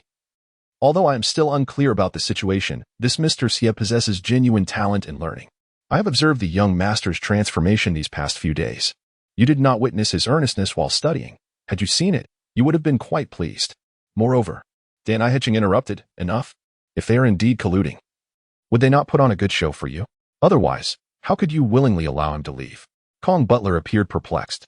Is it all just an act for my benefit? Dantai coldly retorted, It seems you are growing more foolish with age. Perhaps you are no longer suited to be the steward. Whether or not he could continue in his role as steward mattered little to Kong Butler, who continued, My lady, I have never encountered anyone as graceful, learned, and charming as young Master Xie. To be candid, the esteemed scholars you previously hired pale in comparison to him. In his eagerness to praise Xie Fu, Kong Butler had resorted to coarse language in front of the lady. Dantai was slightly taken aback by his words and responded, Your education is limited. What do you understand? My lady, Kong Butler replied, Though I am not a scholar, I am nonetheless the steward of the Dantai household. Even if my discernment is lacking, it is not so poor as to be entirely blind. You did not witness young Master Xie when he was teaching the young master. He was nothing short of a distinguished gentleman, exuding grace and extraordinary presence. Even someone like me, lacking in education, was compelled to stand at the door and listen for half an hour. Dantai was moved by Kong Butler's sincere words and gently inquired, Is he truly as good as you say? Kong Butler nodded firmly. My lady, I am not a child of 3. If I had not witnessed it myself, I would not be so easily deceived. Dantai pondered in silence. This pretty boy had indeed stirred her heart, making the matter rather peculiar. Dantai coldly declared, You have stated your case. How could I not listen? Kong Butler cautiously asked, My lady, shall we temporarily set aside the matter of binding the young master? Let us postpone it for now, Dantai replied, her tone shifting to one of cold resolve. Tomorrow, gather the men. If they do not meet my satisfaction, I shall have both bound together. I intend to give them a thorough beating. To that pretty boy, do not think that I am reluctant to end your life. You have forced my hand. Kong Butler, unfazed, smiled and said, Thank you, my lady. Dantai cast a peculiar gaze upon Butler Kong, harboring doubts about his allegiance. In the stillness of the night, Xie stealthily slipped out of the inner chambers, making her way to the lair of the pale-faced man. Intending to discreetly inform Xie Fu of the impending danger, urging him to seek refuge without delay. Yet, her heart was fraught with conflict. On one hand stood her mistress, and on the other, Xie Fu. After much contemplation, she resolved to undertake this audacious decision, though she felt remorse towards her mistress. She could not help but believe that a person as virtuous as Xie Fu did not deserve a fate as severe as death. Chapter 61. Seeing is believing. The night had grown late, and the white-faced nest lay enveloped in silence. Xiara gently pushed open Xie Fu's door, softly calling out, "Young Master Xie." Thus, Xiara waited the entire night. As dawn broke, Xie Fu had yet to return. "Young Master Xie, the young lady intends to harm you. You must flee," urged Xiara. This young woman, undeterred by the risk of her message being discovered, ultimately revealed her intentions to Dantai Manor. Xiara did not dwell on the consequences. Her heart was solely preoccupied with Xie Fu's safety. Xie Fu and Dantai Manor emerged from the Qin Tower, having stayed there the previous night due to the late hour. Dantai Manor, brimming with excitement, chatted and laughed with Xie Fu, having barely passed the previous day's trials at the peony madam's residence. Upon arriving at the entrance of the Dantai Manor, they fortuitously encountered Du Ruchuan, who was on his way to the estate. "Young Master Dantai," Du Ruchuan greeted Dantai Manor with polite formality, his gaze curiously shifting to Xie Fu. However, Dantai Manor regarded Du Ruchuan with disdain, offering no response, for in his eyes, Du Ruchuan was no different from the courtesans of the brothel. Du Ruchuan stepped aside, allowing the two to proceed first. Observing their disheveled appearance, reeking of alcohol, he let out a derisive snort. Despite their scholarly attire, they remained uncouth and unrefined. He straightened his own garments, entering with a sense of self-importance, for he believed he embodied the true essence of a scholar. Unbeknownst to Dantai Manor, a grand spectacle awaited them within the Dantai Manor, while Xie Fu sensed a peculiar gaze from the household servants, though he chose to dismiss it. Upon entering the study, the servants promptly informed Steward Kong of their arrival. Ordinarily, Steward Kong would hasten to offer his regards, but at this moment, he rushed to the eastern garden, eager to summon the young lady to witness Xie Fu's elegance and demeanor firsthand. Du Ruchuan made his way directly into the eastern garden, encountering various servants along the way, who greeted him courteously as young master. This flattery pleased him greatly, as he surveyed the expansive estate, contemplating that he might soon become its master. Women, even those as formidable as Dantai Manor, could not resist feigning modesty and restraint. The question lingered as to why Dantai Manor remained unmarried. It was simply that no man dared to confess his feelings to her. He needed to be bolder, to transcend the insurmountable divide of social standing. Yet, unbeknownst to Du Ruchuan, once he had walked some distance away, the servants revealed their disdainful expressions, regarding him merely as a man who relied on women for sustenance. Along his path, he encountered Dantai Manor's maid, Huar, who informed him that the young lady was in the study. Du Ruchuan nodded and proceeded toward the study. Dantai Manor, after her morning meal, habitually retreated to the study until after the hour of Qin had passed, before venturing out. This routine had become second nature. Given the vastness of the Dantai family's enterprises, with their textile business extending far and wide, at the break of day, the affairs of the business awaited her, and maintaining such wealth and prosperity was not the leisurely pursuit that the impoverished might imagine. Du Ruchuan arrived at the door of the study, where Dantai Manor sat poised before a large desk, engrossed in reviewing the account books. Having been away from Suzhou for several days, she felt the need to assess the family's business affairs to gain a clearer understanding. Dantai Manor was completely absorbed, unaware of Du Ruchuan's presence. Observing the dignified and noble Dantai Manor, Du Ruchuan felt an overwhelming urge to conquer the seemingly invincible. What a sense of satisfaction and pride it would be to have such a powerful woman, one who wielded wealth and authority, cradled in his embrace, whispering sweet nothings. Noticing that Dantai Manor had yet to acknowledge him, Du Ruchuan hesitated to disrupt her focus and simply cleared his throat. Dantai Manor looked up, mildly surprised. In truth, she did not appreciate his uninvited presence. "Oh, please take a seat," she said. Du Ruchuan found a spot to sit and silently contemplated for a moment. Just as he was about to speak, Dantai Manor unexpectedly called out, "Huar, please pour a cup of tea for Manager Du." Before long, Huar delivered a cup of tea, and as Du Ruchuan sipped, he frequently glanced at Dantai Manor. It seemed she was far more engrossed in the account books than in his presence. Unable to contain himself, he finally asked, "Miss, how much longer do you intend to be occupied?" "It's no trouble. I can wait here until you finish." Dantai Manor slightly furrowed her brow, perhaps wondering if he could not perceive her desire to dismiss him. Yet, she refrained from voicing her thoughts. After a brief moment of silence, Du Ruqiuan found it unbearable to remain idle. This persistent soft approach did not reflect courage. He stood up and inquired, "Miss, do you need my assistance with the accounts?" Upon hearing his words, Dantai Heching promptly rose and walked towards Steward Kong, leaving Du Ruqiuan behind in the study. In her heart, nothing held greater importance than her brother. Wen Wang. As a woman who had stepped into the public eye to support her family, her sole motivation was for him. With both parents deceased, Wen Wang represented the last vestige of the Dantai lineage. If he could achieve success, it would bring comfort to their parents' spirits. Her role as an elder sister felt insignificant in comparison. Wen Wang, do you know how deeply I wish for you to thrive? Our father and mother would be immensely pleased to see your accomplishments. Just as she was about to enter the study where Wen Wang usually studied and wrote, Steward Kong suddenly halted. Chapter 62. Eavesdropping, my lady, it would be prudent for us not to make our presence known suddenly, lest we disturb them. I believe that by remaining quietly outside the door for a while, you shall fully appreciate the remarkable qualities of young Master Xie, suggested the old servant. Dantai Heching, intrigued by the enigmatic words of Steward Kong, nodded gently. The two tiptoed forward. The courtyard was tranquil and secluded. As they entered, faintly, the sounds of two men engaged in jovial conversation drifted from the study. One voice belonged to Wen Wang, while the other, familiar yet somewhat delicate, belonged to the young dandy. With a mix of emotions, Dantai Heching slowly approached the study. Ever since Dantai Wen Wang gained notoriety in the brothels, he had developed a fervent passion for scholarly pursuits. At that moment, he was recounting to Xie Fu the events of his meeting with Lady Peony the previous night. Xie Fu, I owe you my gratitude for imparting those few tricks to me. I was able to hold my own against Lady Peony throughout the night. You should have seen her bashful demeanor. It truly captivated me, exclaimed Dantai Wen Wang. Xie Fu chuckled. Young master, do remember not to overly take advantage of her gentleness. Standing outside, Dantai Heching cast a glance at Steward Kong, her expression seemingly questioning whether this was what he had described as elegance. Cold sweat beaded on Steward Kong's forehead, and he hurriedly gestured for her to remain patient and composed. Dantai Wen Wang laughed heartily. Who would have thought I could display such prowess before Lady Peony? He continued. However, Lady Peony is indeed formidable. The charming Yin I encountered at Tianxiang Tower was rather unimpressive, with just a few playful exchanges.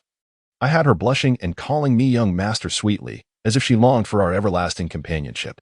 Xie Fu interjected, Young master, those are merely the flattering words of a courtesan. Do not take them to heart. Dantai Wen Wang replied with a grin, I frequent the brothels, so I am well aware of their ways, seductive eyes, deceitful tongues. All with eyes on your purse. Thus, I decided to test her, and right there, I asked this charming Yin for something. Can you guess what it was? Xie Fu, amused by Dantai Wen Wang's enthusiasm, ventured a fragrant sachet. Incorrect. Then perhaps a silk handkerchief? Still wrong. Go deeper with your guesses. I fear I cannot deduce it. Xie Fu chuckled. With a mischievous smile, Dantai Wen Wang suddenly produced an object from his attire, declaring, What do you think this is?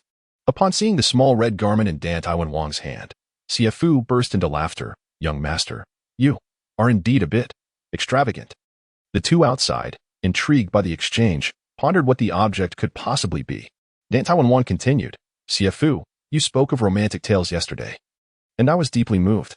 A true romantic scholar cannot be confined by conventional norms. Xie Fu was at a loss for words.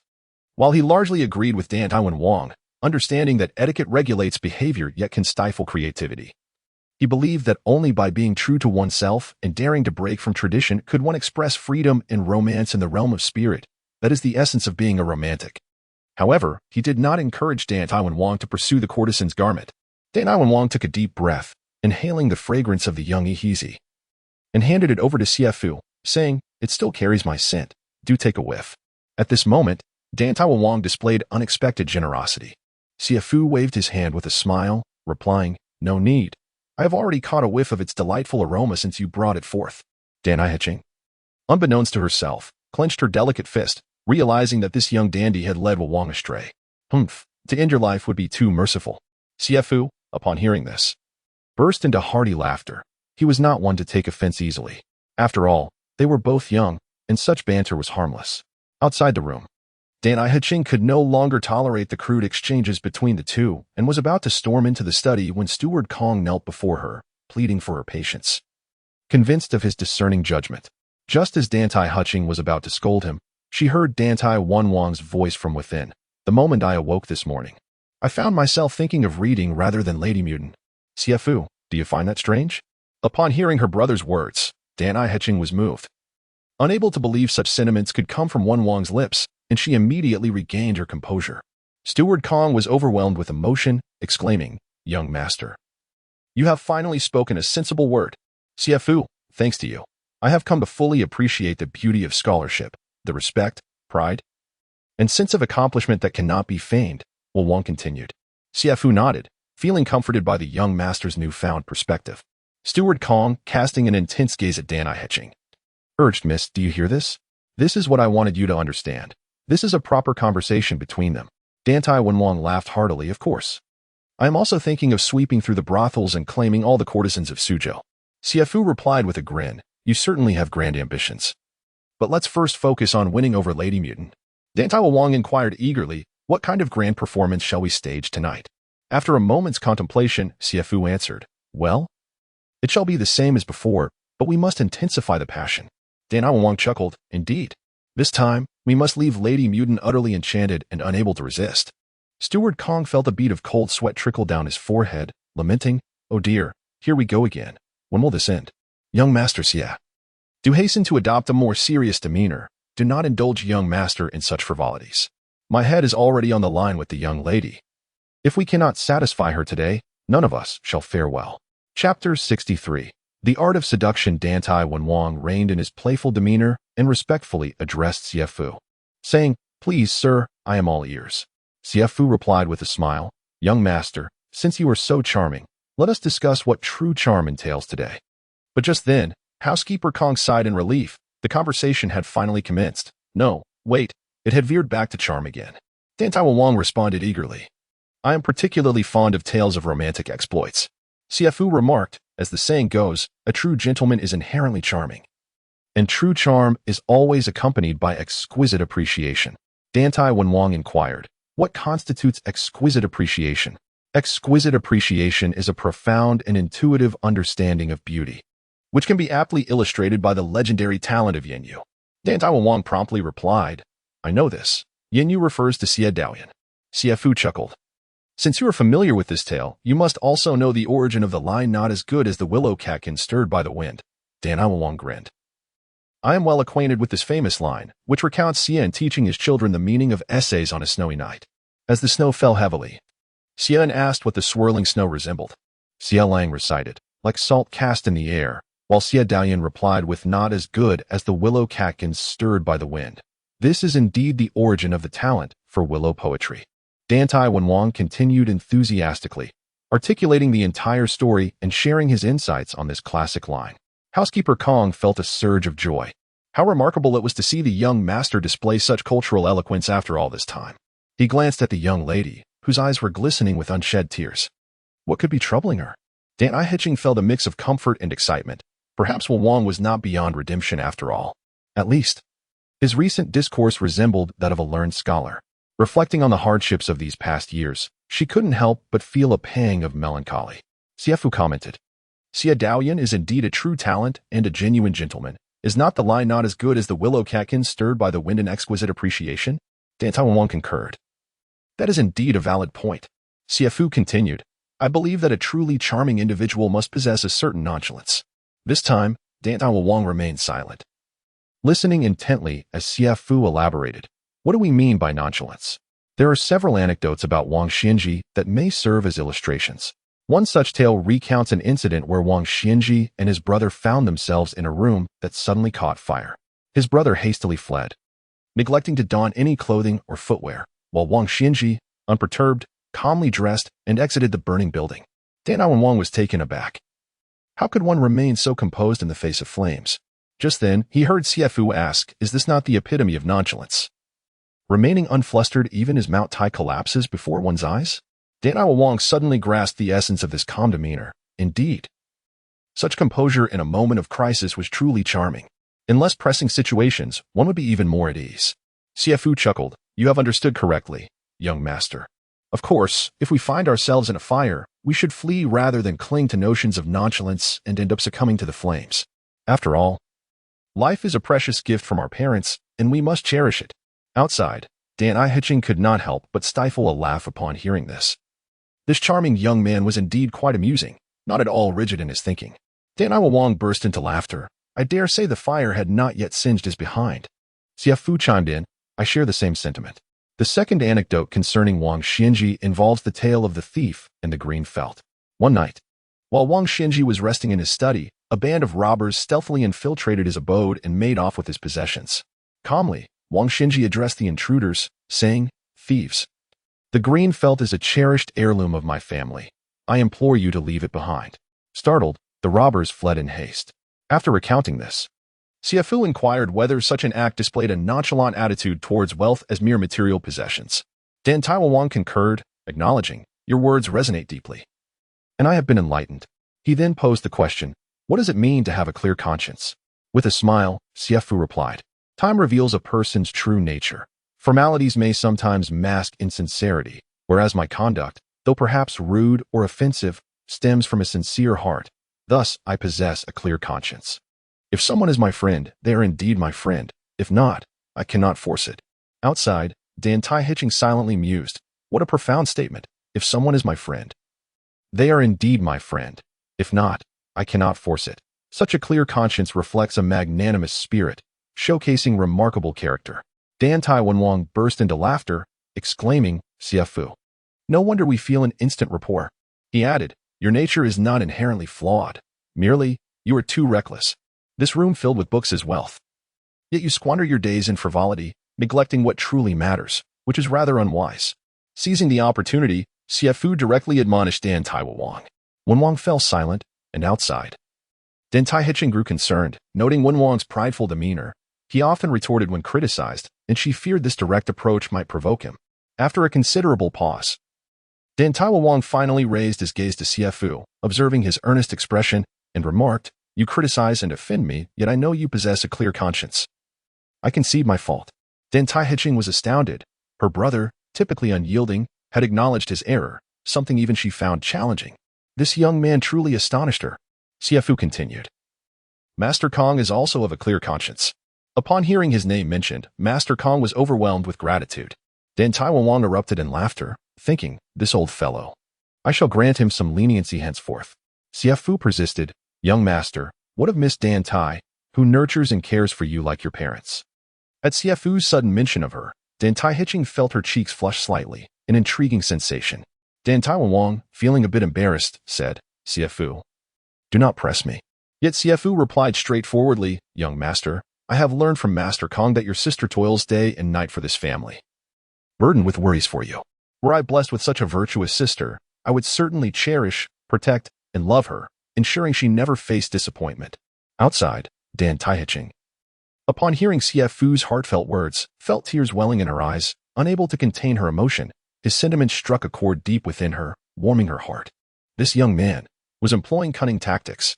Fearing Master Kong might witness her vulnerability, she discreetly wiped her tears. The person who understood her best was this young man, leaving her speechless, as he had moved her to tears with mere words, which felt somewhat unfair. Dantai Wang remained silent, seemingly contemplating Xie Fu's remarks. After a moment, he appeared ready to speak, but hesitated. Xie Fu chuckled, Young master, if you have any feelings, it is sufficient to keep them in your heart. There's no need to voice them. Dantai Wen, however, scolded him with a smile. You beast who understands human hearts. Xie Fu laughed heartily. I merely envy the young master, which is why I have taken the liberty to express such sentiments. Outside the door, Dantai He, filled with curiosity, wondered, Envy? Envy of what? What does it mean? Chapter 64. Kindred Spirits. Dantai Wang directly inquired. What is it that you envy in me? Is it my birth into a wealthy family, or my stunning sister? Dantai Hitching, upon hearing this, inwardly cursed. Such a foolish remark. One cannot expect pearls from a dog's mouth. Just wait, I shall teach you a lesson. How could he jest about his own sister so brazenly? Xie Fu gently replied, Young master, I have never known my parents, nor have I ever felt the warmth of family. Therefore, I envy you for having a virtuous sister. Dantai Wang exclaimed, and Dantai Hitching's heart skipped a beat, overwhelmed by an unexpected surge of maternal instinct. She felt an impulse to embrace this young man of similar age to a Wang and shower him with affection. Dantai Wang softly said, I apologize. Xie Fu, however, responded with a carefree smile, It is of no consequence. You should cherish what you have. Dantai Wang laughed. From this moment onward, we are brothers. My home is your home, my sister is your sister, and my wife shall be. He spoke too freely, quickly stopping himself. For some matters are not to be shared. Dantai Hutching silently cursed. This mischievous lad, making decisions without my consent. Yet, in my heart, I find myself oddly willing.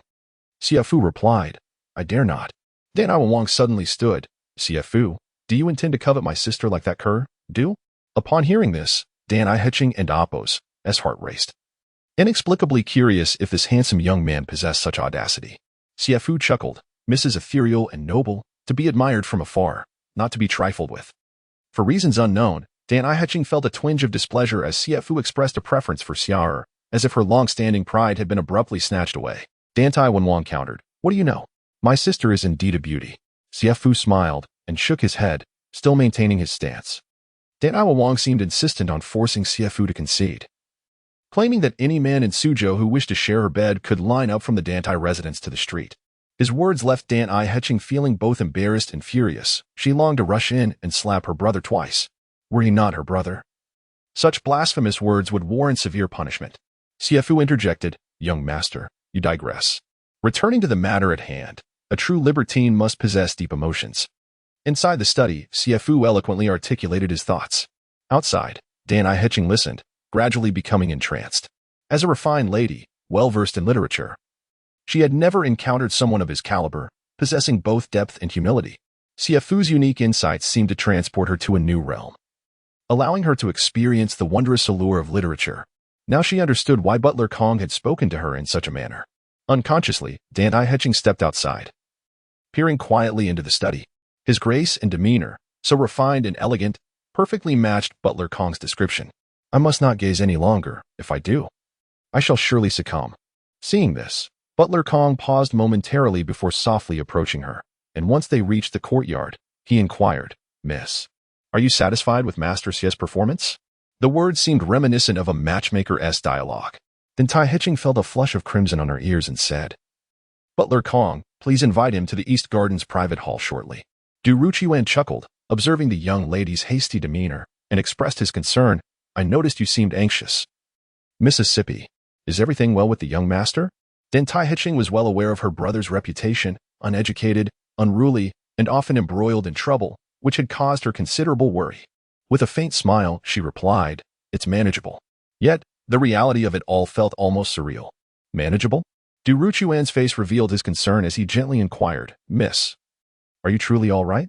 If anything troubles you, please confide in me. Do not regard me as a stranger. Dantai Hutching, casting a glance at the fervent Du Ruqiuan, deftly shifted the topic, asking, what time is it now? Miss, it is 1/4 the hour of C, he responded. Taken aback, she realized she had been standing outside for nearly an hour. Unbeknownst to her, she had developed such patience, and this charming youth, seemingly devoid of scholarly pursuits, had managed to engage her for such an extended time. How knowledgeable he must be. Noticing Dantai Hutching's momentary distraction, Du Ruqiuan inquired, Miss, what is troubling you? He quickly assured her, it is only natural for me to wait, but I worry you may be overexerting yourself. Perhaps you should take a moment to rest while I keep you company. If you have any worries, you may share them with me. Du Ruqiuan began to subtly appeal to her emotions. However, Dantai Hutching hardly registered his words, though she flipped through the account books. Her mind wandered back to the tender words she had overheard earlier. She perused the ledgers without truly absorbing their contents. Protect her, cherish her, love her. How could this charming youth utter such heartfelt sentiments? Surely, like other men, he must be captivated by my beauty and seek to win my favor. Yet he was unaware that I had been listening. His claim of being guiltless must indicate a sincere heart. How could I judge him through the lens of commonality? This thought brought an involuntary smile to her lips. Lost in contemplation, she recalled his words about never having seen his parents or felt the warmth of family. Had his parents abandoned him in his youth, or had they passed away early? A wave of empathy washed over Dantai Hutching, prompting an unbidden sigh. Chapter 65. Ambition standing by, Du Ruqiuan observed the shifting emotions of Dantai Hutching, her joy one moment and sorrow the next. His curiosity piqued. What could possibly be occupying her thoughts? Upon hearing a sigh escape her lips, he could no longer contain himself. He rose and approached her gently, his heart racing with excitement and trepidation as he reached out, yearning to touch her smooth, unblemished hand. Having had numerous encounters with Dantai Heching, he often witnessed her moments of self-pity and understood her deep yearning for warmth and affection. In a woman's most vulnerable moments lies the perfect opportunity to win her heart. Summoning all his courage, Du Ruchuan recognized that without decisive action, he would remain stagnant. Just as his fingers were about to graze her hand, Dantai Heching, with her keen perception, evaded his touch, standing abruptly and exclaiming, "What do you think you are doing?" Du Ruchuan was taken aback. "Mississippi," he faltered, unsure of how to respond, finally uttering, "It is my fault." Dantai Heching retorted coldly, "You must understand our relationship. I pay you for your services. You are no different from the laborers I employ." Initially, she had intended to spare their dignity by not stating things too bluntly, but Du Ruchuan's audacity had surpassed her expectations. "Miss, after more than a year of acquaintance, I have come to understand you. Each time I see you lost in self-reflection, my heart aches. I wish to protect you," he declared, no longer concealing his feelings. "My affection for you is sincere, as the full moon bears witness. If you think me presumptuous, consider this. Which man does not harbor feelings for you? Those who do not dare to express them are merely cowards." Dantai Heching scoffed icily. "Are you finished?" With the courage to voice his sentiments, Du Ruchuan proclaimed, "I am." Her demeanor remained frosty as she replied, "Thank you for your affections, but you may leave." Understanding her pride, he boldly suggested, "Why not lower your defenses and accept me? I believe I am worthy of you, possessing both talent and charm." Dantai Heching smiled derisively. "You need to return to the fabric shop tomorrow. I will compensate you with a sum of silver. From this day forth, we shall have no further ties." Du Ruchuan was momentarily stunned, and in her gaze, he saw resolve and indifference. She intended to sever all connections with him. His face turned ashen as he envisioned possessing her entirely, aspiring to be the true master of the Dantai residence. Yet, in an instant, his dreams were shattered by her callous words.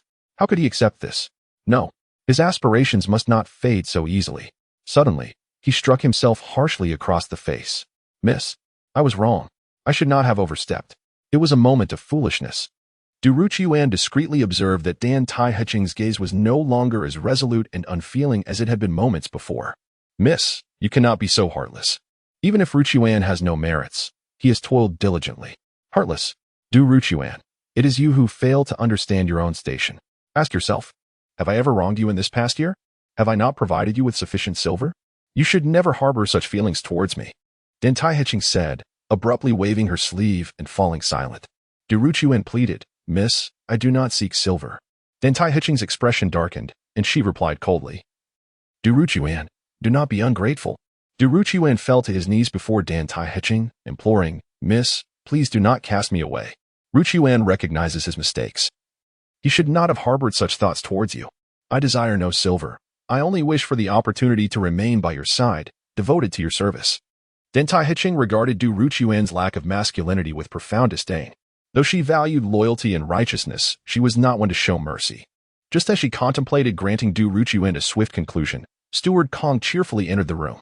Upon witnessing the scene before him, he paused for a moment before retreating from the study. Dantai Heching glared at Du Ruchuan, icy words escaping her lips. "Get up, you disgrace yourself."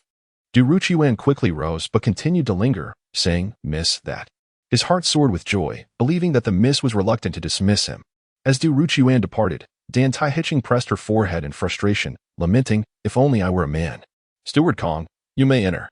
Steward Kong stepped into the study and reported, "Miss, young Master Xie has arrived and is waiting outside. Please invite him to the parlor." Du Ruchuan hurried from the courtyard, unexpectedly catching sight of Xie Fu, to whom he cast a deliberate glance. Xie Fu, seeing Du Ruchuan emerge from the study, exhibited no surprise. He had previously heard from Zhu Ming that Dantai Heching was involved with a handsome man. It seemed that this individual was indeed her paramour. Whether he was merely a name or truly deserving of such a title remained unclear to Xie Fu. Noticing that the man had tears in his eyes, as though he had been weeping, Xie Fu felt an inexplicable sense of trepidation wash over him. He realized that the matter concerning Dantai Gongzi had been nothing more than a fleeting jest, and now that Dantai Heching had returned home, the truth had inevitably come to light.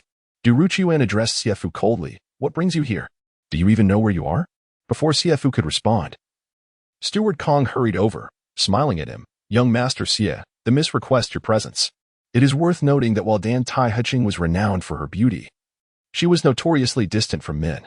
Despite having been close to her for over a year due to his advantageous position, opportunities for intimacy were scarce. Although he did not know Du Ruchuan, Xie Fu politely acknowledged him with a smile before following Steward Kong into the courtyard. Du Ruchuan gazed thoughtfully at Xie Fu, who passed by him. This man, with his refined features and vibrant demeanor, must surely be the one the young lady has chosen to replace me. It could not be otherwise. How could she bear to treat me with such indifference? Du Ruchuan watched the receding figure of Xie Fu, his eyes betraying a glimmer of hatred. How dare he aspire to usurp my position? Just wait until I unveil his true nature before the young lady, exposing him to public embarrassment. Chapter 66. No allowance. Steward Kong, noticing the unusual demeanor of Xie Fu, smiled and inquired, "Young Master Xie, what troubles you?" Xie Fu responded with a smile, "Steward Kong, I must first extend my apologies. In truth, the young lady has never instructed me. I deceived you that day." Upon hearing this, Steward Kong chuckled and replied, "Ah, young Master Xie, I willingly allowed you to deceive me. There is no need for apologies. As for any inconvenience caused to you, I hope you can forgive me. Young Master Xie, you have not inconvenienced me at all. Rather, you have aided me." The young lady. Before Steward Kong could elaborate, they arrived at the entrance of the flower hall. Sensing a hint of worry from Xie Fu, he said, "Young Master Xie, fret not. Should the young lady have any misunderstandings, I shall gladly clarify for you." Xie Fu nodded gratefully. "Thank you. Miss, young Master Xie has arrived. Please come in." It was not her beauty that captivated him, but rather the weight of his own guilty conscience. Upon noticing Xie Fu lowering his head to avoid her gaze, Dantai Manor was slightly taken aback. It seemed to her that this was the first time he had shown such weakness. It had been some days since she last saw him, and now he appeared much more agreeable. "What troubles you? Are you feeling guilty?" Xie Fu remained silent. Dantai Manor, suddenly adopting a cold tone, commanded, "Lift your head and look at me properly." She intended to employ a mix of reward and punishment, as there were many grievances yet to be addressed. He had lifted her skirt, kissed her foot, embraced her, and touched her most sensitive areas, all while deceiving Steward Kong in her name. It was indeed a miracle that this pretty boy had managed to survive until now. Xie Fu raised his head to meet Dantai Manor's frigid gaze. Her icy stare was reminiscent of the words he had spoken in the study, to protect her, cherish her, adore her, and love her. Unbeknownst to him, his expression softened, and a charming smile began to form at the corners of his mouth. In that moment, an unusual atmosphere enveloped them, akin to the gaze of a husband upon his wife, or vice versa. What Xie Fu did not realize was that Dantai Manor had spent an entire hour eavesdropping in the study, leading to a significant change in her perception of him. The rare tenderness in her gaze filled him with a sense of danger, bringing to mind the image of a man he had encountered earlier, tears glistening in his eyes. What kind of torment could bring a man to tears? Could it be that wooden donkey? With this thought, Xie Fu presented a smile he deemed flattering. However, this expression caused Dantai Manor to blush slightly, prompting her to avert her gaze and ask, "Do you have nothing to say?" Xie Fu replied candidly, "Miss, I borrowed your name to deceive Steward Kong. I am guilty." Dantai Manor, following his lead, replied nonchalantly, "What do you think I should do to punish you?" Xie Fu responded, "I hope the young lady might show mercy." Dantai Manor was taken aback by a swift plea for leniency. Where was the defiance she expected from this pretty boy? Coldly, she retorted, "I cannot let you off so easily." Xie Fu felt a shiver run down his spine then. "I shall accept whatever punishment you deem fit." Dantai Manor was momentarily taken aback. Xie Fu's words caught her off guard. "Well then, I shall punish you," she thought, yet deep down, she hesitated to impose any punishment upon him. At that moment, she silently hoped Xie Fu would plead for mercy, providing her with an opportunity to retreat gracefully. Anxiously, she urged him inwardly to speak, wondering why he had suddenly become mute when he was usually so eloquent. Suddenly, Xie Fu spoke hesitantly, however. Dantai Man's heart leaped with joy. "However, what? However, could you refrain from making me ride the wooden donkey?" His apprehension about the wooden donkey was entirely due to Dantai Man's influence. A man cannot admit his failures, nor express his fears. Upon hearing this, Dantai Man was momentarily stunned, and soon a flush crept to her cheeks. Indeed, there was a wooden donkey in the mansion, but it was reserved solely for the unfaithful. Noticing her prolonged silence, Xie Fu stole a glance at her, only to be met with a fierce glare from Dantai Man, as if to say, "How am I to respond to that?" She had initially intended to frighten him with the wooden donkey punishment, but fearing it would lead to an awkward situation, she refrained. "Xie Fu, do you have no defense for yourself?" Upon hearing this, Xie Fu was taken aback, as the conversation had shifted rather rapidly. Dantai Hetching inwardly cursed, "Fool. Look how frightened you are," while outwardly stating, "Earlier, I was outside the study listening quietly as you taught Wenwang." Xie Fu was surprised. "Miss, you were there earlier?" Dantai Hetching replied with pride. "Otherwise, how could you still be standing here?" Xie Fu gently inquired, "What did you hear?" "Everything I should have heard. I did. And what I shouldn't have heard, I also heard," she said, casting a soft glance at him, genuinely touched by their earlier conversation. Upon realizing what she meant, Xie Fu gasped. If Dantai Hetching had indeed overheard their discussion in the study, it would be exceedingly awkward. Dantai Hetching, observing his reaction, stifled a laugh, rolled her eyes at him, and dismissed the embarrassing content, stating directly, "I did not expect you to possess such talent. Being a mere pretty face is beneath your capabilities." Xie Fu quickly replied, "It is not beneath me." Dantai Hetching asserted firmly, "If I say it is, then it is." Xie Fu refrained from interjecting. Dantai Hetching continued, "It is evident that you genuinely wish to teach Wenwang to read and write. I shall not pursue this matter of you using my name to gain notoriety." Xie Fu gratefully responded, "Then I thank you, Mississippi. From now on, focus solely on teaching Wenwang to read and write, and also ensure you supervise him diligently. I expect timely reports on his actions," she instructed. Xie Fu looked at Dantai Hetching, puzzled. "You want me to be a spy?" Dantai Hetching coldly replied, "What? Are you unwilling?" Xie Fu hesitated. "Miss, this seems inappropriate. I share a sincere friendship with the young master. You would have me betray him behind his back, which would be quite unprincipled." Dantai Hetching retorted irritably, "Betray?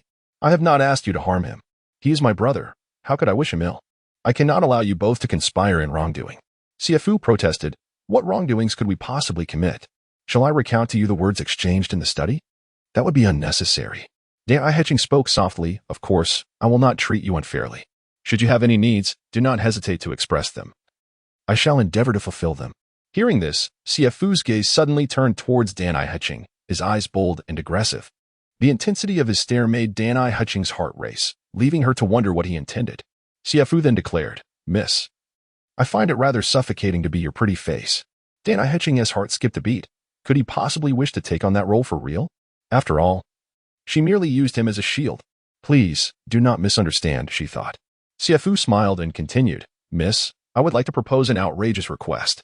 Dantai Hetching's heart nearly leapt from her chest as she immediately retorted, "Absolutely not." Chapter 67. Trapped in a great fire. Xie Fu was astonished. Had not the young lady just stated that he could express any needs he might have? Dantai Hetching coldly remarked, "Excessive demands are not permitted." Although Dantai Hetching sighed in relief, she added, "What if you run away?" Xie Fu remained silent, prompting her to softly say, "Xie Fu, I shall not regard you as a mere servant. You may consider the Dantai residence your home." The notion of treating the Dantai estate as his own home struck Xie Fu with surprise as he gazed at Dantai Hetching. Her gaze was resolute, and she smiled affirmatively. Yet, uncertainty lingered within him. Perhaps he did not fully grasp the essence of her words.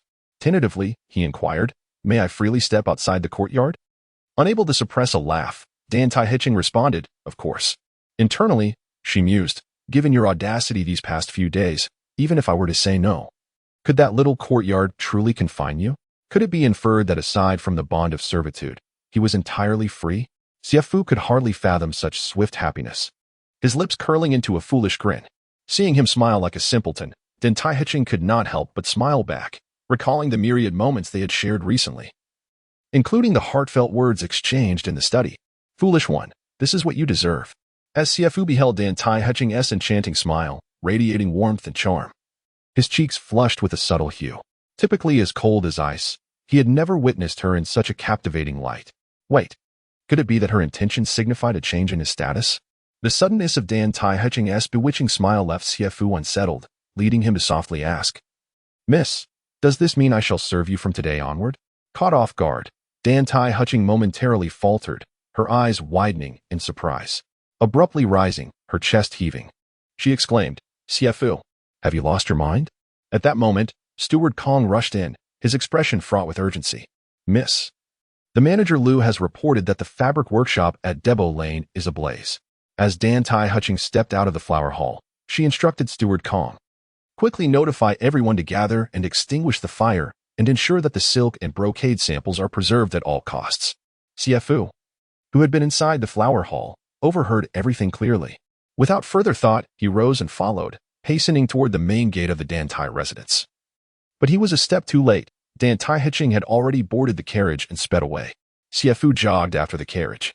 Regardless of whether he was now considered part of the Dantai family, the urgency of extinguishing the fire was paramount.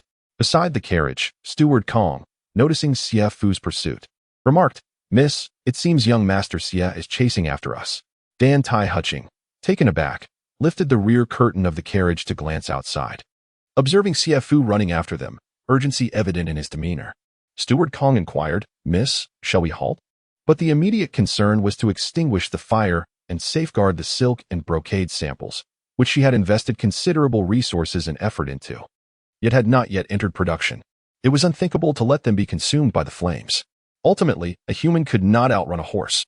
And soon Xie Fu found himself left far behind. As Xie Fu arrived at the workshop, he could see from afar that the blazing inferno had engulfed the entire place in a fiery glow. The flames soared skyward, and thick smoke billowed upwards, while the timber crackled ominously, filling the air with the acrid stench of burning fabric. With such an overwhelming blaze, any hope of saving the structure was futile. The immediate priority was to extinguish the fire and prevent its further spread. Xie Fu rushed closer, where shouts filled the air, and a large crowd was frantically hauling water to combat the flames, creating a scene of chaotic frenzy. Just as he was about to join the firefighting efforts, he noticed Steward Kong standing perilously close to the blaze, his feet stamping anxiously. Without hesitation, Xie Fu hurried over and shouted, "Steward Kong, stay back. It's dangerous." As Xie Fu approached, he grasped Kong's arm and pulled him back, just as a burning beam collapsed where Kong had stood moments before, crashing down with a deafening roar that sent a collective gasp through the crowd. Had it not been for Xie Fu's timely intervention, Kong would have perished beneath the falling debris. Yet, Steward Kong had no time to express his gratitude. In a state of panic, he cried out to Xie Fu, "The young lady is still inside." Upon hearing this, Xie Fu gasped, "What? With such a fire raging, how could anyone survive in there?" Without waiting for further explanation, he spotted a man approaching with a bucket of water, seized it from his hands, and hastily tore a piece of cloth from his clothing to cover his nose and mouth, dousing himself with the contents of the bucket. "Young master," Steward Kong finally realized what Xie Fu was about to do as he charged into the flames.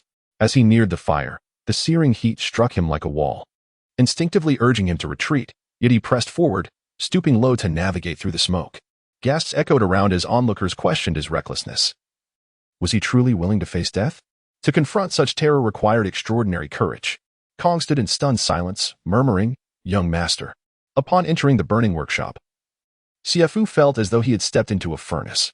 The thick smoke obscured his vision, reducing visibility to mere feet, while the sounds of items exploding filled his ears, and tiles from the roof occasionally fell amidst the sparks.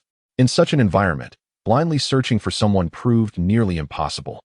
He called out loudly, "Miss." As he ventured deeper, he continued to shout, "Mississippi." Meanwhile, in the fabric modeling room, Dantai Hiching was choking on the smoke, tears streaming down her face. A fierce blaze blocked her path forward, while the wall behind her left no avenue for retreat. The wall was searingly hot, yet she had no choice but to press herself against it. Unless one experienced such an inferno firsthand, they could not comprehend the terror of the flames, the slow encroachment of death. With the fire raging, she realized that no one would come to her aid. She understood that she was destined to perish here today. Suddenly, hearing a voice calling out, her heart surged with joy as she shouted back, "I'm here. I'm here." In the darkness, the two of them, unable to see one another, relied on their voices to convey their proximity. As I called out for Dantai Hiching, I suddenly felt a tightness in my chest and dizziness, my body devoid of strength. Having inhaled a substantial amount of thick smoke, Xie Fu dashed into the inferno of the model room, his clothes, which were just soaked moments ago, inexplicably dried, while the lower part of his legs caught fire. Dantai Hiching lay curled in the corner, appearing to be unconscious. Xie Fu quickly approached her with determined strides. Chapter 68. What do you wish to do? Miss, awaken. You must not slumber, Xie Fu urged as he shook the unresponsive Dantai Hiching, while simultaneously battling the encroaching flames. It was evident she had inhaled too much smoke and had succumbed to unconsciousness. Without hesitation, Xie Fu hoisted Dantai Hiching onto his back, determined to navigate through the inferno. Just as he rose, a resounding crash echoed as a flaming beam from the ceiling plummeted, obstructing their escape. In the blink of an eye, all avenues of egress had vanished. Was this to be their final resting place? Xie Fu, a man seasoned by encounters with death, remained composed. He noticed that the fallen beam had broken in two, and despite the searing pain that coursed through his hands, he grasped the scalding timber tightly and, with a fierce cry, slammed it against the wall behind him. Once, twice, thrice. After 6 or 7 strikes, a thunderous noise erupted as a gaping hole appeared in the wall. In that fleeting moment, as Xie Fu propelled himself and Dantai hitching through the opening, the already unstable structure collapsed with a cataclysmic roar. Beyond the wall lay the Peach Blossom River, and as they plunged into its depths, the cool water provided immense relief to Xie Fu, who longed to immerse himself fully. Yet, he steadied himself and swam towards the opposite bank, carrying the unconscious Dantai hitching. Once on shore, Xie Fu wasted no time in shaking her awake. "Miss Mississippi," he implored, striking her back repeatedly, yet she remained unresponsive. Although not a physician, Xie Fu understood the grave danger she faced. Many who perished in fires did not die from flames, but rather from inhaling smoke, unable to receive timely aid. The Shanghan Luan by Zhang Zhongjing documented a method for resuscitation. One person stands on either shoulder, holding the hair, while another massages the chest. Xie Fu, lacking assistance, resorted to the first method, loosening Dantai Hitching's garments, positioning himself on the ground to compress her shoulders, and blowing into her ear to stimulate a response. However, this technique yielded little success. Desperate, he applied the second method, pressing firmly on her chest. Despite the intimate nature of his actions, Xie Fu harbored no impure thoughts. Rather, anxiety gripped him. Was he not executing the procedure correctly, or was this method ineffective? After exerting himself to the point of exhaustion, perspiration streaming down his face, Dantai Hitching still showed no sign of life. Worry began to gnaw at him. And he recalled another technique from the Zhongzhang Jing. The patient should be placed in a ventilated area, with their head elevated, while scallion root powder is blown into their nostrils, and relatives are encouraged to breathe into their mouth. Due to its unconventional nature, this method had almost been lost to time, existing only in written records. In this moment of desperation, Xie Fu resolved to try anything. He found a blade of grass and tickled Dantai Hitching's nostrils. Then, with lips pressed against hers, he breathed into her mouth repeatedly. With her hair disheveled and her face smeared with soot, she resembled a wild creature. Yet, despite their lips meeting, Xie Fu was consumed by the singular goal of saving her life.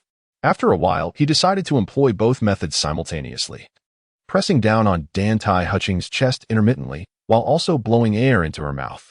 Should anyone witness this scene, they would undoubtedly think that Xie Fu was desecrating a corpse.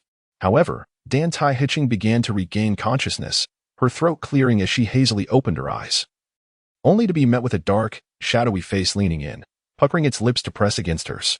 A warm breath escaped from the stranger's mouth, entering her throat, causing her eyes to widen in shock. As she stared at the figure that had kissed her several times, realization struck her. When the person took another deep breath and shamelessly leaned in for another kiss, Dantai Hitching instinctively raised her hand and slapped him. The sound echoed. And though the slap was neither painful nor severe, Xie Fu was momentarily stunned before bursting with joy, exclaiming, "You're awake." In that moment, Dantai Hitching felt an overwhelming sense of humiliation, her heart filled with rage. Desiring to retaliate with a few fierce slaps, she found herself too weak to lift her arms, and instead, tears streamed down her face. Upon hearing her cries, Xie Fu felt elated, believing his method had proven effective. Just as the medical text described, the patient gradually awakens, letting out soft sounds. He pressed down harder on her back. For Dantai Hitching, this was the utmost disgrace, and she felt a desire to perish, gritting her teeth as she uttered, "Shameless scoundrel." Xie Fu, unperturbed by her insults, asked earnestly, "Can you open your eyes?" It was him. Dantai Hitching's heart grew conflicted. Though she could open her eyes, she was inexplicably reluctant to do so, overwhelmed by shame. Noticing her silence, Xie Fu gently helped her sit up, rubbing her back while inquiring, "Can you exhale?" At that moment, he didn't overstep, and she felt a slight relief. Upon hearing her sigh of relief, Xie Fu joyfully remarked, all right, you nearly scared me to death." When he saw that she remained silent, he moved to face her again, just as Dantai Hitching opened her eyes to behold a dark visage, with lips stained from their earlier encounter. The two dark faces locked eyes. Seeing that Dantai Hitching appeared to be unharmed, Xie Fu grinned, revealing his bright white teeth against the starkness of his face. "Miss, are you still in your right mind?" "You are Xie Fu?" she asked. "Yes, it's me, miss." "You're safe now. I can't see clearly. Come closer." Realizing his face was smudged, Xie Fu instinctively reached up to wipe it, only to find that the more he rubbed, the darker it became. Observing his increasingly smeared face, Dantai Heching, for reasons unbeknownst to her, glanced down at her own chest, only to discover 2 dark stains on her clothing, as if they had been rubbed countless times.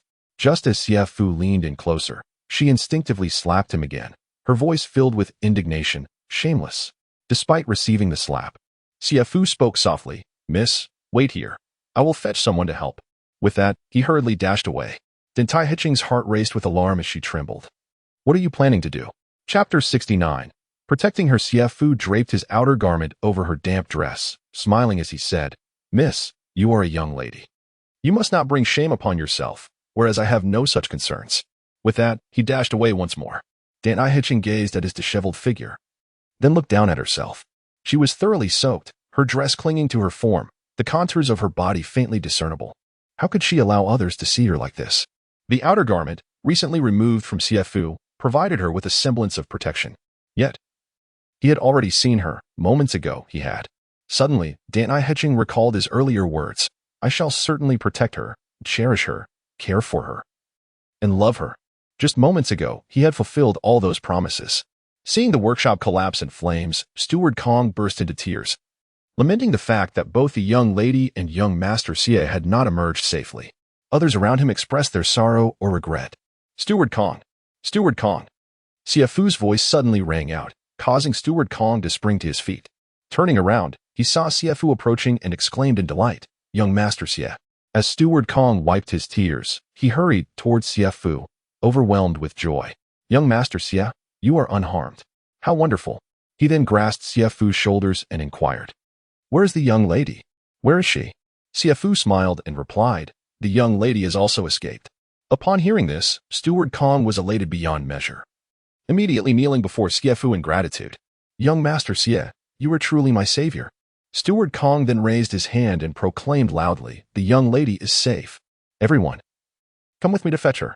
The crowd erupted in cheers, gathering around Steward Kong, ready to set off in a grand procession to retrieve the young lady.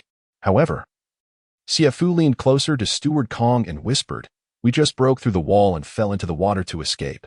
The young lady is completely soaked. It would be improper for too many people to see her like this." Steward Kong nodded in understanding and announced, "The coachman will drive with me to fetch the young lady.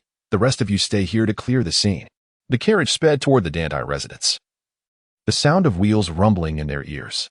Suddenly, Dantai Heching spoke up, "Steward Kong, where is Xie Fu?" As she asked, she lifted the back curtain of the carriage to look behind, only to find that Xie Fu was not following. "Oh," Dantai Heching replied softly. "It is perhaps better this way for the time being, to avoid awkwardness. Miss, we owe it all to young Master Xie." When the fire blazed furiously, no one dared to approach, yet upon hearing you were inside, he did not hesitate. He grabbed a bucket of water, drenched himself, and rushed in. Steward Kong continued, "I was taken aback. By the time I realized, Mr. Xie had already plunged into the inferno." Listening to Steward Kong's account, Dantai Heching felt deeply moved. Who else would risk their life for her sake? Surely, there could be no other. To protect her, cherish her, care for her, and love her. Would Wen Wang be capable of such deeds? Dantai Heching found herself uncertain. She had no doubt about Wen Wang's feelings for her. Yet did he possess the courage and resolve to confront the specter of death? To love her was easy, to care for and cherish her was not difficult either. But to protect her required extraordinary bravery. The complexities of love. It is often said that adoration of one's beauty is but a shallow affection, hardly worthy of the term love. True love is exemplified by the willingness to sacrifice one's very existence for the well-being of another. That is the essence of tenderness and cherishment. The superficiality of others pales in comparison. Upon witnessing Xie Fu in disarray, his face marred with soot, Di Chuan expressed immediate concern, inquiring about the cause of his distress. Xie Fu replied with a smile, recounting his recent perilous endeavor to extinguish a fire, narrowly escaping death by leaping into the river just before the building collapsed. Di Chuan, astonished by his close call, could not help but exclaim, "You, my friend, are the epitome of manhood." Over the course of their acquaintance, Di Chuan had come to understand Xie Fu's humble demeanor and warm disposition. Yet, he pondered whether such a fine gentleman might capture the affections of Miss Dantai. However, he quickly dismissed the notion, recognizing that while Xie Fu was admirable, Miss Dantai remained oblivious to his virtues and would not grant others an opportunity. Having spent considerably more time at the Dantai residence than Zhu Ming, who Di Chuan was well acquainted with the various suitors who had sought the lady's favor. He possessed a deeper understanding of Dantai Hutching's sentiments than Zhu Ming could ever hope to attain. Xie Fu, allow me to prepare some water for you to bathe and change your attire, he offered. Your kindness is greatly appreciated, Xie Fu responded, turning to enter the room. Suddenly, he noticed a note left by Xiar. Master Xie, the young lady intends to harm you. Flee at once. Signed, Xiar. The realization struck him. This note must have been pinned the previous night. Moved by Xiar's loyalty to Dantai Hutching, he felt a swell of gratitude for her daring to warn him. Soon, a physician was summoned who, upon assessing the situation, diagnosed Dantai Hutching's condition as a result of inhaling copious amounts of smoke. Dantai Hutching recounted her brief loss of consciousness amidst the inferno, eliciting shock from the doctor, who remarked on her extraordinary fortune. Typically, such circumstances rendered individuals unlikely to awaken, prompting him to inquire how she had regained consciousness. Dantai Hutching, wary of revealing too much in front of others, offered a vague response. The doctor, filled with curiosity, prepared a prescription while muttering to himself about the peculiar nature of her survival, noting that those who succumb to smoke inhalation rarely escape unscathed. Feeling compelled to understand further, Dantai Hutching inquired, Doctor, is there a method of resuscitation in such scenarios? The doctor regarded her with surprise, as if questioning her motives for such an inquiry. I wish to know, she persisted, in case I encounter a similar situation in the future. After a moment of contemplation, the doctor replied, in instances like this, there exists a method of resuscitation known as mouth-to-mouth, but it is considered ethically dubious, and thus few practitioners employ it. Over time, this knowledge has faded into obscurity. A shiver ran through Dantai Hutching at the thought. Feigning curiosity, she asked, how could saving a life be deemed unethical? The doctor chuckled. The procedure involves breath exchange directly between lips, which, one must admit, raises ethical concerns. Upon hearing this, Dantai Hutching silently acknowledged the truth of Xie Fu's intentions. He had indeed sought to save her, not to violate her. Chapter 70. Seizing the opportunity no matter how harshly she reprimanded him, he remained unfazed. His expression filled with concern. Reflecting on this, Dantai Hutching felt a surge of emotion, uncertain whether the 2 slaps she had delivered had caused him any pain. This charming rogue truly takes advantage of others. My lady, you must adhere to your medication schedule and ensure you rest well, he advised. Dantai Hutching nodded with a smile, instructing Butler Kong to summon the doctor. As the doctor departed, he couldn't help but shake his head, muttering to himself, strange. Truly strange. Upon hearing this, Dantai Hutching stifled a laugh, but was suddenly overtaken by a cough. The following day, Du Ruchuan arrived early, having heard some news from an unknown source, eager to pay a visit. Once she recovers, they would put an end to this matter. Oddly, the ones who ought to come did not, while those who should not, did. She found herself perplexed by such thoughts. Lost in contemplation, Dantai Hutching suddenly broke into a radiant smile. Xiar entered the room just in time to witness her mistress smiling so sweetly, a sight she had not seen in ages. In her memory, her mistress either wore a cold expression or furrowed brow, leaving her curious about the reason behind this unexpected cheer. Xiar gently inquired, Mistress, are you well? Dantai Hutching's countenance darkened. How could she allow a man with ulterior motives to remain close? At that moment, a maid announced, Mistress, a young master has come to see you. Dantai Hutching's eyes lit up with delight. Which young master? She asked, causing Xiar and the maid outside to exchange puzzled glances. Which other young master could it be? The maid replied, it is young Master Dantai. Oh, he has finally come to visit me, she mused. Upon Dantai Wenwang's entrance, he inquired about her well-being with genuine concern. Although Dantai Hutching was largely recovered, his visit provided her with immense comfort. Before leaving, Dantai Hutching hesitated, wanting to ask if the charming rogue had said anything, but the question felt too out of place and remained unspoken. Her heart fluttered with joy, yet she feigned indifference. Remarking coldly, will he not extend his personal greetings? This remark astonished those present. After all, the inner residence was not a place where Xie Fu could easily tread, especially as he was merely a pet of sorts. Suddenly, Dantai Hutching recognized the insignificance of Xie Fu's status. She needed to find an opportunity to elevate his position, or else her words would be mere empty rhetoric. She nonchalantly remarked, your concern is noted, as Xiao escorted Dantai Wenwang out of the residence. They encountered Xie Fu waiting outside. Xiara mused to herself that he had indeed come but chose not to enter. Upon seeing Xie Fu, Dantai Wang smiled reassuringly. Rest assured, my sister is fine. Xie Fu replied with a smile. That is good to hear. Spotting Xiara, he promptly bowed. Sister Xiara. Xiara returned the gesture. May you be blessed, young master. After Dantai Wang departed, Xie Fu asked, Sister Xiara, was the note in my room left by you? Xie Fu continued. Thus, Sister Xiara came to relay the message. Xiara shot him a playful glare. Relay a message? What an unpleasant way to put it. I simply thought you weren't such a bad person. It would be a pity to dispose of you. Xie Fu chuckled softly. Xiara continued. I waited for you throughout the night, yet you did not return. Thus, at dawn, I left you a note. Moved by her words, Xie Fu felt an enduring gratitude towards Sister Xiara. Xiara chuckled. There's no need for such formality. It was merely an impulsive act on my part. I am pleasantly surprised to see you unharmed. Though unaware of the full circumstances, Xiara vaguely understood that the young lady had acknowledged Xie Fu's scholarly pursuits, permitting him to accompany the young master in his studies henceforth. Xie Fu replied, I truly do not know how to repay Sister Xiara. With a smile, Xiara insisted. I told you it's unnecessary. You are too courteous, young master Xie. Dantai Wang interjected, Xie Fu, will you perhaps not go to the Qin Tower tonight? Xie Fu replied with a grin, has the young master decided to focus? Focus on what? We visit the brothels for intellectual exchange, not for lack of funds. Xie Fu remained silent. Dantai Wang remarked, it seems we shall have to take the risk of sneaking into Dantai Hutching's chamber to pilfer something of value. Xie Fu shook his head with a smile. Dantai Wang then declared, in that case, I shall shamelessly ask her for some silver. Xie Fu laughed. It is rather unbecoming to use a woman's money for leisure. Dantai Wang countered, what cannot be done, cannot be done. Must we forsake the brothels entirely? I cannot endure that. I am quite fond of Lady Muden. How about this? Xie Fu proposed. I shall earn some silver instead. Dantai Wang looked at Xie Fu in astonishment. Are you considering becoming a young master at Baiyu Zhai? Xie Fu wore a puzzled expression as Dantai Wang firmly stated, no, that would be too great a sacrifice on your part. Xie Fu inquired, what sort of place is Baiyu Zhai? Dantai Wenqing replied, it is a venue where women discreetly indulge in merriment.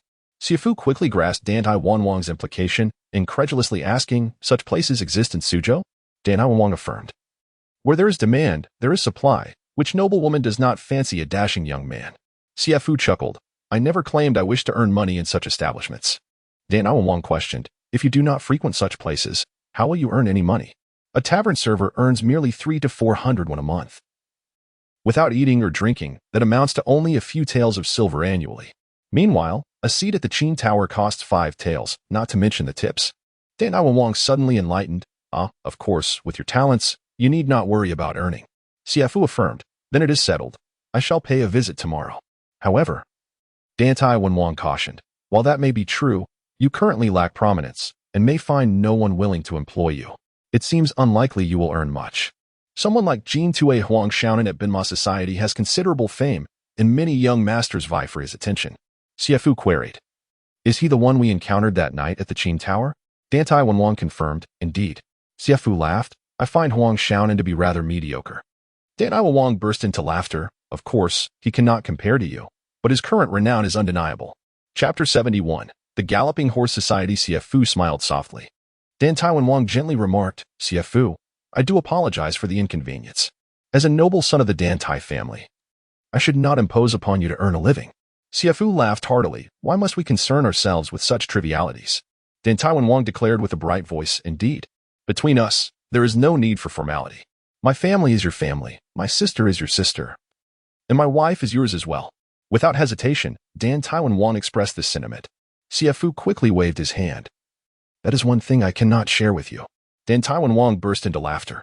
The following day, Xie Fu proceeded to the Galloping Horse Society as per Dantai Wang's directions. To maintain a low profile, he donned the attire of Hu Di Quan. After all, he was merely to compose poetry and engage in contests with those young gentlemen, and it would be rather inappropriate to dress more flamboyantly than them. Truth be told, Dantai Hiqing was rather generous to these young men. Their garments were made of fine silks, the food was decent, and they resided in spacious courtyards.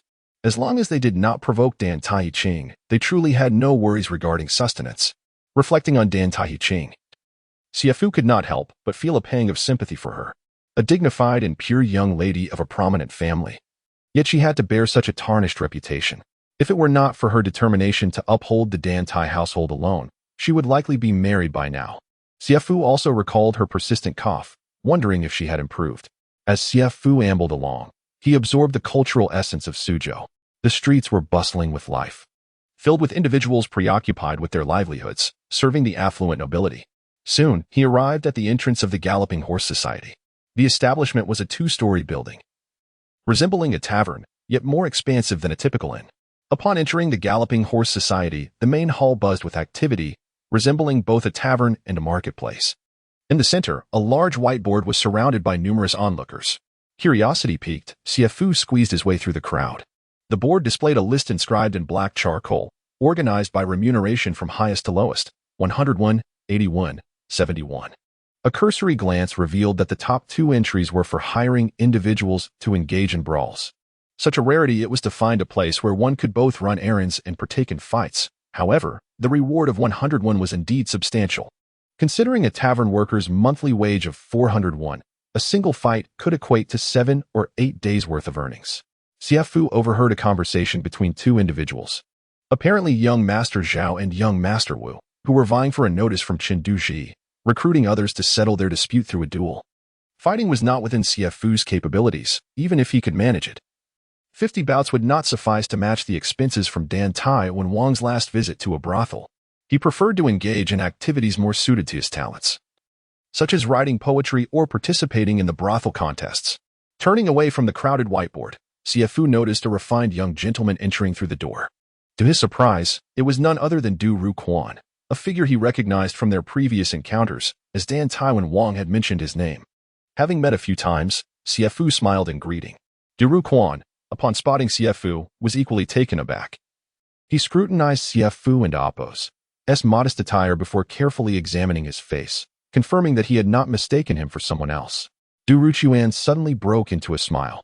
When Xie Fu noticed this and was about to approach him to greet him, a middle-aged man, dressed in a somewhat scholarly manner, stepped forward and said with a smile, "Master Du, you have arrived." Du Ruquan replied indifferently, casting a haughty glance at Xie Fu before ascending to the second floor. Xie Fu was left bewildered. Was Du Ruquan also a member of the Bama Society? He approached the middle-aged man who had just greeted Du Ruquan and inquired, "Sir, may I ask who that gentleman is?" The middle-aged man replied, "He is Du Ruquan, the golden leg of the Bama Society." Ah, a golden leg indeed. To distinguish levels of ability, the Bama Society adopted the hierarchical system of the Gu family's servants, categorizing the runners into 3 ranks: copper legs, silver legs, and golden legs, with golden legs representing the highest status and capability. The middle-aged man scrutinized Xie Fu's plain attire and asked, "Are you here looking for work?" Xie Fu nodded. "My surname is Ming," the man said. "I manage the first floor. If you seek employment, you must first register." As he spoke, Manager Ming led Xie Fu to the counter, where he paid a deposit of 201, completed the necessary paperwork, and received a bronze medal. From now on, you are a member of the Bama Society. 10% of your earnings will be deducted for the society. While the deduction of a portion of one's earnings could be understood, given the size of the Bama Society, Xie Fu was dismayed as he had not brought any money with him that day. "I did not bring any money with me today. Then return when you have some," said Manager Ming. At that moment, a young woman dressed in white entered, approaching the counter directly. "My mother has recently passed away, and I would like to hire a gentleman to write an elegiac couplet." Manager Ming replied, "To have a gentleman write an elegiac couplet starts at 201. The young woman appeared visibly shocked. "That much money?" Manager Ming replied nonchalantly, "How much did you prepare?"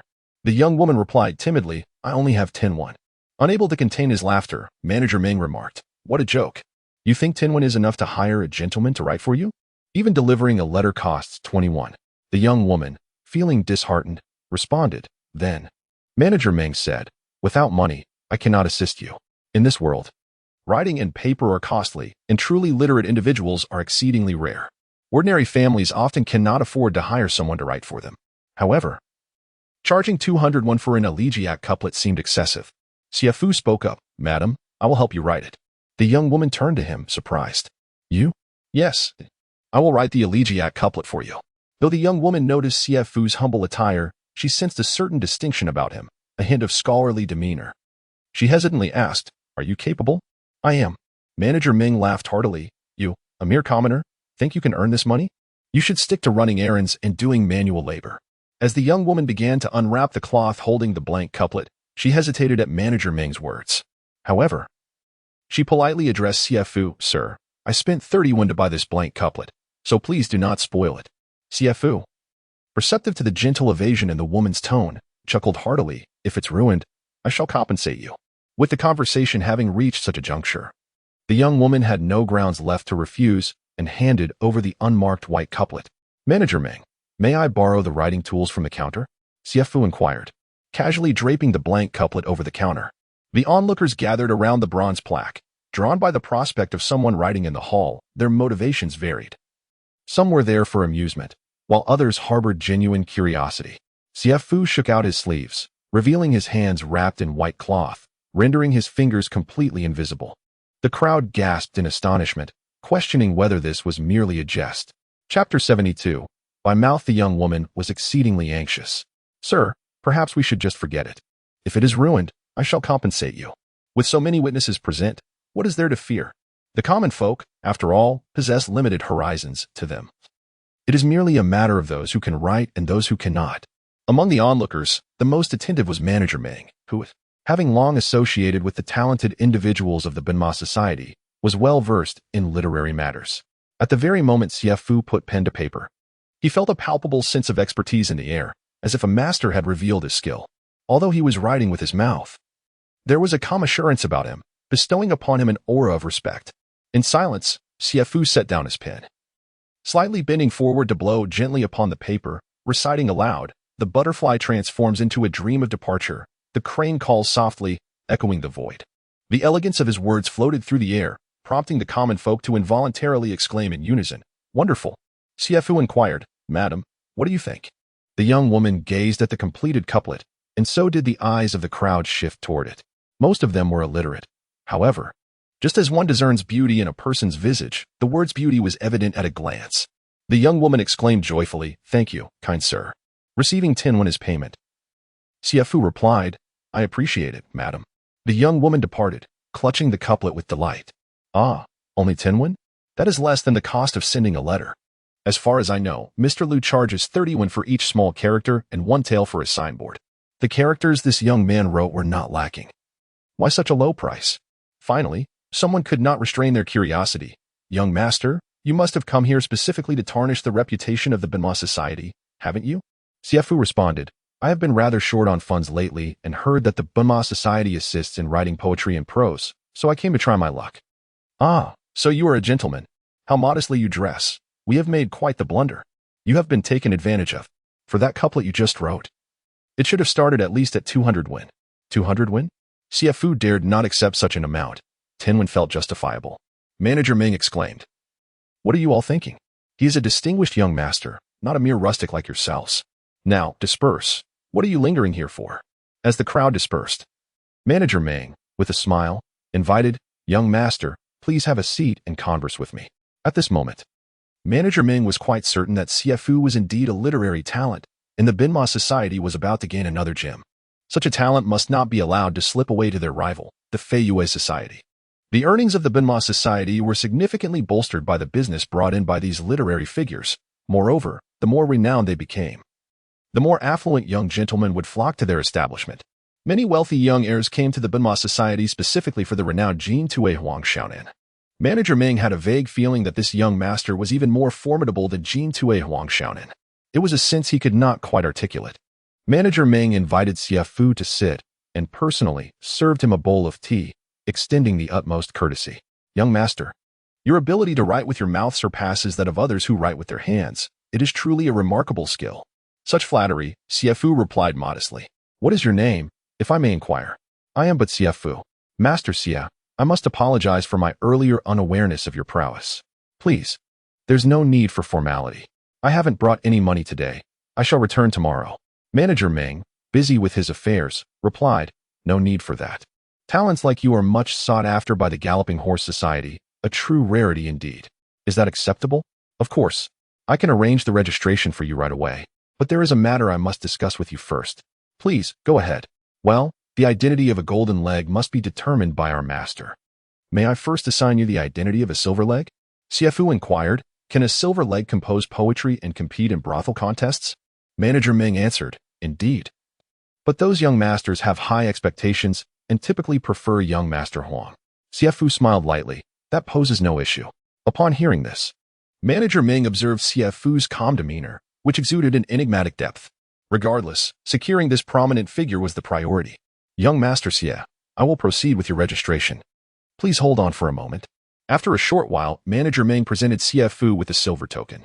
Young Master Xie, welcome to the Galloping Horse Society. Xie Fu weighed the token in his hand. It fell off, merely a surface coating of silver. Sensing that Xie Fu might consider selling it, Manager Ming quickly cautioned. Young Master Xie, this token is merely a veneer of silver and holds little monetary value. Please refrain from selling it. Moreover, the society retains 1/10 of your earnings as commission. Manager Ming was in the midst of explaining some rules when someone descended from the second floor, shouting angrily, "What kind of nonsense is this Galloping Horse Society? Is there not a single useful person here?" The young man, clad in fine silks, was venting his frustration. Xie Fu found him somewhat familiar and soon recalled their first meeting at the Qin Tower with Dantai. His surname seemed to be Wu, perhaps Wu Jie. Wu Jie was indeed a significant patron of the Galloping Horse Society, prompting Manager Ming to abandon his conversation with Xie Fu and approach Wu Jie with a smile. Young Master Dantai, please do not be upset. Why not return upstairs and let Manager Jiang find you someone suitable? Wu Jie retorted angrily. Suitable? Aside from Huang Xiaonan. Everyone else here is worthless. I've heard them before. They can barely write a few characters and cannot even compose poetry. What kind of talent is that? They only serve to fill the space. I want Huang Xiaonan. He is the only one capable of composing poetry. He initially thought he had the upper hand. But to his surprise, he only secured 3rd place, leaving young Master Cheng from the Tide Poetry Society embarrassed to show his face again. Wu Jie had no choice but to turn to Huang Xiaonan, only to find that Zhao Yuanfei had already taken the lead.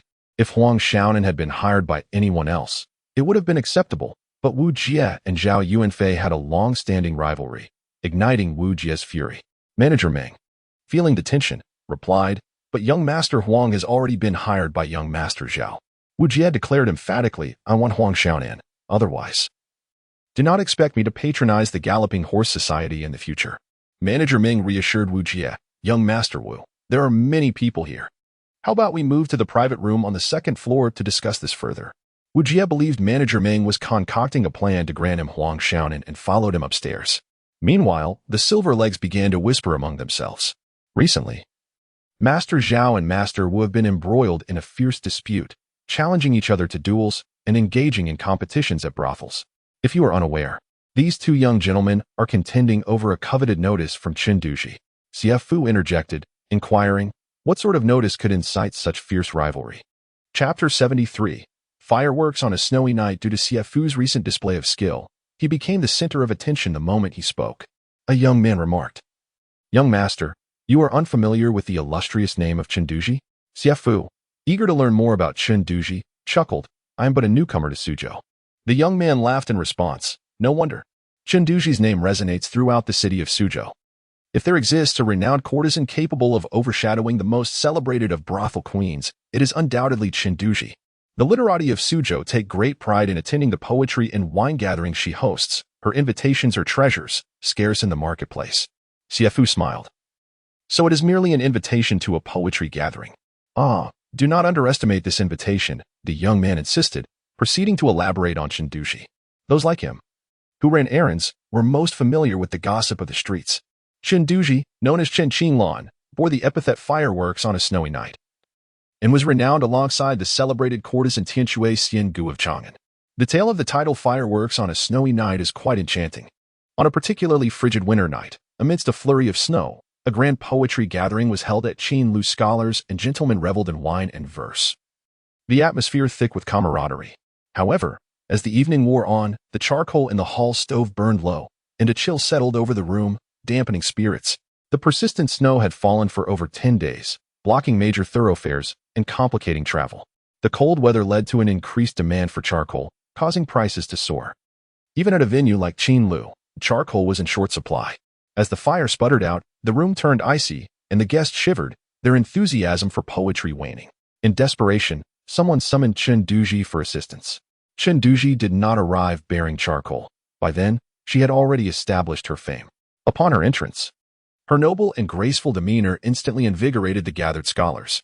With her eloquent wit and engaging spirit, she reignited the atmosphere, prompting the gentlemen to forget the cold and immerse themselves in merriment once more. That night, poets began to compose verses in praise of Chinduji, celebrating her talent that added warmth to the snowy night.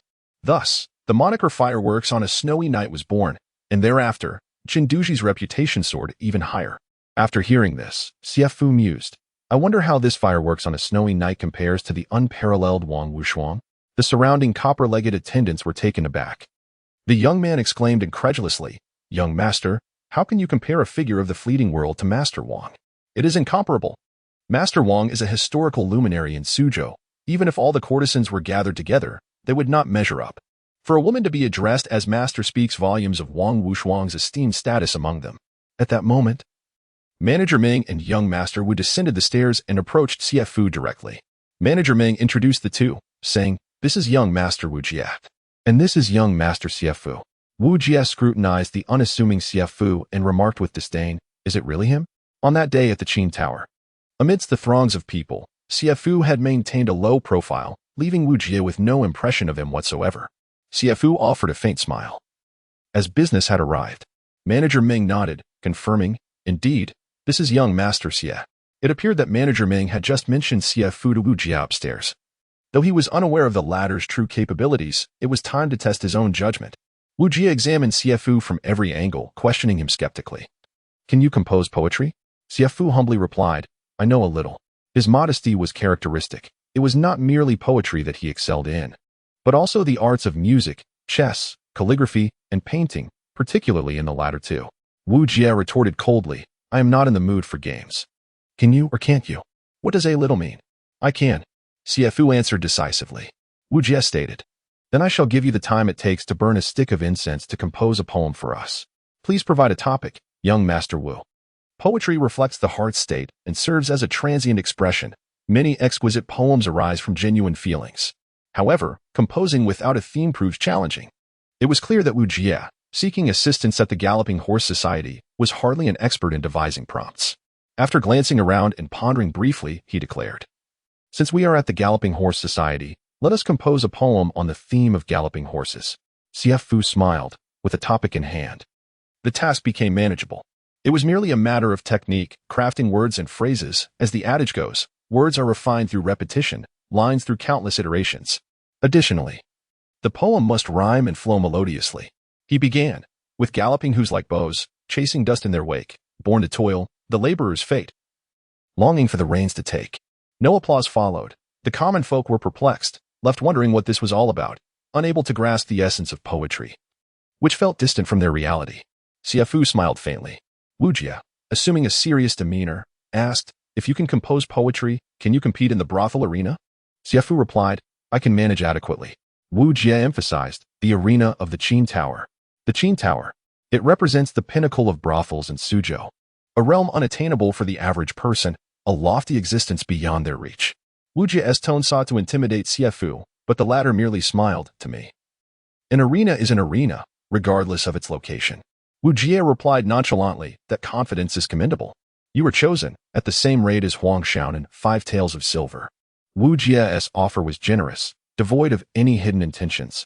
The common folk, upon hearing this, felt a surge of excitement. 5 taels of silver. This was nearly a year's wages for them, who toiled daily, barely managing to save 5 taels after expenses.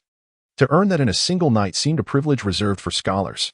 However, Xie Fu countered, I require 10 taels of silver. The crowd was astonished. Nearly bursting with disbelief, young Master Xie demanded a higher price. Just moments ago, he had charged only 10 when for writing a couplet, leading them to assume he was modestly priced, but it appeared he was anything but naive when it came to the allure of silver. Wu Jie, infuriated, exclaimed, You, with your silver legs, dare to ask me for 10 taels? With a single phrase, Xie Fu quelled Wu Jie's fury, declaring that if he could not win, he would forfeit a single coin. Wu Jie stared at Xie Fu in astonishment, but after a moment, he retorted with a sinister grin, Very well. However, I have an additional demand. Should you fail to prevail, I shall break your legs. Xie Fu returned the fan to Wu Jie, sealing the deal. Wu Jie was momentarily taken aback by Xie Fu's prompt acceptance, unaware that he had inadvertently stumbled upon a favorable opportunity. The two agreed to meet at the Qin Tower precisely at the hour of the dog that very night. Chapter 74. Ignorance of danger that evening. Xie Fu left Wu Jie utterly astonished, not only humiliating his nemesis Zhao Yuanfei, but also garnering significant attention. Even individuals of Huang Xiaonan's ilk, who were often considered precious and hard to come by, paled in comparison to Xie Fu. Wu Jie contemplated taking the initiative to claim Xie Fu for himself, envisioning a future where he could command respect in the brothels. However, Xie Fu gracefully declined, for his life had long been claimed by another, rendering him not quite a free man. After a brief respite of 2 or 3 days, Dantai Huqing returned to her duties. The fabric workshop at Debofang had been incinerated, and numerous challenges lay before her. Many within her ranks hesitated to make decisions, necessitating Dantai Huqing's guidance. Amid her overwhelming responsibilities, Du Ruqian seized an opportunity to approach her. "Miss, I have something to discuss with you." Dantai Huqing, visibly irritated, retorted. "Do you not see that I am busy?" She had little time to address Du Ruqian's concerns. Du Ruqian gently persisted, "It pertains to Master Dantai." Aware of Dantai Huqing's deep concern for Dantai Wenwang, Du Ruqian's words piqued her interest, prompting her to frown slightly. "Let us find a quieter place to talk." They were located to a more secluded area, where Dantai Huqing urged, "Speak." "Miss, has Master Dantai been associating closely with anyone of late?" Dantai Huqing inquired. "Who do you mean?" Understanding Dantai Huqing's disdain for Dantai Wenwang's indulgent lifestyle, Du Ruqian noted that such behavior, especially spending nights at brothels, would surely provoke her ire. In the past, Dantai Huqing would have been furious upon hearing such news, but she had since learned of the situation and reluctantly accepted Xie Fu's actions. The transformation in Wu Wang was evident, and she had clearly heard Xie Fu's words in the study. Dantai Huqing replied nonchalantly, "Are you referring to Xie Fu?" Surprised by her calm demeanor, Du Ruqian affirmed, "Indeed, it is he." Dantai Huqing continued, "I am aware that Xie Fu is accompanying Wu Wang in his studies. I have also noted his considerable talents." Du Ruqian, taken aback, cautioned, "Miss, do not allow yourself to be deceived by this man." Intrigued, Dantai Huqing responded, "Oh, I know little about him. Do you possess insights into his character?" Du Ruqian recounted their encounter at the Benma Society. Dantai Huqing expressed her surprise. What is Xie Fu doing at the Benma Society? She was familiar with the establishment, occasionally hiring extra hands from there for unloading goods, and Du Ruqian had been one of her hires. Seeing Dantai Huqing's interest, Du Ruqian suggested, "Miss, you seem momentarily disoriented. I suspect that Xie Fu, being associated with the Benma Society, is part of a scheme to deceive you. From my first impression, he struck me as an inept individual." Dantai Huqing, upon hearing this, smiled inwardly, realizing that Du Ruqian remained unaware of Xie Fu's true status as her cherished companion hidden away in her inner quarters. She refrained from disclosing this information and queried, "What leads you to believe he is lacking in knowledge and skill?" "Miss, consider this. Among the renowned literary talents of the Galloping Horse Society, is there anyone I am not acquainted with? If I previously did not recognize him, he is merely a lackey, engaged in menial tasks, a rascal of no consequence. He occupies the most debased position within the Galloping Horse Society." Dantai Huqing smiled and retorted, "Ruqin, are you not also engaged in such menial tasks at the Galloping Horse Society?" Du Ruqin felt a twinge of discomfort at her words. Sensing a hint of disdain from Dantai Huqing, he forced a smile and replied, "I possess literary knowledge and artistic skill. How could I be compared to such a crude lackey?" "Did you not initially value my talents, miss?" Dantai Huqing responded. "How can you be certain that Xie Fu lacks literary knowledge and artistic skill, or that he may not be more learned and talented than you?" Du Ruqin scoffed, "Miss, is this not self-evident? If he were truly learned and talented, how could he be reduced to a mere lackey? Such a simple truth. Do you not comprehend?" Dantai Huqing gazed gently at Du Ruqin, noting his propensity to manipulate others behind their backs, all while his claims lacked any substantial proof. Recalling the sight of Du Ruqin kneeling before her, weeping pitifully, she found no trace of masculine valor in him. In contrast, that dandy, though she could not fully discern his character, had rushed to the fire that day without hesitation, bravely plunging into the flames. Who else had truly protected her, cherished her, and loved her? Was it Du Ruqin before her? Dantai Huqing could not help but feel disdain. Du Ruqin spoke of genuine affection, yet it was likely a love for her wealth and beauty. Such a person could not remain by her side. As Dantai Huqing pondered, an idea suddenly struck her. She feigned contemplation and remarked, "If that is your view, I shall put his talents to the test. lest I be deceived and tarnish my reputation. Du Ruqin, unaware of Dantai Hutchings' intentions, was elated by her words. Let me challenge him. I shall surely expose his true nature.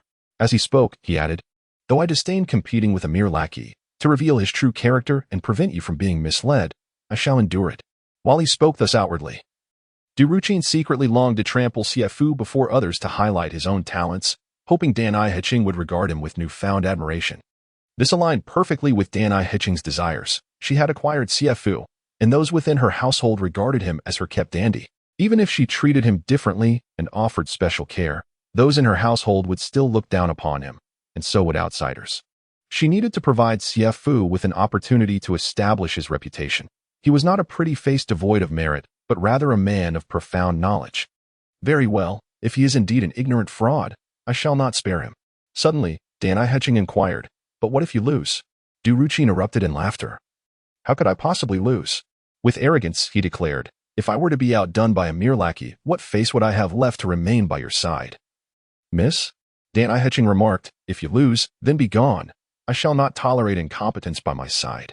Such a chilling and fierce statement. Du Ruqin pondered for a moment, realizing that the bronze leg must have incited her ire, and inquired, what if I emerge victorious? Chapter 75. Halt. Dantai Hutching smiled faintly. If you emerge victorious, I might seriously consider what you said in the study. Du Ruqin, taken aback, could scarcely believe that happiness had arrived so swiftly. He gazed at Dantai Hutching, her rare and exquisite smile sending shivers down his spine.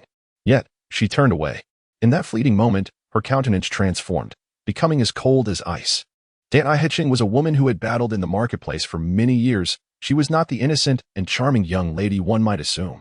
Perhaps she possessed a naivety, but it lay deeply buried within her heart. Du Ruqin gazed dreamily at Dantai Hutching's elegant retreating figure, her graceful demeanor causing even the willows to feel inadequate. His heart swelled with emotion. It seemed that even the most dignified and noble of women could not withstand solitude and required the warmth of a man. Who better than him to fulfill that role? The following morning, Dantai Hutching strode towards the western garden. With her head bowed, she reflected on the life-saving grace he had extended, lamenting that she had yet to express her gratitude. Had it not been for him that day, she would have perished in the flames. Lost in thought, she recalled being rescued, held, and caressed by him. Deep down, she was a woman of virtue and propriety, and the more she pondered, the more her cheeks flushed, the color spreading to her neck. Suddenly, she halted, a fierce determination swelling within her. After a moment, she muttered fiercely, if he dares to mock me about that day, I shall tear his mouth apart, rendering him incapable of speaking a word henceforth. Meanwhile, Xie Fu fortuitously arrived at the western garden. From a distance, he spotted Dantai Hutching and quickened his pace, intending to avoid her. After all, their previous encounter by the river had been rather compromising, and facing her again would be awkward, given the indiscretions they had shared. Seeing Dantai Hutching, he thought she might not notice him, but she clearly did. He had intended to approach her with resolve, only to find that she was pretending not to see him, hastening away as if trying to escape. Dantai Hutching swiftly followed, calling out to his retreating figure, halt. Upon hearing her voice, Xie Fu came to a stop. As fleeing would only betray his guilt, Dantai Hutching circled around to face him, noticing his apparent embarrassment, which eased her own heart considerably. She coldly inquired, why are you avoiding me? She pressed, why did you look at me as if I were a ghost? What are you so anxious about? Xie Fu, not adept at lying, chuckled awkwardly, both of them sharing an unspoken understanding. Dantai Hutching, observing his foolish grin, shot him a reproachful glance. What are you so pleased about? Xie Fu replied, there is nothing to be pleased about. Are you thinking about that day by the river? At this, Dantai Hutching's face turned crimson, and she faltered, unable to voice the words. Xie Fu raised his hands in defense. No, absolutely not. Dantai Hutching retorted coldly, you still deny it. My eyes are not blind. My ears are not deaf. I am not devoid of sensation. Deep down, Dantai Hutching did not wish to be harsh with him. But could she truly present a bashful and flustered demeanor for him to gawk at? Xie Fu explained, I merely meant to say there is nothing to feel proud about. Dantai Hutching remarked with a hint of sarcasm. The other day outside the study, I overheard your grandiose claims of true charm. Your words of nonchalance and clear conscience may not truly reflect reality. Xie Fu could only smile ruefully, knowing this reaction was inevitable. Yet, even if such matters were to occur 100 times, he would act the same. When it comes to human lives, ethical considerations can be momentarily set aside. To adhere strictly to ethics while disregarding lives would be an archaic folly. You're jesting, my lady. I am not truly charming, he replied. Dantai Hutching coldly retorted, not charming? I perceive you as quite the lewd individual. That day, my intent was to save you, and I stand by that with a clear conscience. You saved me. Yet you chose to kiss me, and Dantai Hutching felt herself becoming the bashful maiden. The young lady had inhaled dense smoke and remained unconscious, a perilous situation. Many who perish in fires do not die from flames, but rather from smoke inhalation. My two methods were indeed grounded in literature. As Xie Fu recounted the contents of the Jing Gui Yao Lu and Zhong Song Jing, he inadvertently showcased his extensive knowledge. His words were so convincing that Dantai Hutching could not doubt him. Moreover, would someone who risked their life to save her do so merely to take advantage? She had long since placed her trust in Xie Fu. Thus, she brought it up, feeling wronged by his perceived impropriety. How could she remain indifferent? Even knowing he acted to save her, she felt compelled to question him. Otherwise, how could she maintain her dignity? Had she truly wished to hold him accountable, she would have done so long ago, rather than waiting until now. How could he not provide her with an opportunity to save face? Dantai Hutching's cheeks flushed. You. Then I shall slap you several times. Xie Fu smiled. If it means saving you, I would gladly endure 1,000 slaps. Such words were enchanting, almost entrapping one in their sweet allure. Dantai Hutching mused inwardly, I can hardly absorb these sentiments. What is happening today that my heart feels so sweet? Xie Fu's words were not mere flattery. They were sincere and deeply moving. Dantai Hutching wished to inquire, did I hurt you that day? Yet, how could she voice such a question? Remaining silent felt equally unbearable, and suddenly, she found herself coughing. Xie Fu immediately expressed concern. My lady, what troubles you? Dantai Hutching coughed again. Xie Fu quickly urged, do not speak. Take a moment to recover. This was what true concern looked like. Unlike Du Ruchuan's indifference during her coughing fits the previous day, Xie Fu was genuinely attentive. Dantai Hutching glanced up at him, noticing his slightly furrowed brows as he gazed at her, and she experienced an odd sensation, as if he were a dear family member. As her cough subsided, Xie Fu softly inquired, are you feeling better? He in his nature never pondered whether his concern was excessive, yet he exuded genuine sincerity. Dantai Hutching felt warmth in her heart and replied gently, it is nothing serious. The doctor said it was due to inhaling too much smoke during the fire and that a few days of rest would suffice. Then you should indeed rest more and refrain from any exertion in the coming days. Dantai Hutching, who has always been independent in her ways, found herself nodding gently in agreement with him at that moment. She softly remarked, regardless of the circumstances, I owe you my life that day. Otherwise, I fear I would not have survived. My lady, you are too gracious. As long as you hold no resentment for my previous indiscretions, I, Xie Fu, am already immensely grateful and would not dare to accept further thanks. This matter must remain buried in your heart. You are not to mention it again for the rest of your life. Rest assured, I shall never speak of it, even under duress. Xie Fu understood the importance of preserving Dantai Hutching's reputation. Observing his solemn demeanor, Dantai Hutching could not help but chuckle softly. Chapter 76. My heart moves yet remains unspoken. That smile left Xie Fu utterly entranced. It was the first time he had witnessed Dantai Hutching's delicate laughter. He had never anticipated that her smile could be so gentle, so exquisite, her slightly upturned rosy lips resembling a crescent-shaped piece of red sugar, exuding an alluring sweetness. Was this truly the same Dantai Hutching, who was as cold as ice? In the serene garden, her gentle silhouette, reminiscent of soft rain, enveloped his heart. Undeniably. At that moment, Xie Fu found himself captivated. Who could resist such a charming young lady from Suzhou? As Dantai Hutching noticed Xie Fu gazing at her with rapt attention, a blush crept to her cheeks, startled by the intensity of his gaze. How could his eyes be so brazen?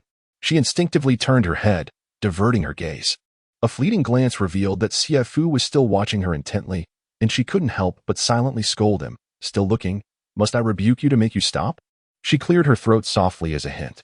Soon after, she reprimanded herself. Xie Fu, how could you let your desires overshadow your principles? Seeing his flustered expression, Dantai Hutching couldn't help but chuckle inwardly. To label him timid would be an understatement, yet he exhibited a boldness that was equally perplexing. She found it difficult to articulate her thoughts about him. He was simply not off-putting. In the silence, the air was thick with an unmistakable tension, as if a sheer veil hung between them, waiting for one to part it. Dantai Hutching shot Xie Fu a sidelong glance and remarked, is there anyone as bashful as you? You are even more timid than a young lady. I have something to discuss with you, she added nonchalantly. Xie Fu quickly responded, Please, miss, go on. Dantai Hutching nearly burst into laughter at his earnest demeanor, but restrained herself, stating, I want you to compete with Du Ruchuan in your studies. Xie Fu was taken aback. Du Gongzi? You know Du Ruchuan? He cast a meaningful glance at Dantai Hutching. Aware that Du Ruchuan was the young man she had been seen with, Dantai Hutching, perceiving the insinuation in his eyes, promptly retorted, It's not what you think. Xie Fu chuckled lightly. Dantai Hutching admonished him sternly, Do not let your imagination run wild. On second thought, think as you please. Xie Fu replied, Miss, I understand you. There's no need for explanation. Dantai Hutching's expression shifted to one of disbelief. You dare to claim you understand me? Xie Fu smiled. Dantai Hutching scoffed. No one dared to assert they understood her. No one comprehended the hardship she bore behind her glamorous facade. No one knew the trials she had endured over the past 7 years. Which virtuous young lady would willingly tarnish her name? She merely wished to tread with the same confidence as men, refusing to be bullied. Dantai Hutching returned to the matter at hand. What do you think about competing with Du Ruchuan in your studies? Xie Fu replied, I find it unnecessary. Dantai Hutching pressed, Why is it unnecessary? I believe it is quite essential. Xie Fu looked perplexed. What is the purpose of this competition? Dantai Hutching retorted sarcastically, Are you afraid? Xie Fu paused, then laughed nonchalantly. Very well, let it be known that I am afraid. Dantai Hutching was thoroughly displeased. How can you be afraid? This competition is imperative. It is settled then. Xie Fu chuckled. Miss, at the very least, you must share your reasoning with me. Dantai Hutching remarked. Are you aware of what Du Ruchuan says about you behind your back? He claims you are incompetent and a charlatan, approaching Wen Wang solely for monetary gain. Xie Fu smiled. I cannot control the tongues of others. Let them speak. Dantai Hutching, with a serious demeanor, responded. I shall not allow anyone to disparage you in such a manner. Thus, it is imperative that you compete to demonstrate your true talent and knowledge. Xie Fu chuckled. I am but a man of limited learning. If Master Du is truly gifted, would you not be pushing me into a pit of fire? This reveals the disparity. Those who are genuinely talented often express their own inadequacies, while those lacking in ability feel quite the opposite. Dantai Hutching retorted, Are you intentionally trying to provoke me? I tell you, in this contest, you must win, without exception. Xie Fu replied, As the saying goes, there is always a higher mountain. Your expectations seem rather demanding. Dantai Hutching's expression hardened as she coldly declared, Let me be clear. Should you lose, I shall punish you. Punish you. After a moment's hesitation, she suddenly exclaimed, I shall make you ride the wooden donkey. Xie Fu was taken aback. At that moment, a sharp and prolonged cicada cry pierced the summer air. An image instantly flashed in Xie Fu's mind. A pale youth astride a wooden donkey. Beside him stood a girl of inscrutable expression, gently rocking the donkey, producing a series of high-pitched cicada calls. The once defiant spirit on the pale youth's face gradually dimmed. Xie Fu suddenly declared, I am a mountain. No one can surpass me. Dantai Hutching was taken aback by his sudden fervor and inquired, Shall we set the time for tomorrow morning? Xie Fu nodded. Do you require anything to prepare? He asked, bewildered. Dantai Hutching replied, Isn't it customary to prepare adequately before an examination? Xie Fu laughed. It would be too late to cram at the last minute. Dantai Hutching gazed at him. I do not wish to regard you as a pampered gigolo. Do you understand? I hope you can forgive any past indifference or harshness I may have shown you.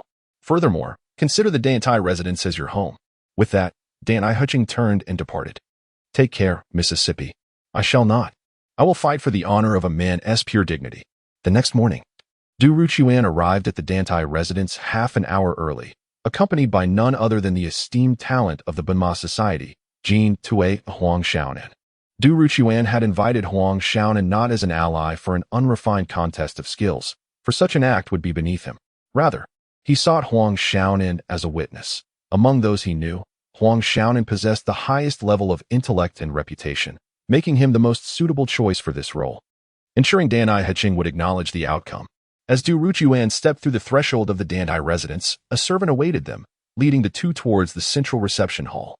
Under the guidance of a servant, the two ascended the 7-tiered stone steps. Huang Xiaonan stood on the stone platform outside the living room, unable to resist turning back to gaze upon the scene. Before him, the courtyard was adorned with ancient pines standing like sentinels, a majestic rockery loomed grandly, and the pool shimmered with verdant hues. He could not help but exclaim, Truly, this is the residence of the affluent. This sight alone makes my visit worthwhile. Chapter 77. The real deal. Upon hearing those words, Du Ruchuan secretly mused, Once I become the master of the Dantai residence, I shall invite you to visit daily." A servant urged them, "Gentlemen, please enter."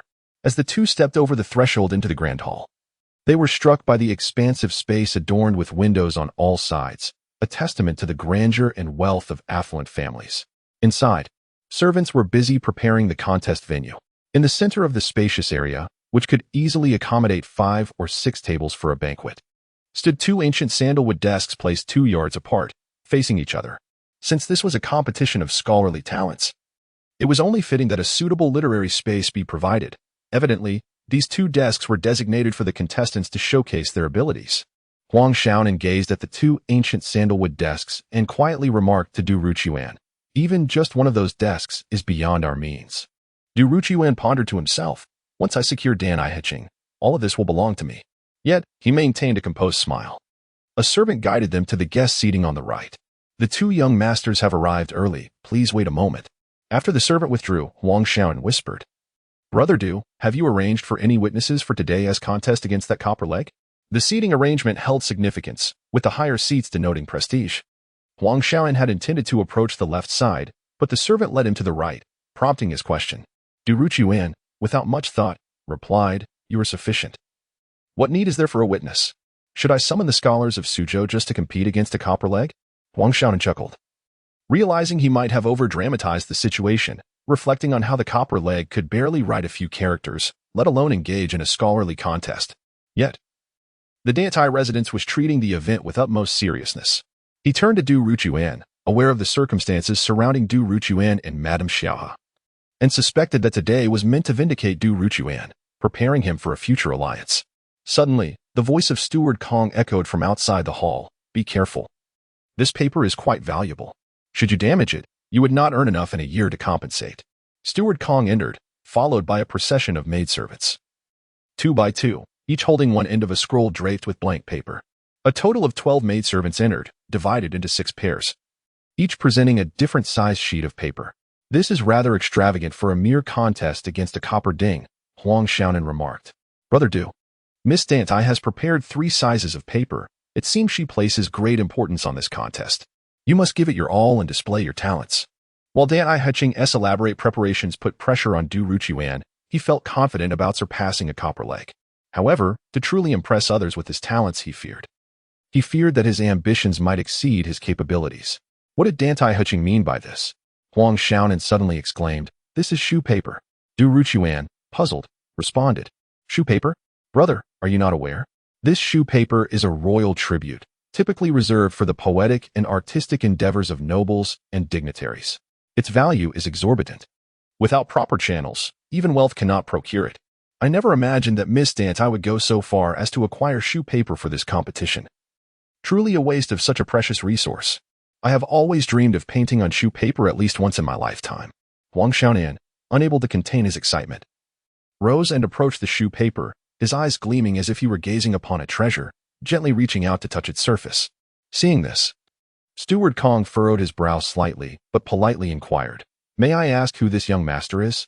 Following him, Du Ruqiuan introduced, "Steward Kong, this is young Master Huang Xiaonan, a man of considerable talent and reputation. I have invited him today to serve as a witness." Steward Kong responded courteously, "Young Master Huang." He then cautioned, "Please be careful.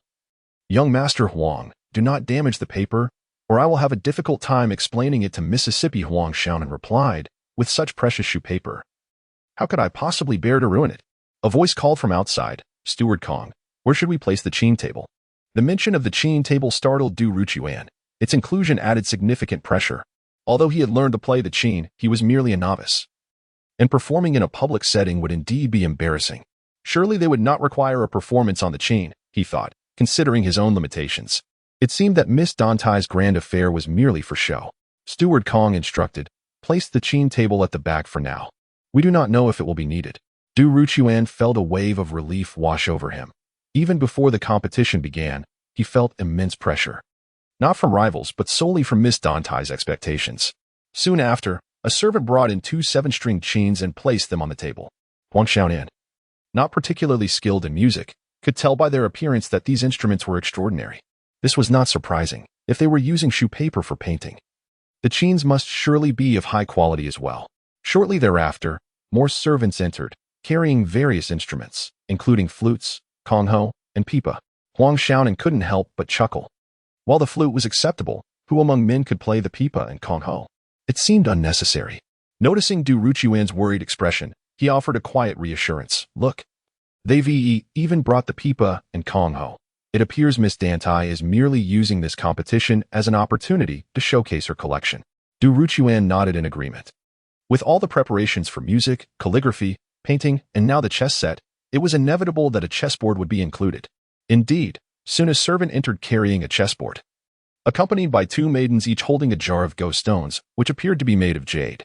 Huang Xiaonan approached to inspect the stones, discovering that the white pieces were crafted from ice jade, while the black pieces were made of agate. He could not help but exclaim in awe. It was truly an eye-opening experience, revealing the depth of his own ignorance. Du Ruchuan, observing the ghost set, felt reassured. After all, what man could not play a game of chess? It was a common pastime among friends. As the servants of the Dantai residence continued to bring in various scholarly implements, the hall swiftly transformed into a grand study. Before long, Dantai Hecking entered, accompanied by two elderly scholars. Their demeanor, speech, and attire unmistakably revealed them to be men of profound knowledge and literary refinement. Chapter 78. A delayed arrival. Du Ruchuan was inwardly astonished to see outsiders invited. What scheme was the lady concocting? Clearly, these two venerable gentlemen were not of ordinary stature. However, Butler Kong recognized them. One was Mr. Tang, a man of 52 years, distinguished in the Mingjing category. Yet, due to his advanced age at the time of his achievement and his stagnant progress in literary cultivation, he had not ascended to officialdom. For achieving the status of a Confucian scholar was a prerequisite for such advancement. Nevertheless, his reputation in Mingjing afforded Mr. Tang a sense of pride. The other was Mr. Liu, a former instructor at the Wenqing Academy who had since retired to the comforts of home in his later years. Both gentlemen had once taught Dantai Wang, though they had been dismissed due to his temperament. Given this connection, Dantai Hutching was somewhat familiar with these two scholars, and thus invited them to serve as impartial arbiters. Mr. Tang, Mr. Liu, Butler Kong greeted them respectfully, contemplating that although these distinguished scholars were renowned, they paled in comparison to his young master Xie. Huang Xiaonan gazed at the breathtakingly beautiful Dantai Hutching and understood why one might aspire to be her favored companion, even to be a humble servant at her feet. Admiring her daily would be a source of profound satisfaction. Suddenly, Huang Xiaonan briskly approached the two scholars and, bowing to Mr. Liu, said, "Student Xiaonan pays his respects to the teacher." Mr. Liu, taken aback upon recognizing Huang Xiaonan, exclaimed, "Xiaonan, what brings you here? Is today the day of your contest?" Huang Xiaonan replied, "Not exactly. The contest is between my companion, Du Gongzi, and another, while I am merely here to serve as a witness for Du Gongzi." Dantai Hutching cast a subtle glance at Du Ruchuan, pondering whether he believed she would undermine him. But she thought that having an additional witness would only ensure a fair outcome, compelling him to concede gracefully, oblivious to Dantai Hutching's gaze. Du Ruchuan was entirely focused on the two esteemed scholars. One of them was Huang Xiaonan's mentor, a figure of considerable repute. Displaying his talents in the presence of such a person felt akin to wielding a sword in front of an expert, instilling in him an urge to retreat. Yet he now found himself unable to escape. Mr. Liu, upon hearing this, laughed heartily. What a coincidence. Miss Dantai has also invited Mr. Tang and me to serve as witnesses. Huang Xiaonan chuckled. With both esteemed scholars present, I, a mere student of limited knowledge, dare not presume to take on such a role. Not to worry, Xiaonan. You shall assist in providing commentary shortly. I shall leave it to the teacher's discretion. Dantai Hutching interjected. Let us all take our seats and continue, she added gracefully. Although Dantai Hutching was an unmarried young lady, her background as a merchant had accustomed her to public life, and she conducted herself with elegance and poise in such settings. As anticipated, Butler Kong led the two scholars to seats of honor on the left, their status surpassing that of the younger Du and Huang, which was entirely uncontentious. Following some polite exchanges, Mr. Tang inquired, "May I ask which two young gentlemen will be competing in today's literary contest?" Du Ruchuan rose respectfully, saying, "I am Du Ruchuan, and it is my honor to meet both gentlemen. Today's contest is between myself and young Master Xie." Dantai Hutching smiled as she engaged in conversation, comparing the companionship of Wen Wang to that of her own tutor. Before her stood Xie Fu, who, while not yet Wen Wang's teacher, was mindful of maintaining the dignity of the two esteemed elders and thus chose to downplay Xie Fu's status. Mr. Lu sighed, half-jokingly lamenting, whenever I think of Wen Wang, I am overwhelmed. He glanced toward Mr. Tang, who shared a pained smile, indicating that both had endured the trials posed by Dantai Wang. Mr. Tang surveyed the opulently arranged hall and inquired with a smile, could it be that today's academic contest is merely a competition for companionship? Dantai Hutching offered a perfunctory smile in response, conceding, perhaps. Du Ruchuan, overhearing, felt a twinge of dissatisfaction. While it was flattering to be called a companion, the truth was that he was being relegated to the status of a mere bookkeeper, a role he deemed beneath him. Mr. Lu laughed heartily. Being a companion to Wen Wang is no small feat. The attendees understood this all too well. Being Wen Wang's companion required not so much erudition as the ability to endure the whims of the young master, who was notoriously difficult to manage. If one could not discipline him as a teacher, how could they hope to avoid being bullied in the role of a servant? Mr. Tang remarked. Time is of the essence. Where is the other young master? Dantai Hitching signaled to Steward Kong, who understood the cue and hurried off to investigate. Mr. Tang jested. Miss Dantai, I trust this young companion has not developed a temperament akin to Wen Wang's. His tone betrayed a hint of irritation. They had all arrived. Yet the companion meant to participate in the academic contest had yet to appear, forcing them to wait. Dantai Hutching replied with a smile, I assure you, there must be some pressing matter delaying him. Mr. Lu chuckled, Miss Dantai, your servant is indeed fortunate. Had one of mine dared to behave in such a manner, I would have seen to it that he faced consequences. Dantai Hitching merely smiled in response, deflecting the comment. Mr. Tang praised, young Master Du is quite a handsome figure. The conversation shifted to Du Ruchuan. After some time, Steward Kong entered, drenched in sweat. Dantai Hitching, assuming Xie Fu had arrived, stood up. But Kong shook his head in response. It must be that Wen Wang has led him astray again, she remarked with a smile, concocting an excuse to leave. Miss Dantai, such matters should not trouble you. Let a servant attend to it, Kong urged. Dantai Hitching insisted, I cannot allow the two gentlemen to wait any longer. With that, she hurried out of the hall. Kong, visibly anxious, exclaimed, young Master Xie is yet to arrive. Upon hearing this, Dantai Hutching's expression darkened. She feared he might have slipped away, leaving her in the lurch. Steeling herself, she made her way to the entrance, internally chastising him for being so cowardly. Just as she reached the door, she spotted Xie Fu approaching at a distance, and her face brightened with joy, having been caught in the rain. He appeared disheveled and drenched in sweat. As he neared the Dantai estate's entrance, he suddenly turned back, prompting Dantai Hutching to call out, Where are you going? Frustrated, she scolded, I came to greet you at the entrance, and you still think you can avoid the front door? As Xie Fu approached, Dantai Hitching caught sight of his disheveled appearance and caught a whiff of his sweat. Her brows furrowed into an arch, her expression icy as she rebuked. Are you deliberately trying to humiliate me? Xie Fu gasped for breath and replied, No. You arrive in such a state. And why did you wait until now to come? Xie Fu panted, Chapter 79. I still have my voice all right. Dantai Hutching interjected. Interrupting Xie Fu, she turned to Steward Kong and inquired, Is there enough time for him to bathe and change his clothes? Steward Kong smiled wryly. I fear it may take too long. Xie Fu chuckled. It's merely a literary competition. Does dressing handsomely and looking dashing guarantee victory? It's not like I'm getting married. Dantai Hutching shot him a fierce glare and personally led Xie Fu through the grand entrance of the Dantai residence. If you embarrass me today, I won't let you off easily.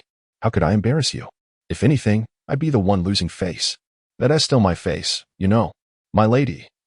If you insist on saying that, then I shall withdraw from today's competition. Do you dare threaten me? Instinctively, Dantai Hutching raised her hand to strike, while Xie Fu reflexively lifted his hand to shield himself. It was then that Dantai Hutching noticed the bandage wrapped around his hand, her expression shifting to one of surprise. What happened to your hand? Flustered, Dantai Hutching exclaimed, Why did you sustain an injury today of all days? Were you pretending? As she spoke, she squeezed Xie Fu's hand tightly. Ouch! Xie Fu grimaced in pain. My lady, are you trying to take my life? Dantai Hutching, now filled with suspicion, pressed. Is it truly injured? Xie Fu raised his hands, chuckling. Is there any doubt? Dantai Hutching pressed further. When did you get hurt? How did it happen? That day in the sea of fire, I got burned. To break through the wall, I had to grasp a scalding beam. Dantai Hutching paused, her expression softening as she grasped Xie Fu's hands, gently pressing them against her cheek. Why didn't you tell me? Why didn't you tell me? Why didn't you tell me? Dantai Hutching repeated the phrase thrice, her eyes glistening with unshed tears. Xie Fu, taken aback by her uncharacteristic display of emotion, stammered, Just a trivial matter. Dantai Hutching shot him a tender glare, suddenly realizing her loss of composure. Her cheeks flushed as she hastily withdrew her hands. This was the most gentle she had ever been with a man. Xie Fu broke the silence. "My lady, shall we continue with the competition?" He gestured for Dantai Hutching to stop wasting time. Dantai Hutching, still cross, retorted, "How can you compete in this state? You didn't mention it when I brought it up yesterday." With a face full of reproach, she declared, "Since you are in this condition, we shall not compete. I will summon a doctor to tend to your hand properly." Xie Fu laughed. "Of course we will compete.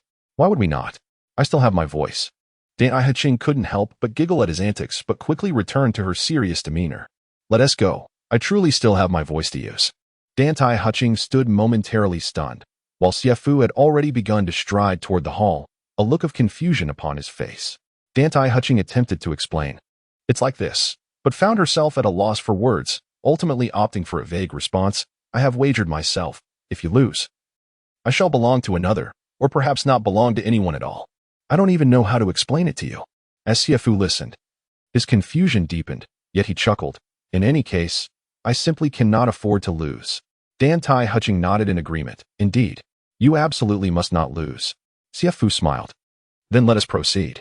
Dantai Hutching exhaled in relief, believing that Xie Fu had chosen to withdraw from the challenge. Alas, such matters were truly difficult to articulate in his presence. You are heading the wrong way. That is the hall." By the time Dantai Hutching caught up, it was too late, and he ended up entering the hall alongside Xie Fu. At last, the other main character made his entrance. Mr. Tang furrowed his brow, Mr. Lu mirrored his expression, Huang Shaoan appeared curious, while Du Ruqiuan wore a smirk of triumph. The servants of the Dantai family, however, displayed little reaction. Young Master Xie was simply nonchalant, courteous, and polite, unlike others who boasted their talents with arrogance. Dantai Hutching introduced, "This is Xie Fu. Xie Fu, allow me to present to you Mr. Tang, a distinguished scholar." Xie Fu offered a slight bow. "Mr. Tang." Mr. Lu exhibited a similarly haughty demeanor. These old scholars held themselves in high regard, maintaining a clear distinction from the common folk, as though mingling with them would tarnish their esteemed names. Upon witnessing this, Du Ruqiuan felt a surge of satisfaction, even before the contest began. He had already gained an advantage in appearance. Suddenly, he realized that this was how it should be, and thus found little reason for his delight. Dantai Hutching looked at Xie Fu with a resigned expression. "Look at your disheveled state.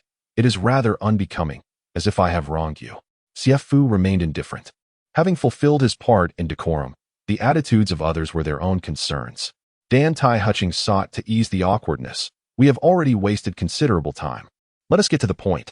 Huang Shaoan had been intently observing Xie Fu, feeling a sense of familiarity. Suddenly, he exclaimed, "I remember now. He is the attendant of young Master Dantai." This statement elicited laughter, for he was indeed an accompanying scholar. An attendant, after all, was simply a companion. Huang Shaoan's sudden remark prompted little speculation among others, save for Du Ruqiuan, who discreetly inquired, "Brother Huang, do you know him?"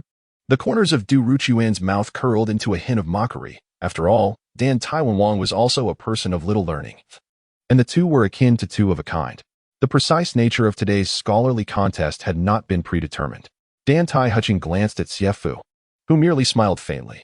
This situation bewildered him slightly. The previous day, Dantai Hutching had only mentioned it briefly without elaboration, and now he found himself in this predicament. Of course, the specifics of the contest mattered little. He believed himself to be well-read, albeit with a breadth of knowledge rather than depth. Observing Xie Fu's casual demeanor, Dantai Hutching smiled and nodded, then turned to Du Ruqiuan, directly asking, "Young Master Du, may I inquire what you wish to contest first?" Du Ruqiuan, unwilling to lose face against someone of lesser status, arrogantly replied, "Let him choose. I am amenable to anything." Sitting beside Du Ruqiuan, Huang Shaoan whispered, "Brother Du, I sense that this individual is remarkably composed and serene. Do not underestimate him." Du Ruqiuan dismissed the concern. If he is a charlatan, how could he not put on an act? I believe he is quite flustered within. Danai turned her head once more to inquire of Xie Fu. "What is your opinion, Xie Fu?" She undoubtedly held confidence in Xie Fu. However, given that his hands were injured and he was unable to grasp a pen, she wished for him to have a choice that would allow him to showcase his talents without the need to use his hands. Xie Fu smiled and replied, "I am equally indifferent." Chapter 80. The first contest. Such humble deference between the two, one might mistakenly believe it to be a contest between two eminent scholars. Mr. Lu spoke. This academic competition involves nothing more than the arts of qin, chess, calligraphy, and painting. Let us choose from among these. Upon hearing this, Du Ruqian mused to himself that poetry and prose might be too challenging. If one were truly proficient in those arts, they could easily aspire to the title of Jinshi. Is this title attainable by anyone? Yet, it requires erudition and adaptability. Many learned scholars spend their lives with only the name of a scholar, lacking any official titles, which illustrates the formidable difficulty of achieving the Jinshi rank. As for the arts of qin, chess, and painting, every literate person has some acquaintance with them.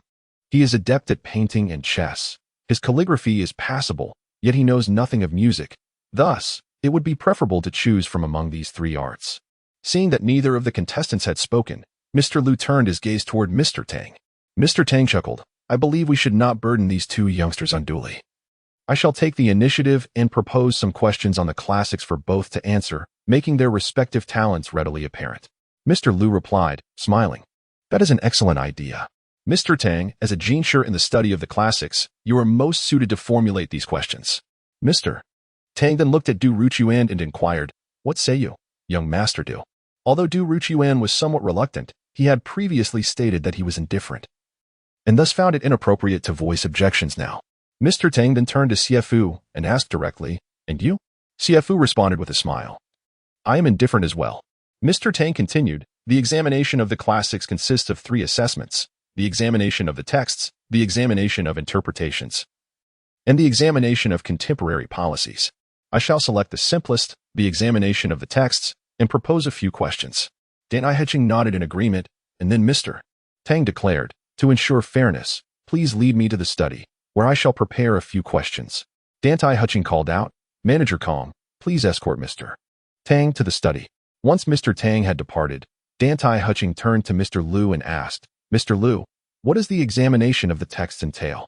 Coming from a distinguished family, she was well versed in literature and calligraphy. However, as a woman, the pursuit of official titles was beyond her reach, and thus, such matters were not her usual concerns. Mr. Lu smiled and explained, The examination of the texts is one component of the classics examination, primarily assessing the candidate's familiarity with Confucian classics. Dantai Manor nodded in understanding, and Mr. Lu continued, The classics examination focuses on the five classics, which are the Book of Songs, Book of Documents, Book of Rites, Book of Changes, and Spring and Autumn Annals. Upon hearing this, Dantai Manor gasped in astonishment at the extensive scope of the examination. It is worth noting that among these five classics, the shortest, Spring and Autumn Annals, contains nearly tens of thousands of characters, while the Book of Rites boasts an exaggerated length of nearly 200,000 characters. The significance of such volumes cannot be overstated. How many families can wholly possess and thoroughly study all five classics? It is no wonder that the title of Jinshi is regarded as exceedingly rare. Mr. Lu affirmed, Indeed, the scope of examination is quite broad. The Book of Songs alone comprises 311 pieces, totaling nearly 40,000 characters. He chuckled, adding, While it is already challenging to read all five classics, memorizing them entirely is virtually impossible. Therefore, students preparing for the classics examination tend to focus on specific topics and memorize selectively. Mr. Lu laughed softly. To attempt complete memorization would be foolish, resulting in more losses than gains. As Dantai Manor listened intently, she cast a discreet glance at Xie Fu, uncertain of his capabilities. To her surprise, Xie Fu appeared to be in a state of tranquil repose, seemingly self-assured. No, wait. He seemed to be asleep. Indeed, Xie Fu had succumbed to slumber after a night of revelry, seizing this opportunity for a brief respite. Xie Fu, Dantai Manor called out, but he did not stir. Her expression hardened, and she called out with displeasure, Xie Fu. Suddenly awakened, he inquired, Has it begun? Realizing he had truly dozed off, Dantai Manor inwardly cursed him. This dandy had audaciously fallen asleep, seemingly disregarding her presence. Mr. Lu chuckled heartily, and the servants in the hall, witnessing Xie Fu's demeanor, could not help but join in the laughter, not out of mockery, but rather finding him an amusing character, asleep in such a tense situation. Laughter echoed throughout the hall, dissipating any semblance of solemnity, until Dantai Manor's icy glare swept across the room, silencing the mirth. To her, there was nothing humorous about the situation. It was infuriating. Had it been another servant, they would have been dragged out for a sound thrashing. She glared at Xie Fu, silently warning him to remain alert. Mr. Tang took his seat and, amidst the collective anticipation, declared, "There are 2 identical copies of this paper.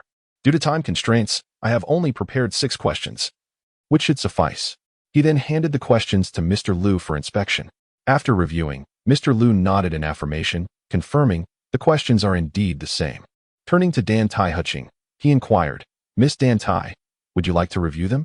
"No need," she replied, "since we have invited both gentlemen as witnesses. There is no room for doubt." Mr. Tang smiled and added, "Then let us commence, with a time limit of half a stick of incense." Butler Kong stepped forward to place the exam papers on their respective desks, while a maid brought forth an incense burner. Du Ruqiuan and Xie Fu took their positions. As Du Ruqiuan settled in, he scrutinized the questions, deep in thought as he ground his ink. Meanwhile, Xie Fu remained motionless, not even touching the ink. Dantai Hitching mused silently, "What is this? Is the problem too difficult for him?" Suddenly, she noticed Xie Fu's hands resting at his sides and recalled that they were bandaged, rendering him unable to use his fingers to grind the ink. "Butler Kong, please assist Xie Fu in grinding the ink." Her words elicited a collective gasp from those present. Such an esteemed companion needing assistance with such a basic task. Dantai Huching, sensing their astonishment, explained with a smile, "Xie Fu's hands are injured." Upon hearing this, the crowd finally took note of the bandages wrapped around Xie Fu's hands. Their curiosity piqued. With his hands in such a state, how would he manage to hold a brush? Du Ruqiuan sneered, "I suspect he is merely unprepared and seeks to deceive his way through. Why did he not injure himself earlier or later, but only at this moment? I will permit you to have someone write for you. As long as you can recite the answers, it shall be accepted." The 2 elder gentlemen nodded, deeming this approach reasonable. However, Xie Fu interjected, "No need." "None?" The assembly was intrigued. "How do you intend to write?" They soon surmised that he likely could not answer and had decided to forfeit. The incense has been burning for quite some time now. On this side, the 2 elderly gentlemen have begun to lose hope, yet Du Ruqiuan, despite holding the brush, has yet to make his mark. Mr. Liu asked with a smile, "Mr. Tang, is this topic perhaps too challenging?" Mr. Tang replied, "In examinations, there is no such thing as difficult or easy. With thorough reading and memorization, it becomes simple. If one has never read it, how can one possibly respond?" Chapter 81, A Preliminary Test. Mr. Liu smiled and remarked, "It appears to be an excellent method for assessing one's knowledge. One either knows it or does not." Mr. Tang chuckled in agreement. "Of course, luck plays a part, for the content of the 5 classics is vast and intricate. It is unlikely that many can master and memorize them all." After sipping his tea, Mr. Tang continued, "The formal examination requires knowledge of the 5 classics through 25 essays, 2 on the classic of filial piety, 8 on the Analects, and 5 on Tao Te Ching, making a total of 25 essays. One only needs to complete 6 to pass." Hearing this, Miss Dantai Huching expressed her surprise. 25 essays, and merely 6 suffice for passing? Mr. Tang responded with a smile. "If you find it easy, why not give it a try yourself, Miss Dantai?" Miss Dantai chuckled awkwardly. "I have yet to fully grasp even the spring and autumn annals. How could I dare to embarrass myself?" Mr. Tang explained with a smile, "Do not underestimate it. For if one is ignorant, they may not be able to write a single character." At this moment, Du Ruqiuan had already begun to write, seemingly having completed 1 essay, but soon fell into deep contemplation. Some content, while familiar, becomes challenging to recall and articulate if one is not well versed in it. Mr. Tang remarked, "To answer 1 essay out of 6 is commendable.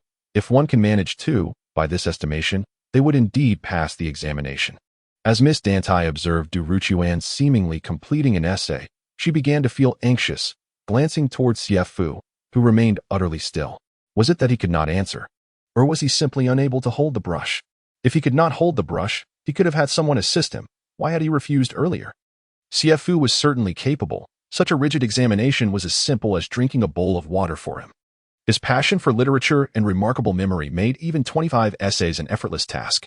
He pondered how many essays he should complete. Too many might intimidate the esteemed Mr. Tang, while too few might result in losing to Du Ruqiuan.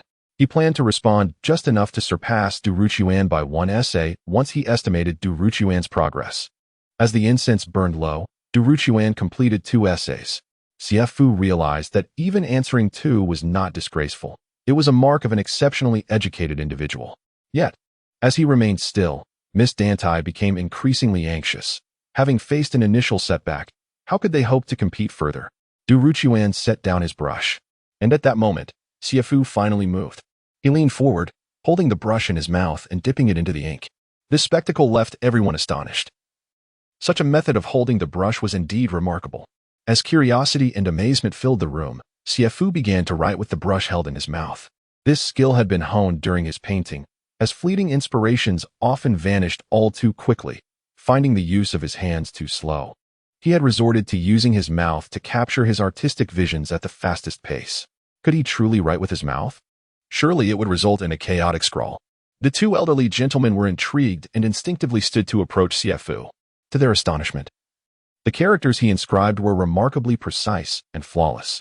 Mr. Tang, the examiner, was particularly amazed to see that this accompanying student had already completed 3 essays.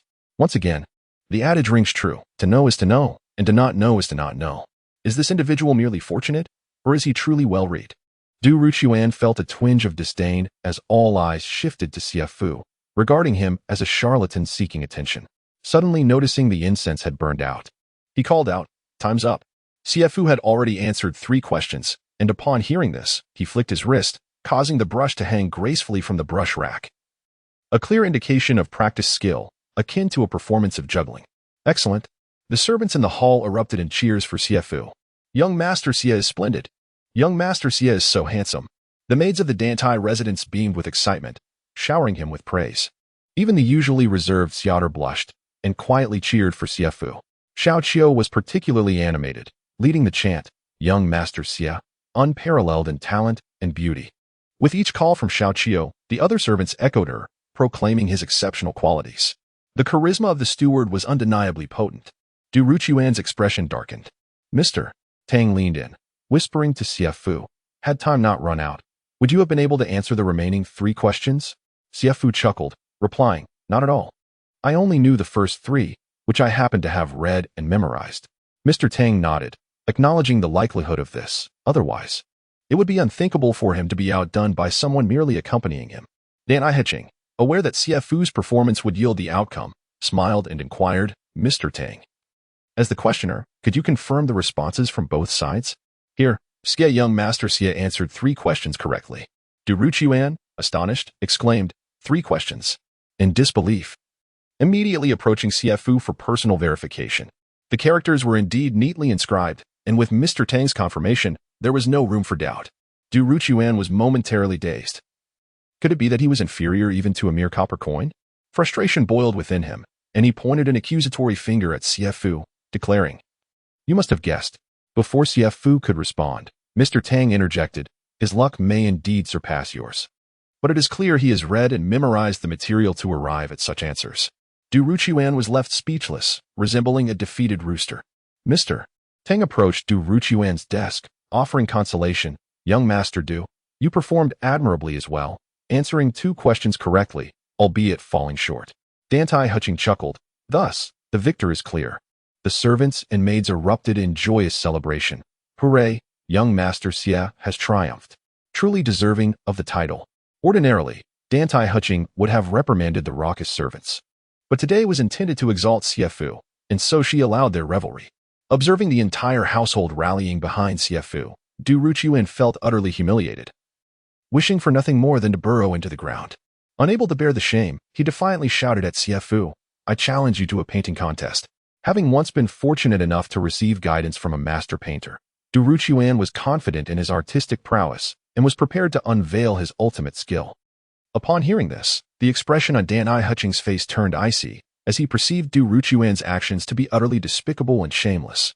Knowing full well that Xie Fu's hands were injured and unable to grasp a brush, he still dared to issue such a demand.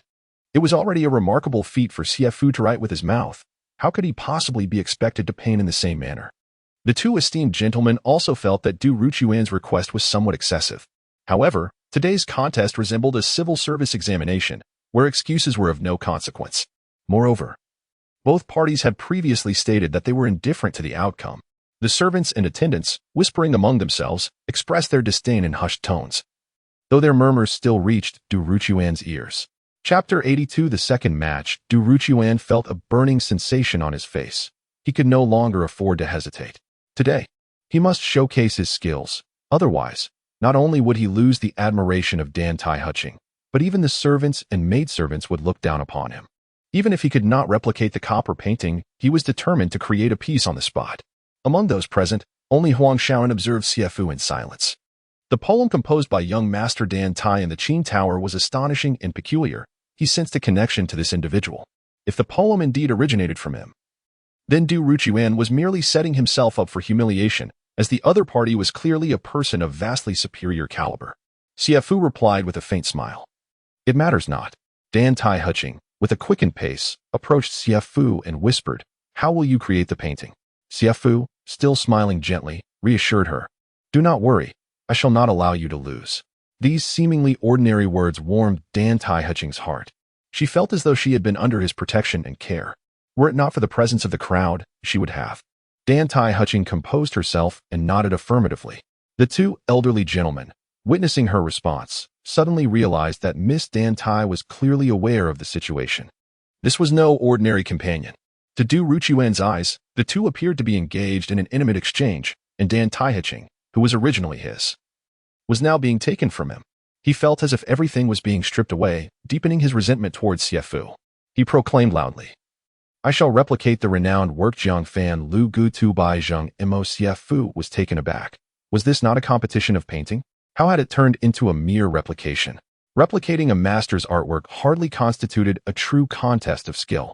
A painting competition demands on-the-spot creation, a true test of the artist's prowess and ability to perform under pressure. While many possess exceptional artistry, instances of live painting competitions are rare, as creating on-site is far from a simple task. It requires not only superb technique but also quick wit to produce a piece in a limited time frame. Moreover, artists often fear poor performance could tarnish their reputation. Only true masters dare to engage in live painting competitions where their brushes weave magic, yet such opportunities are exceedingly rare. Du Ruqian lacked the skill to compete in such a manner. Only accomplished artists possess the courage and capability for that.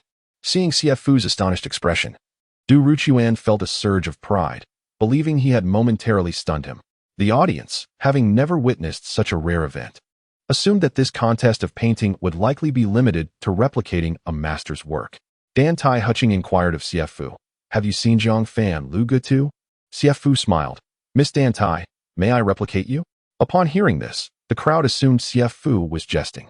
To Dantai Huching, however, it felt as if he were teasing her, causing her ears to flush. Were it not for the public setting, she would have certainly scolded him soundly. Du Ruqian could not tolerate their banter before him. He declared loudly, "Do not deliberately delay. As long as you can create a painting, you may replicate whomever you wish." Du Ruqian selected a medium-sized shoe paper, while Xie Fu opted for the smallest size. The writing desk was adorned with shoe paper, weighed down by a paperweight, and the servants brought forth water, ink, and pigments, presenting a complete array of painting tools. Du Ruqian gazed at the vermilion and azure pigments with slight surprise. After all, such colors were typically employed by court painters and not commonly found among the folk. He thought little of it, assuming that the other party had no use for such pigments. No, this copper-tongued individual might not even possess the ability to paint. With a poised hand, Du Ruqian began to outline and splash ink, exuding the aura of a master. He had copied the Jiang Fan Lu Gu Tu countless times, so familiar with its every line that he feared even Zhang Mo, were he to be reborn, could not replicate it identically. Du Ruqian brimmed with confidence, and his demeanor transformed, adopting a refined elegance as he painted. Seeing Du Ruqian in such a state, Dantai Huching secretly grew concerned for Xie Fu. Soon, Du Ruqian attracted the attention of Mr. Tang, Mr. Liu, and Huang Shaonan, who paused to observe. The two elder gentlemen, not particularly skilled in the art of painting, could not help but express their admiration as they witnessed Du Ruqian's graceful and composed strokes. Huang Shaonan, in particular, showed great interest upon first seeing the shoe paper. He was intrigued. Having devoted considerable effort to the art of painting, he was no stranger to it, and as the foremost talent of the Banma society, his reputation was well earned. Huang Shaonan, having been taught by Mr. Liu in academic pursuits, studied painting under different masters, thereby possessing greater authority in this realm.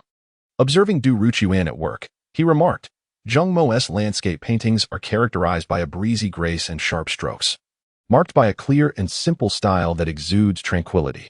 This renowned piece, Jiang Fan Lu Gu Tu, serves as a quintessential example." The two elder gentlemen nodded in acknowledgement. Having grasped the essence of his words, Huang Shaoan continued, this Jiang Fan Lu Gutu is from Zheng Mos later period, during which he sought a return to simplicity and the spirit of nature. This piece does not employ overly complex techniques, making it more accessible for future generations to replicate. Mr. Tang interjected, is it true that works by masters are the easiest to emulate? Huang Shaoan chuckled softly, it is precisely because they lack intricate techniques. However, novice practitioners often manage only to mimic the form, failing to capture the spirit. After all, he smiled, leaving his explanation hanging, confident that the elder gentleman understood his implication. Just as with a calligraphy master, decades of skill are woven into each stroke. The essence cannot be easily replicated. Mr. Tang chuckled, now I comprehend. Mr. Lu took up the conversation, saying, it is akin to the renowned calligraphy and paintings of the world. There are countless forgeries, yet only one genuine masterpiece, unique in its own right. Huang Shaoan replied, that is precisely the point. He bore no intention to belittle Du Ruchuan. Rather, he spoke the truth. Mr. Lu commended him. Shaonan, it appears you have indeed devoted time to your painting skills over the years, achieving a commendable level of proficiency. Your praise is unwarranted, Huang Shaonan replied modestly. Although he held a keen interest in painting, his talent was limited, and he had merely scratched the surface compared to the true masters of the craft.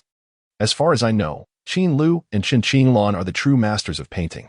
The renown of Qin Qinglan and Suzhou, particularly during the snowy nights illuminated by fireworks, is beyond dispute, though the two esteemed gentlemen may not be frequent visitors to the realm of romance. Their reputations are certainly well established. Chapter 83. The Duel of Paintings. Mr. Lu chuckled. Could it be that Shaonan has some connection with Xie Yanhua?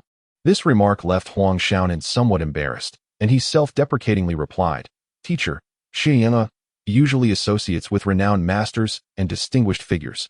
I am not yet worthy of her friendship. Mr. Lu laughed in understanding. After all, Xie Yanhua was a celebrated personality, and it was quite natural that Huang Shaonan had yet to make a name for himself, and thus might not catch her eye.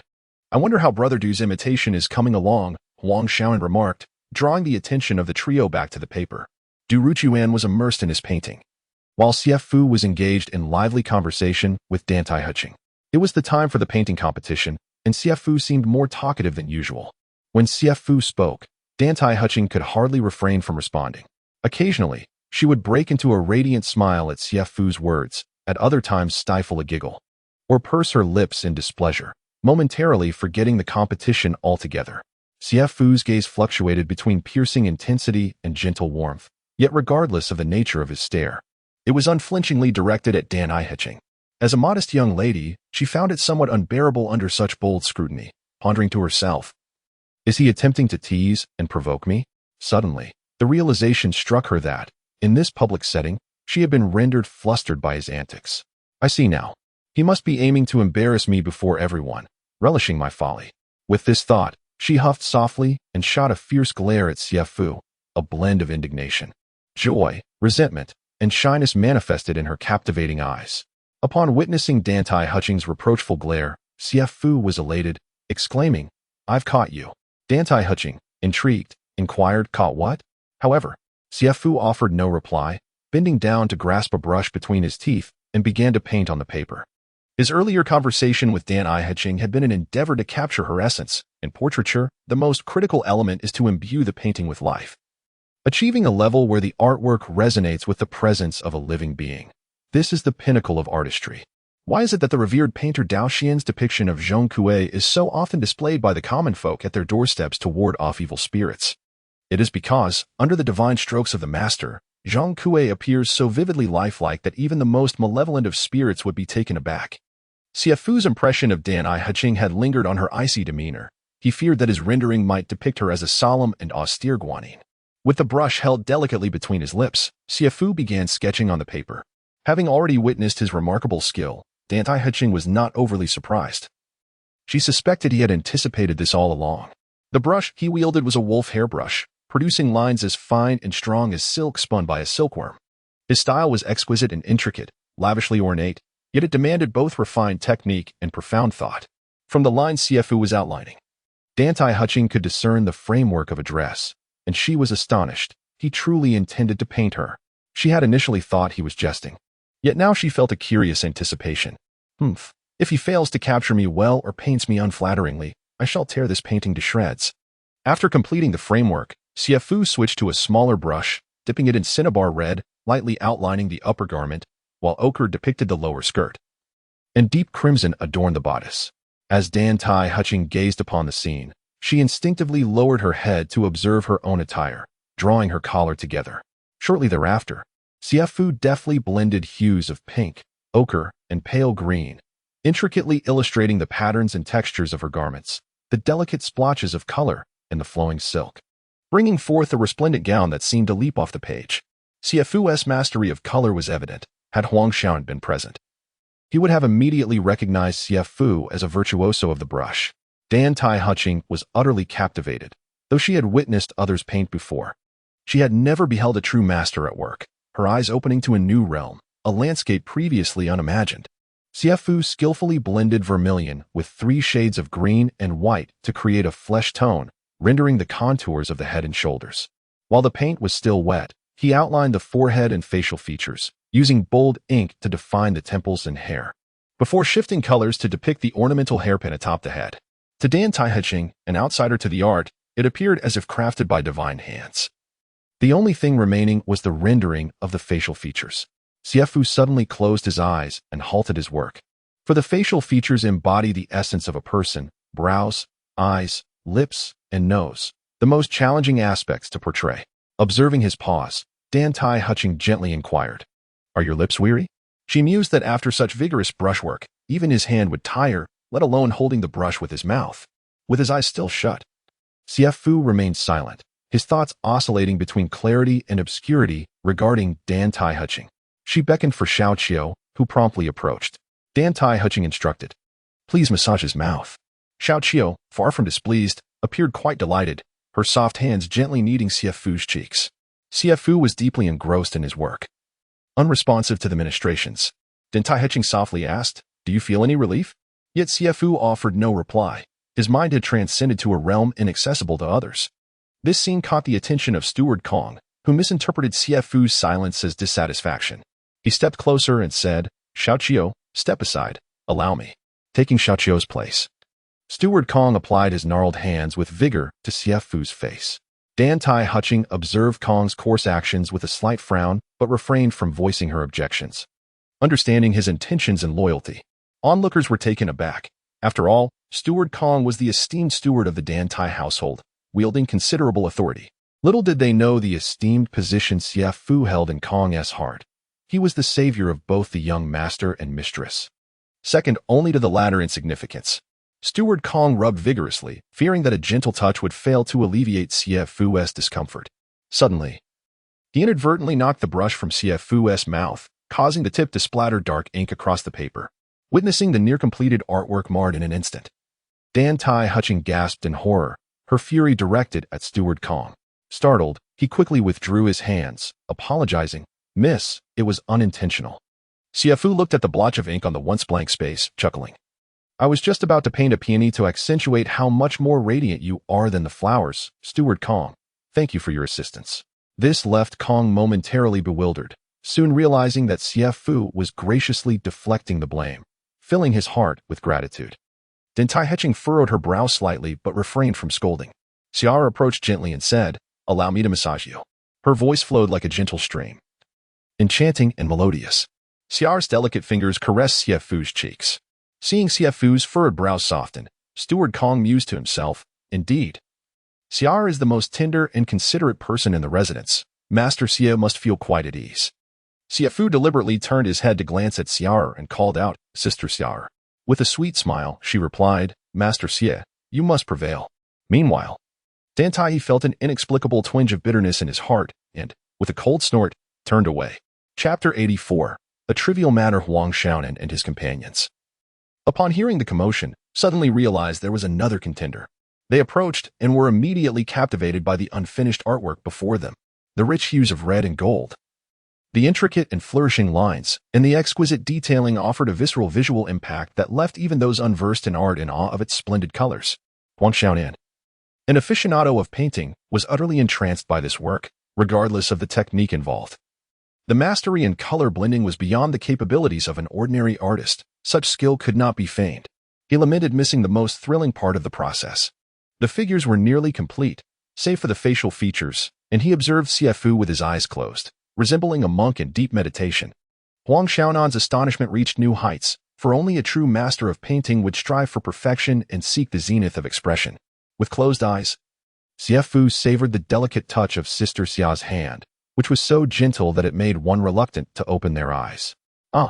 He even played the strings with such finesse, akin to silken threads caressing the skin, inducing a state of intoxication. Huang Xiaonan remained fixated on Xie Fu. Realizing that this individual was indeed a hidden gem, it was likely that the poem he composed at the Qin Tower was his own, rendering the contest with Du Ruqian a mere farce. Suddenly, Huang Xiaonan noticed a peculiar smile forming at the corner of Xie Fu's mouth and his brows twitching slightly, as if he were about to open his eyes. Was inspiration striking the master? Yet his eyes remained shut. Huang Xiaonan nodded slightly, sensing that Xie Fu was still in the throes of creation. This relentless pursuit of excellence was truly exemplary for their generation to emulate. The two elderly scholars, unfamiliar with such artistry, observed Huang Xiaonan's contemplative demeanor and inquired, "Xiaonan, do you have any insights?" Huang Xiaonan replied earnestly, "This is the essence of painting. The facial features of a character are the most challenging to render. Their life or death hinges upon that final, crucial stroke." Young Master Xie's dedication to achieving peak expression accounts for his hesitation to begin. The two gentlemen nodded, appearing enlightened by his words. Mr. Liu remarked, however, "He seems quite comfortable and at ease." Huang Xiaonan smiled gently. "Indeed, esteemed sir, when the spirit soars to the heavens, the countenance naturally reflects tranquility. Observe how a light sheen of sweat graces young Master Xie's forehead. He is indeed expending great effort in pursuit of a masterpiece." The two elderly scholars nodded thoughtfully, realizing the dedication of the younger generation with newfound appreciation. Dantai Hutching, overhearing their idle chatter, coldly interjected, "Are you still going to paint or not?" Startled, Xiaoda instinctively withdrew her hand. Xie Fu let out a sigh of relief, almost lost in his reverie, but now he could extricate himself. Seeing Xie Fu finally open his eyes, Huang Xiaonan eagerly asked, "Young Master Xie, has your inspiration faltered?" Xie Fu murmured in response, "It has. His tone tinged with regret. Dantai Hutching, upon hearing this, felt a pang of guilt, wondering if she had truly interrupted his creative flow. That utterance sent a shiver down Xie Fu's spine. He glanced at Dantai Hutching, who appeared remorseful, and after a brief moment, he resumed his work. Pencil clenched between his lips. With a delicate balance of dryness and moisture at the tip of his nose, he skillfully outlined the eyes, brushed the brows, and deftly rendered the lips and nose, bringing the character's features to life in one fell swoop. In the end, peonies, pondstones, and bamboo were added as the backdrop. Huang Xiaonan felt he had not missed the most splendid part. He gazed intently at the painting, where Miss Dantai appeared almost lifelike, her expressive features captivating, her attire three-dimensional, and her colors resplendent, exuding an air of elegance and grandeur. Dantai Hutching, however, had an entirely different sentiment as she looked at her own image in the painting. Xie Fu's exquisite brushwork rendered her beauty alluring, her demeanor dignified and noble, her grace enchanting. The depiction of her relaxed brows, sparkling eyes, and smiling lips conveyed a vivid emotional resonance. Dantai Hutching couldn't help but wonder, am I truly like this? When did I become so enchanting? Suddenly, a pang of realization struck her. This scene felt reminiscent of a moment from yesterday. She looked again at the painting. The two gently upturned lips resembled crescent moons, their rosy hue emitting a sweet fragrance that wafted through the paper. This person. She turned her gaze towards Xie Fu, who was currently having his cheeks gently kneaded by Xiaoqiu, while Steward Kong stood nearby, advising, "Xiaoqiu, be gentle, be soft." Dantai Hutching felt a mix of embarrassment and indignation. Gentle? Soft? She wished to tear his mouth apart for daring to portray her this way. It was a blow to her dignity. Huang Xiaonan clapped his hands and exclaimed, "What an eye-opener! What an eye-opener!" His tone was infused with involuntary admiration as he respectfully inquired, "Young Master Xie, does this painting have a particular significance?" Xie Fu, thinking Huang Xiaonan was asking about the emotions and scenes behind it, responded with a smile, "The heart speaks through the eyes. Even in silence, we understand each other." Upon hearing this, Dantai Hutching's heart quivered again. At that moment, they had locked eyes for a long while without speaking. Yet it felt as if they exchanged countless unspoken words. Did this not echo the sentiment of understanding in silence? However, to portray her feminine grace in such a manner on canvas was indeed excessive. Huang Xiaonan couldn't help but exclaim, "Wonderful, wonderful, wonderful." He repeated the word thrice. Casting a glance at the real person, only to immediately close his mouth upon seeing Dantai Hutching's icy demeanor. If she were a woman of the brothel, it might have been acceptable, but Miss Dantai was the head of the Dantai household, dignified and noble. How could young Master Xie depict her in such a frivolous manner? Bold, bold. Huang Xiaonan dared only to voice this sentiment within his mind. He realized that young Master Xie was a charming and playful talent, merely seeking amusement and a taste of a different life. With such talent, he would surely create waves even in a brothel. Although Dantai Hutching felt vexation within, she still examined the painting with great seriousness and attention to detail. She scrutinized even the black mole so closely that, at that moment, she felt as if she stood before him completely exposed. This painting could not be allowed for others to see any longer. She blurted out, "Steward Kong, put the painting away." Steward Kong paused for a moment but complied nonetheless. Huang Xiaonan gently urged, "Miss Dantai, the ink is not yet dry." Dantai Hutching shot him a cold glance, as if to say, "What right do you have to speak here?" Huang Xiaonan's status was not significantly superior to that of Du Ruchuan, and naturally, he did not dare to offend Dantai Hutching. Though he felt somewhat wronged by her icy gaze, he refrained from arguing. At that moment, Du Ruchuan exclaimed, "I have completed my painting." Chapter 85. Without a doubt, what puzzled Du Ruchuan was that no one approached to admire his work. Everyone was gathered around the person surnamed Xie, eagerly asking, "I have finished my painting. Has he completed his?" Yet, there was still no response. Curiosity piqued, Du Ruchuan walked over, only to find that the other's artwork had already been rolled up by Steward Kong, which further intrigued him. He inquired, "Why is the painting being put away? Is it so unworthy of you?" For Dantai Hutching, it was indeed unworthy, yet for others, it was a remarkable masterpiece. Dantai Hutching calmly remarked, "I fear the outcome is already determined. Today's artistic contest concludes here." Du Ruchuan chuckled at this. Has he admitted defeat then? Huang Xiaonan perceived Du Ruchuan as a mere buffoon and whispered to him, "Brother Du, do not humiliate yourself further. You are not even in the same league as this young Master Xie." In Huang Xiaonan's eyes, what Du Ruchuan presented was likely dismissed as childish folly by connoisseurs, while young Master Xie's performance, even before esteemed masters, left them in awe. One was a mere imitation, the other a divine creation. The disparity was glaring, and to compare them was utterly laughable. Du Ruchuan, however, refused to concede and retorted indignantly, "I have yet to see what he has painted. Yet you hastily declare my defeat. It seems you conspire to favor him." Huang Xiaonan shook his head in resignation. He had tried to advise Du Ruchuan, but the latter insisted on courting humiliation. If it were him, he would have already retreated in disgrace.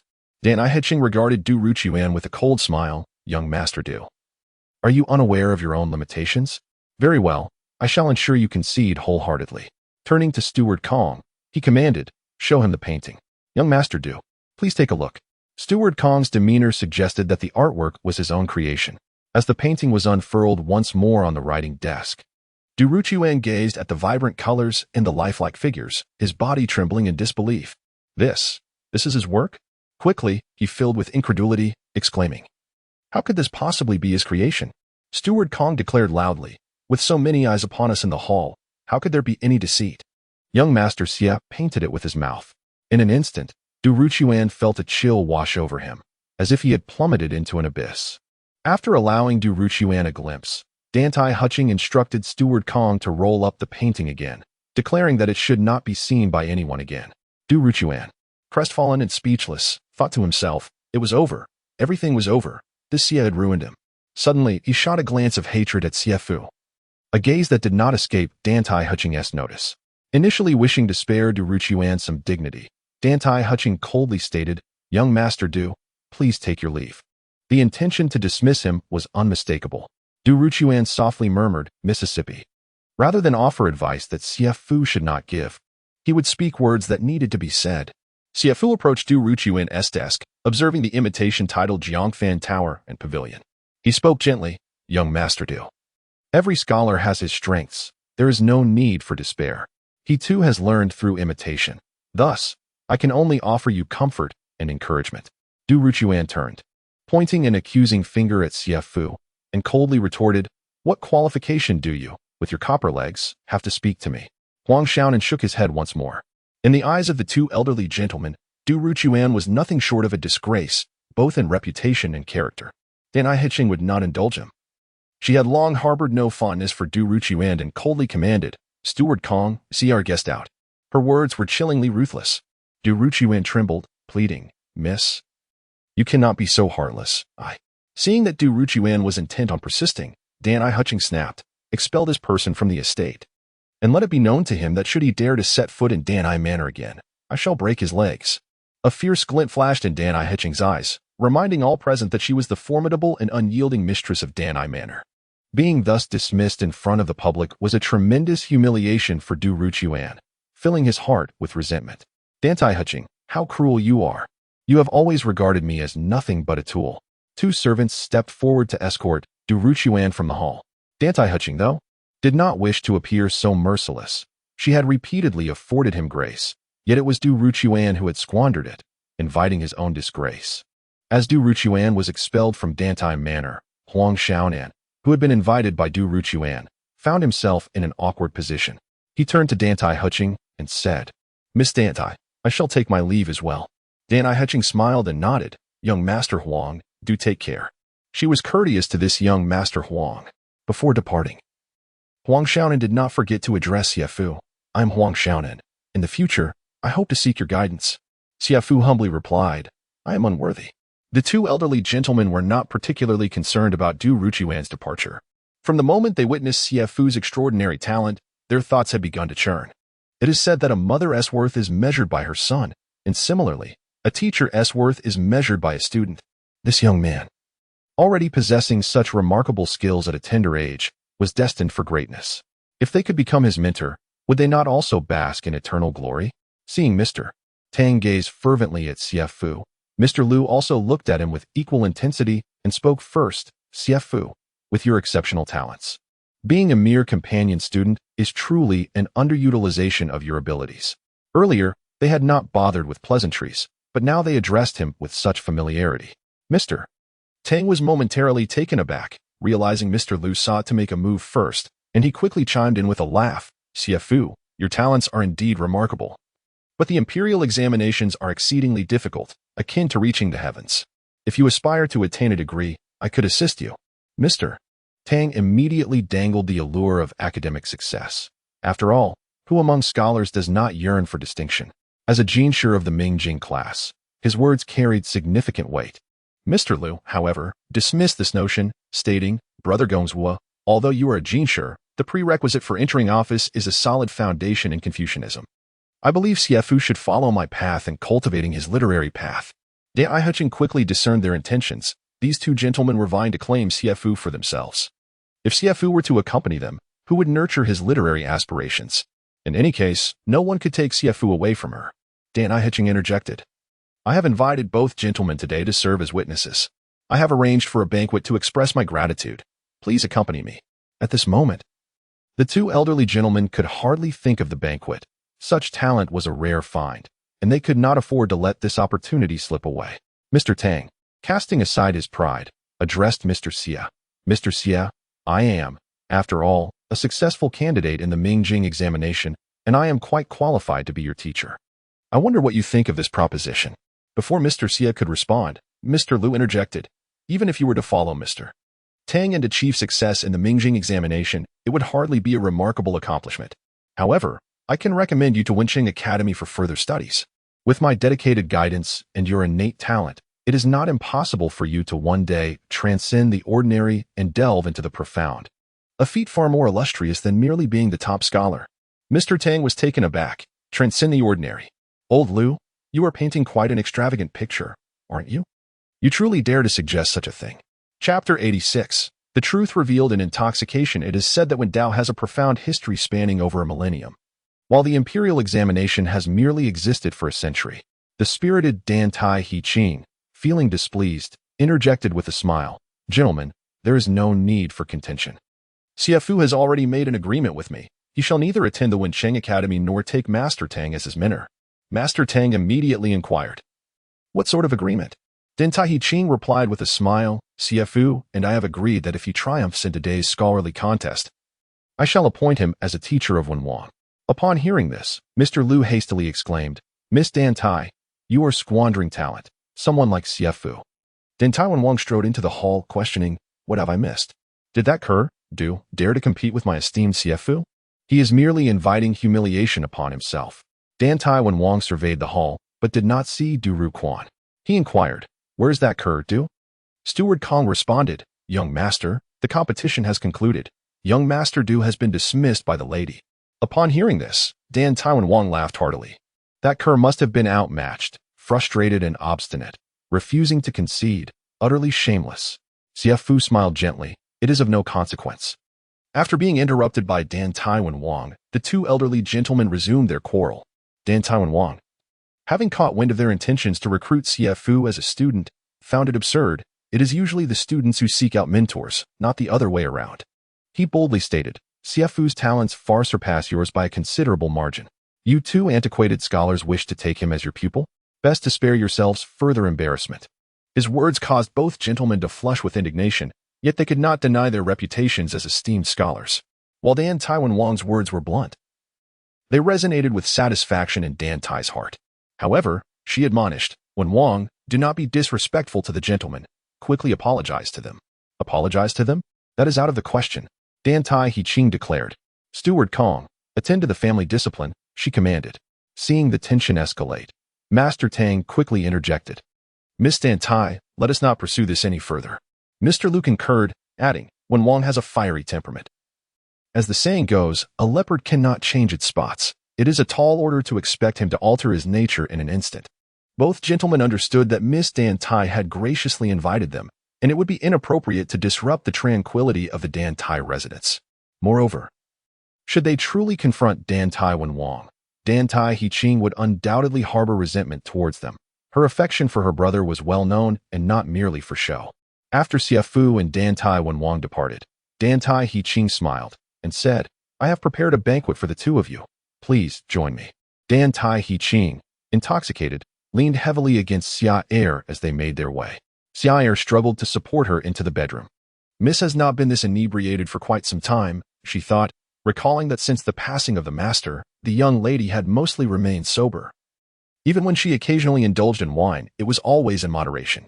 As soon as Dantai Hiqing stepped into the bedroom and took a few strides, she felt herself teetering dangerously towards the floor. Summer hurriedly wrapped her arms around Dantai Hiqing's waist, only to hear her suddenly slur, "Where are you touching? Don't touch." Taken aback, Summer paused, dismissing it as mere drunken rambling from her lady. After much effort, she managed to lay Dantai Hiqing down on the bed and began to loosen her garments. When she heard her lady exclaim again, "Bad person. Don't take off my clothes." With that, she reached out to obstruct Summer's hands. Summer was greatly astonished, despite Dantai Hiqing's renowned beauty. She had always been dignified and composed. It was unprecedented for her to utter such bashful words. Watching her lady in a drunken stupor, Summer felt a surge of compassion. "My lady, I understand your suffering. Are you yearning for someone to cherish you? Alas, I am not a man. Otherwise, I would surely care for you tenderly. My lady, it is I, Summer. I am here to assist you with your garments." "No, don't," Dantai Hiqing protested, gripping her sash tightly to prevent Summer from untying it. Unable to suppress a smile, Summer gently reassured her, "All right, I want tea." Yet, she carefully attempted to move Dantai Hiqing's hand away. In the midst of their playful struggle, Dantai Hiqing's delicate lips moved slightly. "You said you would protect me, cherish me, love me. Is it true? If you remain silent, you are deceiving me. You only wish to take advantage of my body, liar. Do not touch me." As she ranted in her drunken haze, tears welled in the corners of Dantai Hiqing's eyes, a sign of her heartache in her inebriated dreams. Seeing her lady in such a pitiable state tugged at Summer and Appo's heart, she softly consoled, "My lady, I am not deceiving you. If you are not deceiving me, I will yield my body to you, my heart too, everything, as long as you cherish me and do not bully me." Summer was astounded to discover that beneath her lady's strong exterior lay a gentle and tender heart. As she continued to loosen Dantai Hiqing's dress, she silently mused, "But my lady, if you do not shed your icy demeanor, what gallant gentleman would dare approach you?" Suddenly, a sharp pain shot through Summer's arm as Dantai Hiqing, in her drunken frenzy, bit down hard enough to draw blood. Despite the pain, Summer gazed at her lady, who, with her eyes closed, giggled, "If I bite you, you will never forget me." With a sigh, Summer covered Dantai Hiqing with a blanket and quietly departed. 2 days later, in the morning, Dantai Hiqing sat in her study as usual. However, unlike her typical routine of reviewing ledgers, she was now busy composing letters. The fabric workshop had burned down, resulting in a total loss of goods. She was faced with the daunting task of resuming production, dealing with delays, and renegotiating contracts. She needed to inform her clients across various regions about the situation. This fire incident was a significant blow to her, bringing a multitude of troubles that weighed heavily upon her. Just then, Steward Kong appeared at the door of the study. "My lady, we have apprehended the arsonist." At this news, Dantai Hutchings set down her pen and sprang to her feet. "Who dares to oppose me?" The steward Kong, aware that the young lady would undoubtedly be shocked upon hearing the identity of the arsonist, lowered his voice deliberately and said, "My lady, it is Master Du Ruchuan." Upon hearing this, Dantai Hutching gasped in disbelief. How could it possibly be him? When have I ever wronged him? Why would he wish to harm me so? The steward replied, "Last night, Constable Liu interrogated him for an entire night. Master Du has confessed, and there is both testimony and evidence."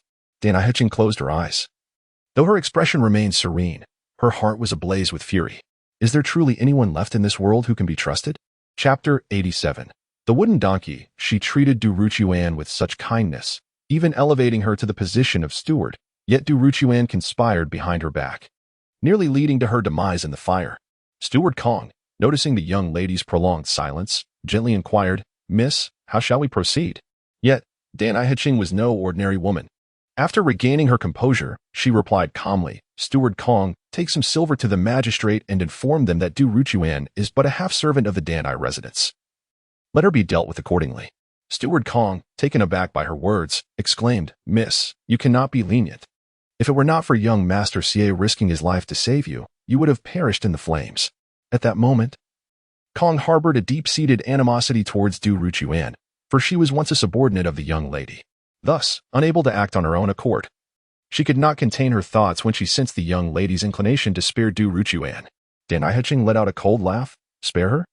If I were to show leniency, would that not lead everyone to perceive me, Dantai Hutching, as a woman of soft-heartedness? Would they not all take advantage of me in the future?" Steward Kong quickly grasped the implication. The young lady intended to administer familial punishment. "I shall fetch Du Ruchuan to the residence at once," she declared. Approximately an hour later, Du Ruchuan was brought before Dantai Hutching, restrained by two constables. Her hair was disheveled, and her countenance appeared haggard and devoid of spirit, evidently having suffered greatly. Upon seeing Dantai Hutching, she exclaimed, "Miss." Dantai Hutching's expression remained impassive as she coldly queried, "Du Ruchuan, I shall ask you but once. Did you set the fire?" Du Ruchuan, fully aware that without Dantai Hutching's forgiveness, her fate was sealed, felt a glimmer of hope. With a face marked by guilt, she implored, "Miss, I was wrong, Du Ruchuan. Do you realize you nearly brought about my demise?" Dantai Hutching's voice was frigid, yet her demeanor was remarkably tranquil. This gave Du Ruchuan a false sense of reassurance, prompting her to express regret and resentment. "Miss, I never intended to harm you. I merely sought to create a bit of trouble to make you realize how much you need me. I wanted you to understand that, regardless of the challenges that arise, I will always stand by your side, supporting you through every hardship. No one cares for you as I do." Her expression was earnest, and as she spoke with emotion, tears streamed down her face. Steward Kong, witnessing this display, thought to herself, "This rogue is quite the actress. Miss, please do not let your heart soften." Dantai Hutching smirked. "Should I then express my gratitude to you?" Wiping her tears away, Du Ruchuan's demeanor suddenly shifted to one of righteous indignation. "On that day in the study, you were so cold and unfeeling towards me. I knew you had resolved to dismiss me, and the thought of not being by your side in the future cut me deeply, leading to my moment of folly in setting the fire. If I am guilty, it is only for loving you too much, for being devoted to you. Miss, you may execute me. After all, I no longer wish to live." Dantai Hutching signaled to Steward Kong, indicating to reward the two constables and dismiss them, for she had more pressing matters to attend to. Du Ruchuan turned his head to see two constables leaving with their rewards, feeling a quiet sense of relief. Indeed, Dantai Hutching was susceptible to such tactics. Had he pleaded with her excessively, it would likely have only intensified her ire. Having spent years dealing with those cunning merchants, Dantai Hutching had become worldly wise and was not easily swayed by flattery. She spoke coolly, "Du Ruchuan, do not think I am unyielding.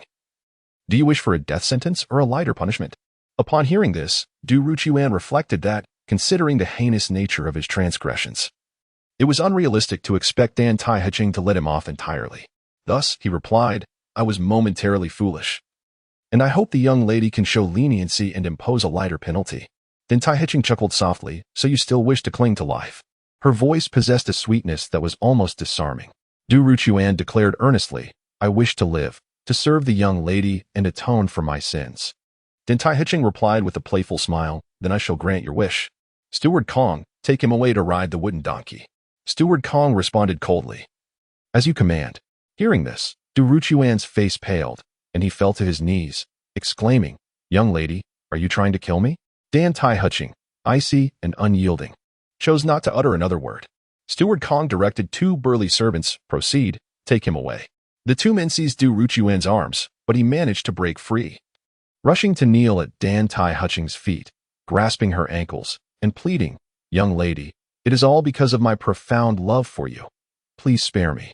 Spare me. At that moment, Dantai Hiching's disdain for Du Ruchuan intensified, and she kicked him squarely in the face, her voice chilling to the bone, You are unworthy.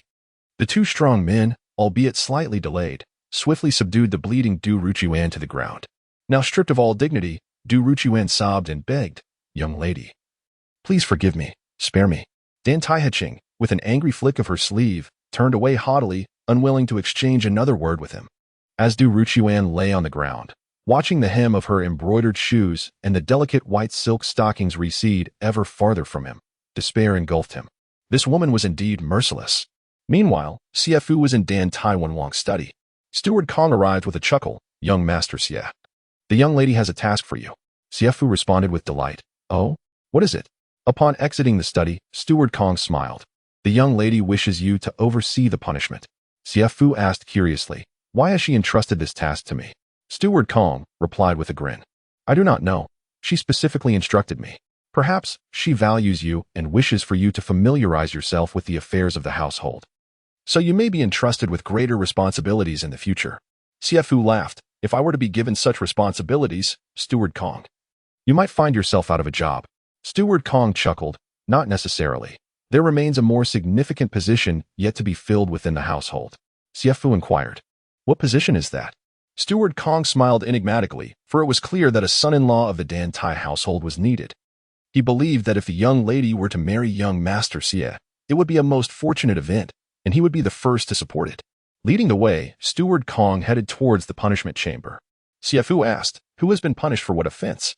The arsonist has been apprehended. It is Du Ruchuan. Came the response. Upon hearing this, Xie Fu was taken aback. Such heinous acts of murder and arson were indeed monstrous. He could scarcely believe that the seemingly refined Du Gongzi would be capable of such vile deeds. He inquired, Could there be a misunderstanding? Not at all. The evidence collected by the Constable Liu is irrefutable, with both witnesses and material proof, and Du Ruchuan has confessed, came the reply. Xie Fu expressed his astonishment. But Du Gongzi is close to the young lady. There would be no reason for him to act in such a manner.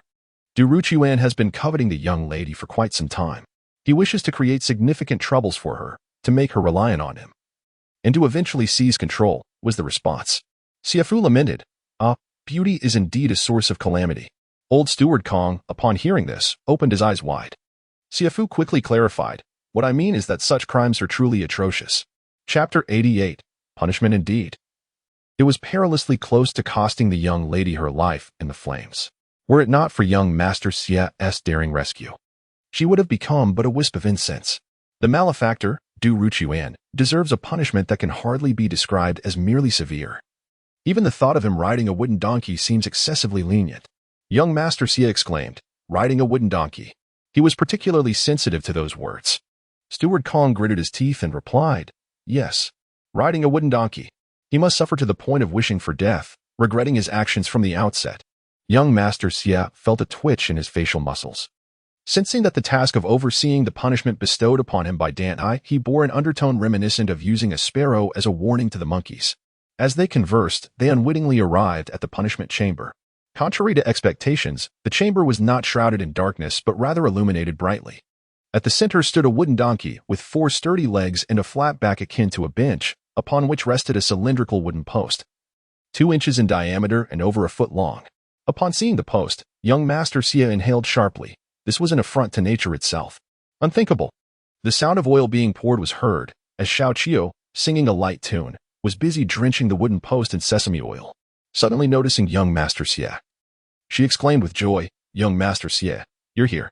As the overseer of the punishment, I must ensure that I perform my duties with utmost seriousness to avoid your reprimand. as she continued to drizzle more oil onto the post. Her nimble fingers delicately scraped away at the areas that had not yet been coated, all the while complaining, "So greasy, it's utterly disgusting." Once she had evenly coated the post, Xiao turned to young Master Xie and asked, "How do you find my work, young Master Xie?" In his heart, he mused on why she was asking him, as he was hardly an expert. Nevertheless, he managed to smile and replied, "Very good. That's a compliment." She beamed. Young Master Xie chuckled awkwardly. "Sister Xiao, truly splendid." Her laughter rang out. "Hearing you praise me makes me so happy. I shall apply the oil even more evenly." "Is it necessary to be so meticulous?" Young Master Xie inquired. Xiao responded playfully, "You wouldn't understand. The more oil, the smoother it is, with a swift motion. It'll slide right down." For reasons unknown, young Master Xie felt a peculiar mix of innocence and a hint of something unsettling about this young lady. Steward Kong interjected, "Xiao, that should suffice." Immediately, Xiao pranced over to young Master Xie, presenting her greasy hands before him, exclaiming, "All this is for you, the overseer, so that you may carry out your duty smoothly, even if it leaves my hands all oily." Young Master Xie smiled and complimented, "Sister Xiao, exceedingly capable." She giggled. "Clever, another compliment earned." Steward Kong gently inquired, "Young Master Xie, shall we commence?" Only then did young Master Xie remember his role as the overseer of the punishment rather than a mere spectator, and he nodded affirmatively. Steward Kong then called out in a clear voice, "Bring in Du Ruchuan." It turned out that Du Ruchuan had been nearby, silent as a shadow. Two burly men, with expressions as pale as death, escorted the terrified Du Ruchuan into the chamber. The previously jovial expressions of both Steward Kong and Xiao vanished, replaced by an intense hatred that suggested they would not hesitate to consume him alive. Du Ruchuan, initially devoid of spirit, suddenly widened his eyes upon seeing young Master Xie and cried out, "Young Master Xie, save me." Xie Fu maintained an impassive demeanor, responding with a hint of indifference. "Master Du, I am merely a servant." "Young Master Xie, plead with the young lady on my behalf. She is sure to grant you this favor." Xie Fu replied coolly, "Murder and arson are capital offenses. The young lady has already shown you leniency. Master Du, you must endure." However, Steward Kong, exhibiting no restraint, barked sharply, "Take action." Two burly men hoisted Du Ruchuan high onto the wooden donkey and dropped him heavily. A cry echoed, reminiscent of a piglet's squeal when caught and struggling. Du Ruchuan's face contorted in agony as he shrieked, thrashing violently as he settled onto the wooden apparatus. The two men promptly restrained his flailing legs, pinning them onto the platform, and drove nails through his feet, fastening him to the board. Blood gushed forth copiously, staining the ground. Xie Fu, though accustomed to the world's cruelties, couldn't he help but shudder. The reality was far more brutal than when Wang had led him to believe. Xiao remarked dispassionately, "It is futile, utterly futile. I cannot conceive of any remedy. It is better to remain kind. Those who commit crimes will reap no good harvests. Would you not agree?" Xie Fu? Xie Fu replied, "Good and evil ultimately yield their due rewards. The young lady is merciful. I hope Master Du can reform after today." Xiao sneered dismissively. It would be best if he perished on this wooden donkey, denying him any chance of redemption. Xie Fu inquired, "Sister Xiao, why did you protect me so fervently back then?" Xiao answered, "I am benevolent to the virtuous and merciless to the wicked." She then turned to Du Ruchuan with a soft smile, "Master Du, you will find it much easier to eat in the future. You could swallow a chicken whole and have it emerge intact." Xie Fu grimaced, pondering whether this was innocence or depravity. Despite Du Ruchuan's pained, rolling eyes, he managed to mutter weakly, "Spare me." Xiao coldly replied, "The young lady nearly perished at your hands. How could it be so easy for you? Begin." Xie Fu was taken aback. Had it not yet commenced? He watched as two men removed the wooden legs from opposite sides, causing the previously stable wooden donkey to wobble precariously. With each jolt, Du Ruchuan let out a heart-wrenching scream. Xie Fu queried, "How long will the punishment last?" Xiao responded, "An hour." Would he endure? That depended on the strength of his life force. After a seemingly interminable hour, Du Ruchuan was left with but a flicker of breath, likely to become a shell of his former self thereafter. Once the punishment concluded, Steward Kong specifically addressed Xie Fu, "Young Master Xie, you must report to the young lady." In the inner chamber's side hall, Dantai Manor reclined on a couch, her expression distant. Upon Xie Fu's arrival, he paused at the entrance, exclaiming, "Young lady, come in." "Has he perished?" Xie Fu entered the side hall, replying, "He has endured. There remains a breath of life." Dantai Manor nodded lightly, saying nothing further. Observing her despondent mood, Xie Fu offered consolation. Young lady, do not grieve for such a person. Dantai Manor smiled faintly. I do not mourn for him. Rather, I am disheartened by the nature of humanity. I do not know whom to trust anymore. Dantai Manor gazed at Xie Fu, her voice gentle as she inquired, Xie Fu, would you deceive me? Would you secretly harbor intentions to harm me? The thought that one day, even the person who professed to protect, cherish, and love her could betray her was unbearable. It would plunge her into utter despair towards the world. Her intention to impose restrictions on Xie Fu stemmed from a desire to demonstrate her boundless tolerance and affection for him. This was not a matter of distrust, but rather a manifestation of her deep-seated fears. Xie Fu's significance was not lesser than that of Du Ruchuan. The weight of his own self-inflicted wounds could render him incapable of rising again. Chapter 89. Fastening the belt. Xie Fu replied calmly, no. Dantai Manor smiled softly. I don't know why, but I always have an unwavering trust in you. Xie Fu chuckled. It's because I appear honest. Dantai Manor giggled. You certainly do not look honest at all, but... She then noticed Xie Fu's hands persistently covering his backside and curiously asked, are you uncomfortable back there? Not at all. Then why do you keep covering it? It's just a bit itchy, Xie Fu said, deliberately scratching a few times. Dantai Manor's gaze held a hint of reproach. She thought he should be more refined in front of her. Even if you don't regard me as a lady, at least treat me as a woman. All right, you've worked hard too. Go rest now. As dawn began to break, Xie Fu rose from his slumber. For morning reading had long been his habit. However, now it had transformed into morning exercise. Upon stepping outside, a refreshing stillness enveloped him. The coolness of a summer morning was a rare delight, yet most preferred to linger in the embrace of deep sleep. Gazing towards the horizon, he saw the vast expanse of clouds stretching across the sky, resembling a flock of sheep slumbering before the sun's ascent.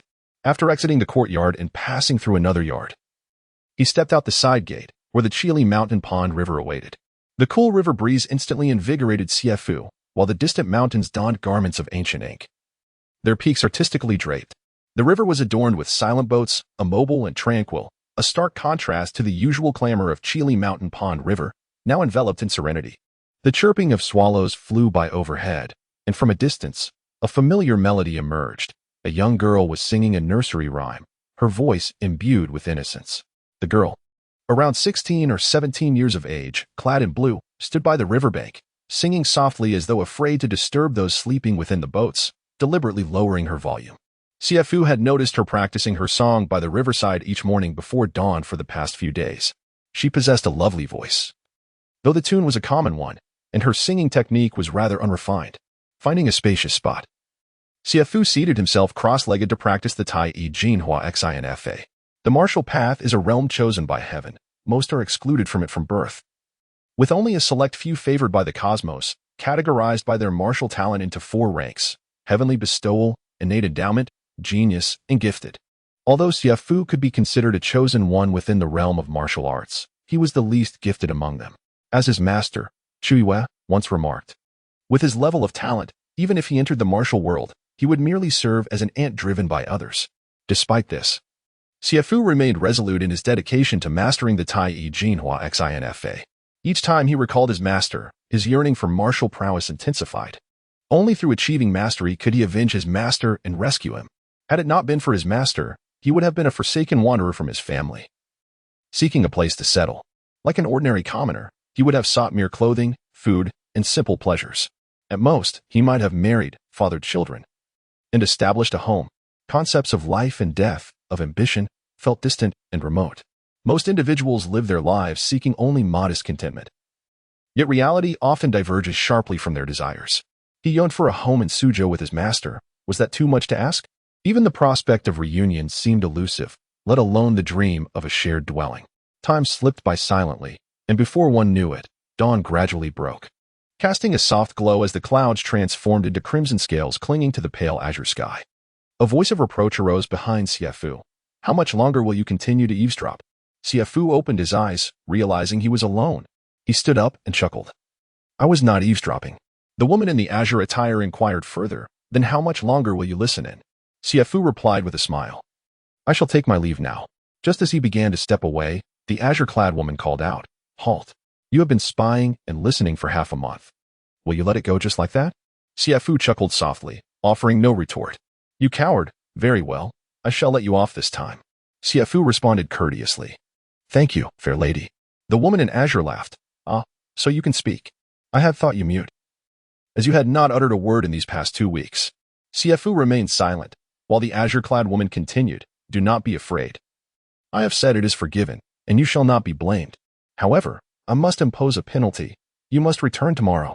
Very well, Xie Fu acquiesced, his tone untroubled and agreeable. Oh dear, I must take my leave now. Accompanying Dantai Wang in his studies was the fundamental condition for Xie Fu's freedom. Naturally, he was eager to oblige, for Dantai Wang possessed remarkable talent. If he devoted even half of his thoughts to studying, he would surpass most individuals. What is the matter? Speak slowly, Xie Fu urged. Zhu Ming has been taken to the punishment chamber for flogging. Xie Fu expressed his astonishment. What is the reason for that? Hu Diquan explained. Is it not because of you?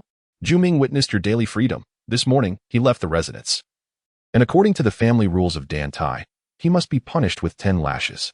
That Zhu Ming, I too have gained my freedom step by step. Do you think one can achieve results without effort?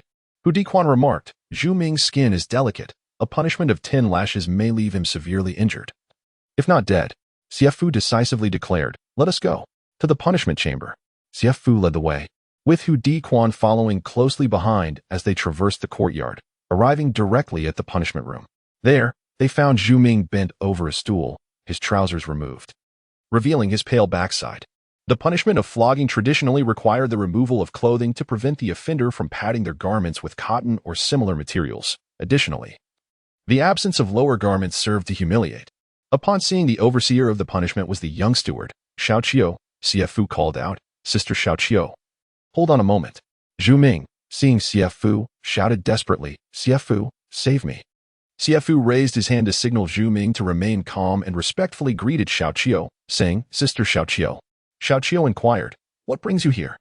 Xie Fu replied, It is all a misunderstanding. I asked Zhu Ming to go out and buy something for me. Xiao expressed her surprise. Xie Fu, when did you acquire such authority? Xie Fu said, Indeed, it was my momentary oversight.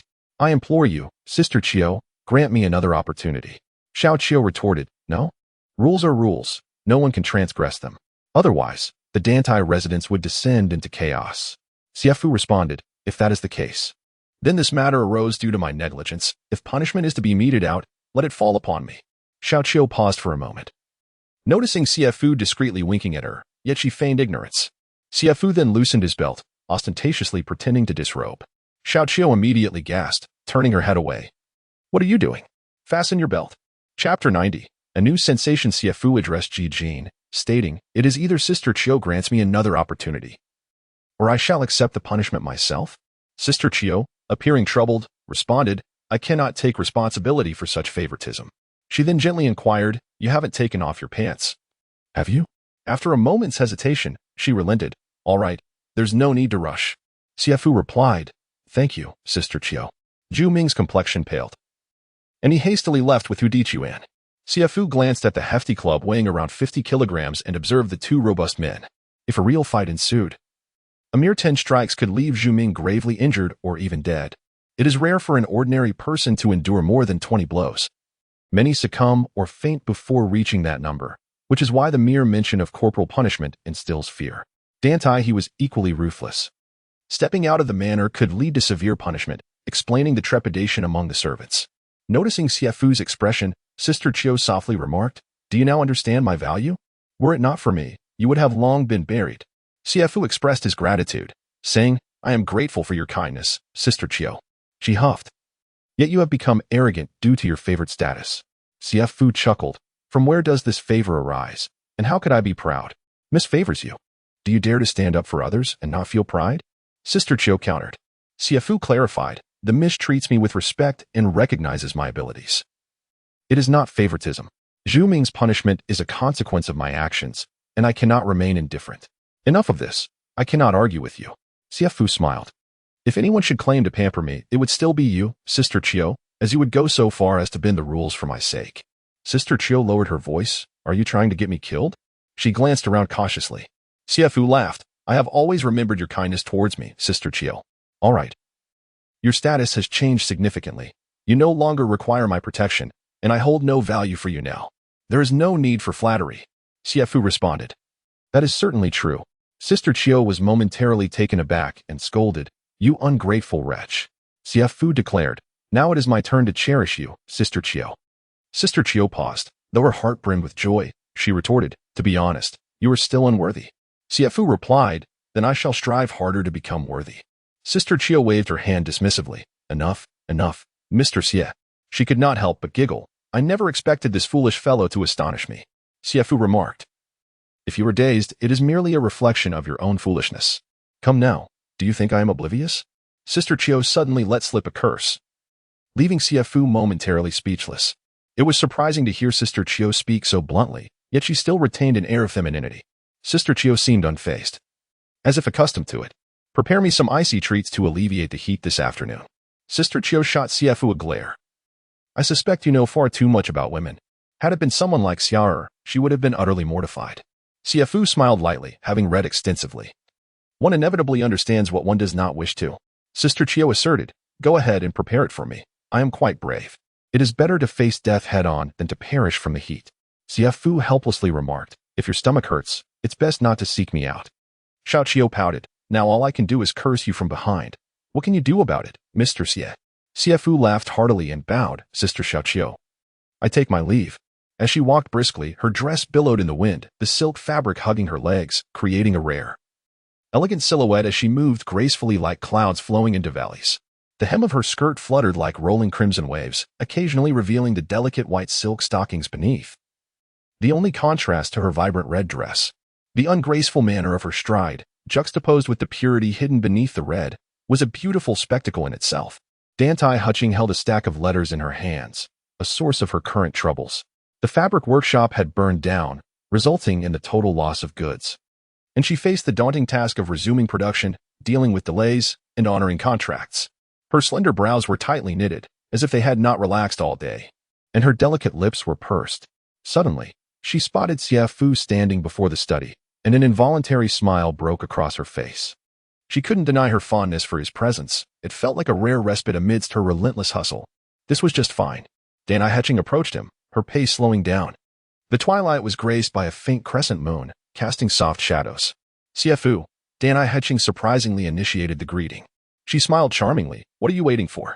Xie Fu, taken aback, hastily turned to leave. Dantai Hutching was astonished, watching his hurried figure, utterly perplexed. Barely had she finished speaking when Xie Fu collided with the wall. She rubbed her forehead, calling him a fool. The evening air was filled with the chorus of cicadas beneath the blooming purple bignonia as the crescent moon cast a dim, golden light. Dantai Hutching entered the study first and lit the lamp. Just as she settled down, she saw Xie Fu approaching with a steaming bowl of porridge, the warmth enveloping her like a gentle mist, bringing comfort to her heart. A sudden pang of sympathy for him arose within her. Xie Fu said, this porridge has been simmered slowly over charcoal. The longer it cooks, the richer and thicker it becomes. I didn't bring it to you immediately, because I feared it would cool. Dantai Hutching chuckled. Are you aiming to be a chef or a gentleman? Both, he replied. Dantai Hutching smiled radiantly. Thank you. You really didn't have to do this. I made a wager with the young lady, she added lightly. Rest assured. When the month is up, even if I'm not well, I shall claim I am. Xie Fu responded, in truth, I am confident I can cure the young lady's cough. It is primarily due to her exhaustion, something I cannot remedy. The workshop burned down, the goods were destroyed. In the process of rebuilding, resuming work, and honoring contracts, there are many challenges. If you have never engaged in business, you wouldn't understand the helplessness. Dantai Hutching remarked with a faint smile. It's akin to me not rowing a boat, leading it to be swept away by flood waters. Enough of this. These are my personal troubles. Let us eat the porridge. The porridge was still hot, and Dantai Hutching savored it slowly, her red lips delicately parting as she took small bites, the grains glistening and sticky. Even so, it was too hot to handle, prompting her to exclaim, how hot? She blew gently on the steaming bowl as if trying to savor the fragrance of peach blossoms. Who? Chapter 91. The rascal of Yangzhou suddenly feeling the presence of others. Dantai Hutching glanced at Xie Fu with a hint of embarrassment. She noticed him with his eyes closed, his cheeks appearing flushed, perhaps due to the lighting. Mississippi. Xie Fu began, his voice somewhat hoarse. After clearing his throat, he continued, there is something I must discuss with you. Speak freely. Xie Fu recounted the matter concerning Zhu Ming. Upon hearing it, Dantai Hutching chuckled. I shall grant you a favor. Thank you for your generosity. Mississippi Dantai Hutching smiled lightly. You saved me. It is only reasonable. I will not be overly rigid. Xie Fu had another request, albeit one he was reluctant to voice. Speak. At times, I wish for Zhu Ming to assist me in purchasing certain items. Would it be possible for him to have the freedom to enter and exit the residence? Dantai Hutching could easily discern Xie Fu's intentions on Zhu Ming's behalf. Very well, I shall not concern myself with him any longer. She added, the reason I confine you within the estate is to prevent you from speaking recklessly outside. And also, Dantai Hutching paused thoughtfully before asking, Xie Fu, do you know why I keep a young man? I do. Dantai Hutching was taken aback by this answer. Miss wishes to embody a man. Dantai Hutching chuckled lightly, a trace of bitterness in her laughter. Yet, I am inherently a woman, and a woman should embody the essence of femininity. However, I cannot allow others to trample upon me. Hence, I must adopt a certain toughness to make it known that I am not easily bullied. Unbeknownst to her, Dantai Hutching had revealed her innermost thoughts to Xie Fu. After speaking, she gazed gently at him, only to realize that he had kept his eyes closed throughout. Why do you keep your eyes closed? Dantai Hutching interrupted. Enough, I dislike hearing lies. Thank you, Mississippi. A bead of sweat trickled down his forehead. By the way, Xie Fu, where do you hail from? I am from Yangzhou. In the world, 3 parts of the moonlight grace the night, 2 parts of rascality belong to Yangzhou. The clear moon and gentle breeze, a land of extraordinary talent. These lines are derived from Su Ning's verse, which suggests that of the world's luminous moonlight. The enchanting Yangzhou captures 2 parts. Dantai Hutching added, with clear moonlight and gentle breezes, it is a land of remarkable individuals, implying a profound meaning. Xie Fu responded, 1 part is flowing water, 2 parts dust, 3 parts wind and snow, 4 parts culture, encompassing all of Yangzhou. Dantai Hutching gazed at the young man with closed eyes, feeling a sense of audacity at this moment, and playfully inquired, what about Suzhou? 1 part misty rain, 2 parts bridges and boats, 3 parts alley waters, 4 parts ladies. Dantai Hutching remarked, superficial. Suzhou's history is profound, in my opinion. Culture should account for at least 5 parts. Xie Fu chuckled, a foolish jest. Miss, please do not take offense. Dantai Hutching smiled sweetly. What nonsense about 4 parts ladies? Xie Fu clarified, what I meant is that all culture resides within the ladies. Suzhou is a city of tender waters. Its culture can only be represented by the word ladies. How shallow. Suzhou possesses a tender, watery side. But where do you place the loyal and valiant men? Xie Fu replied with a grin, what man does not cherish a lady? The term mother carries a double entendre, referring both to a nurturing figure and a spouse. Even the greatest of heroes owe their existence to a woman's upbringing, and even the most formidable of champions cannot escape the allure of beauty. Dantai Hutching found herself at a loss for words, unable to counter such remarks. Xie Fu, your insight is rather limited. Miss, please listen without taking this to heart. Who would take it to heart? I merely engage in idle chatter with you. Miss, the porridge is ready to be consumed. If left any longer, it will cool. Dantai Hutching savored the tranquility of the moment, yet the silence of the study was profound. Xie Fu, possessing a keen sense of hearing, could still detect faint sounds. Unable to resist, he opened his eyes, though he refrained from gazing at Dantai Hutching. The flickering candlelight cast a shadow on the floor before the grand table, the pure darkness accentuating the graceful silhouette of the woman. Her delicate hand held the bowl, poised and dignified as she brought the porridge to her lips. Perhaps due to the prolonged silence, Dantai Hutching unexpectedly inquired, would you like to sit? It was a curious question, exhibiting both courtesy and a touch of rudeness. If he were a guest, he should have been invited to sit earlier, yet she only posed the question now. If he were a servant, he would naturally lack the privilege to sit before his master. No need. Dantai Hutching pressed on. Xie Fu, is there anyone at home? Suddenly recalling something, she quickly added, apologies. Xie Fu replied with a smile, no need for apologies. There is my grandfather and a cousin at home, but due to my mischief and grave mistakes, I was expelled from my family. Dantai Hutching's hand trembled slightly as she held the bowl. Though the sound was soft, it stirred considerable emotion within her. And then I ran away. Dantai Hutching couldn't help but chuckle softly. Then how did you end up in Suzhou? Xie Fu omitted some details and explained how he encountered a flood in Changzhou, followed by an outbreak of plague, leading him to wander to Suzhou. He recounted how his water pouch was stolen, was struck on the head, lost his memory, and ultimately was sold into a household by traffickers.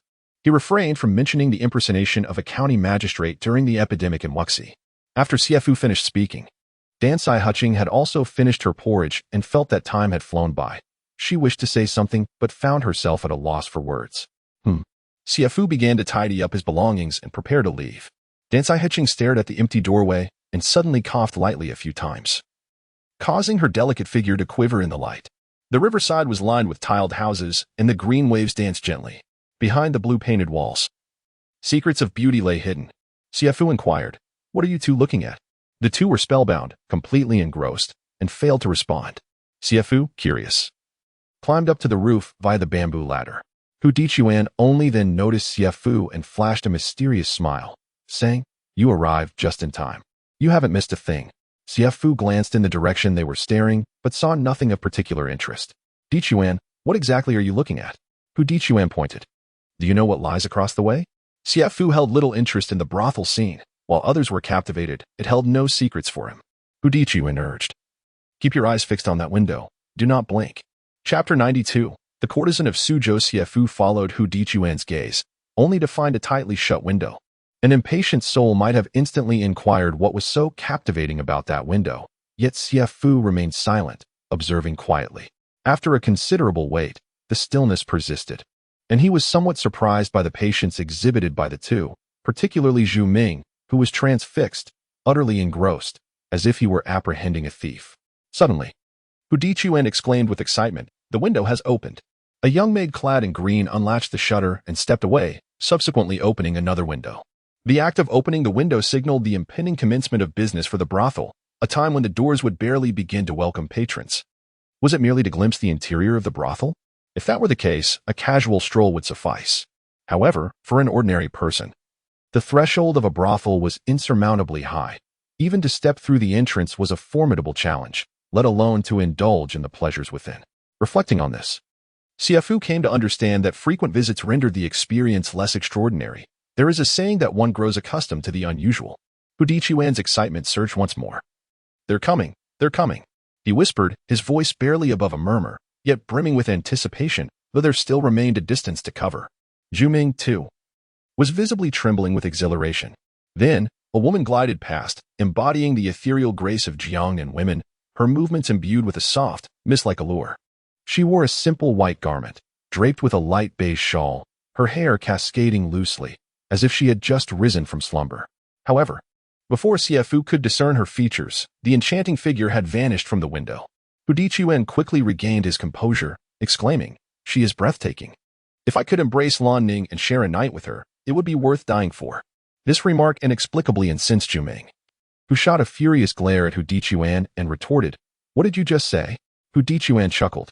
"I said that spending a night with her would be worth dying for. What do you think, Xie Fu?" Xie Fu merely smiled. Yet, Zhu Ming retaliated with a punch aimed at Hu Dichuan's face, nearly sending him tumbling, only to be steadied by Xie Fu. "Damn it! How dare you hit me?" Hu Dichuan erupted in fury. Though he served in the household, and Zhu Ming was merely a pampered pretty boy, they were equally matched in their standing. A polite address of young Master Zhu could easily turn into a casual pretty boy in less courteous moments.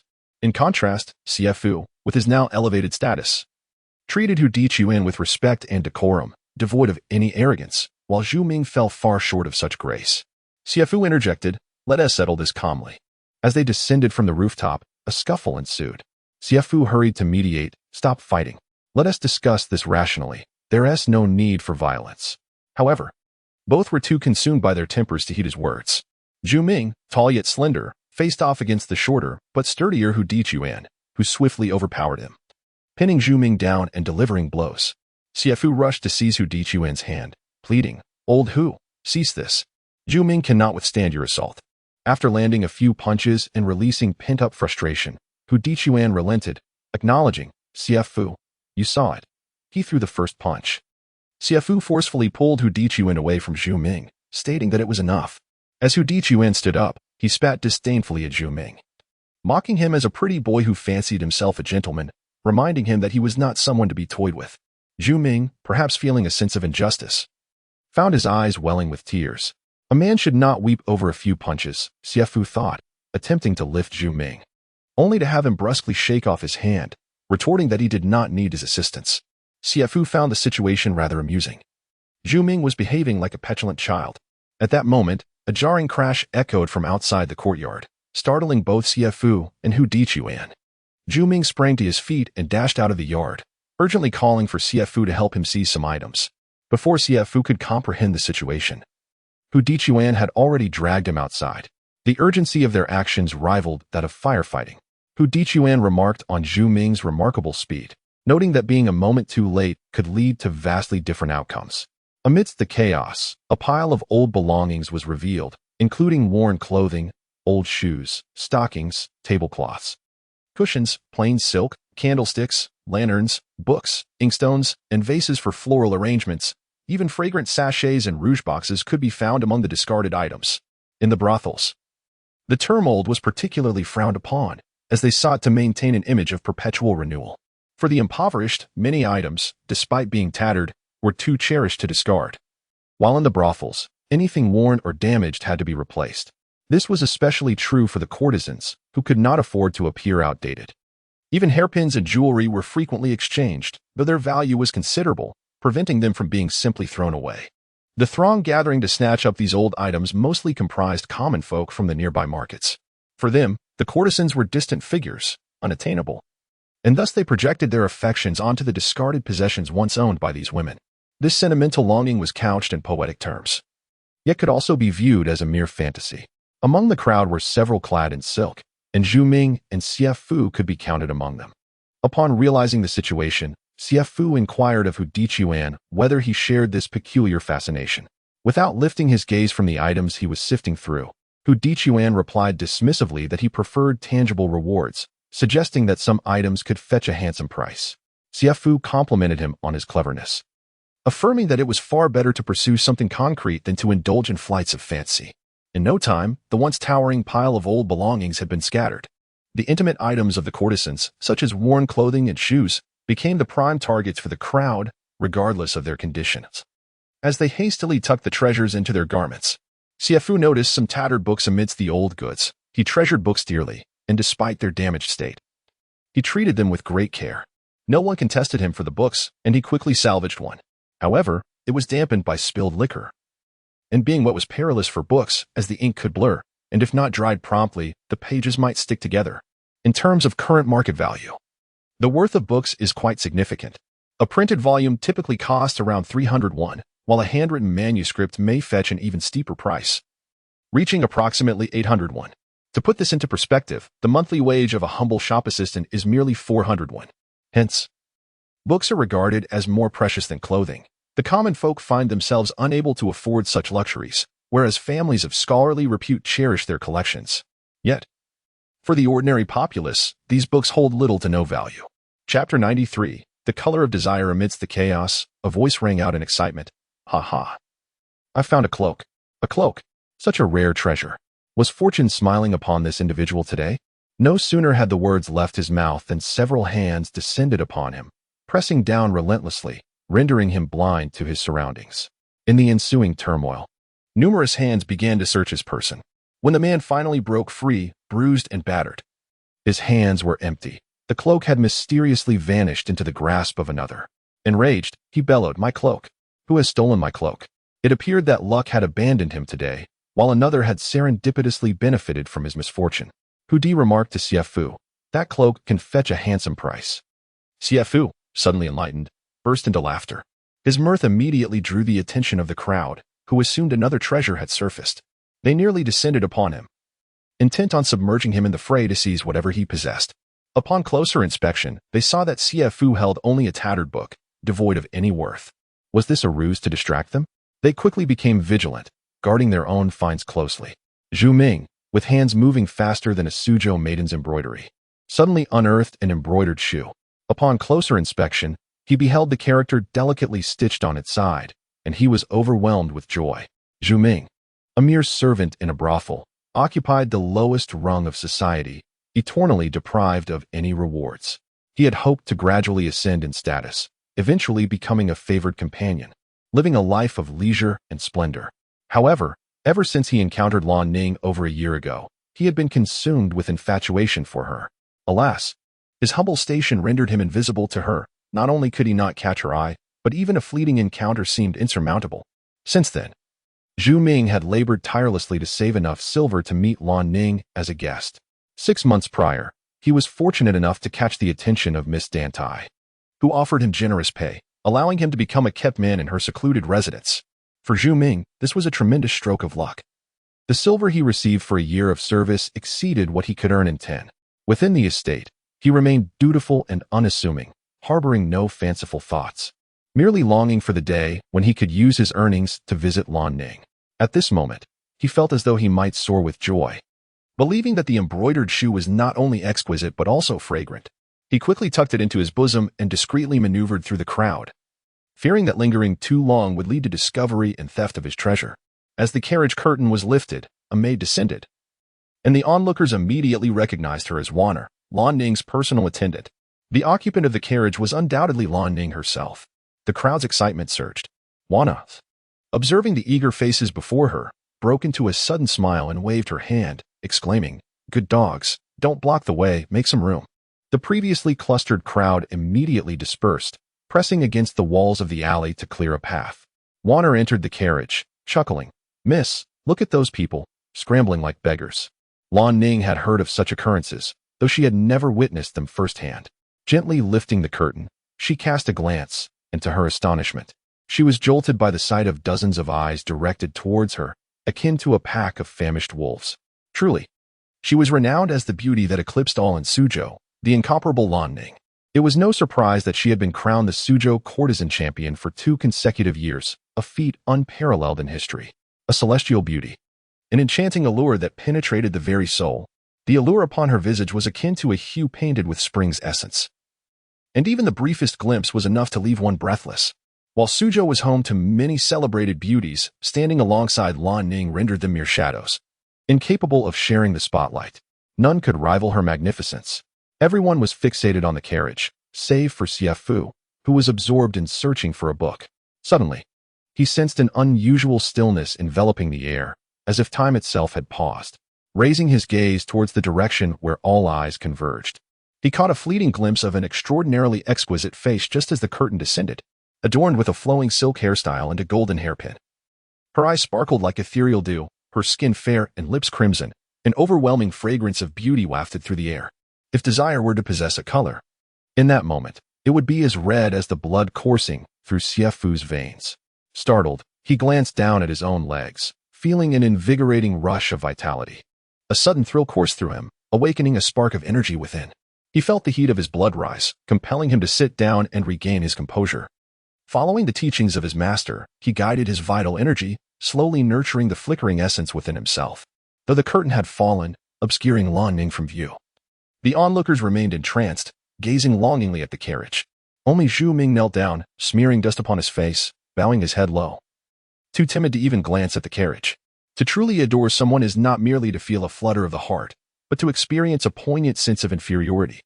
To have caught but a glimpse of Lan Ning was enough to leave everyone spellbound. As the carriage passed, they inhaled deeply, yearning to capture the fragrance that wafted from within, oblivious to the old remnants beneath the wheels. The carriage gradually vanished around the corner of the alley. When Xie Fu finally opened his eyes, a profound silence enveloped the surroundings, save for Hu Dichuan, who awaited him nearby. Hu Dichuan chuckled. "Xie Fu, what happened to you just now? Did your heart race to the point of fainting?" Xie Fu smiled, astonished that such beauty existed in the world. With a face like hers, even one devoid of talent would be enough to captivate a man. "Dichuan, who was that woman in the carriage?" "That was Lan Ning, the beauty who reigns supreme in Suzhou." Xie Fu nodded, recognizing the truth in the title.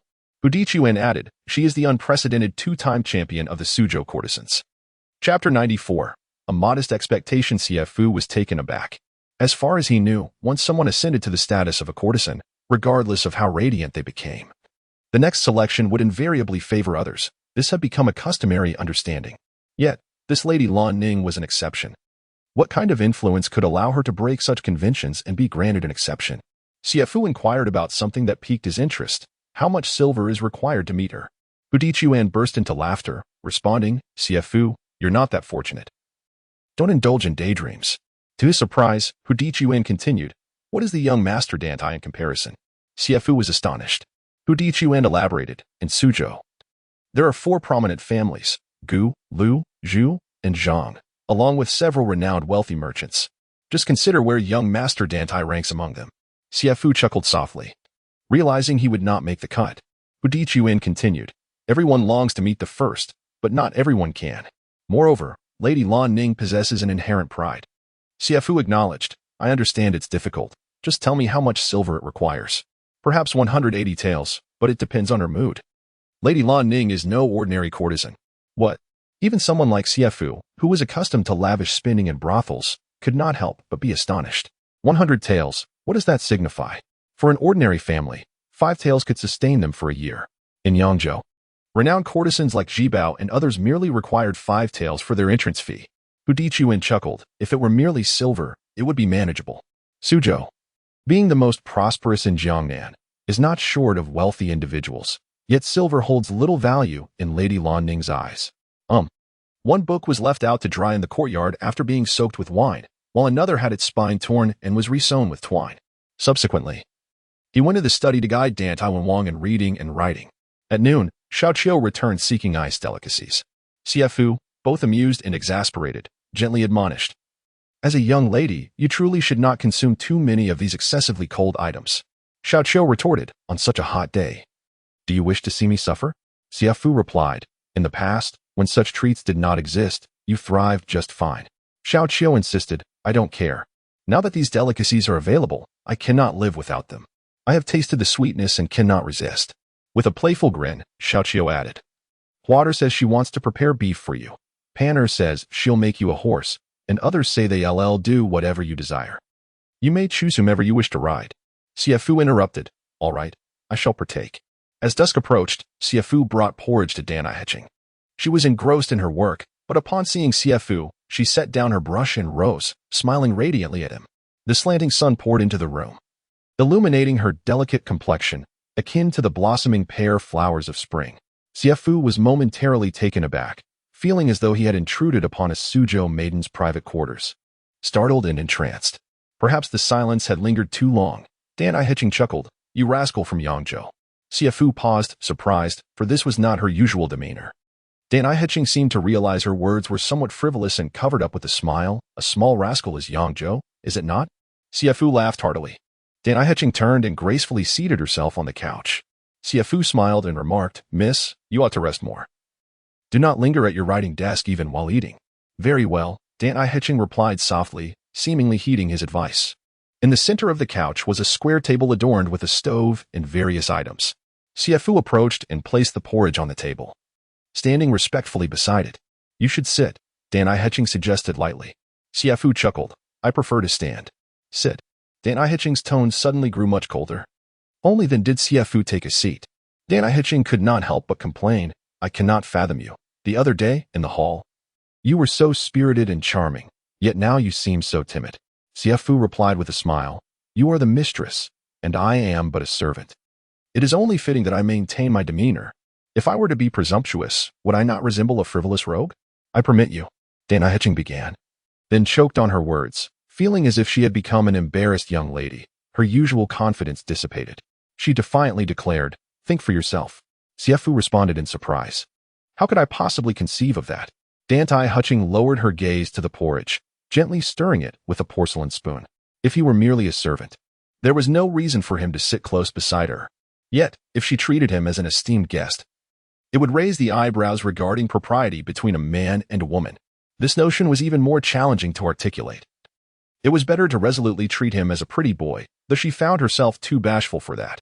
She had mastered the art of wearing a mask in social interactions, yet her heart longed to share genuine thoughts and feelings, eschewing pretense. Dare I ask, has your hand healed? It has. Otherwise I wouldn't have been able to prepare porridge for you. Let me see, Dantai said as Xie Fu extended his hand. It is indeed better, though faint scars remain. Gazing at the marks, Dantai's eyes filled with tenderness, and she instinctively reached out her hand. Her delicate fingers, pure and fair, gently caressed the palm of Xie Fu's hand. A slight tremor coursed through Xie Fu, akin to the sting of a bee, causing his hand to quiver involuntarily. At that moment, Dantai realized her actions were perhaps too intimate for a young lady, too frivolous. She halted, not allowing him the chance to grasp her hand. In the silence, time stretched painfully. He must surely fear being accused of impropriety towards the lady of the house. Thus his timidity. Fool, have you forgotten what you have done? If I wished to ruin you, I would have done so long ago. Caught in a web of contradictions. Dantai Heching steeled herself, her fingertips, like jade shoots, lightly traced Xie Fu's palm. 1 stroke. 2 strokes. 3 strokes. Ah. Xie Fu was already a man of iron and steel. Fool, grasp my hand. I am utterly embarrassed. Heaven knows how much courage Dantai Heching summoned to perform such actions. Enduring immense shame. In that moment of waiting, her heart, as a young woman, trembled with anxiety, devoid of pride, holding on to the faintest glimmer of hope. Chapter 95. Love unspoken. Dantai Heching had always focused her gaze on his palm, finally stealing a glance at his face from the corner of her eye. There she found him with his eyes tightly shut, his expression serene as that of a bodhisattva. A pang of bittersweet emotion surged within her heart. He must regard her as a frivolous person, failing to see her true self. In reality, she merely wished to convey that she harbored a slight affection for him, hoping he might feel similarly inclined towards her. In truth, Xie Fu felt somewhat dazed, tinged with a hint of nervousness, as he silently recited the 2nd page of the sutra. Miss, you are too courteous. Anyone would behave similarly in this situation, he remarked. Dantai Heching shot him a resentful glance, feeling thwarted by his words and uncertain how to respond. At times when he ought to speak earnestly, he chose to be flippant. Yet when he should be light-hearted, he was overly suave. While sipping her porridge, Dantai Heching declared, I shall be embarking on a journey tomorrow, when Wang will be entrusted to you. Very well, Xie Fu replied readily, as it was indeed the case. This journey might extend over a considerable duration, ranging from half a month to a month. Should you require anything, do not hesitate to inform Butler Kong. So long? Dantai Heching seemed to detect a hint of concern in his tone. She looked at him and continued, regarding the matter of contract breaches. It is essential to visit each family in person to display sincerity. Amidst the rigors of travel, miss, please take care of your health. A slight smile graced Dantai Heching's lips. She relished hearing his words of concern, though she replied nonchalantly, I am accustomed to it. The porridge tasted even sweeter now.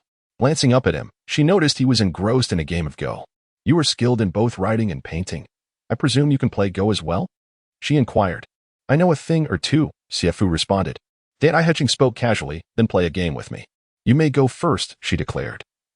Taking the white stones, Dantai Heching placed her first stone in the upper right corner, a gesture of respect, and asked, Do you think I am cold as ice?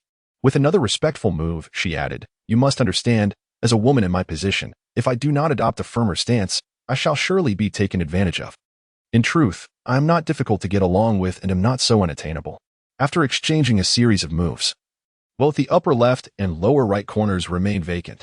Finally, Dantai Heching, moved by Xie Fu's humility, placed her stone in the lower right corner, secretly biting her red lip. A man's humble origins do not evoke fear. It is the lack of ambition that is truly disconcerting. Xie Fu placed his stone in the upper left, choosing not to contest the lower right, and complimented. What you say makes perfect sense, Mississippi. Dantai Heching made a small move in the lower right, suggesting that while she spoke of reason, she might not fully grasp it in her heart.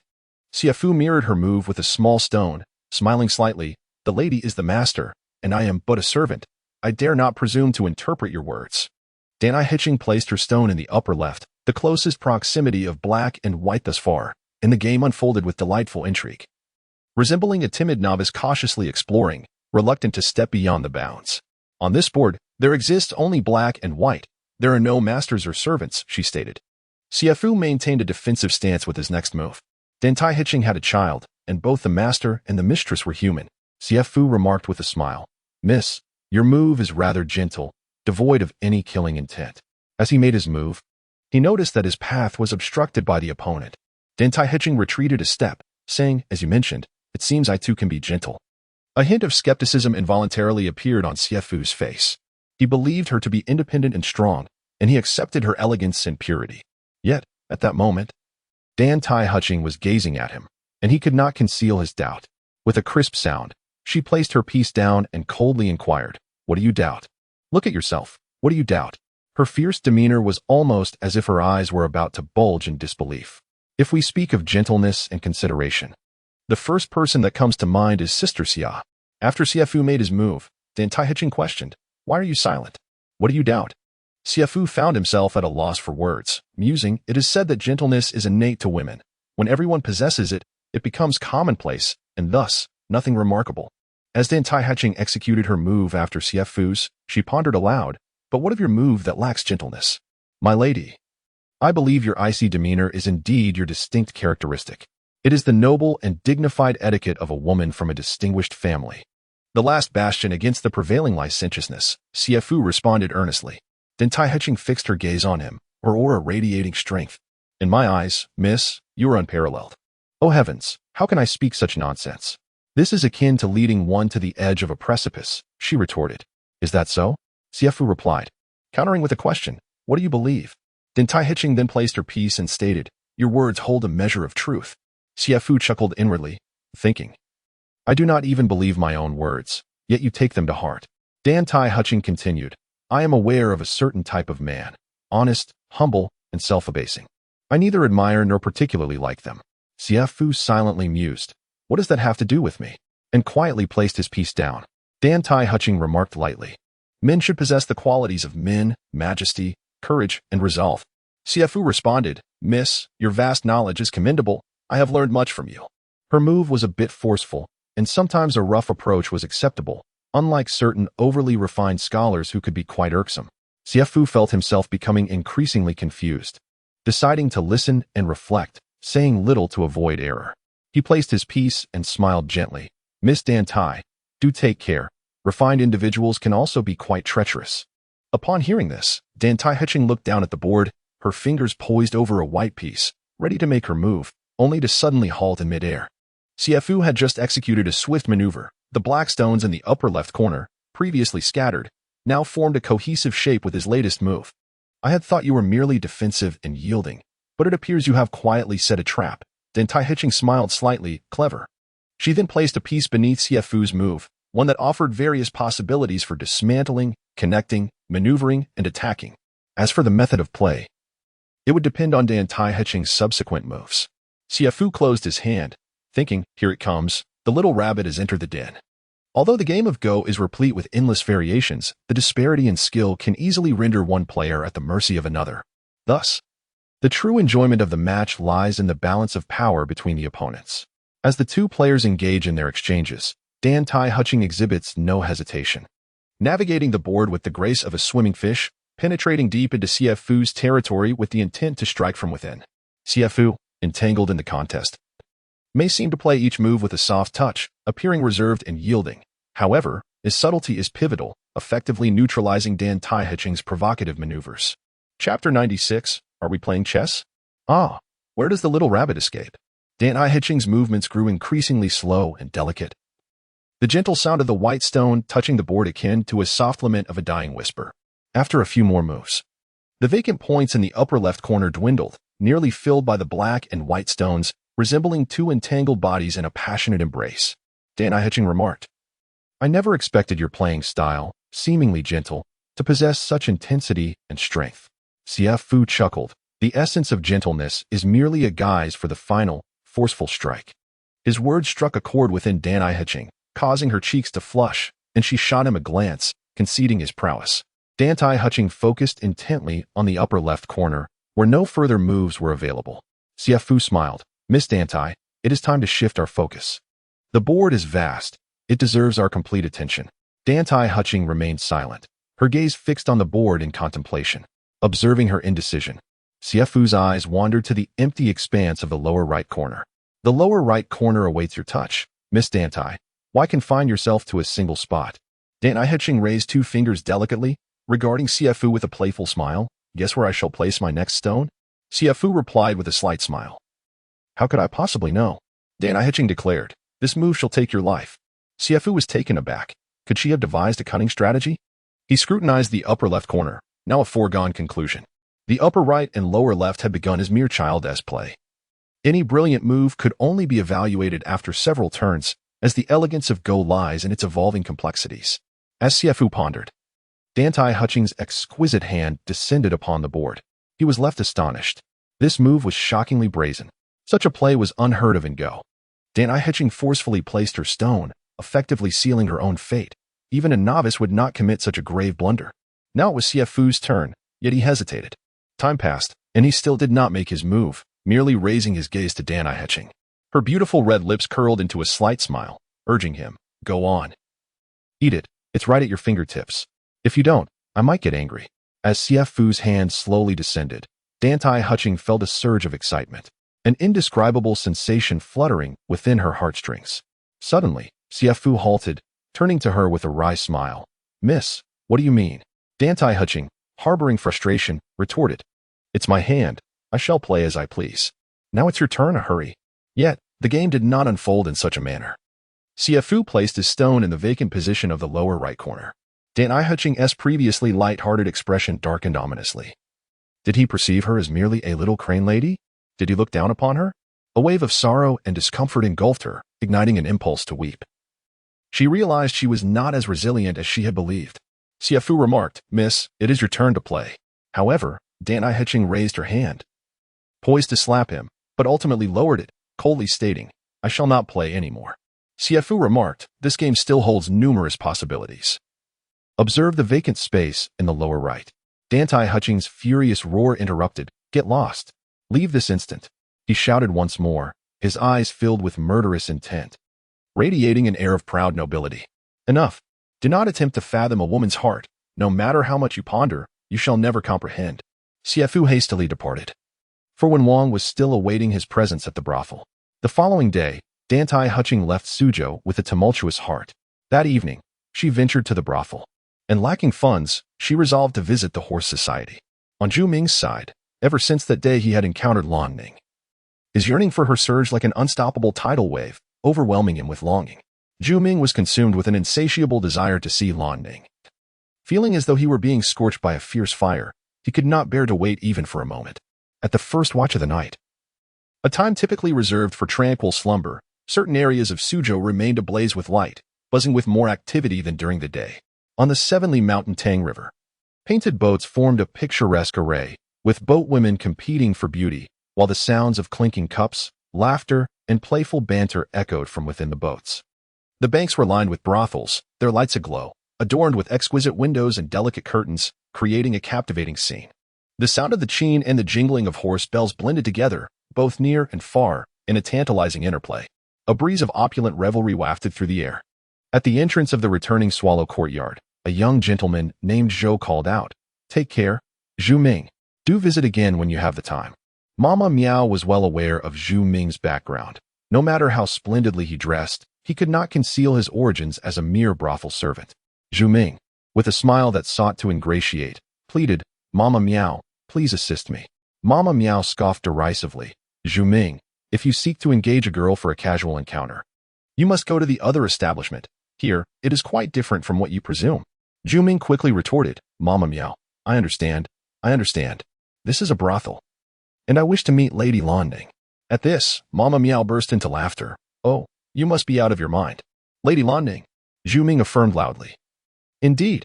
Mama Miao scrutinized Zhu Ming's well-tailored attire, intending to dissuade him, and jested, Do you know how much it costs to meet Lady Lan Ning? Zhu Ming eagerly replied, I have it. He produced 20 taels of silver from his pouch. This revelation surprised Mama Miao for the average person. Accumulating such an amount would take 4 to 5 years of abstaining from food and drink. She inquired, Where did you acquire such a sum? Zhu Ming responded, Mama Miao. That is of no concern to you. I possess the silver, just arrange it for me. Mama Miao laughed. 20 taels is truly insufficient. Zhu Ming was taken aback. Was it not 20 taels before? Mama Miao replied, That was in the past. Ever since Lady Lan Ning began seeing clients based on her mood. The fee has risen to between 80 and 100 taels. Zhu Ming exclaimed in astonishment, 100 taels. For him, that was an astronomical figure. Merely to have a brief encounter. It was all due to the abundance of wealth and nobility in Suzhou and Lady Lan Ning's immense fame, which had artificially inflated her fee to such an outrageous level. Observing Zhu Ming's prolonged silence, Mama Miao gently remarked, Are you frightened? To speak frankly, I was taken aback myself. Chapter 97. The frog desires to eat swan meat. Zhu Ming declared, I have it. I can gather enough for 80 taels. He solemnly stated, I have the silver. I merely wish to meet Lady Lan Ning. Zhu Ming inquired, Mama Miao, does your meaning imply that even with silver, I cannot gain an audience? Desperate, he grasped Mama Miao's arm, pleading, Mama, I implore you, please help me. As he spoke, he nearly sank to his knees, in the midst of the crowd. This was intolerable. Mama Miao, flustered, quickly assisted him up. saying, "Do not act so rashly. Let us speak in private," leading Zhu Ming to a secluded spot. Mama Miao began, "It is not that I do not wish to assist you, but Lady Lan Ning is no ordinary person. She meets guests based on her mood. Even high-ranking officials, renowned figures, and wealthy merchants wait in line here." Zhu Ming remained undeterred, earnestly requesting, "Please, Mama Miao, think of a way." Upon hearing this, Zhu Ming was overjoyed and immediately prepared to kneel in gratitude, but Mama Miao quickly supported him, saying, "Wait, you must first hear me out. I cannot guarantee that you will be able to meet her." Zhu Ming nodded, urging her to continue. Mama Miao advised, "In terms of power, wealth, and knowledge, you are outmatched. Though your appearance is decent, Lady Lan Ning has seen many faces. Only with utmost sincerity might you be able to touch her heart." Zhu Ming nodded, acknowledging her guidance. Mama Miao pondered, counting on her fingers. "I cannot predict when Lady Lan Ning will be in a good mood and willing to receive guests. Here is my suggestion. I will mention your name each time I see her. If I mention you often enough, she may eventually remember you and perhaps one day will be inclined to meet." Zhu Ming nodded in agreement. "Moreover, every night after the hour of the pig, wait outside. If it comes to fruition, I will lead you to her directly, using a signal as our guide." Zhu Ming hesitated, "But the hour of the pig? That is rather late." Mama Miao retorted, "If you find that unacceptable, then so be it. Who told you to be so stubborn? If you desire to meet other ladies, I could arrange that for you right now." Zhu Ming hurriedly replied, "All right, it is settled then." As he left, joy radiating from his figure, Mama Miao sighed. What a lovesick fool, alas, lacking self-awareness. As mid-June approached its conclusion, the weather remained sweltering. Xie Fu and Hu Dichuan purchased various items and nourishing ingredients from the market. Initially, there may have been ulterior motives in their approach to Dantai Huching. However, now, Xie Fu found himself genuinely concerned for Dantai Huching's well-being, especially given her sentiment of treating the Dantai residence as her home. His status was merely that of a purchased servant, and even if Dantai Huching were to take his life, it would not be deemed a crime. Xie Fu is a man who values gratitude and affection.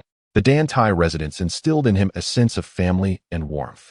Here, we have the gentle and considerate Sister Xiar, the boorish and rough Sister Xiaoqiu, and the relationship with Dan Taiwan Wang, which is both mentor and friend. Although Hu Dichuan is a man of simple manners, he is known for his loyalty. Zhu Ming may not be particularly close, yet they reside in the same courtyard. Additionally, there is the ever-attentive steward Kong, the devoted old steward of the Dantai residence, who possesses a somewhat intimidating presence. As they walked along, Hu Dichuan continuously fanned himself, sweat trickling down his forehead, and he couldn't help but exclaim, "This dreadful weather is truly oppressive. I long to plunge into the river for a refreshing bath." Xie Fu chuckled, "The Shanting River is not far away." Hu Dichuan replied with a grin, "What fun is it to bathe alone? It would be much more delightful with a young lady by my side." Xie Fu laughed. "Ah, a couple's bath." Upon hearing this, Hu Dichuan playfully shoved Xie Fu. "You seem quite astute, Xie Fu, appearing so serious yet knowing everything." Their familiarity allowed for a casual banter, devoid of any strict hierarchy. As Hu Dichuan mused about young ladies, he began to scan the streets, only to be met with disappointment, as not a single young lady graced his sight. Xie Fu remarked, "On such a hot day, the young ladies have likely retreated indoors. Who would venture out?" Engaged in their conversation, they unknowingly turned into a small alley by the side entrance of the Dantai residence, where they spotted a man affixing large posters to the outer wall. Hu Dichuan shouted, rushing over, "What are you doing, recklessly posting things here? If you affix something to this wall, after I tear it down, I expect it to be spotless. Do you understand?"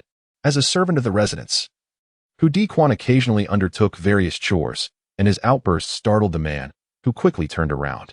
Upon seeing the man's uniform, Hu Dichuan chuckled, realizing he was merely a servant, but his amusement faded upon noticing a black insignia on the man's attire. Having seen many things, Hu Dichuan recognized that only one family in Suzhou adorned their servants' uniforms with tigers, and that was the formidable Gu family.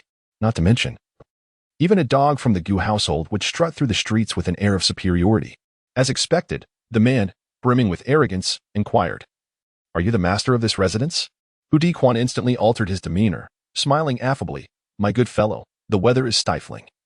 Let us lighten the mood and invigorate our spirits." The man replied, "Indeed, the sun has me feeling quite drowsy. Your shout has certainly revived me." He then asked, "Is it permissible to post on this wall?" Hu Dichuan promptly responded, "Of course. Although I am not the master, I am responsible for the cleanliness of this wall." and I deem it acceptable. Feel free to affix as many posters as you wish.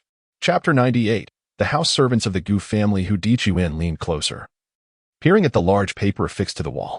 Regrettably, he could barely recognize a few characters, and the writing appeared to him as arcane symbols akin to a Taoist talisman. He chuckled. What does it say?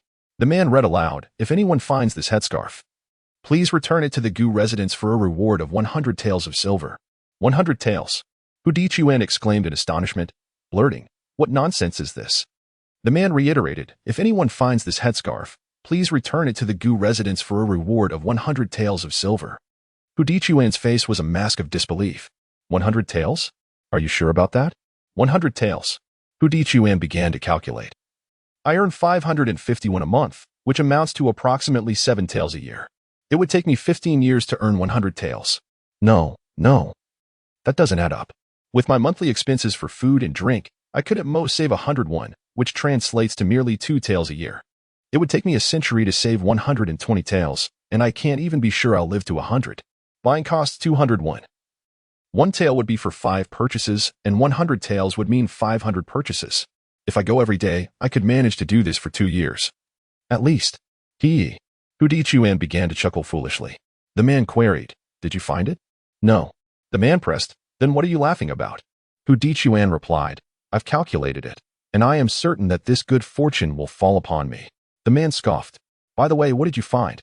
The man appeared slightly irritated. I just read it twice. Hu Dichuan clarified, I only caught the part about 100 taels, the rest was lost on me. What nonsense. The man was interrupted again by Hu Dichuan. What headscarf is worth 100 taels of silver? Is it woven with gold? The man sneered.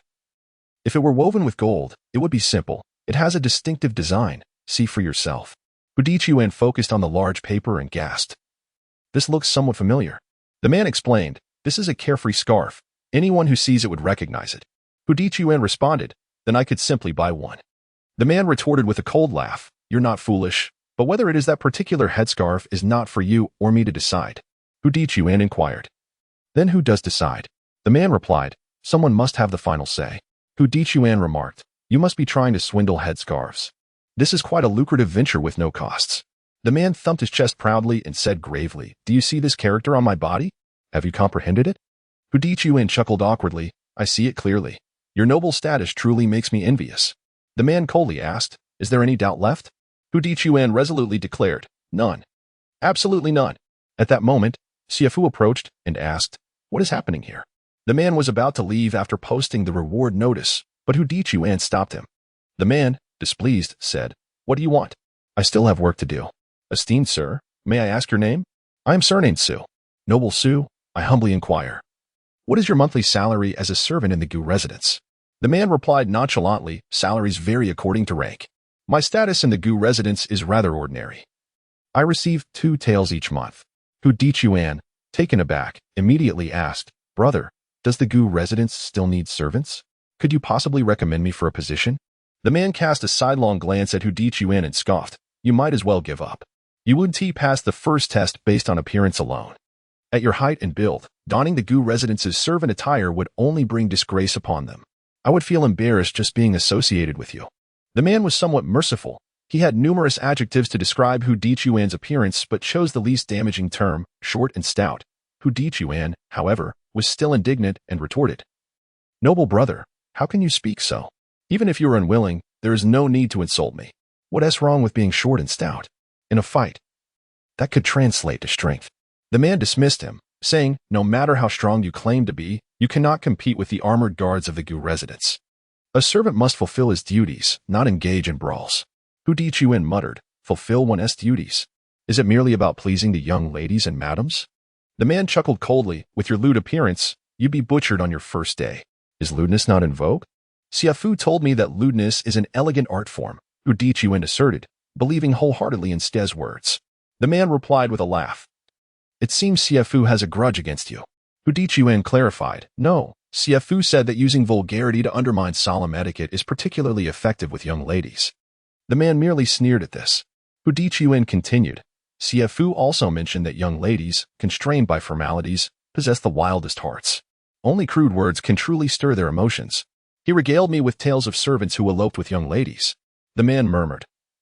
That does seem to have a semblance of truth. Hu Dichuan grinned. Xie Fu referred to it as taking bold risks to achieve victory. The man acknowledged. That sounds even more plausible.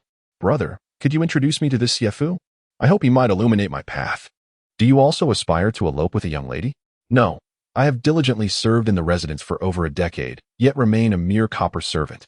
While another who joined just over a year ago is already a silver servant due to his close ties with the madam.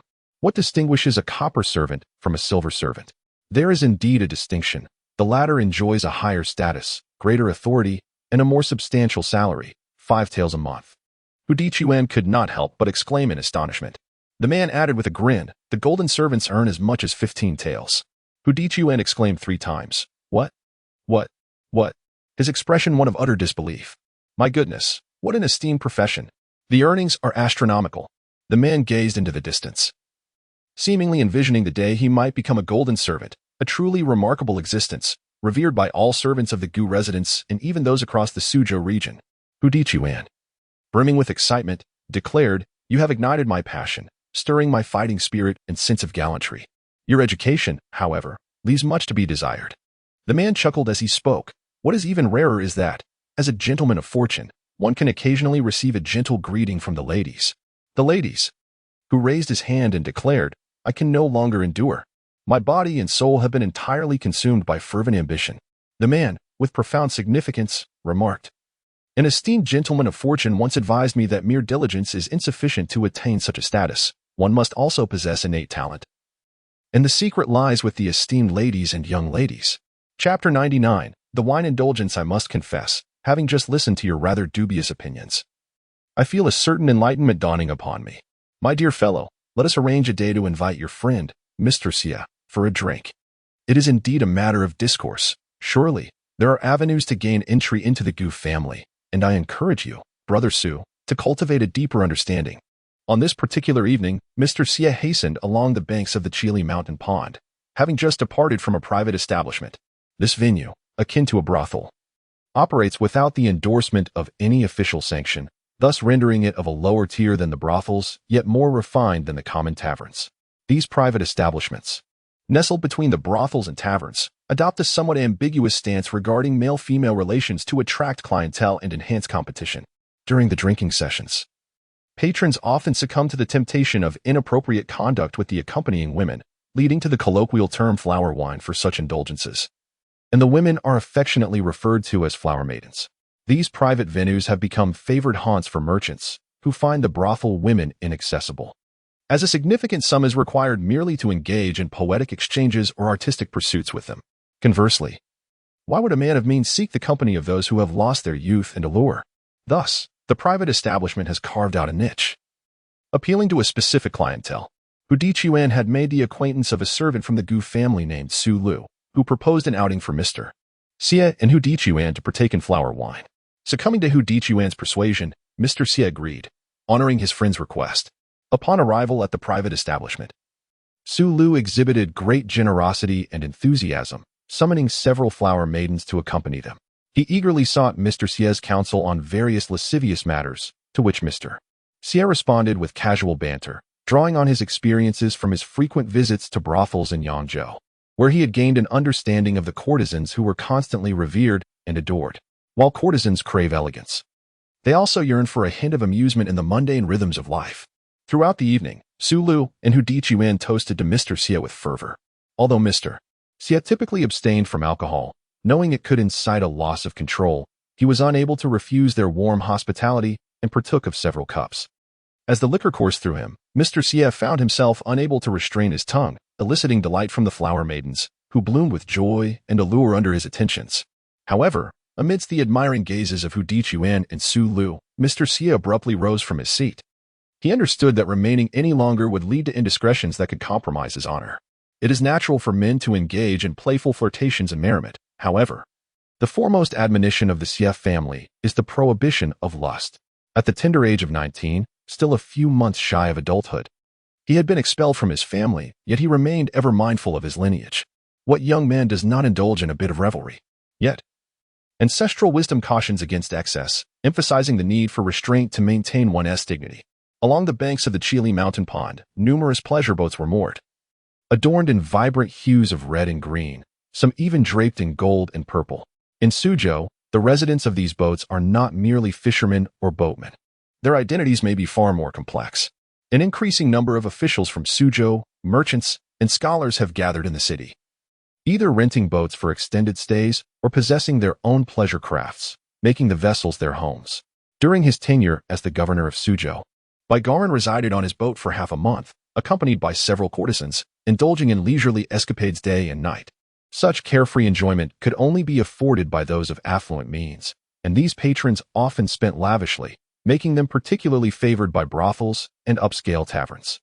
Some boats already resonated with the sounds of music and revelry, heralding the onset of a vibrant nightlife. Xie Fu strolled along the riverbank, his heart aflame with the spirit of wine, feeling restless and unrestrained. Upon stepping onto the stone path, he faced the river and unleashed his voice in song. Alas, whose young man drifts upon the flowing waters? If only to inquire about love, the moon descends amidst the clouds. His melodious chant swiftly captured the attention of onlookers, who gathered to witness this man, amidst a throng of spectators, passionately singing and shouting. Initially, they approached with a sense of curiosity, as if observing a madman, but soon became entranced by the unique timbre of his voice, neither a mere shout nor a frantic outburst, but a fervent expression of emotion. Amidst the crowd, some could not help but applaud Xie Fu. A young gentleman aboard one of the pleasure boats called out, "Bravo! Such spirited exuberance! How could it be without fine wine?" He then tossed a jug of wine towards Xie Fu, catching it deftly. Xie Fu thought that if he did not become inebriated, the revelry might never cease. With a bow, he expressed his gratitude, uncorked the jug, and took a long swig. The gentleman cautioned him, "My friend, this wine is potent, do take care." Yet, Xie Fu drank deeply, savoring the moment, wiping the remnants from the corner of his mouth, and laughing heartily. Excellent wine. Exhilarating.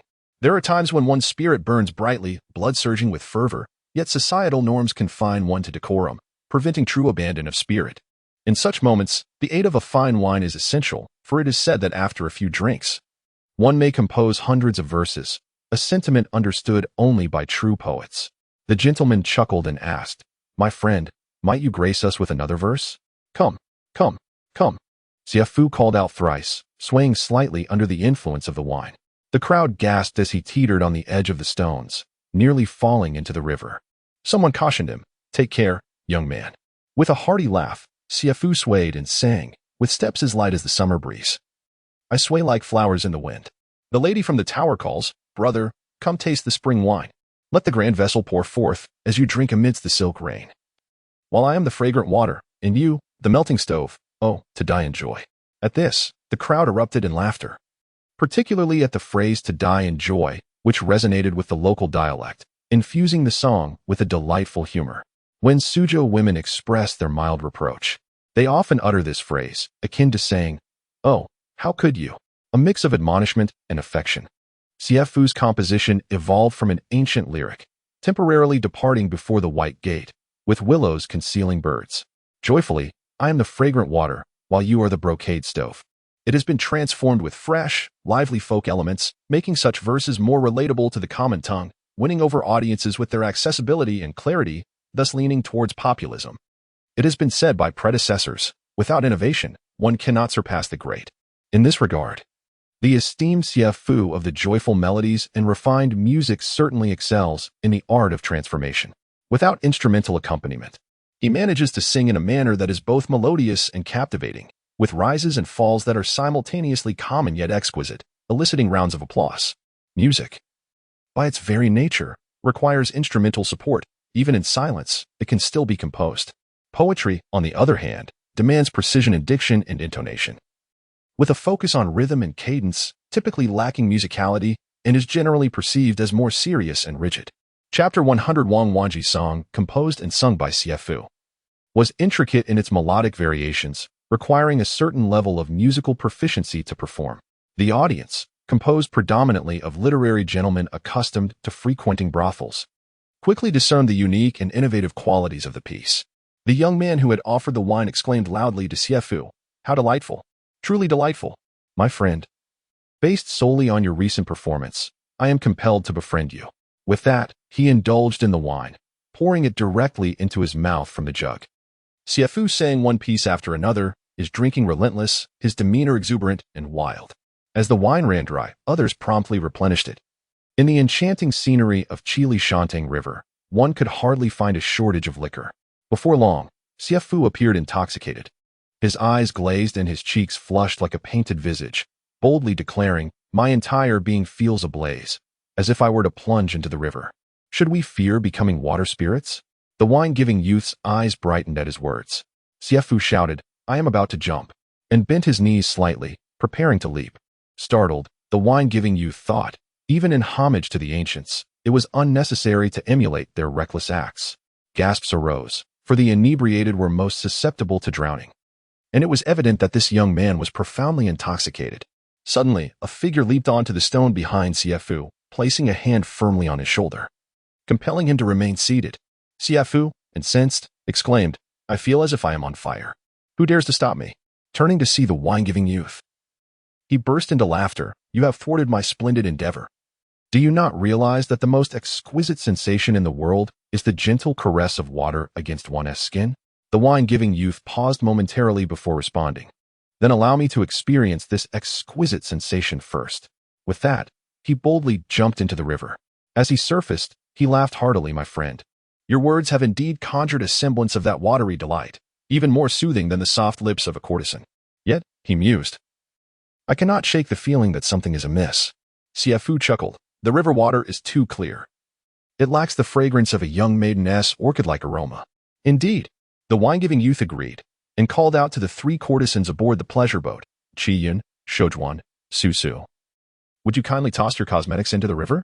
With a series of splashes, the other courtesans found the scene amusing and returned to their boat to retrieve their own cosmetics, tossing them into the river like embroidered balls. The water around the wine-giving youth was soon tinged with color, and a fragrant aroma wafted through the air, reminiscent of countless women embracing him. The wine-giving youth laughed heartily. "This is the flavor. My friend, you must jump in and share this experience." He continued, "We have struck a chord, and you are welcome to stay aboard my boat, where several lovely ladies will help you sober up." Xie Fu waved his hand in gratitude. "I appreciate your generous offer." The wine-giving youth called to Xie Fu's retreating figure. "My friend, do visit often. Shall always have fine wine to share." In Suzhou, there exists a popular saying, "Golden Lumin, Silver Sumin." The area surrounding Lumin has long been renowned for its dense population, vibrant atmosphere, and thriving marketplace, earning it a distinguished reputation. Exiting the city through Lumin, 2 paths unfold. The northwestern route leads to the famed Qili Mountain Tang, while the direct western road guides one to the vicinity of Hanshan Temple and Fengqiao, known as Shangshan Tang. Qili Mountain Tang requires no embellishment, as its fame is largely attributed to the esteemed Bai Gong. Shangshan Tang, too, enjoys considerable renown in the surrounding regions of Suzhou, primarily due to its proximity to the Grand Canal, serving as a docking point for northern merchant vessels. Each morning, these ships moor at the banks, their cargo accumulating like mountains as boatmen busily load and unload goods from dawn until dusk. Moreover, in the vicinity of Shangshan Tang, particularly around Debofeng within Lumin, numerous cloth and dye workshops flourish, attracting merchants and fostering vigorous trade, thus earning the area the title of Lu Market. As June draws to a close, the heat persists unabated. At approximately 4 o'clock in the afternoon, a horse-drawn carriage emerges from Hanshan Temple, crossing Fengqiao and traversing the stone-paved roads of Shangshan Tang. The carriage, draped in a plain gray cloth, lacks any ostentatious embellishments, rendering it rather unremarkable amidst Suzhou's affluence. However, the individual seated within is anything but ordinary. She is the illustrious Wang Wanshi, a celebrated figure in the city. Wang Wanshi embodies an extraordinary humility, remaining understated despite her fame. Few have glimpsed her true visage, and one might easily pass her on the street without recognizing her. With her eyes closed in contemplation, she seems to sense the oppressive heat or perhaps fatigue. Hearing a faint clamor, she inquires, "Yanyu, have we passed Lumin yet?" Having only departed from Hanshan Temple a short while ago, Yanyu, glancing at her mistress, realizes that Wanshi has been lost in thought, oblivious to the passage of time. "Miss, we are still on the road to Shangshan Tang. We have just left the temple." "Oh, call me when we arrive at the residence," Wang Wanshi replies softly, her gaze still lowered. Observing her mistress in this state of tranquil solitude, Yanyu reflects on the paradox of Wanshi's existence, despite the throngs of admirers. She is profoundly lonely, so much so that she seeks the company of the old monk at Hanshan Temple, who speaks of nothing but the 3 lines of Buddhist verses. Has she no other diversions? Wanshi is not an ordinary woman. She finds little interest in the pastimes that captivate most. Yin understands that Wanshi cherishes tranquility, avoiding overly boisterous settings. Initially, Yin believed her mistress preferred solitude, only to realize that Wanshi simply struggles to find someone with whom to converse. Not even the enlightened Master Yuanjing can engage her? Is there truly no one in this world, apart from Master Yuanjing, who can bring Wanshi to life? Yet, it has been over 2 months since she last heard from him. Perhaps this is why Wanshi has sought solace at Hanshan Temple to alleviate her inner desolation. Yin deliberately laughed and said, "Miss, I perceive that Master Zhengjian is amiable and remarkably conversational. He is likely to become another friend of yours." Wang Wanji seemed oblivious to her words, lowering her gaze in silence. Yin then inquired, "Miss, how do you find Master Zhengjian in comparison to Mr. Yuanjing?" Chapter 101. An uncommon childhood companion. Wang Wanji suddenly opened her strikingly beautiful eyes and remarked, "How can one compare individuals?" Yin responded playfully, "What if comparison is necessary?" She pondered aloud, "After all, they are both old men." Wang Wanji chuckled, "If comparison is unavoidable, rather than assessing virtue or intellect, we could contrast our distinct personalities." Yin looked on with anticipation. She cherished the moments when Miss spoke of Mr. Yuanjing, for it was during these times that she seemed like a youthful maiden. A simple woman. Wang Wanji smiled and said, "The abbot, Zhengjian, is indeed a master of the Buddhist path. Not markedly different from other seasoned monks who have devoted decades to their practice. His discourse rarely strays from the Buddhist teachings, often imparting wisdom with a gentle demeanor, hoping to enlighten the world with compassion. This is not a deliberate act but a deeply ingrained habit, making conversations with him rather tedious for those not fervently pursuing Buddhist philosophy." Yin inquired, "Miss, do you find it tedious?" Wang Wanji retorted, "I am nearly lulled to sleep by his words. What do you think?" Yin giggled, "Is it because Abbot Zhengjian is an old man? Would it be any better if it were his disciple Huile?" Wang Wanji replied, "This is unrelated to age. Although Zhengjian holds the title of master, his profound understanding of Buddhist teachings is a result of years of dedication. If one possesses true insight, enlightenment can occur in an instant. Becoming a Buddha is not solely a product of austerity. In my view, given Huile's potential, he may one day surpass Abbot Zhengjian." Yin feeling somewhat bewildered, asked, "So, can you engage with him?" Wang Wanji chuckled lightly, "I am human. I hold reverence for the Buddha but cannot coexist with him. As a practitioner of the Buddhist path, Huile embodies the heart and nature of a Buddha, while I, with my mundane heart, can only engage superficially." Finally grasping the sentiment, Yin remarked, "So, despite all the praise, you still cannot connect with him. What about Mr. Yuanjing?" Wang Wanji pondered deeply, remaining silent for some time, her gaze becoming distant as if she were slowly sketching the image of this old friend in her mind. Yin was taken aback, uncertain whether this was praise or criticism.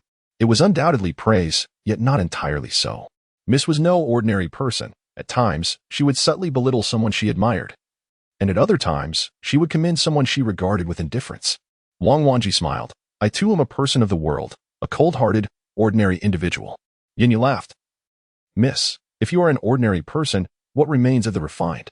Wang Wanji replied with a gentle laugh, "Refinement is not always genuine. Elegance does not escape the mundane. People are inherently human, and the essence of life encompasses the daily routines of existence, food, shelter, and clothing. Even the most refined cannot escape the necessities of life. To claim true elegance is merely to don a mask, deceiving oneself and others." Yin responded with a soft "oh," as if she partially understood. Wang Wanji continued, "My acquaintance with Mr. Yuanjing is rooted in our literary exchanges and shared aspirations. His down-to-earth nature, a genuine and perfectly balanced ordinariness, allows us to converse like old friends, indulging in casual chatter without the need for admonitions or profound moral lessons." Wang Wanji spoke, her expression unconsciously revealing a sense of ease and contentment. Yin inquired, "There must be many such individuals in the world. Perhaps you will encounter another Mr. Yuanjing in the future." In Yin's view, Mr. Yuanjing was, after all, an elderly man. Yet, with Mrs. Youthful Radiance, she ought to be paired with a well-educated, albeit slightly mundane, gentleman. Yin chuckled, "Miss, the way you and that old man converse makes it sound as if you share an innocent camaraderie." Wang Wanji then suddenly remarked, "Regardless, compared to the profound Buddhist doctrines espoused by the Zen master, I find more delight in the occasional crude expressions uttered by Mr. Yuanjing." Upon hearing this, Yin gasped, feeling quite uncomfortable at the mention of such words from Miss S. lips, incredulously asking, "Does Mr. Yuanjing really speak of such things?" As a woman, Yin Yu found it quite challenging to utter those three words. Wang Wanji chuckled lightly. Not frequently, but occasionally he does. Yin Yu retorted with displeasure, "Mr. Yuanjing truly lacks respect for his age. How could he discuss such matters with you?" Wang Wanji laughed heartily. "He regards me as an old friend. We have known each other for quite some time. What harm is there in such discussions?" On the contrary, her tone grew lighter as she continued. "It might be one day that words fail, and one would lament having said too little in the past." Wang Wanji mused. "He is but a commoner." As she spoke, a pang of nostalgia for instructor. Suddenly, a horse's neigh pierced the air, and the carriage came to an abrupt halt, causing the two inside to sway gently. Just as Yin Yu was about to step out to see what had transpired, Wang Wanji stopped her, signaling for her to wait quietly.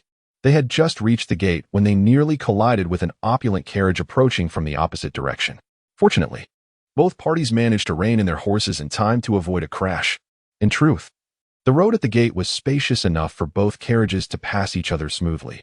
However, the lavish carriage was barreling down the center of the path at a rapid pace, as if it were intent on crashing through.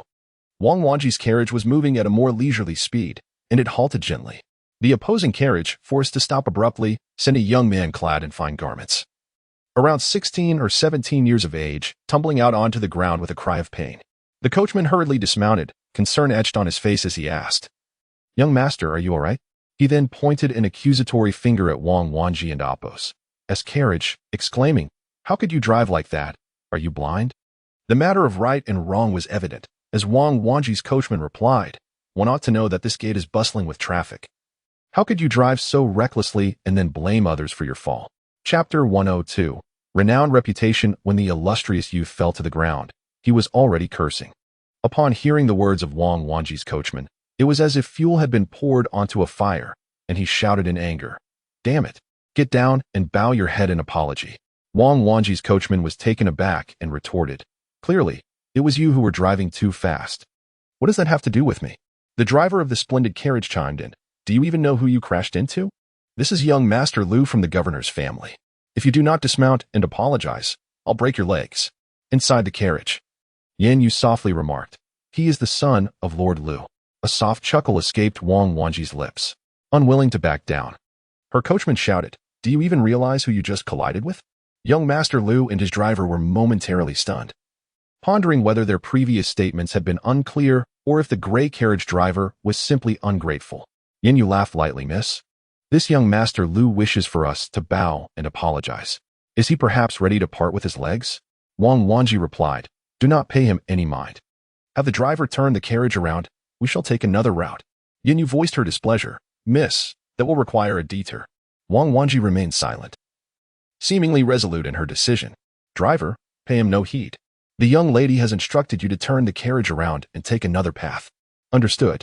The gray carriage driver dismounted and began to lead the horse, intending to turn the carriage around. Thinking of escaping?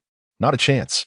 Young Master Lu and his driver, seeing this, rushed over and unleashed a flurry of punches and kicks upon the gray carriage driver, venting their pent-up anger. Wang Wanji, hearing the commotion outside, furrowed her brow. Yin Yu exclaimed, "Miss, they are attacking someone. Should I go out?"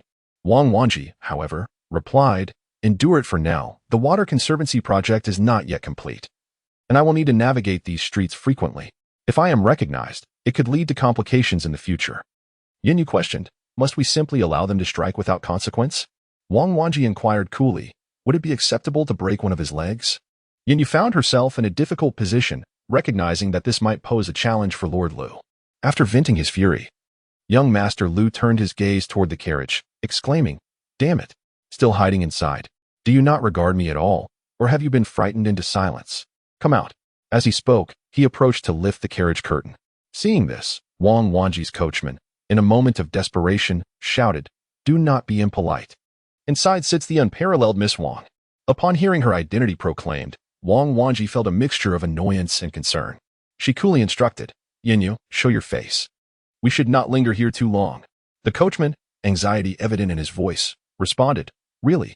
At that moment, many passers-by, having overheard the phrase unparalleled, paused to observe. And the commotion from the two carriages had already attracted a considerable crowd, blocking the street entirely as discussions erupted. Who is that young master, so arrogant and domineering? Do you not know? He is the second son of Governor Lu. Ah, that explains his audacity. In the presence of such a noble young master, it is best to avoid conflict and exercise patience. How can we, the common folk, contend with such privileged gentry? With a mere finger, they could crush us. You did not hear the coachman of that gray carriage mention that inside sits the unparalleled Mr. Wang? How could that be? If it truly were Mr. Wang, not only would the second son of Lu yield, but even the esteemed Governor Lu would have to give way, daring not to obstruct or cause a disturbance. Look, in matters such as this, we are but spectators, with no right to interfere. As young Master Lu reached out to lift the curtain, it unexpectedly parted slightly, revealing a face. Upon seeing this visage, young Master Lu was taken aback. He recognized it from 2 prior encounters. Recently, during the rampant plague in Suzhou, this very woman had visited the Lu residence to convey news. She was none other than the personal maid of Wang Wushuang. Young Master Lu's expression shifted dramatically, his hands trembling uncontrollably. This was disastrous. He had offended the most untouchable figure in Suzhou. If word of this reached home, he would surely face dire consequences. Just look. The color drained from young Master Lu's face. The fear he displayed was unlike any he would show even to his own father. Could it be that the person within the carriage was indeed Mr. Wang? Yin Yu placed a finger to her lips, hushing young Master Lu, signaling him to remain silent.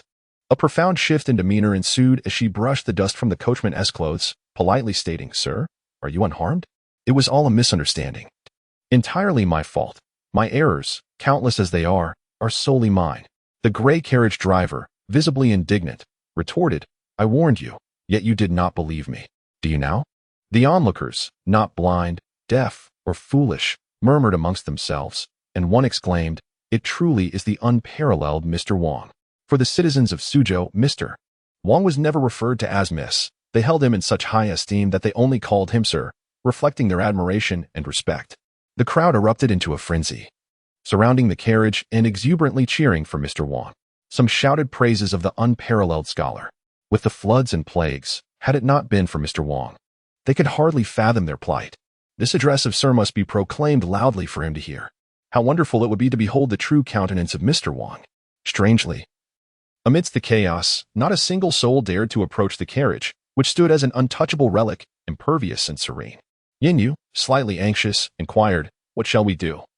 "Miss," Wang Wanji responded with a wry smile, "I fear we may find ourselves unable to move an inch." Someone realized that it was young Master Lu who had just confronted Mr. Wang. Typically, one would not meddle with such esteemed figures, but now the tide had turned.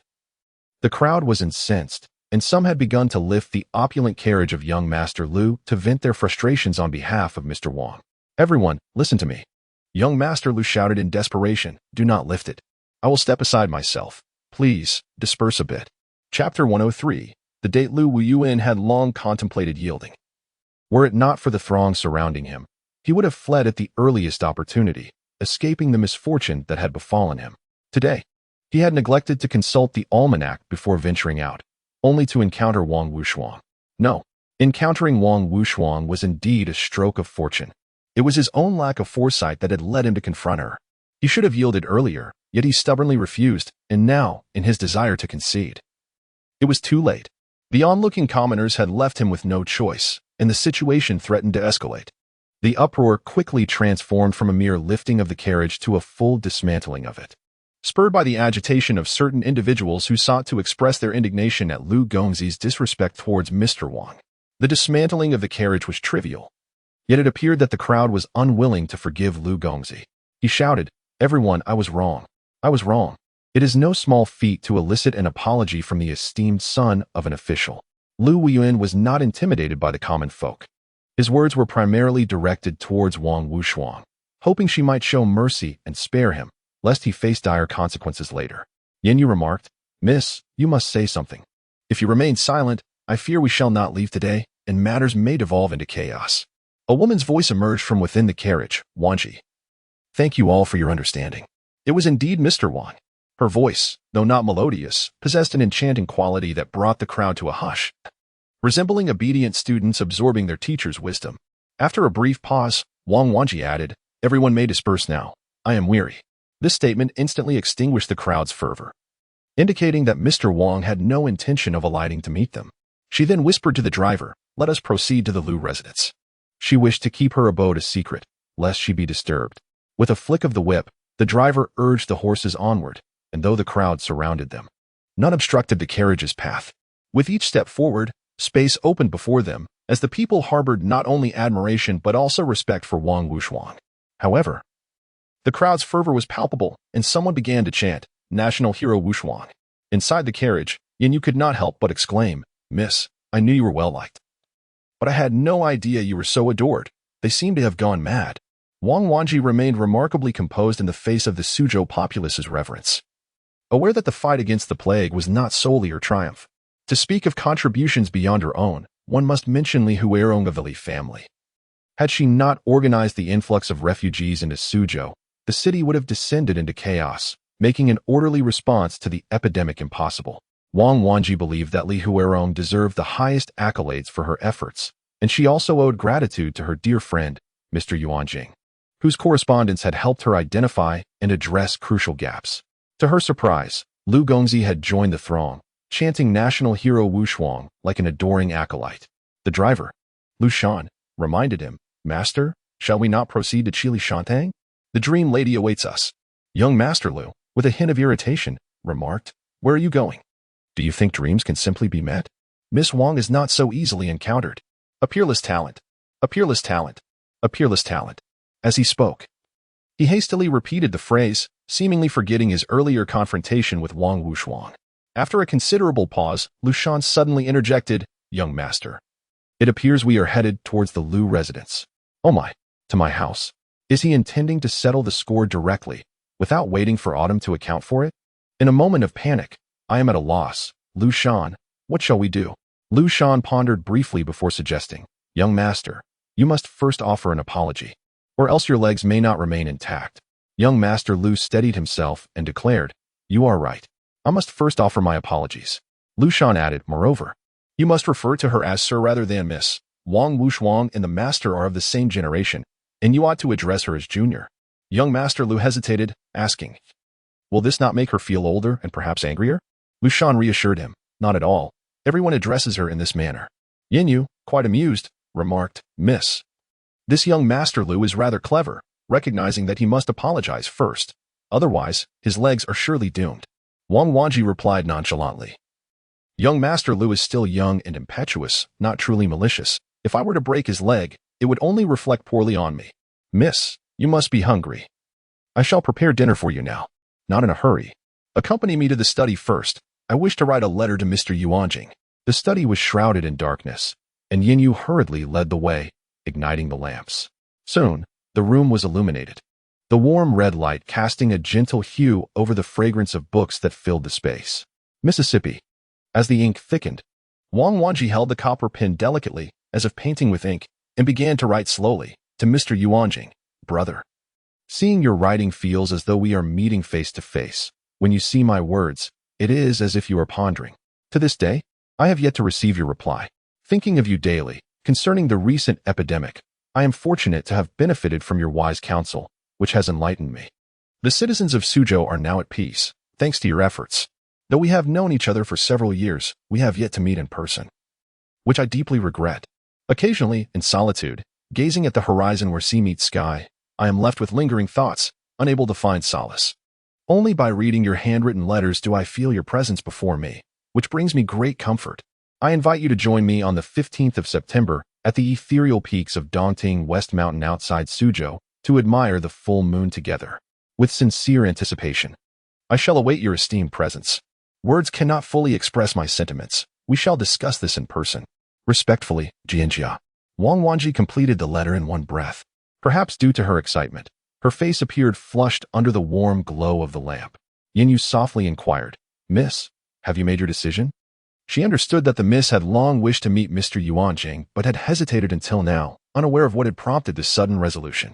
Wang Wanji smiled lightly. "This has been my lifelong aspiration. Initially, I intended to wait until the completion of the Water Conservancy project before traveling to Yangzhou to meet him. Yet I feared that further delay might leave him too aged to travel, and I could be left with a lifetime of regret." Having spoken, Wang Wanji sighed with relief. "You shall send this letter first thing tomorrow morning. Now, go prepare dinner."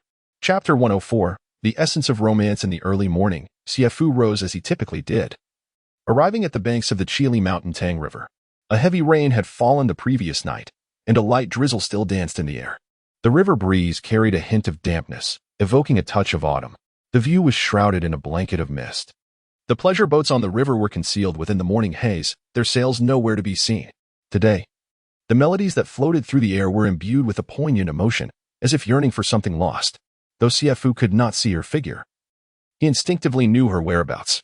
As he approached, the song emerged from the mist, growing clearer with each step. A delicate silhouette stood on the stone banks, holding an oiled paper umbrella, her dress billowing in the damp breeze, creating a scene that was both poetic and picturesque amidst the misty rain. Visitors often praised the picturesque waters of Jiangnan, while he lamented the tender melancholy of the rain. Upon glimpsing this enchanting figure, Xie Fu was oddly reminded of Mr. Jinjia. At times, he felt he could sense the gentle, fluid warmth of the rain in Mr. Jinjia's words. Was the mist of Jiangnan truly so thick that even a man could be enveloped in its atmosphere? A few days prior, Xie Fu had made a special trip to inquire about the address they had corresponded through, but after numerous attempts, he had yet to uncover the identity of Mr. Jinjia. Had he been corresponding with a specter all along? Qinglian possessed a beautiful voice and an equally lovely visage. Alas, she had begun her journey in the brothel arts rather late, having only taken up the craft 2 years prior. In comparison to those who had honed their skills in music, chess, calligraphy, and painting from a young age, she could not compete. Qinglian mentioned that in her village there was a mute whom everyone called Adai, and since Xie Fu bore a certain simplicity akin to that of the mute, she affectionately referred to him by that name. Xie Fu nodded and approached her. Typically, he listened quietly, only drawing near when she noticed him. He observed that Qinglian's dress was damp from the rain, suggesting she had arrived quite early, before the downpour ceased. As he neared, there were no extraneous greetings. Qinglian spoke of her thoughts with the same ease as always. I haven't seen my mother in a long time. I wonder if she has forgotten me. Qinglian turned to look at Xie Fu, asking, Adai, do you think my mother hasn't come to see me for so long because she has forgotten me? Xie Fu replied, No, you have said before that your mother loves you dearly. However, Qinglian's expression dimmed as she gently lowered her head, her fair face still marked by traces of rain. Her brows furrowed slightly, revealing a hint of vexation. But why hasn't my mother come to see me for such a long time? In a soft tone, Qinglian continued, My mother sold me, but I do not blame her at all. I understand she had no choice. She wants what is best for me and does not wish for me to suffer alongside her. I will earn a great deal of silver, and I will ensure they live well. Qinglian poured forth her innermost feelings to Xie Fu without reservation. Suddenly, she looked at him and smiled, Adai. Shall we strive together? Xie Fu nodded, realizing this was perhaps her motivation for practicing her melodies each morning. I must take my leave now, Qinglian said, her figure retreating like a willow in the breeze. Despite her unfortunate circumstances, she remained an optimistic young woman. Xie Fu gazed out at the mist-laden waters, his own heart filled with longing for someone far away. Master. Time passed unmeasured until a voice suddenly floated over. Brother, brother. Xie Fu turned to see a young man approaching with enthusiasm. It was the wine-gifting gentleman from that day. The gentleman came before him and inquired, Brother, do you remember me? Xie Fu smiled and replied, Indeed, I remember. Thank you for the wine you bestowed upon me that day. The gentleman laughed heartily. Brother, do you know that I have been wandering around Chili Mountain Pond these days in search of you? I never expected you to appear in the morning. It's my fault for sleeping in this morning. Oh, Xie Fu said, taken aback. You are so thoughtful, my lord. The gentleman laughed again. A friend in wine is hard to find. A soulmate is even rarer. A like-minded companion is indeed the most elusive, Xie Fu remarked. I apologize for my unruly behavior after drinking that day. No, the gentleman replied. Your exuberance that day was quite to my liking. I am Hang. By the way, may I have the honor of asking your name? Xie Fu cupped his hands and introduced himself. I am merely Xie Fu. Hang was very amiable. Directly taking Xie Fu by the arm, Come, brother Xie, let's go to my pleasure boat for some drinks. Xie Fu was taken aback. Brother E. Drinking this early in the day? Hang responded. Drinking alone is rather dull. Only you can match my enthusiasm for wine.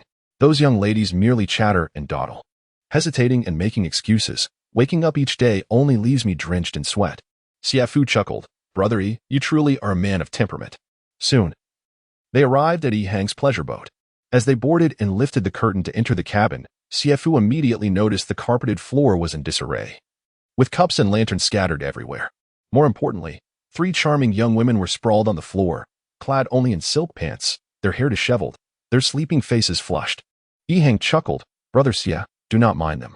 As he moved a small table, he found a space among the 3 in disarray to set it down.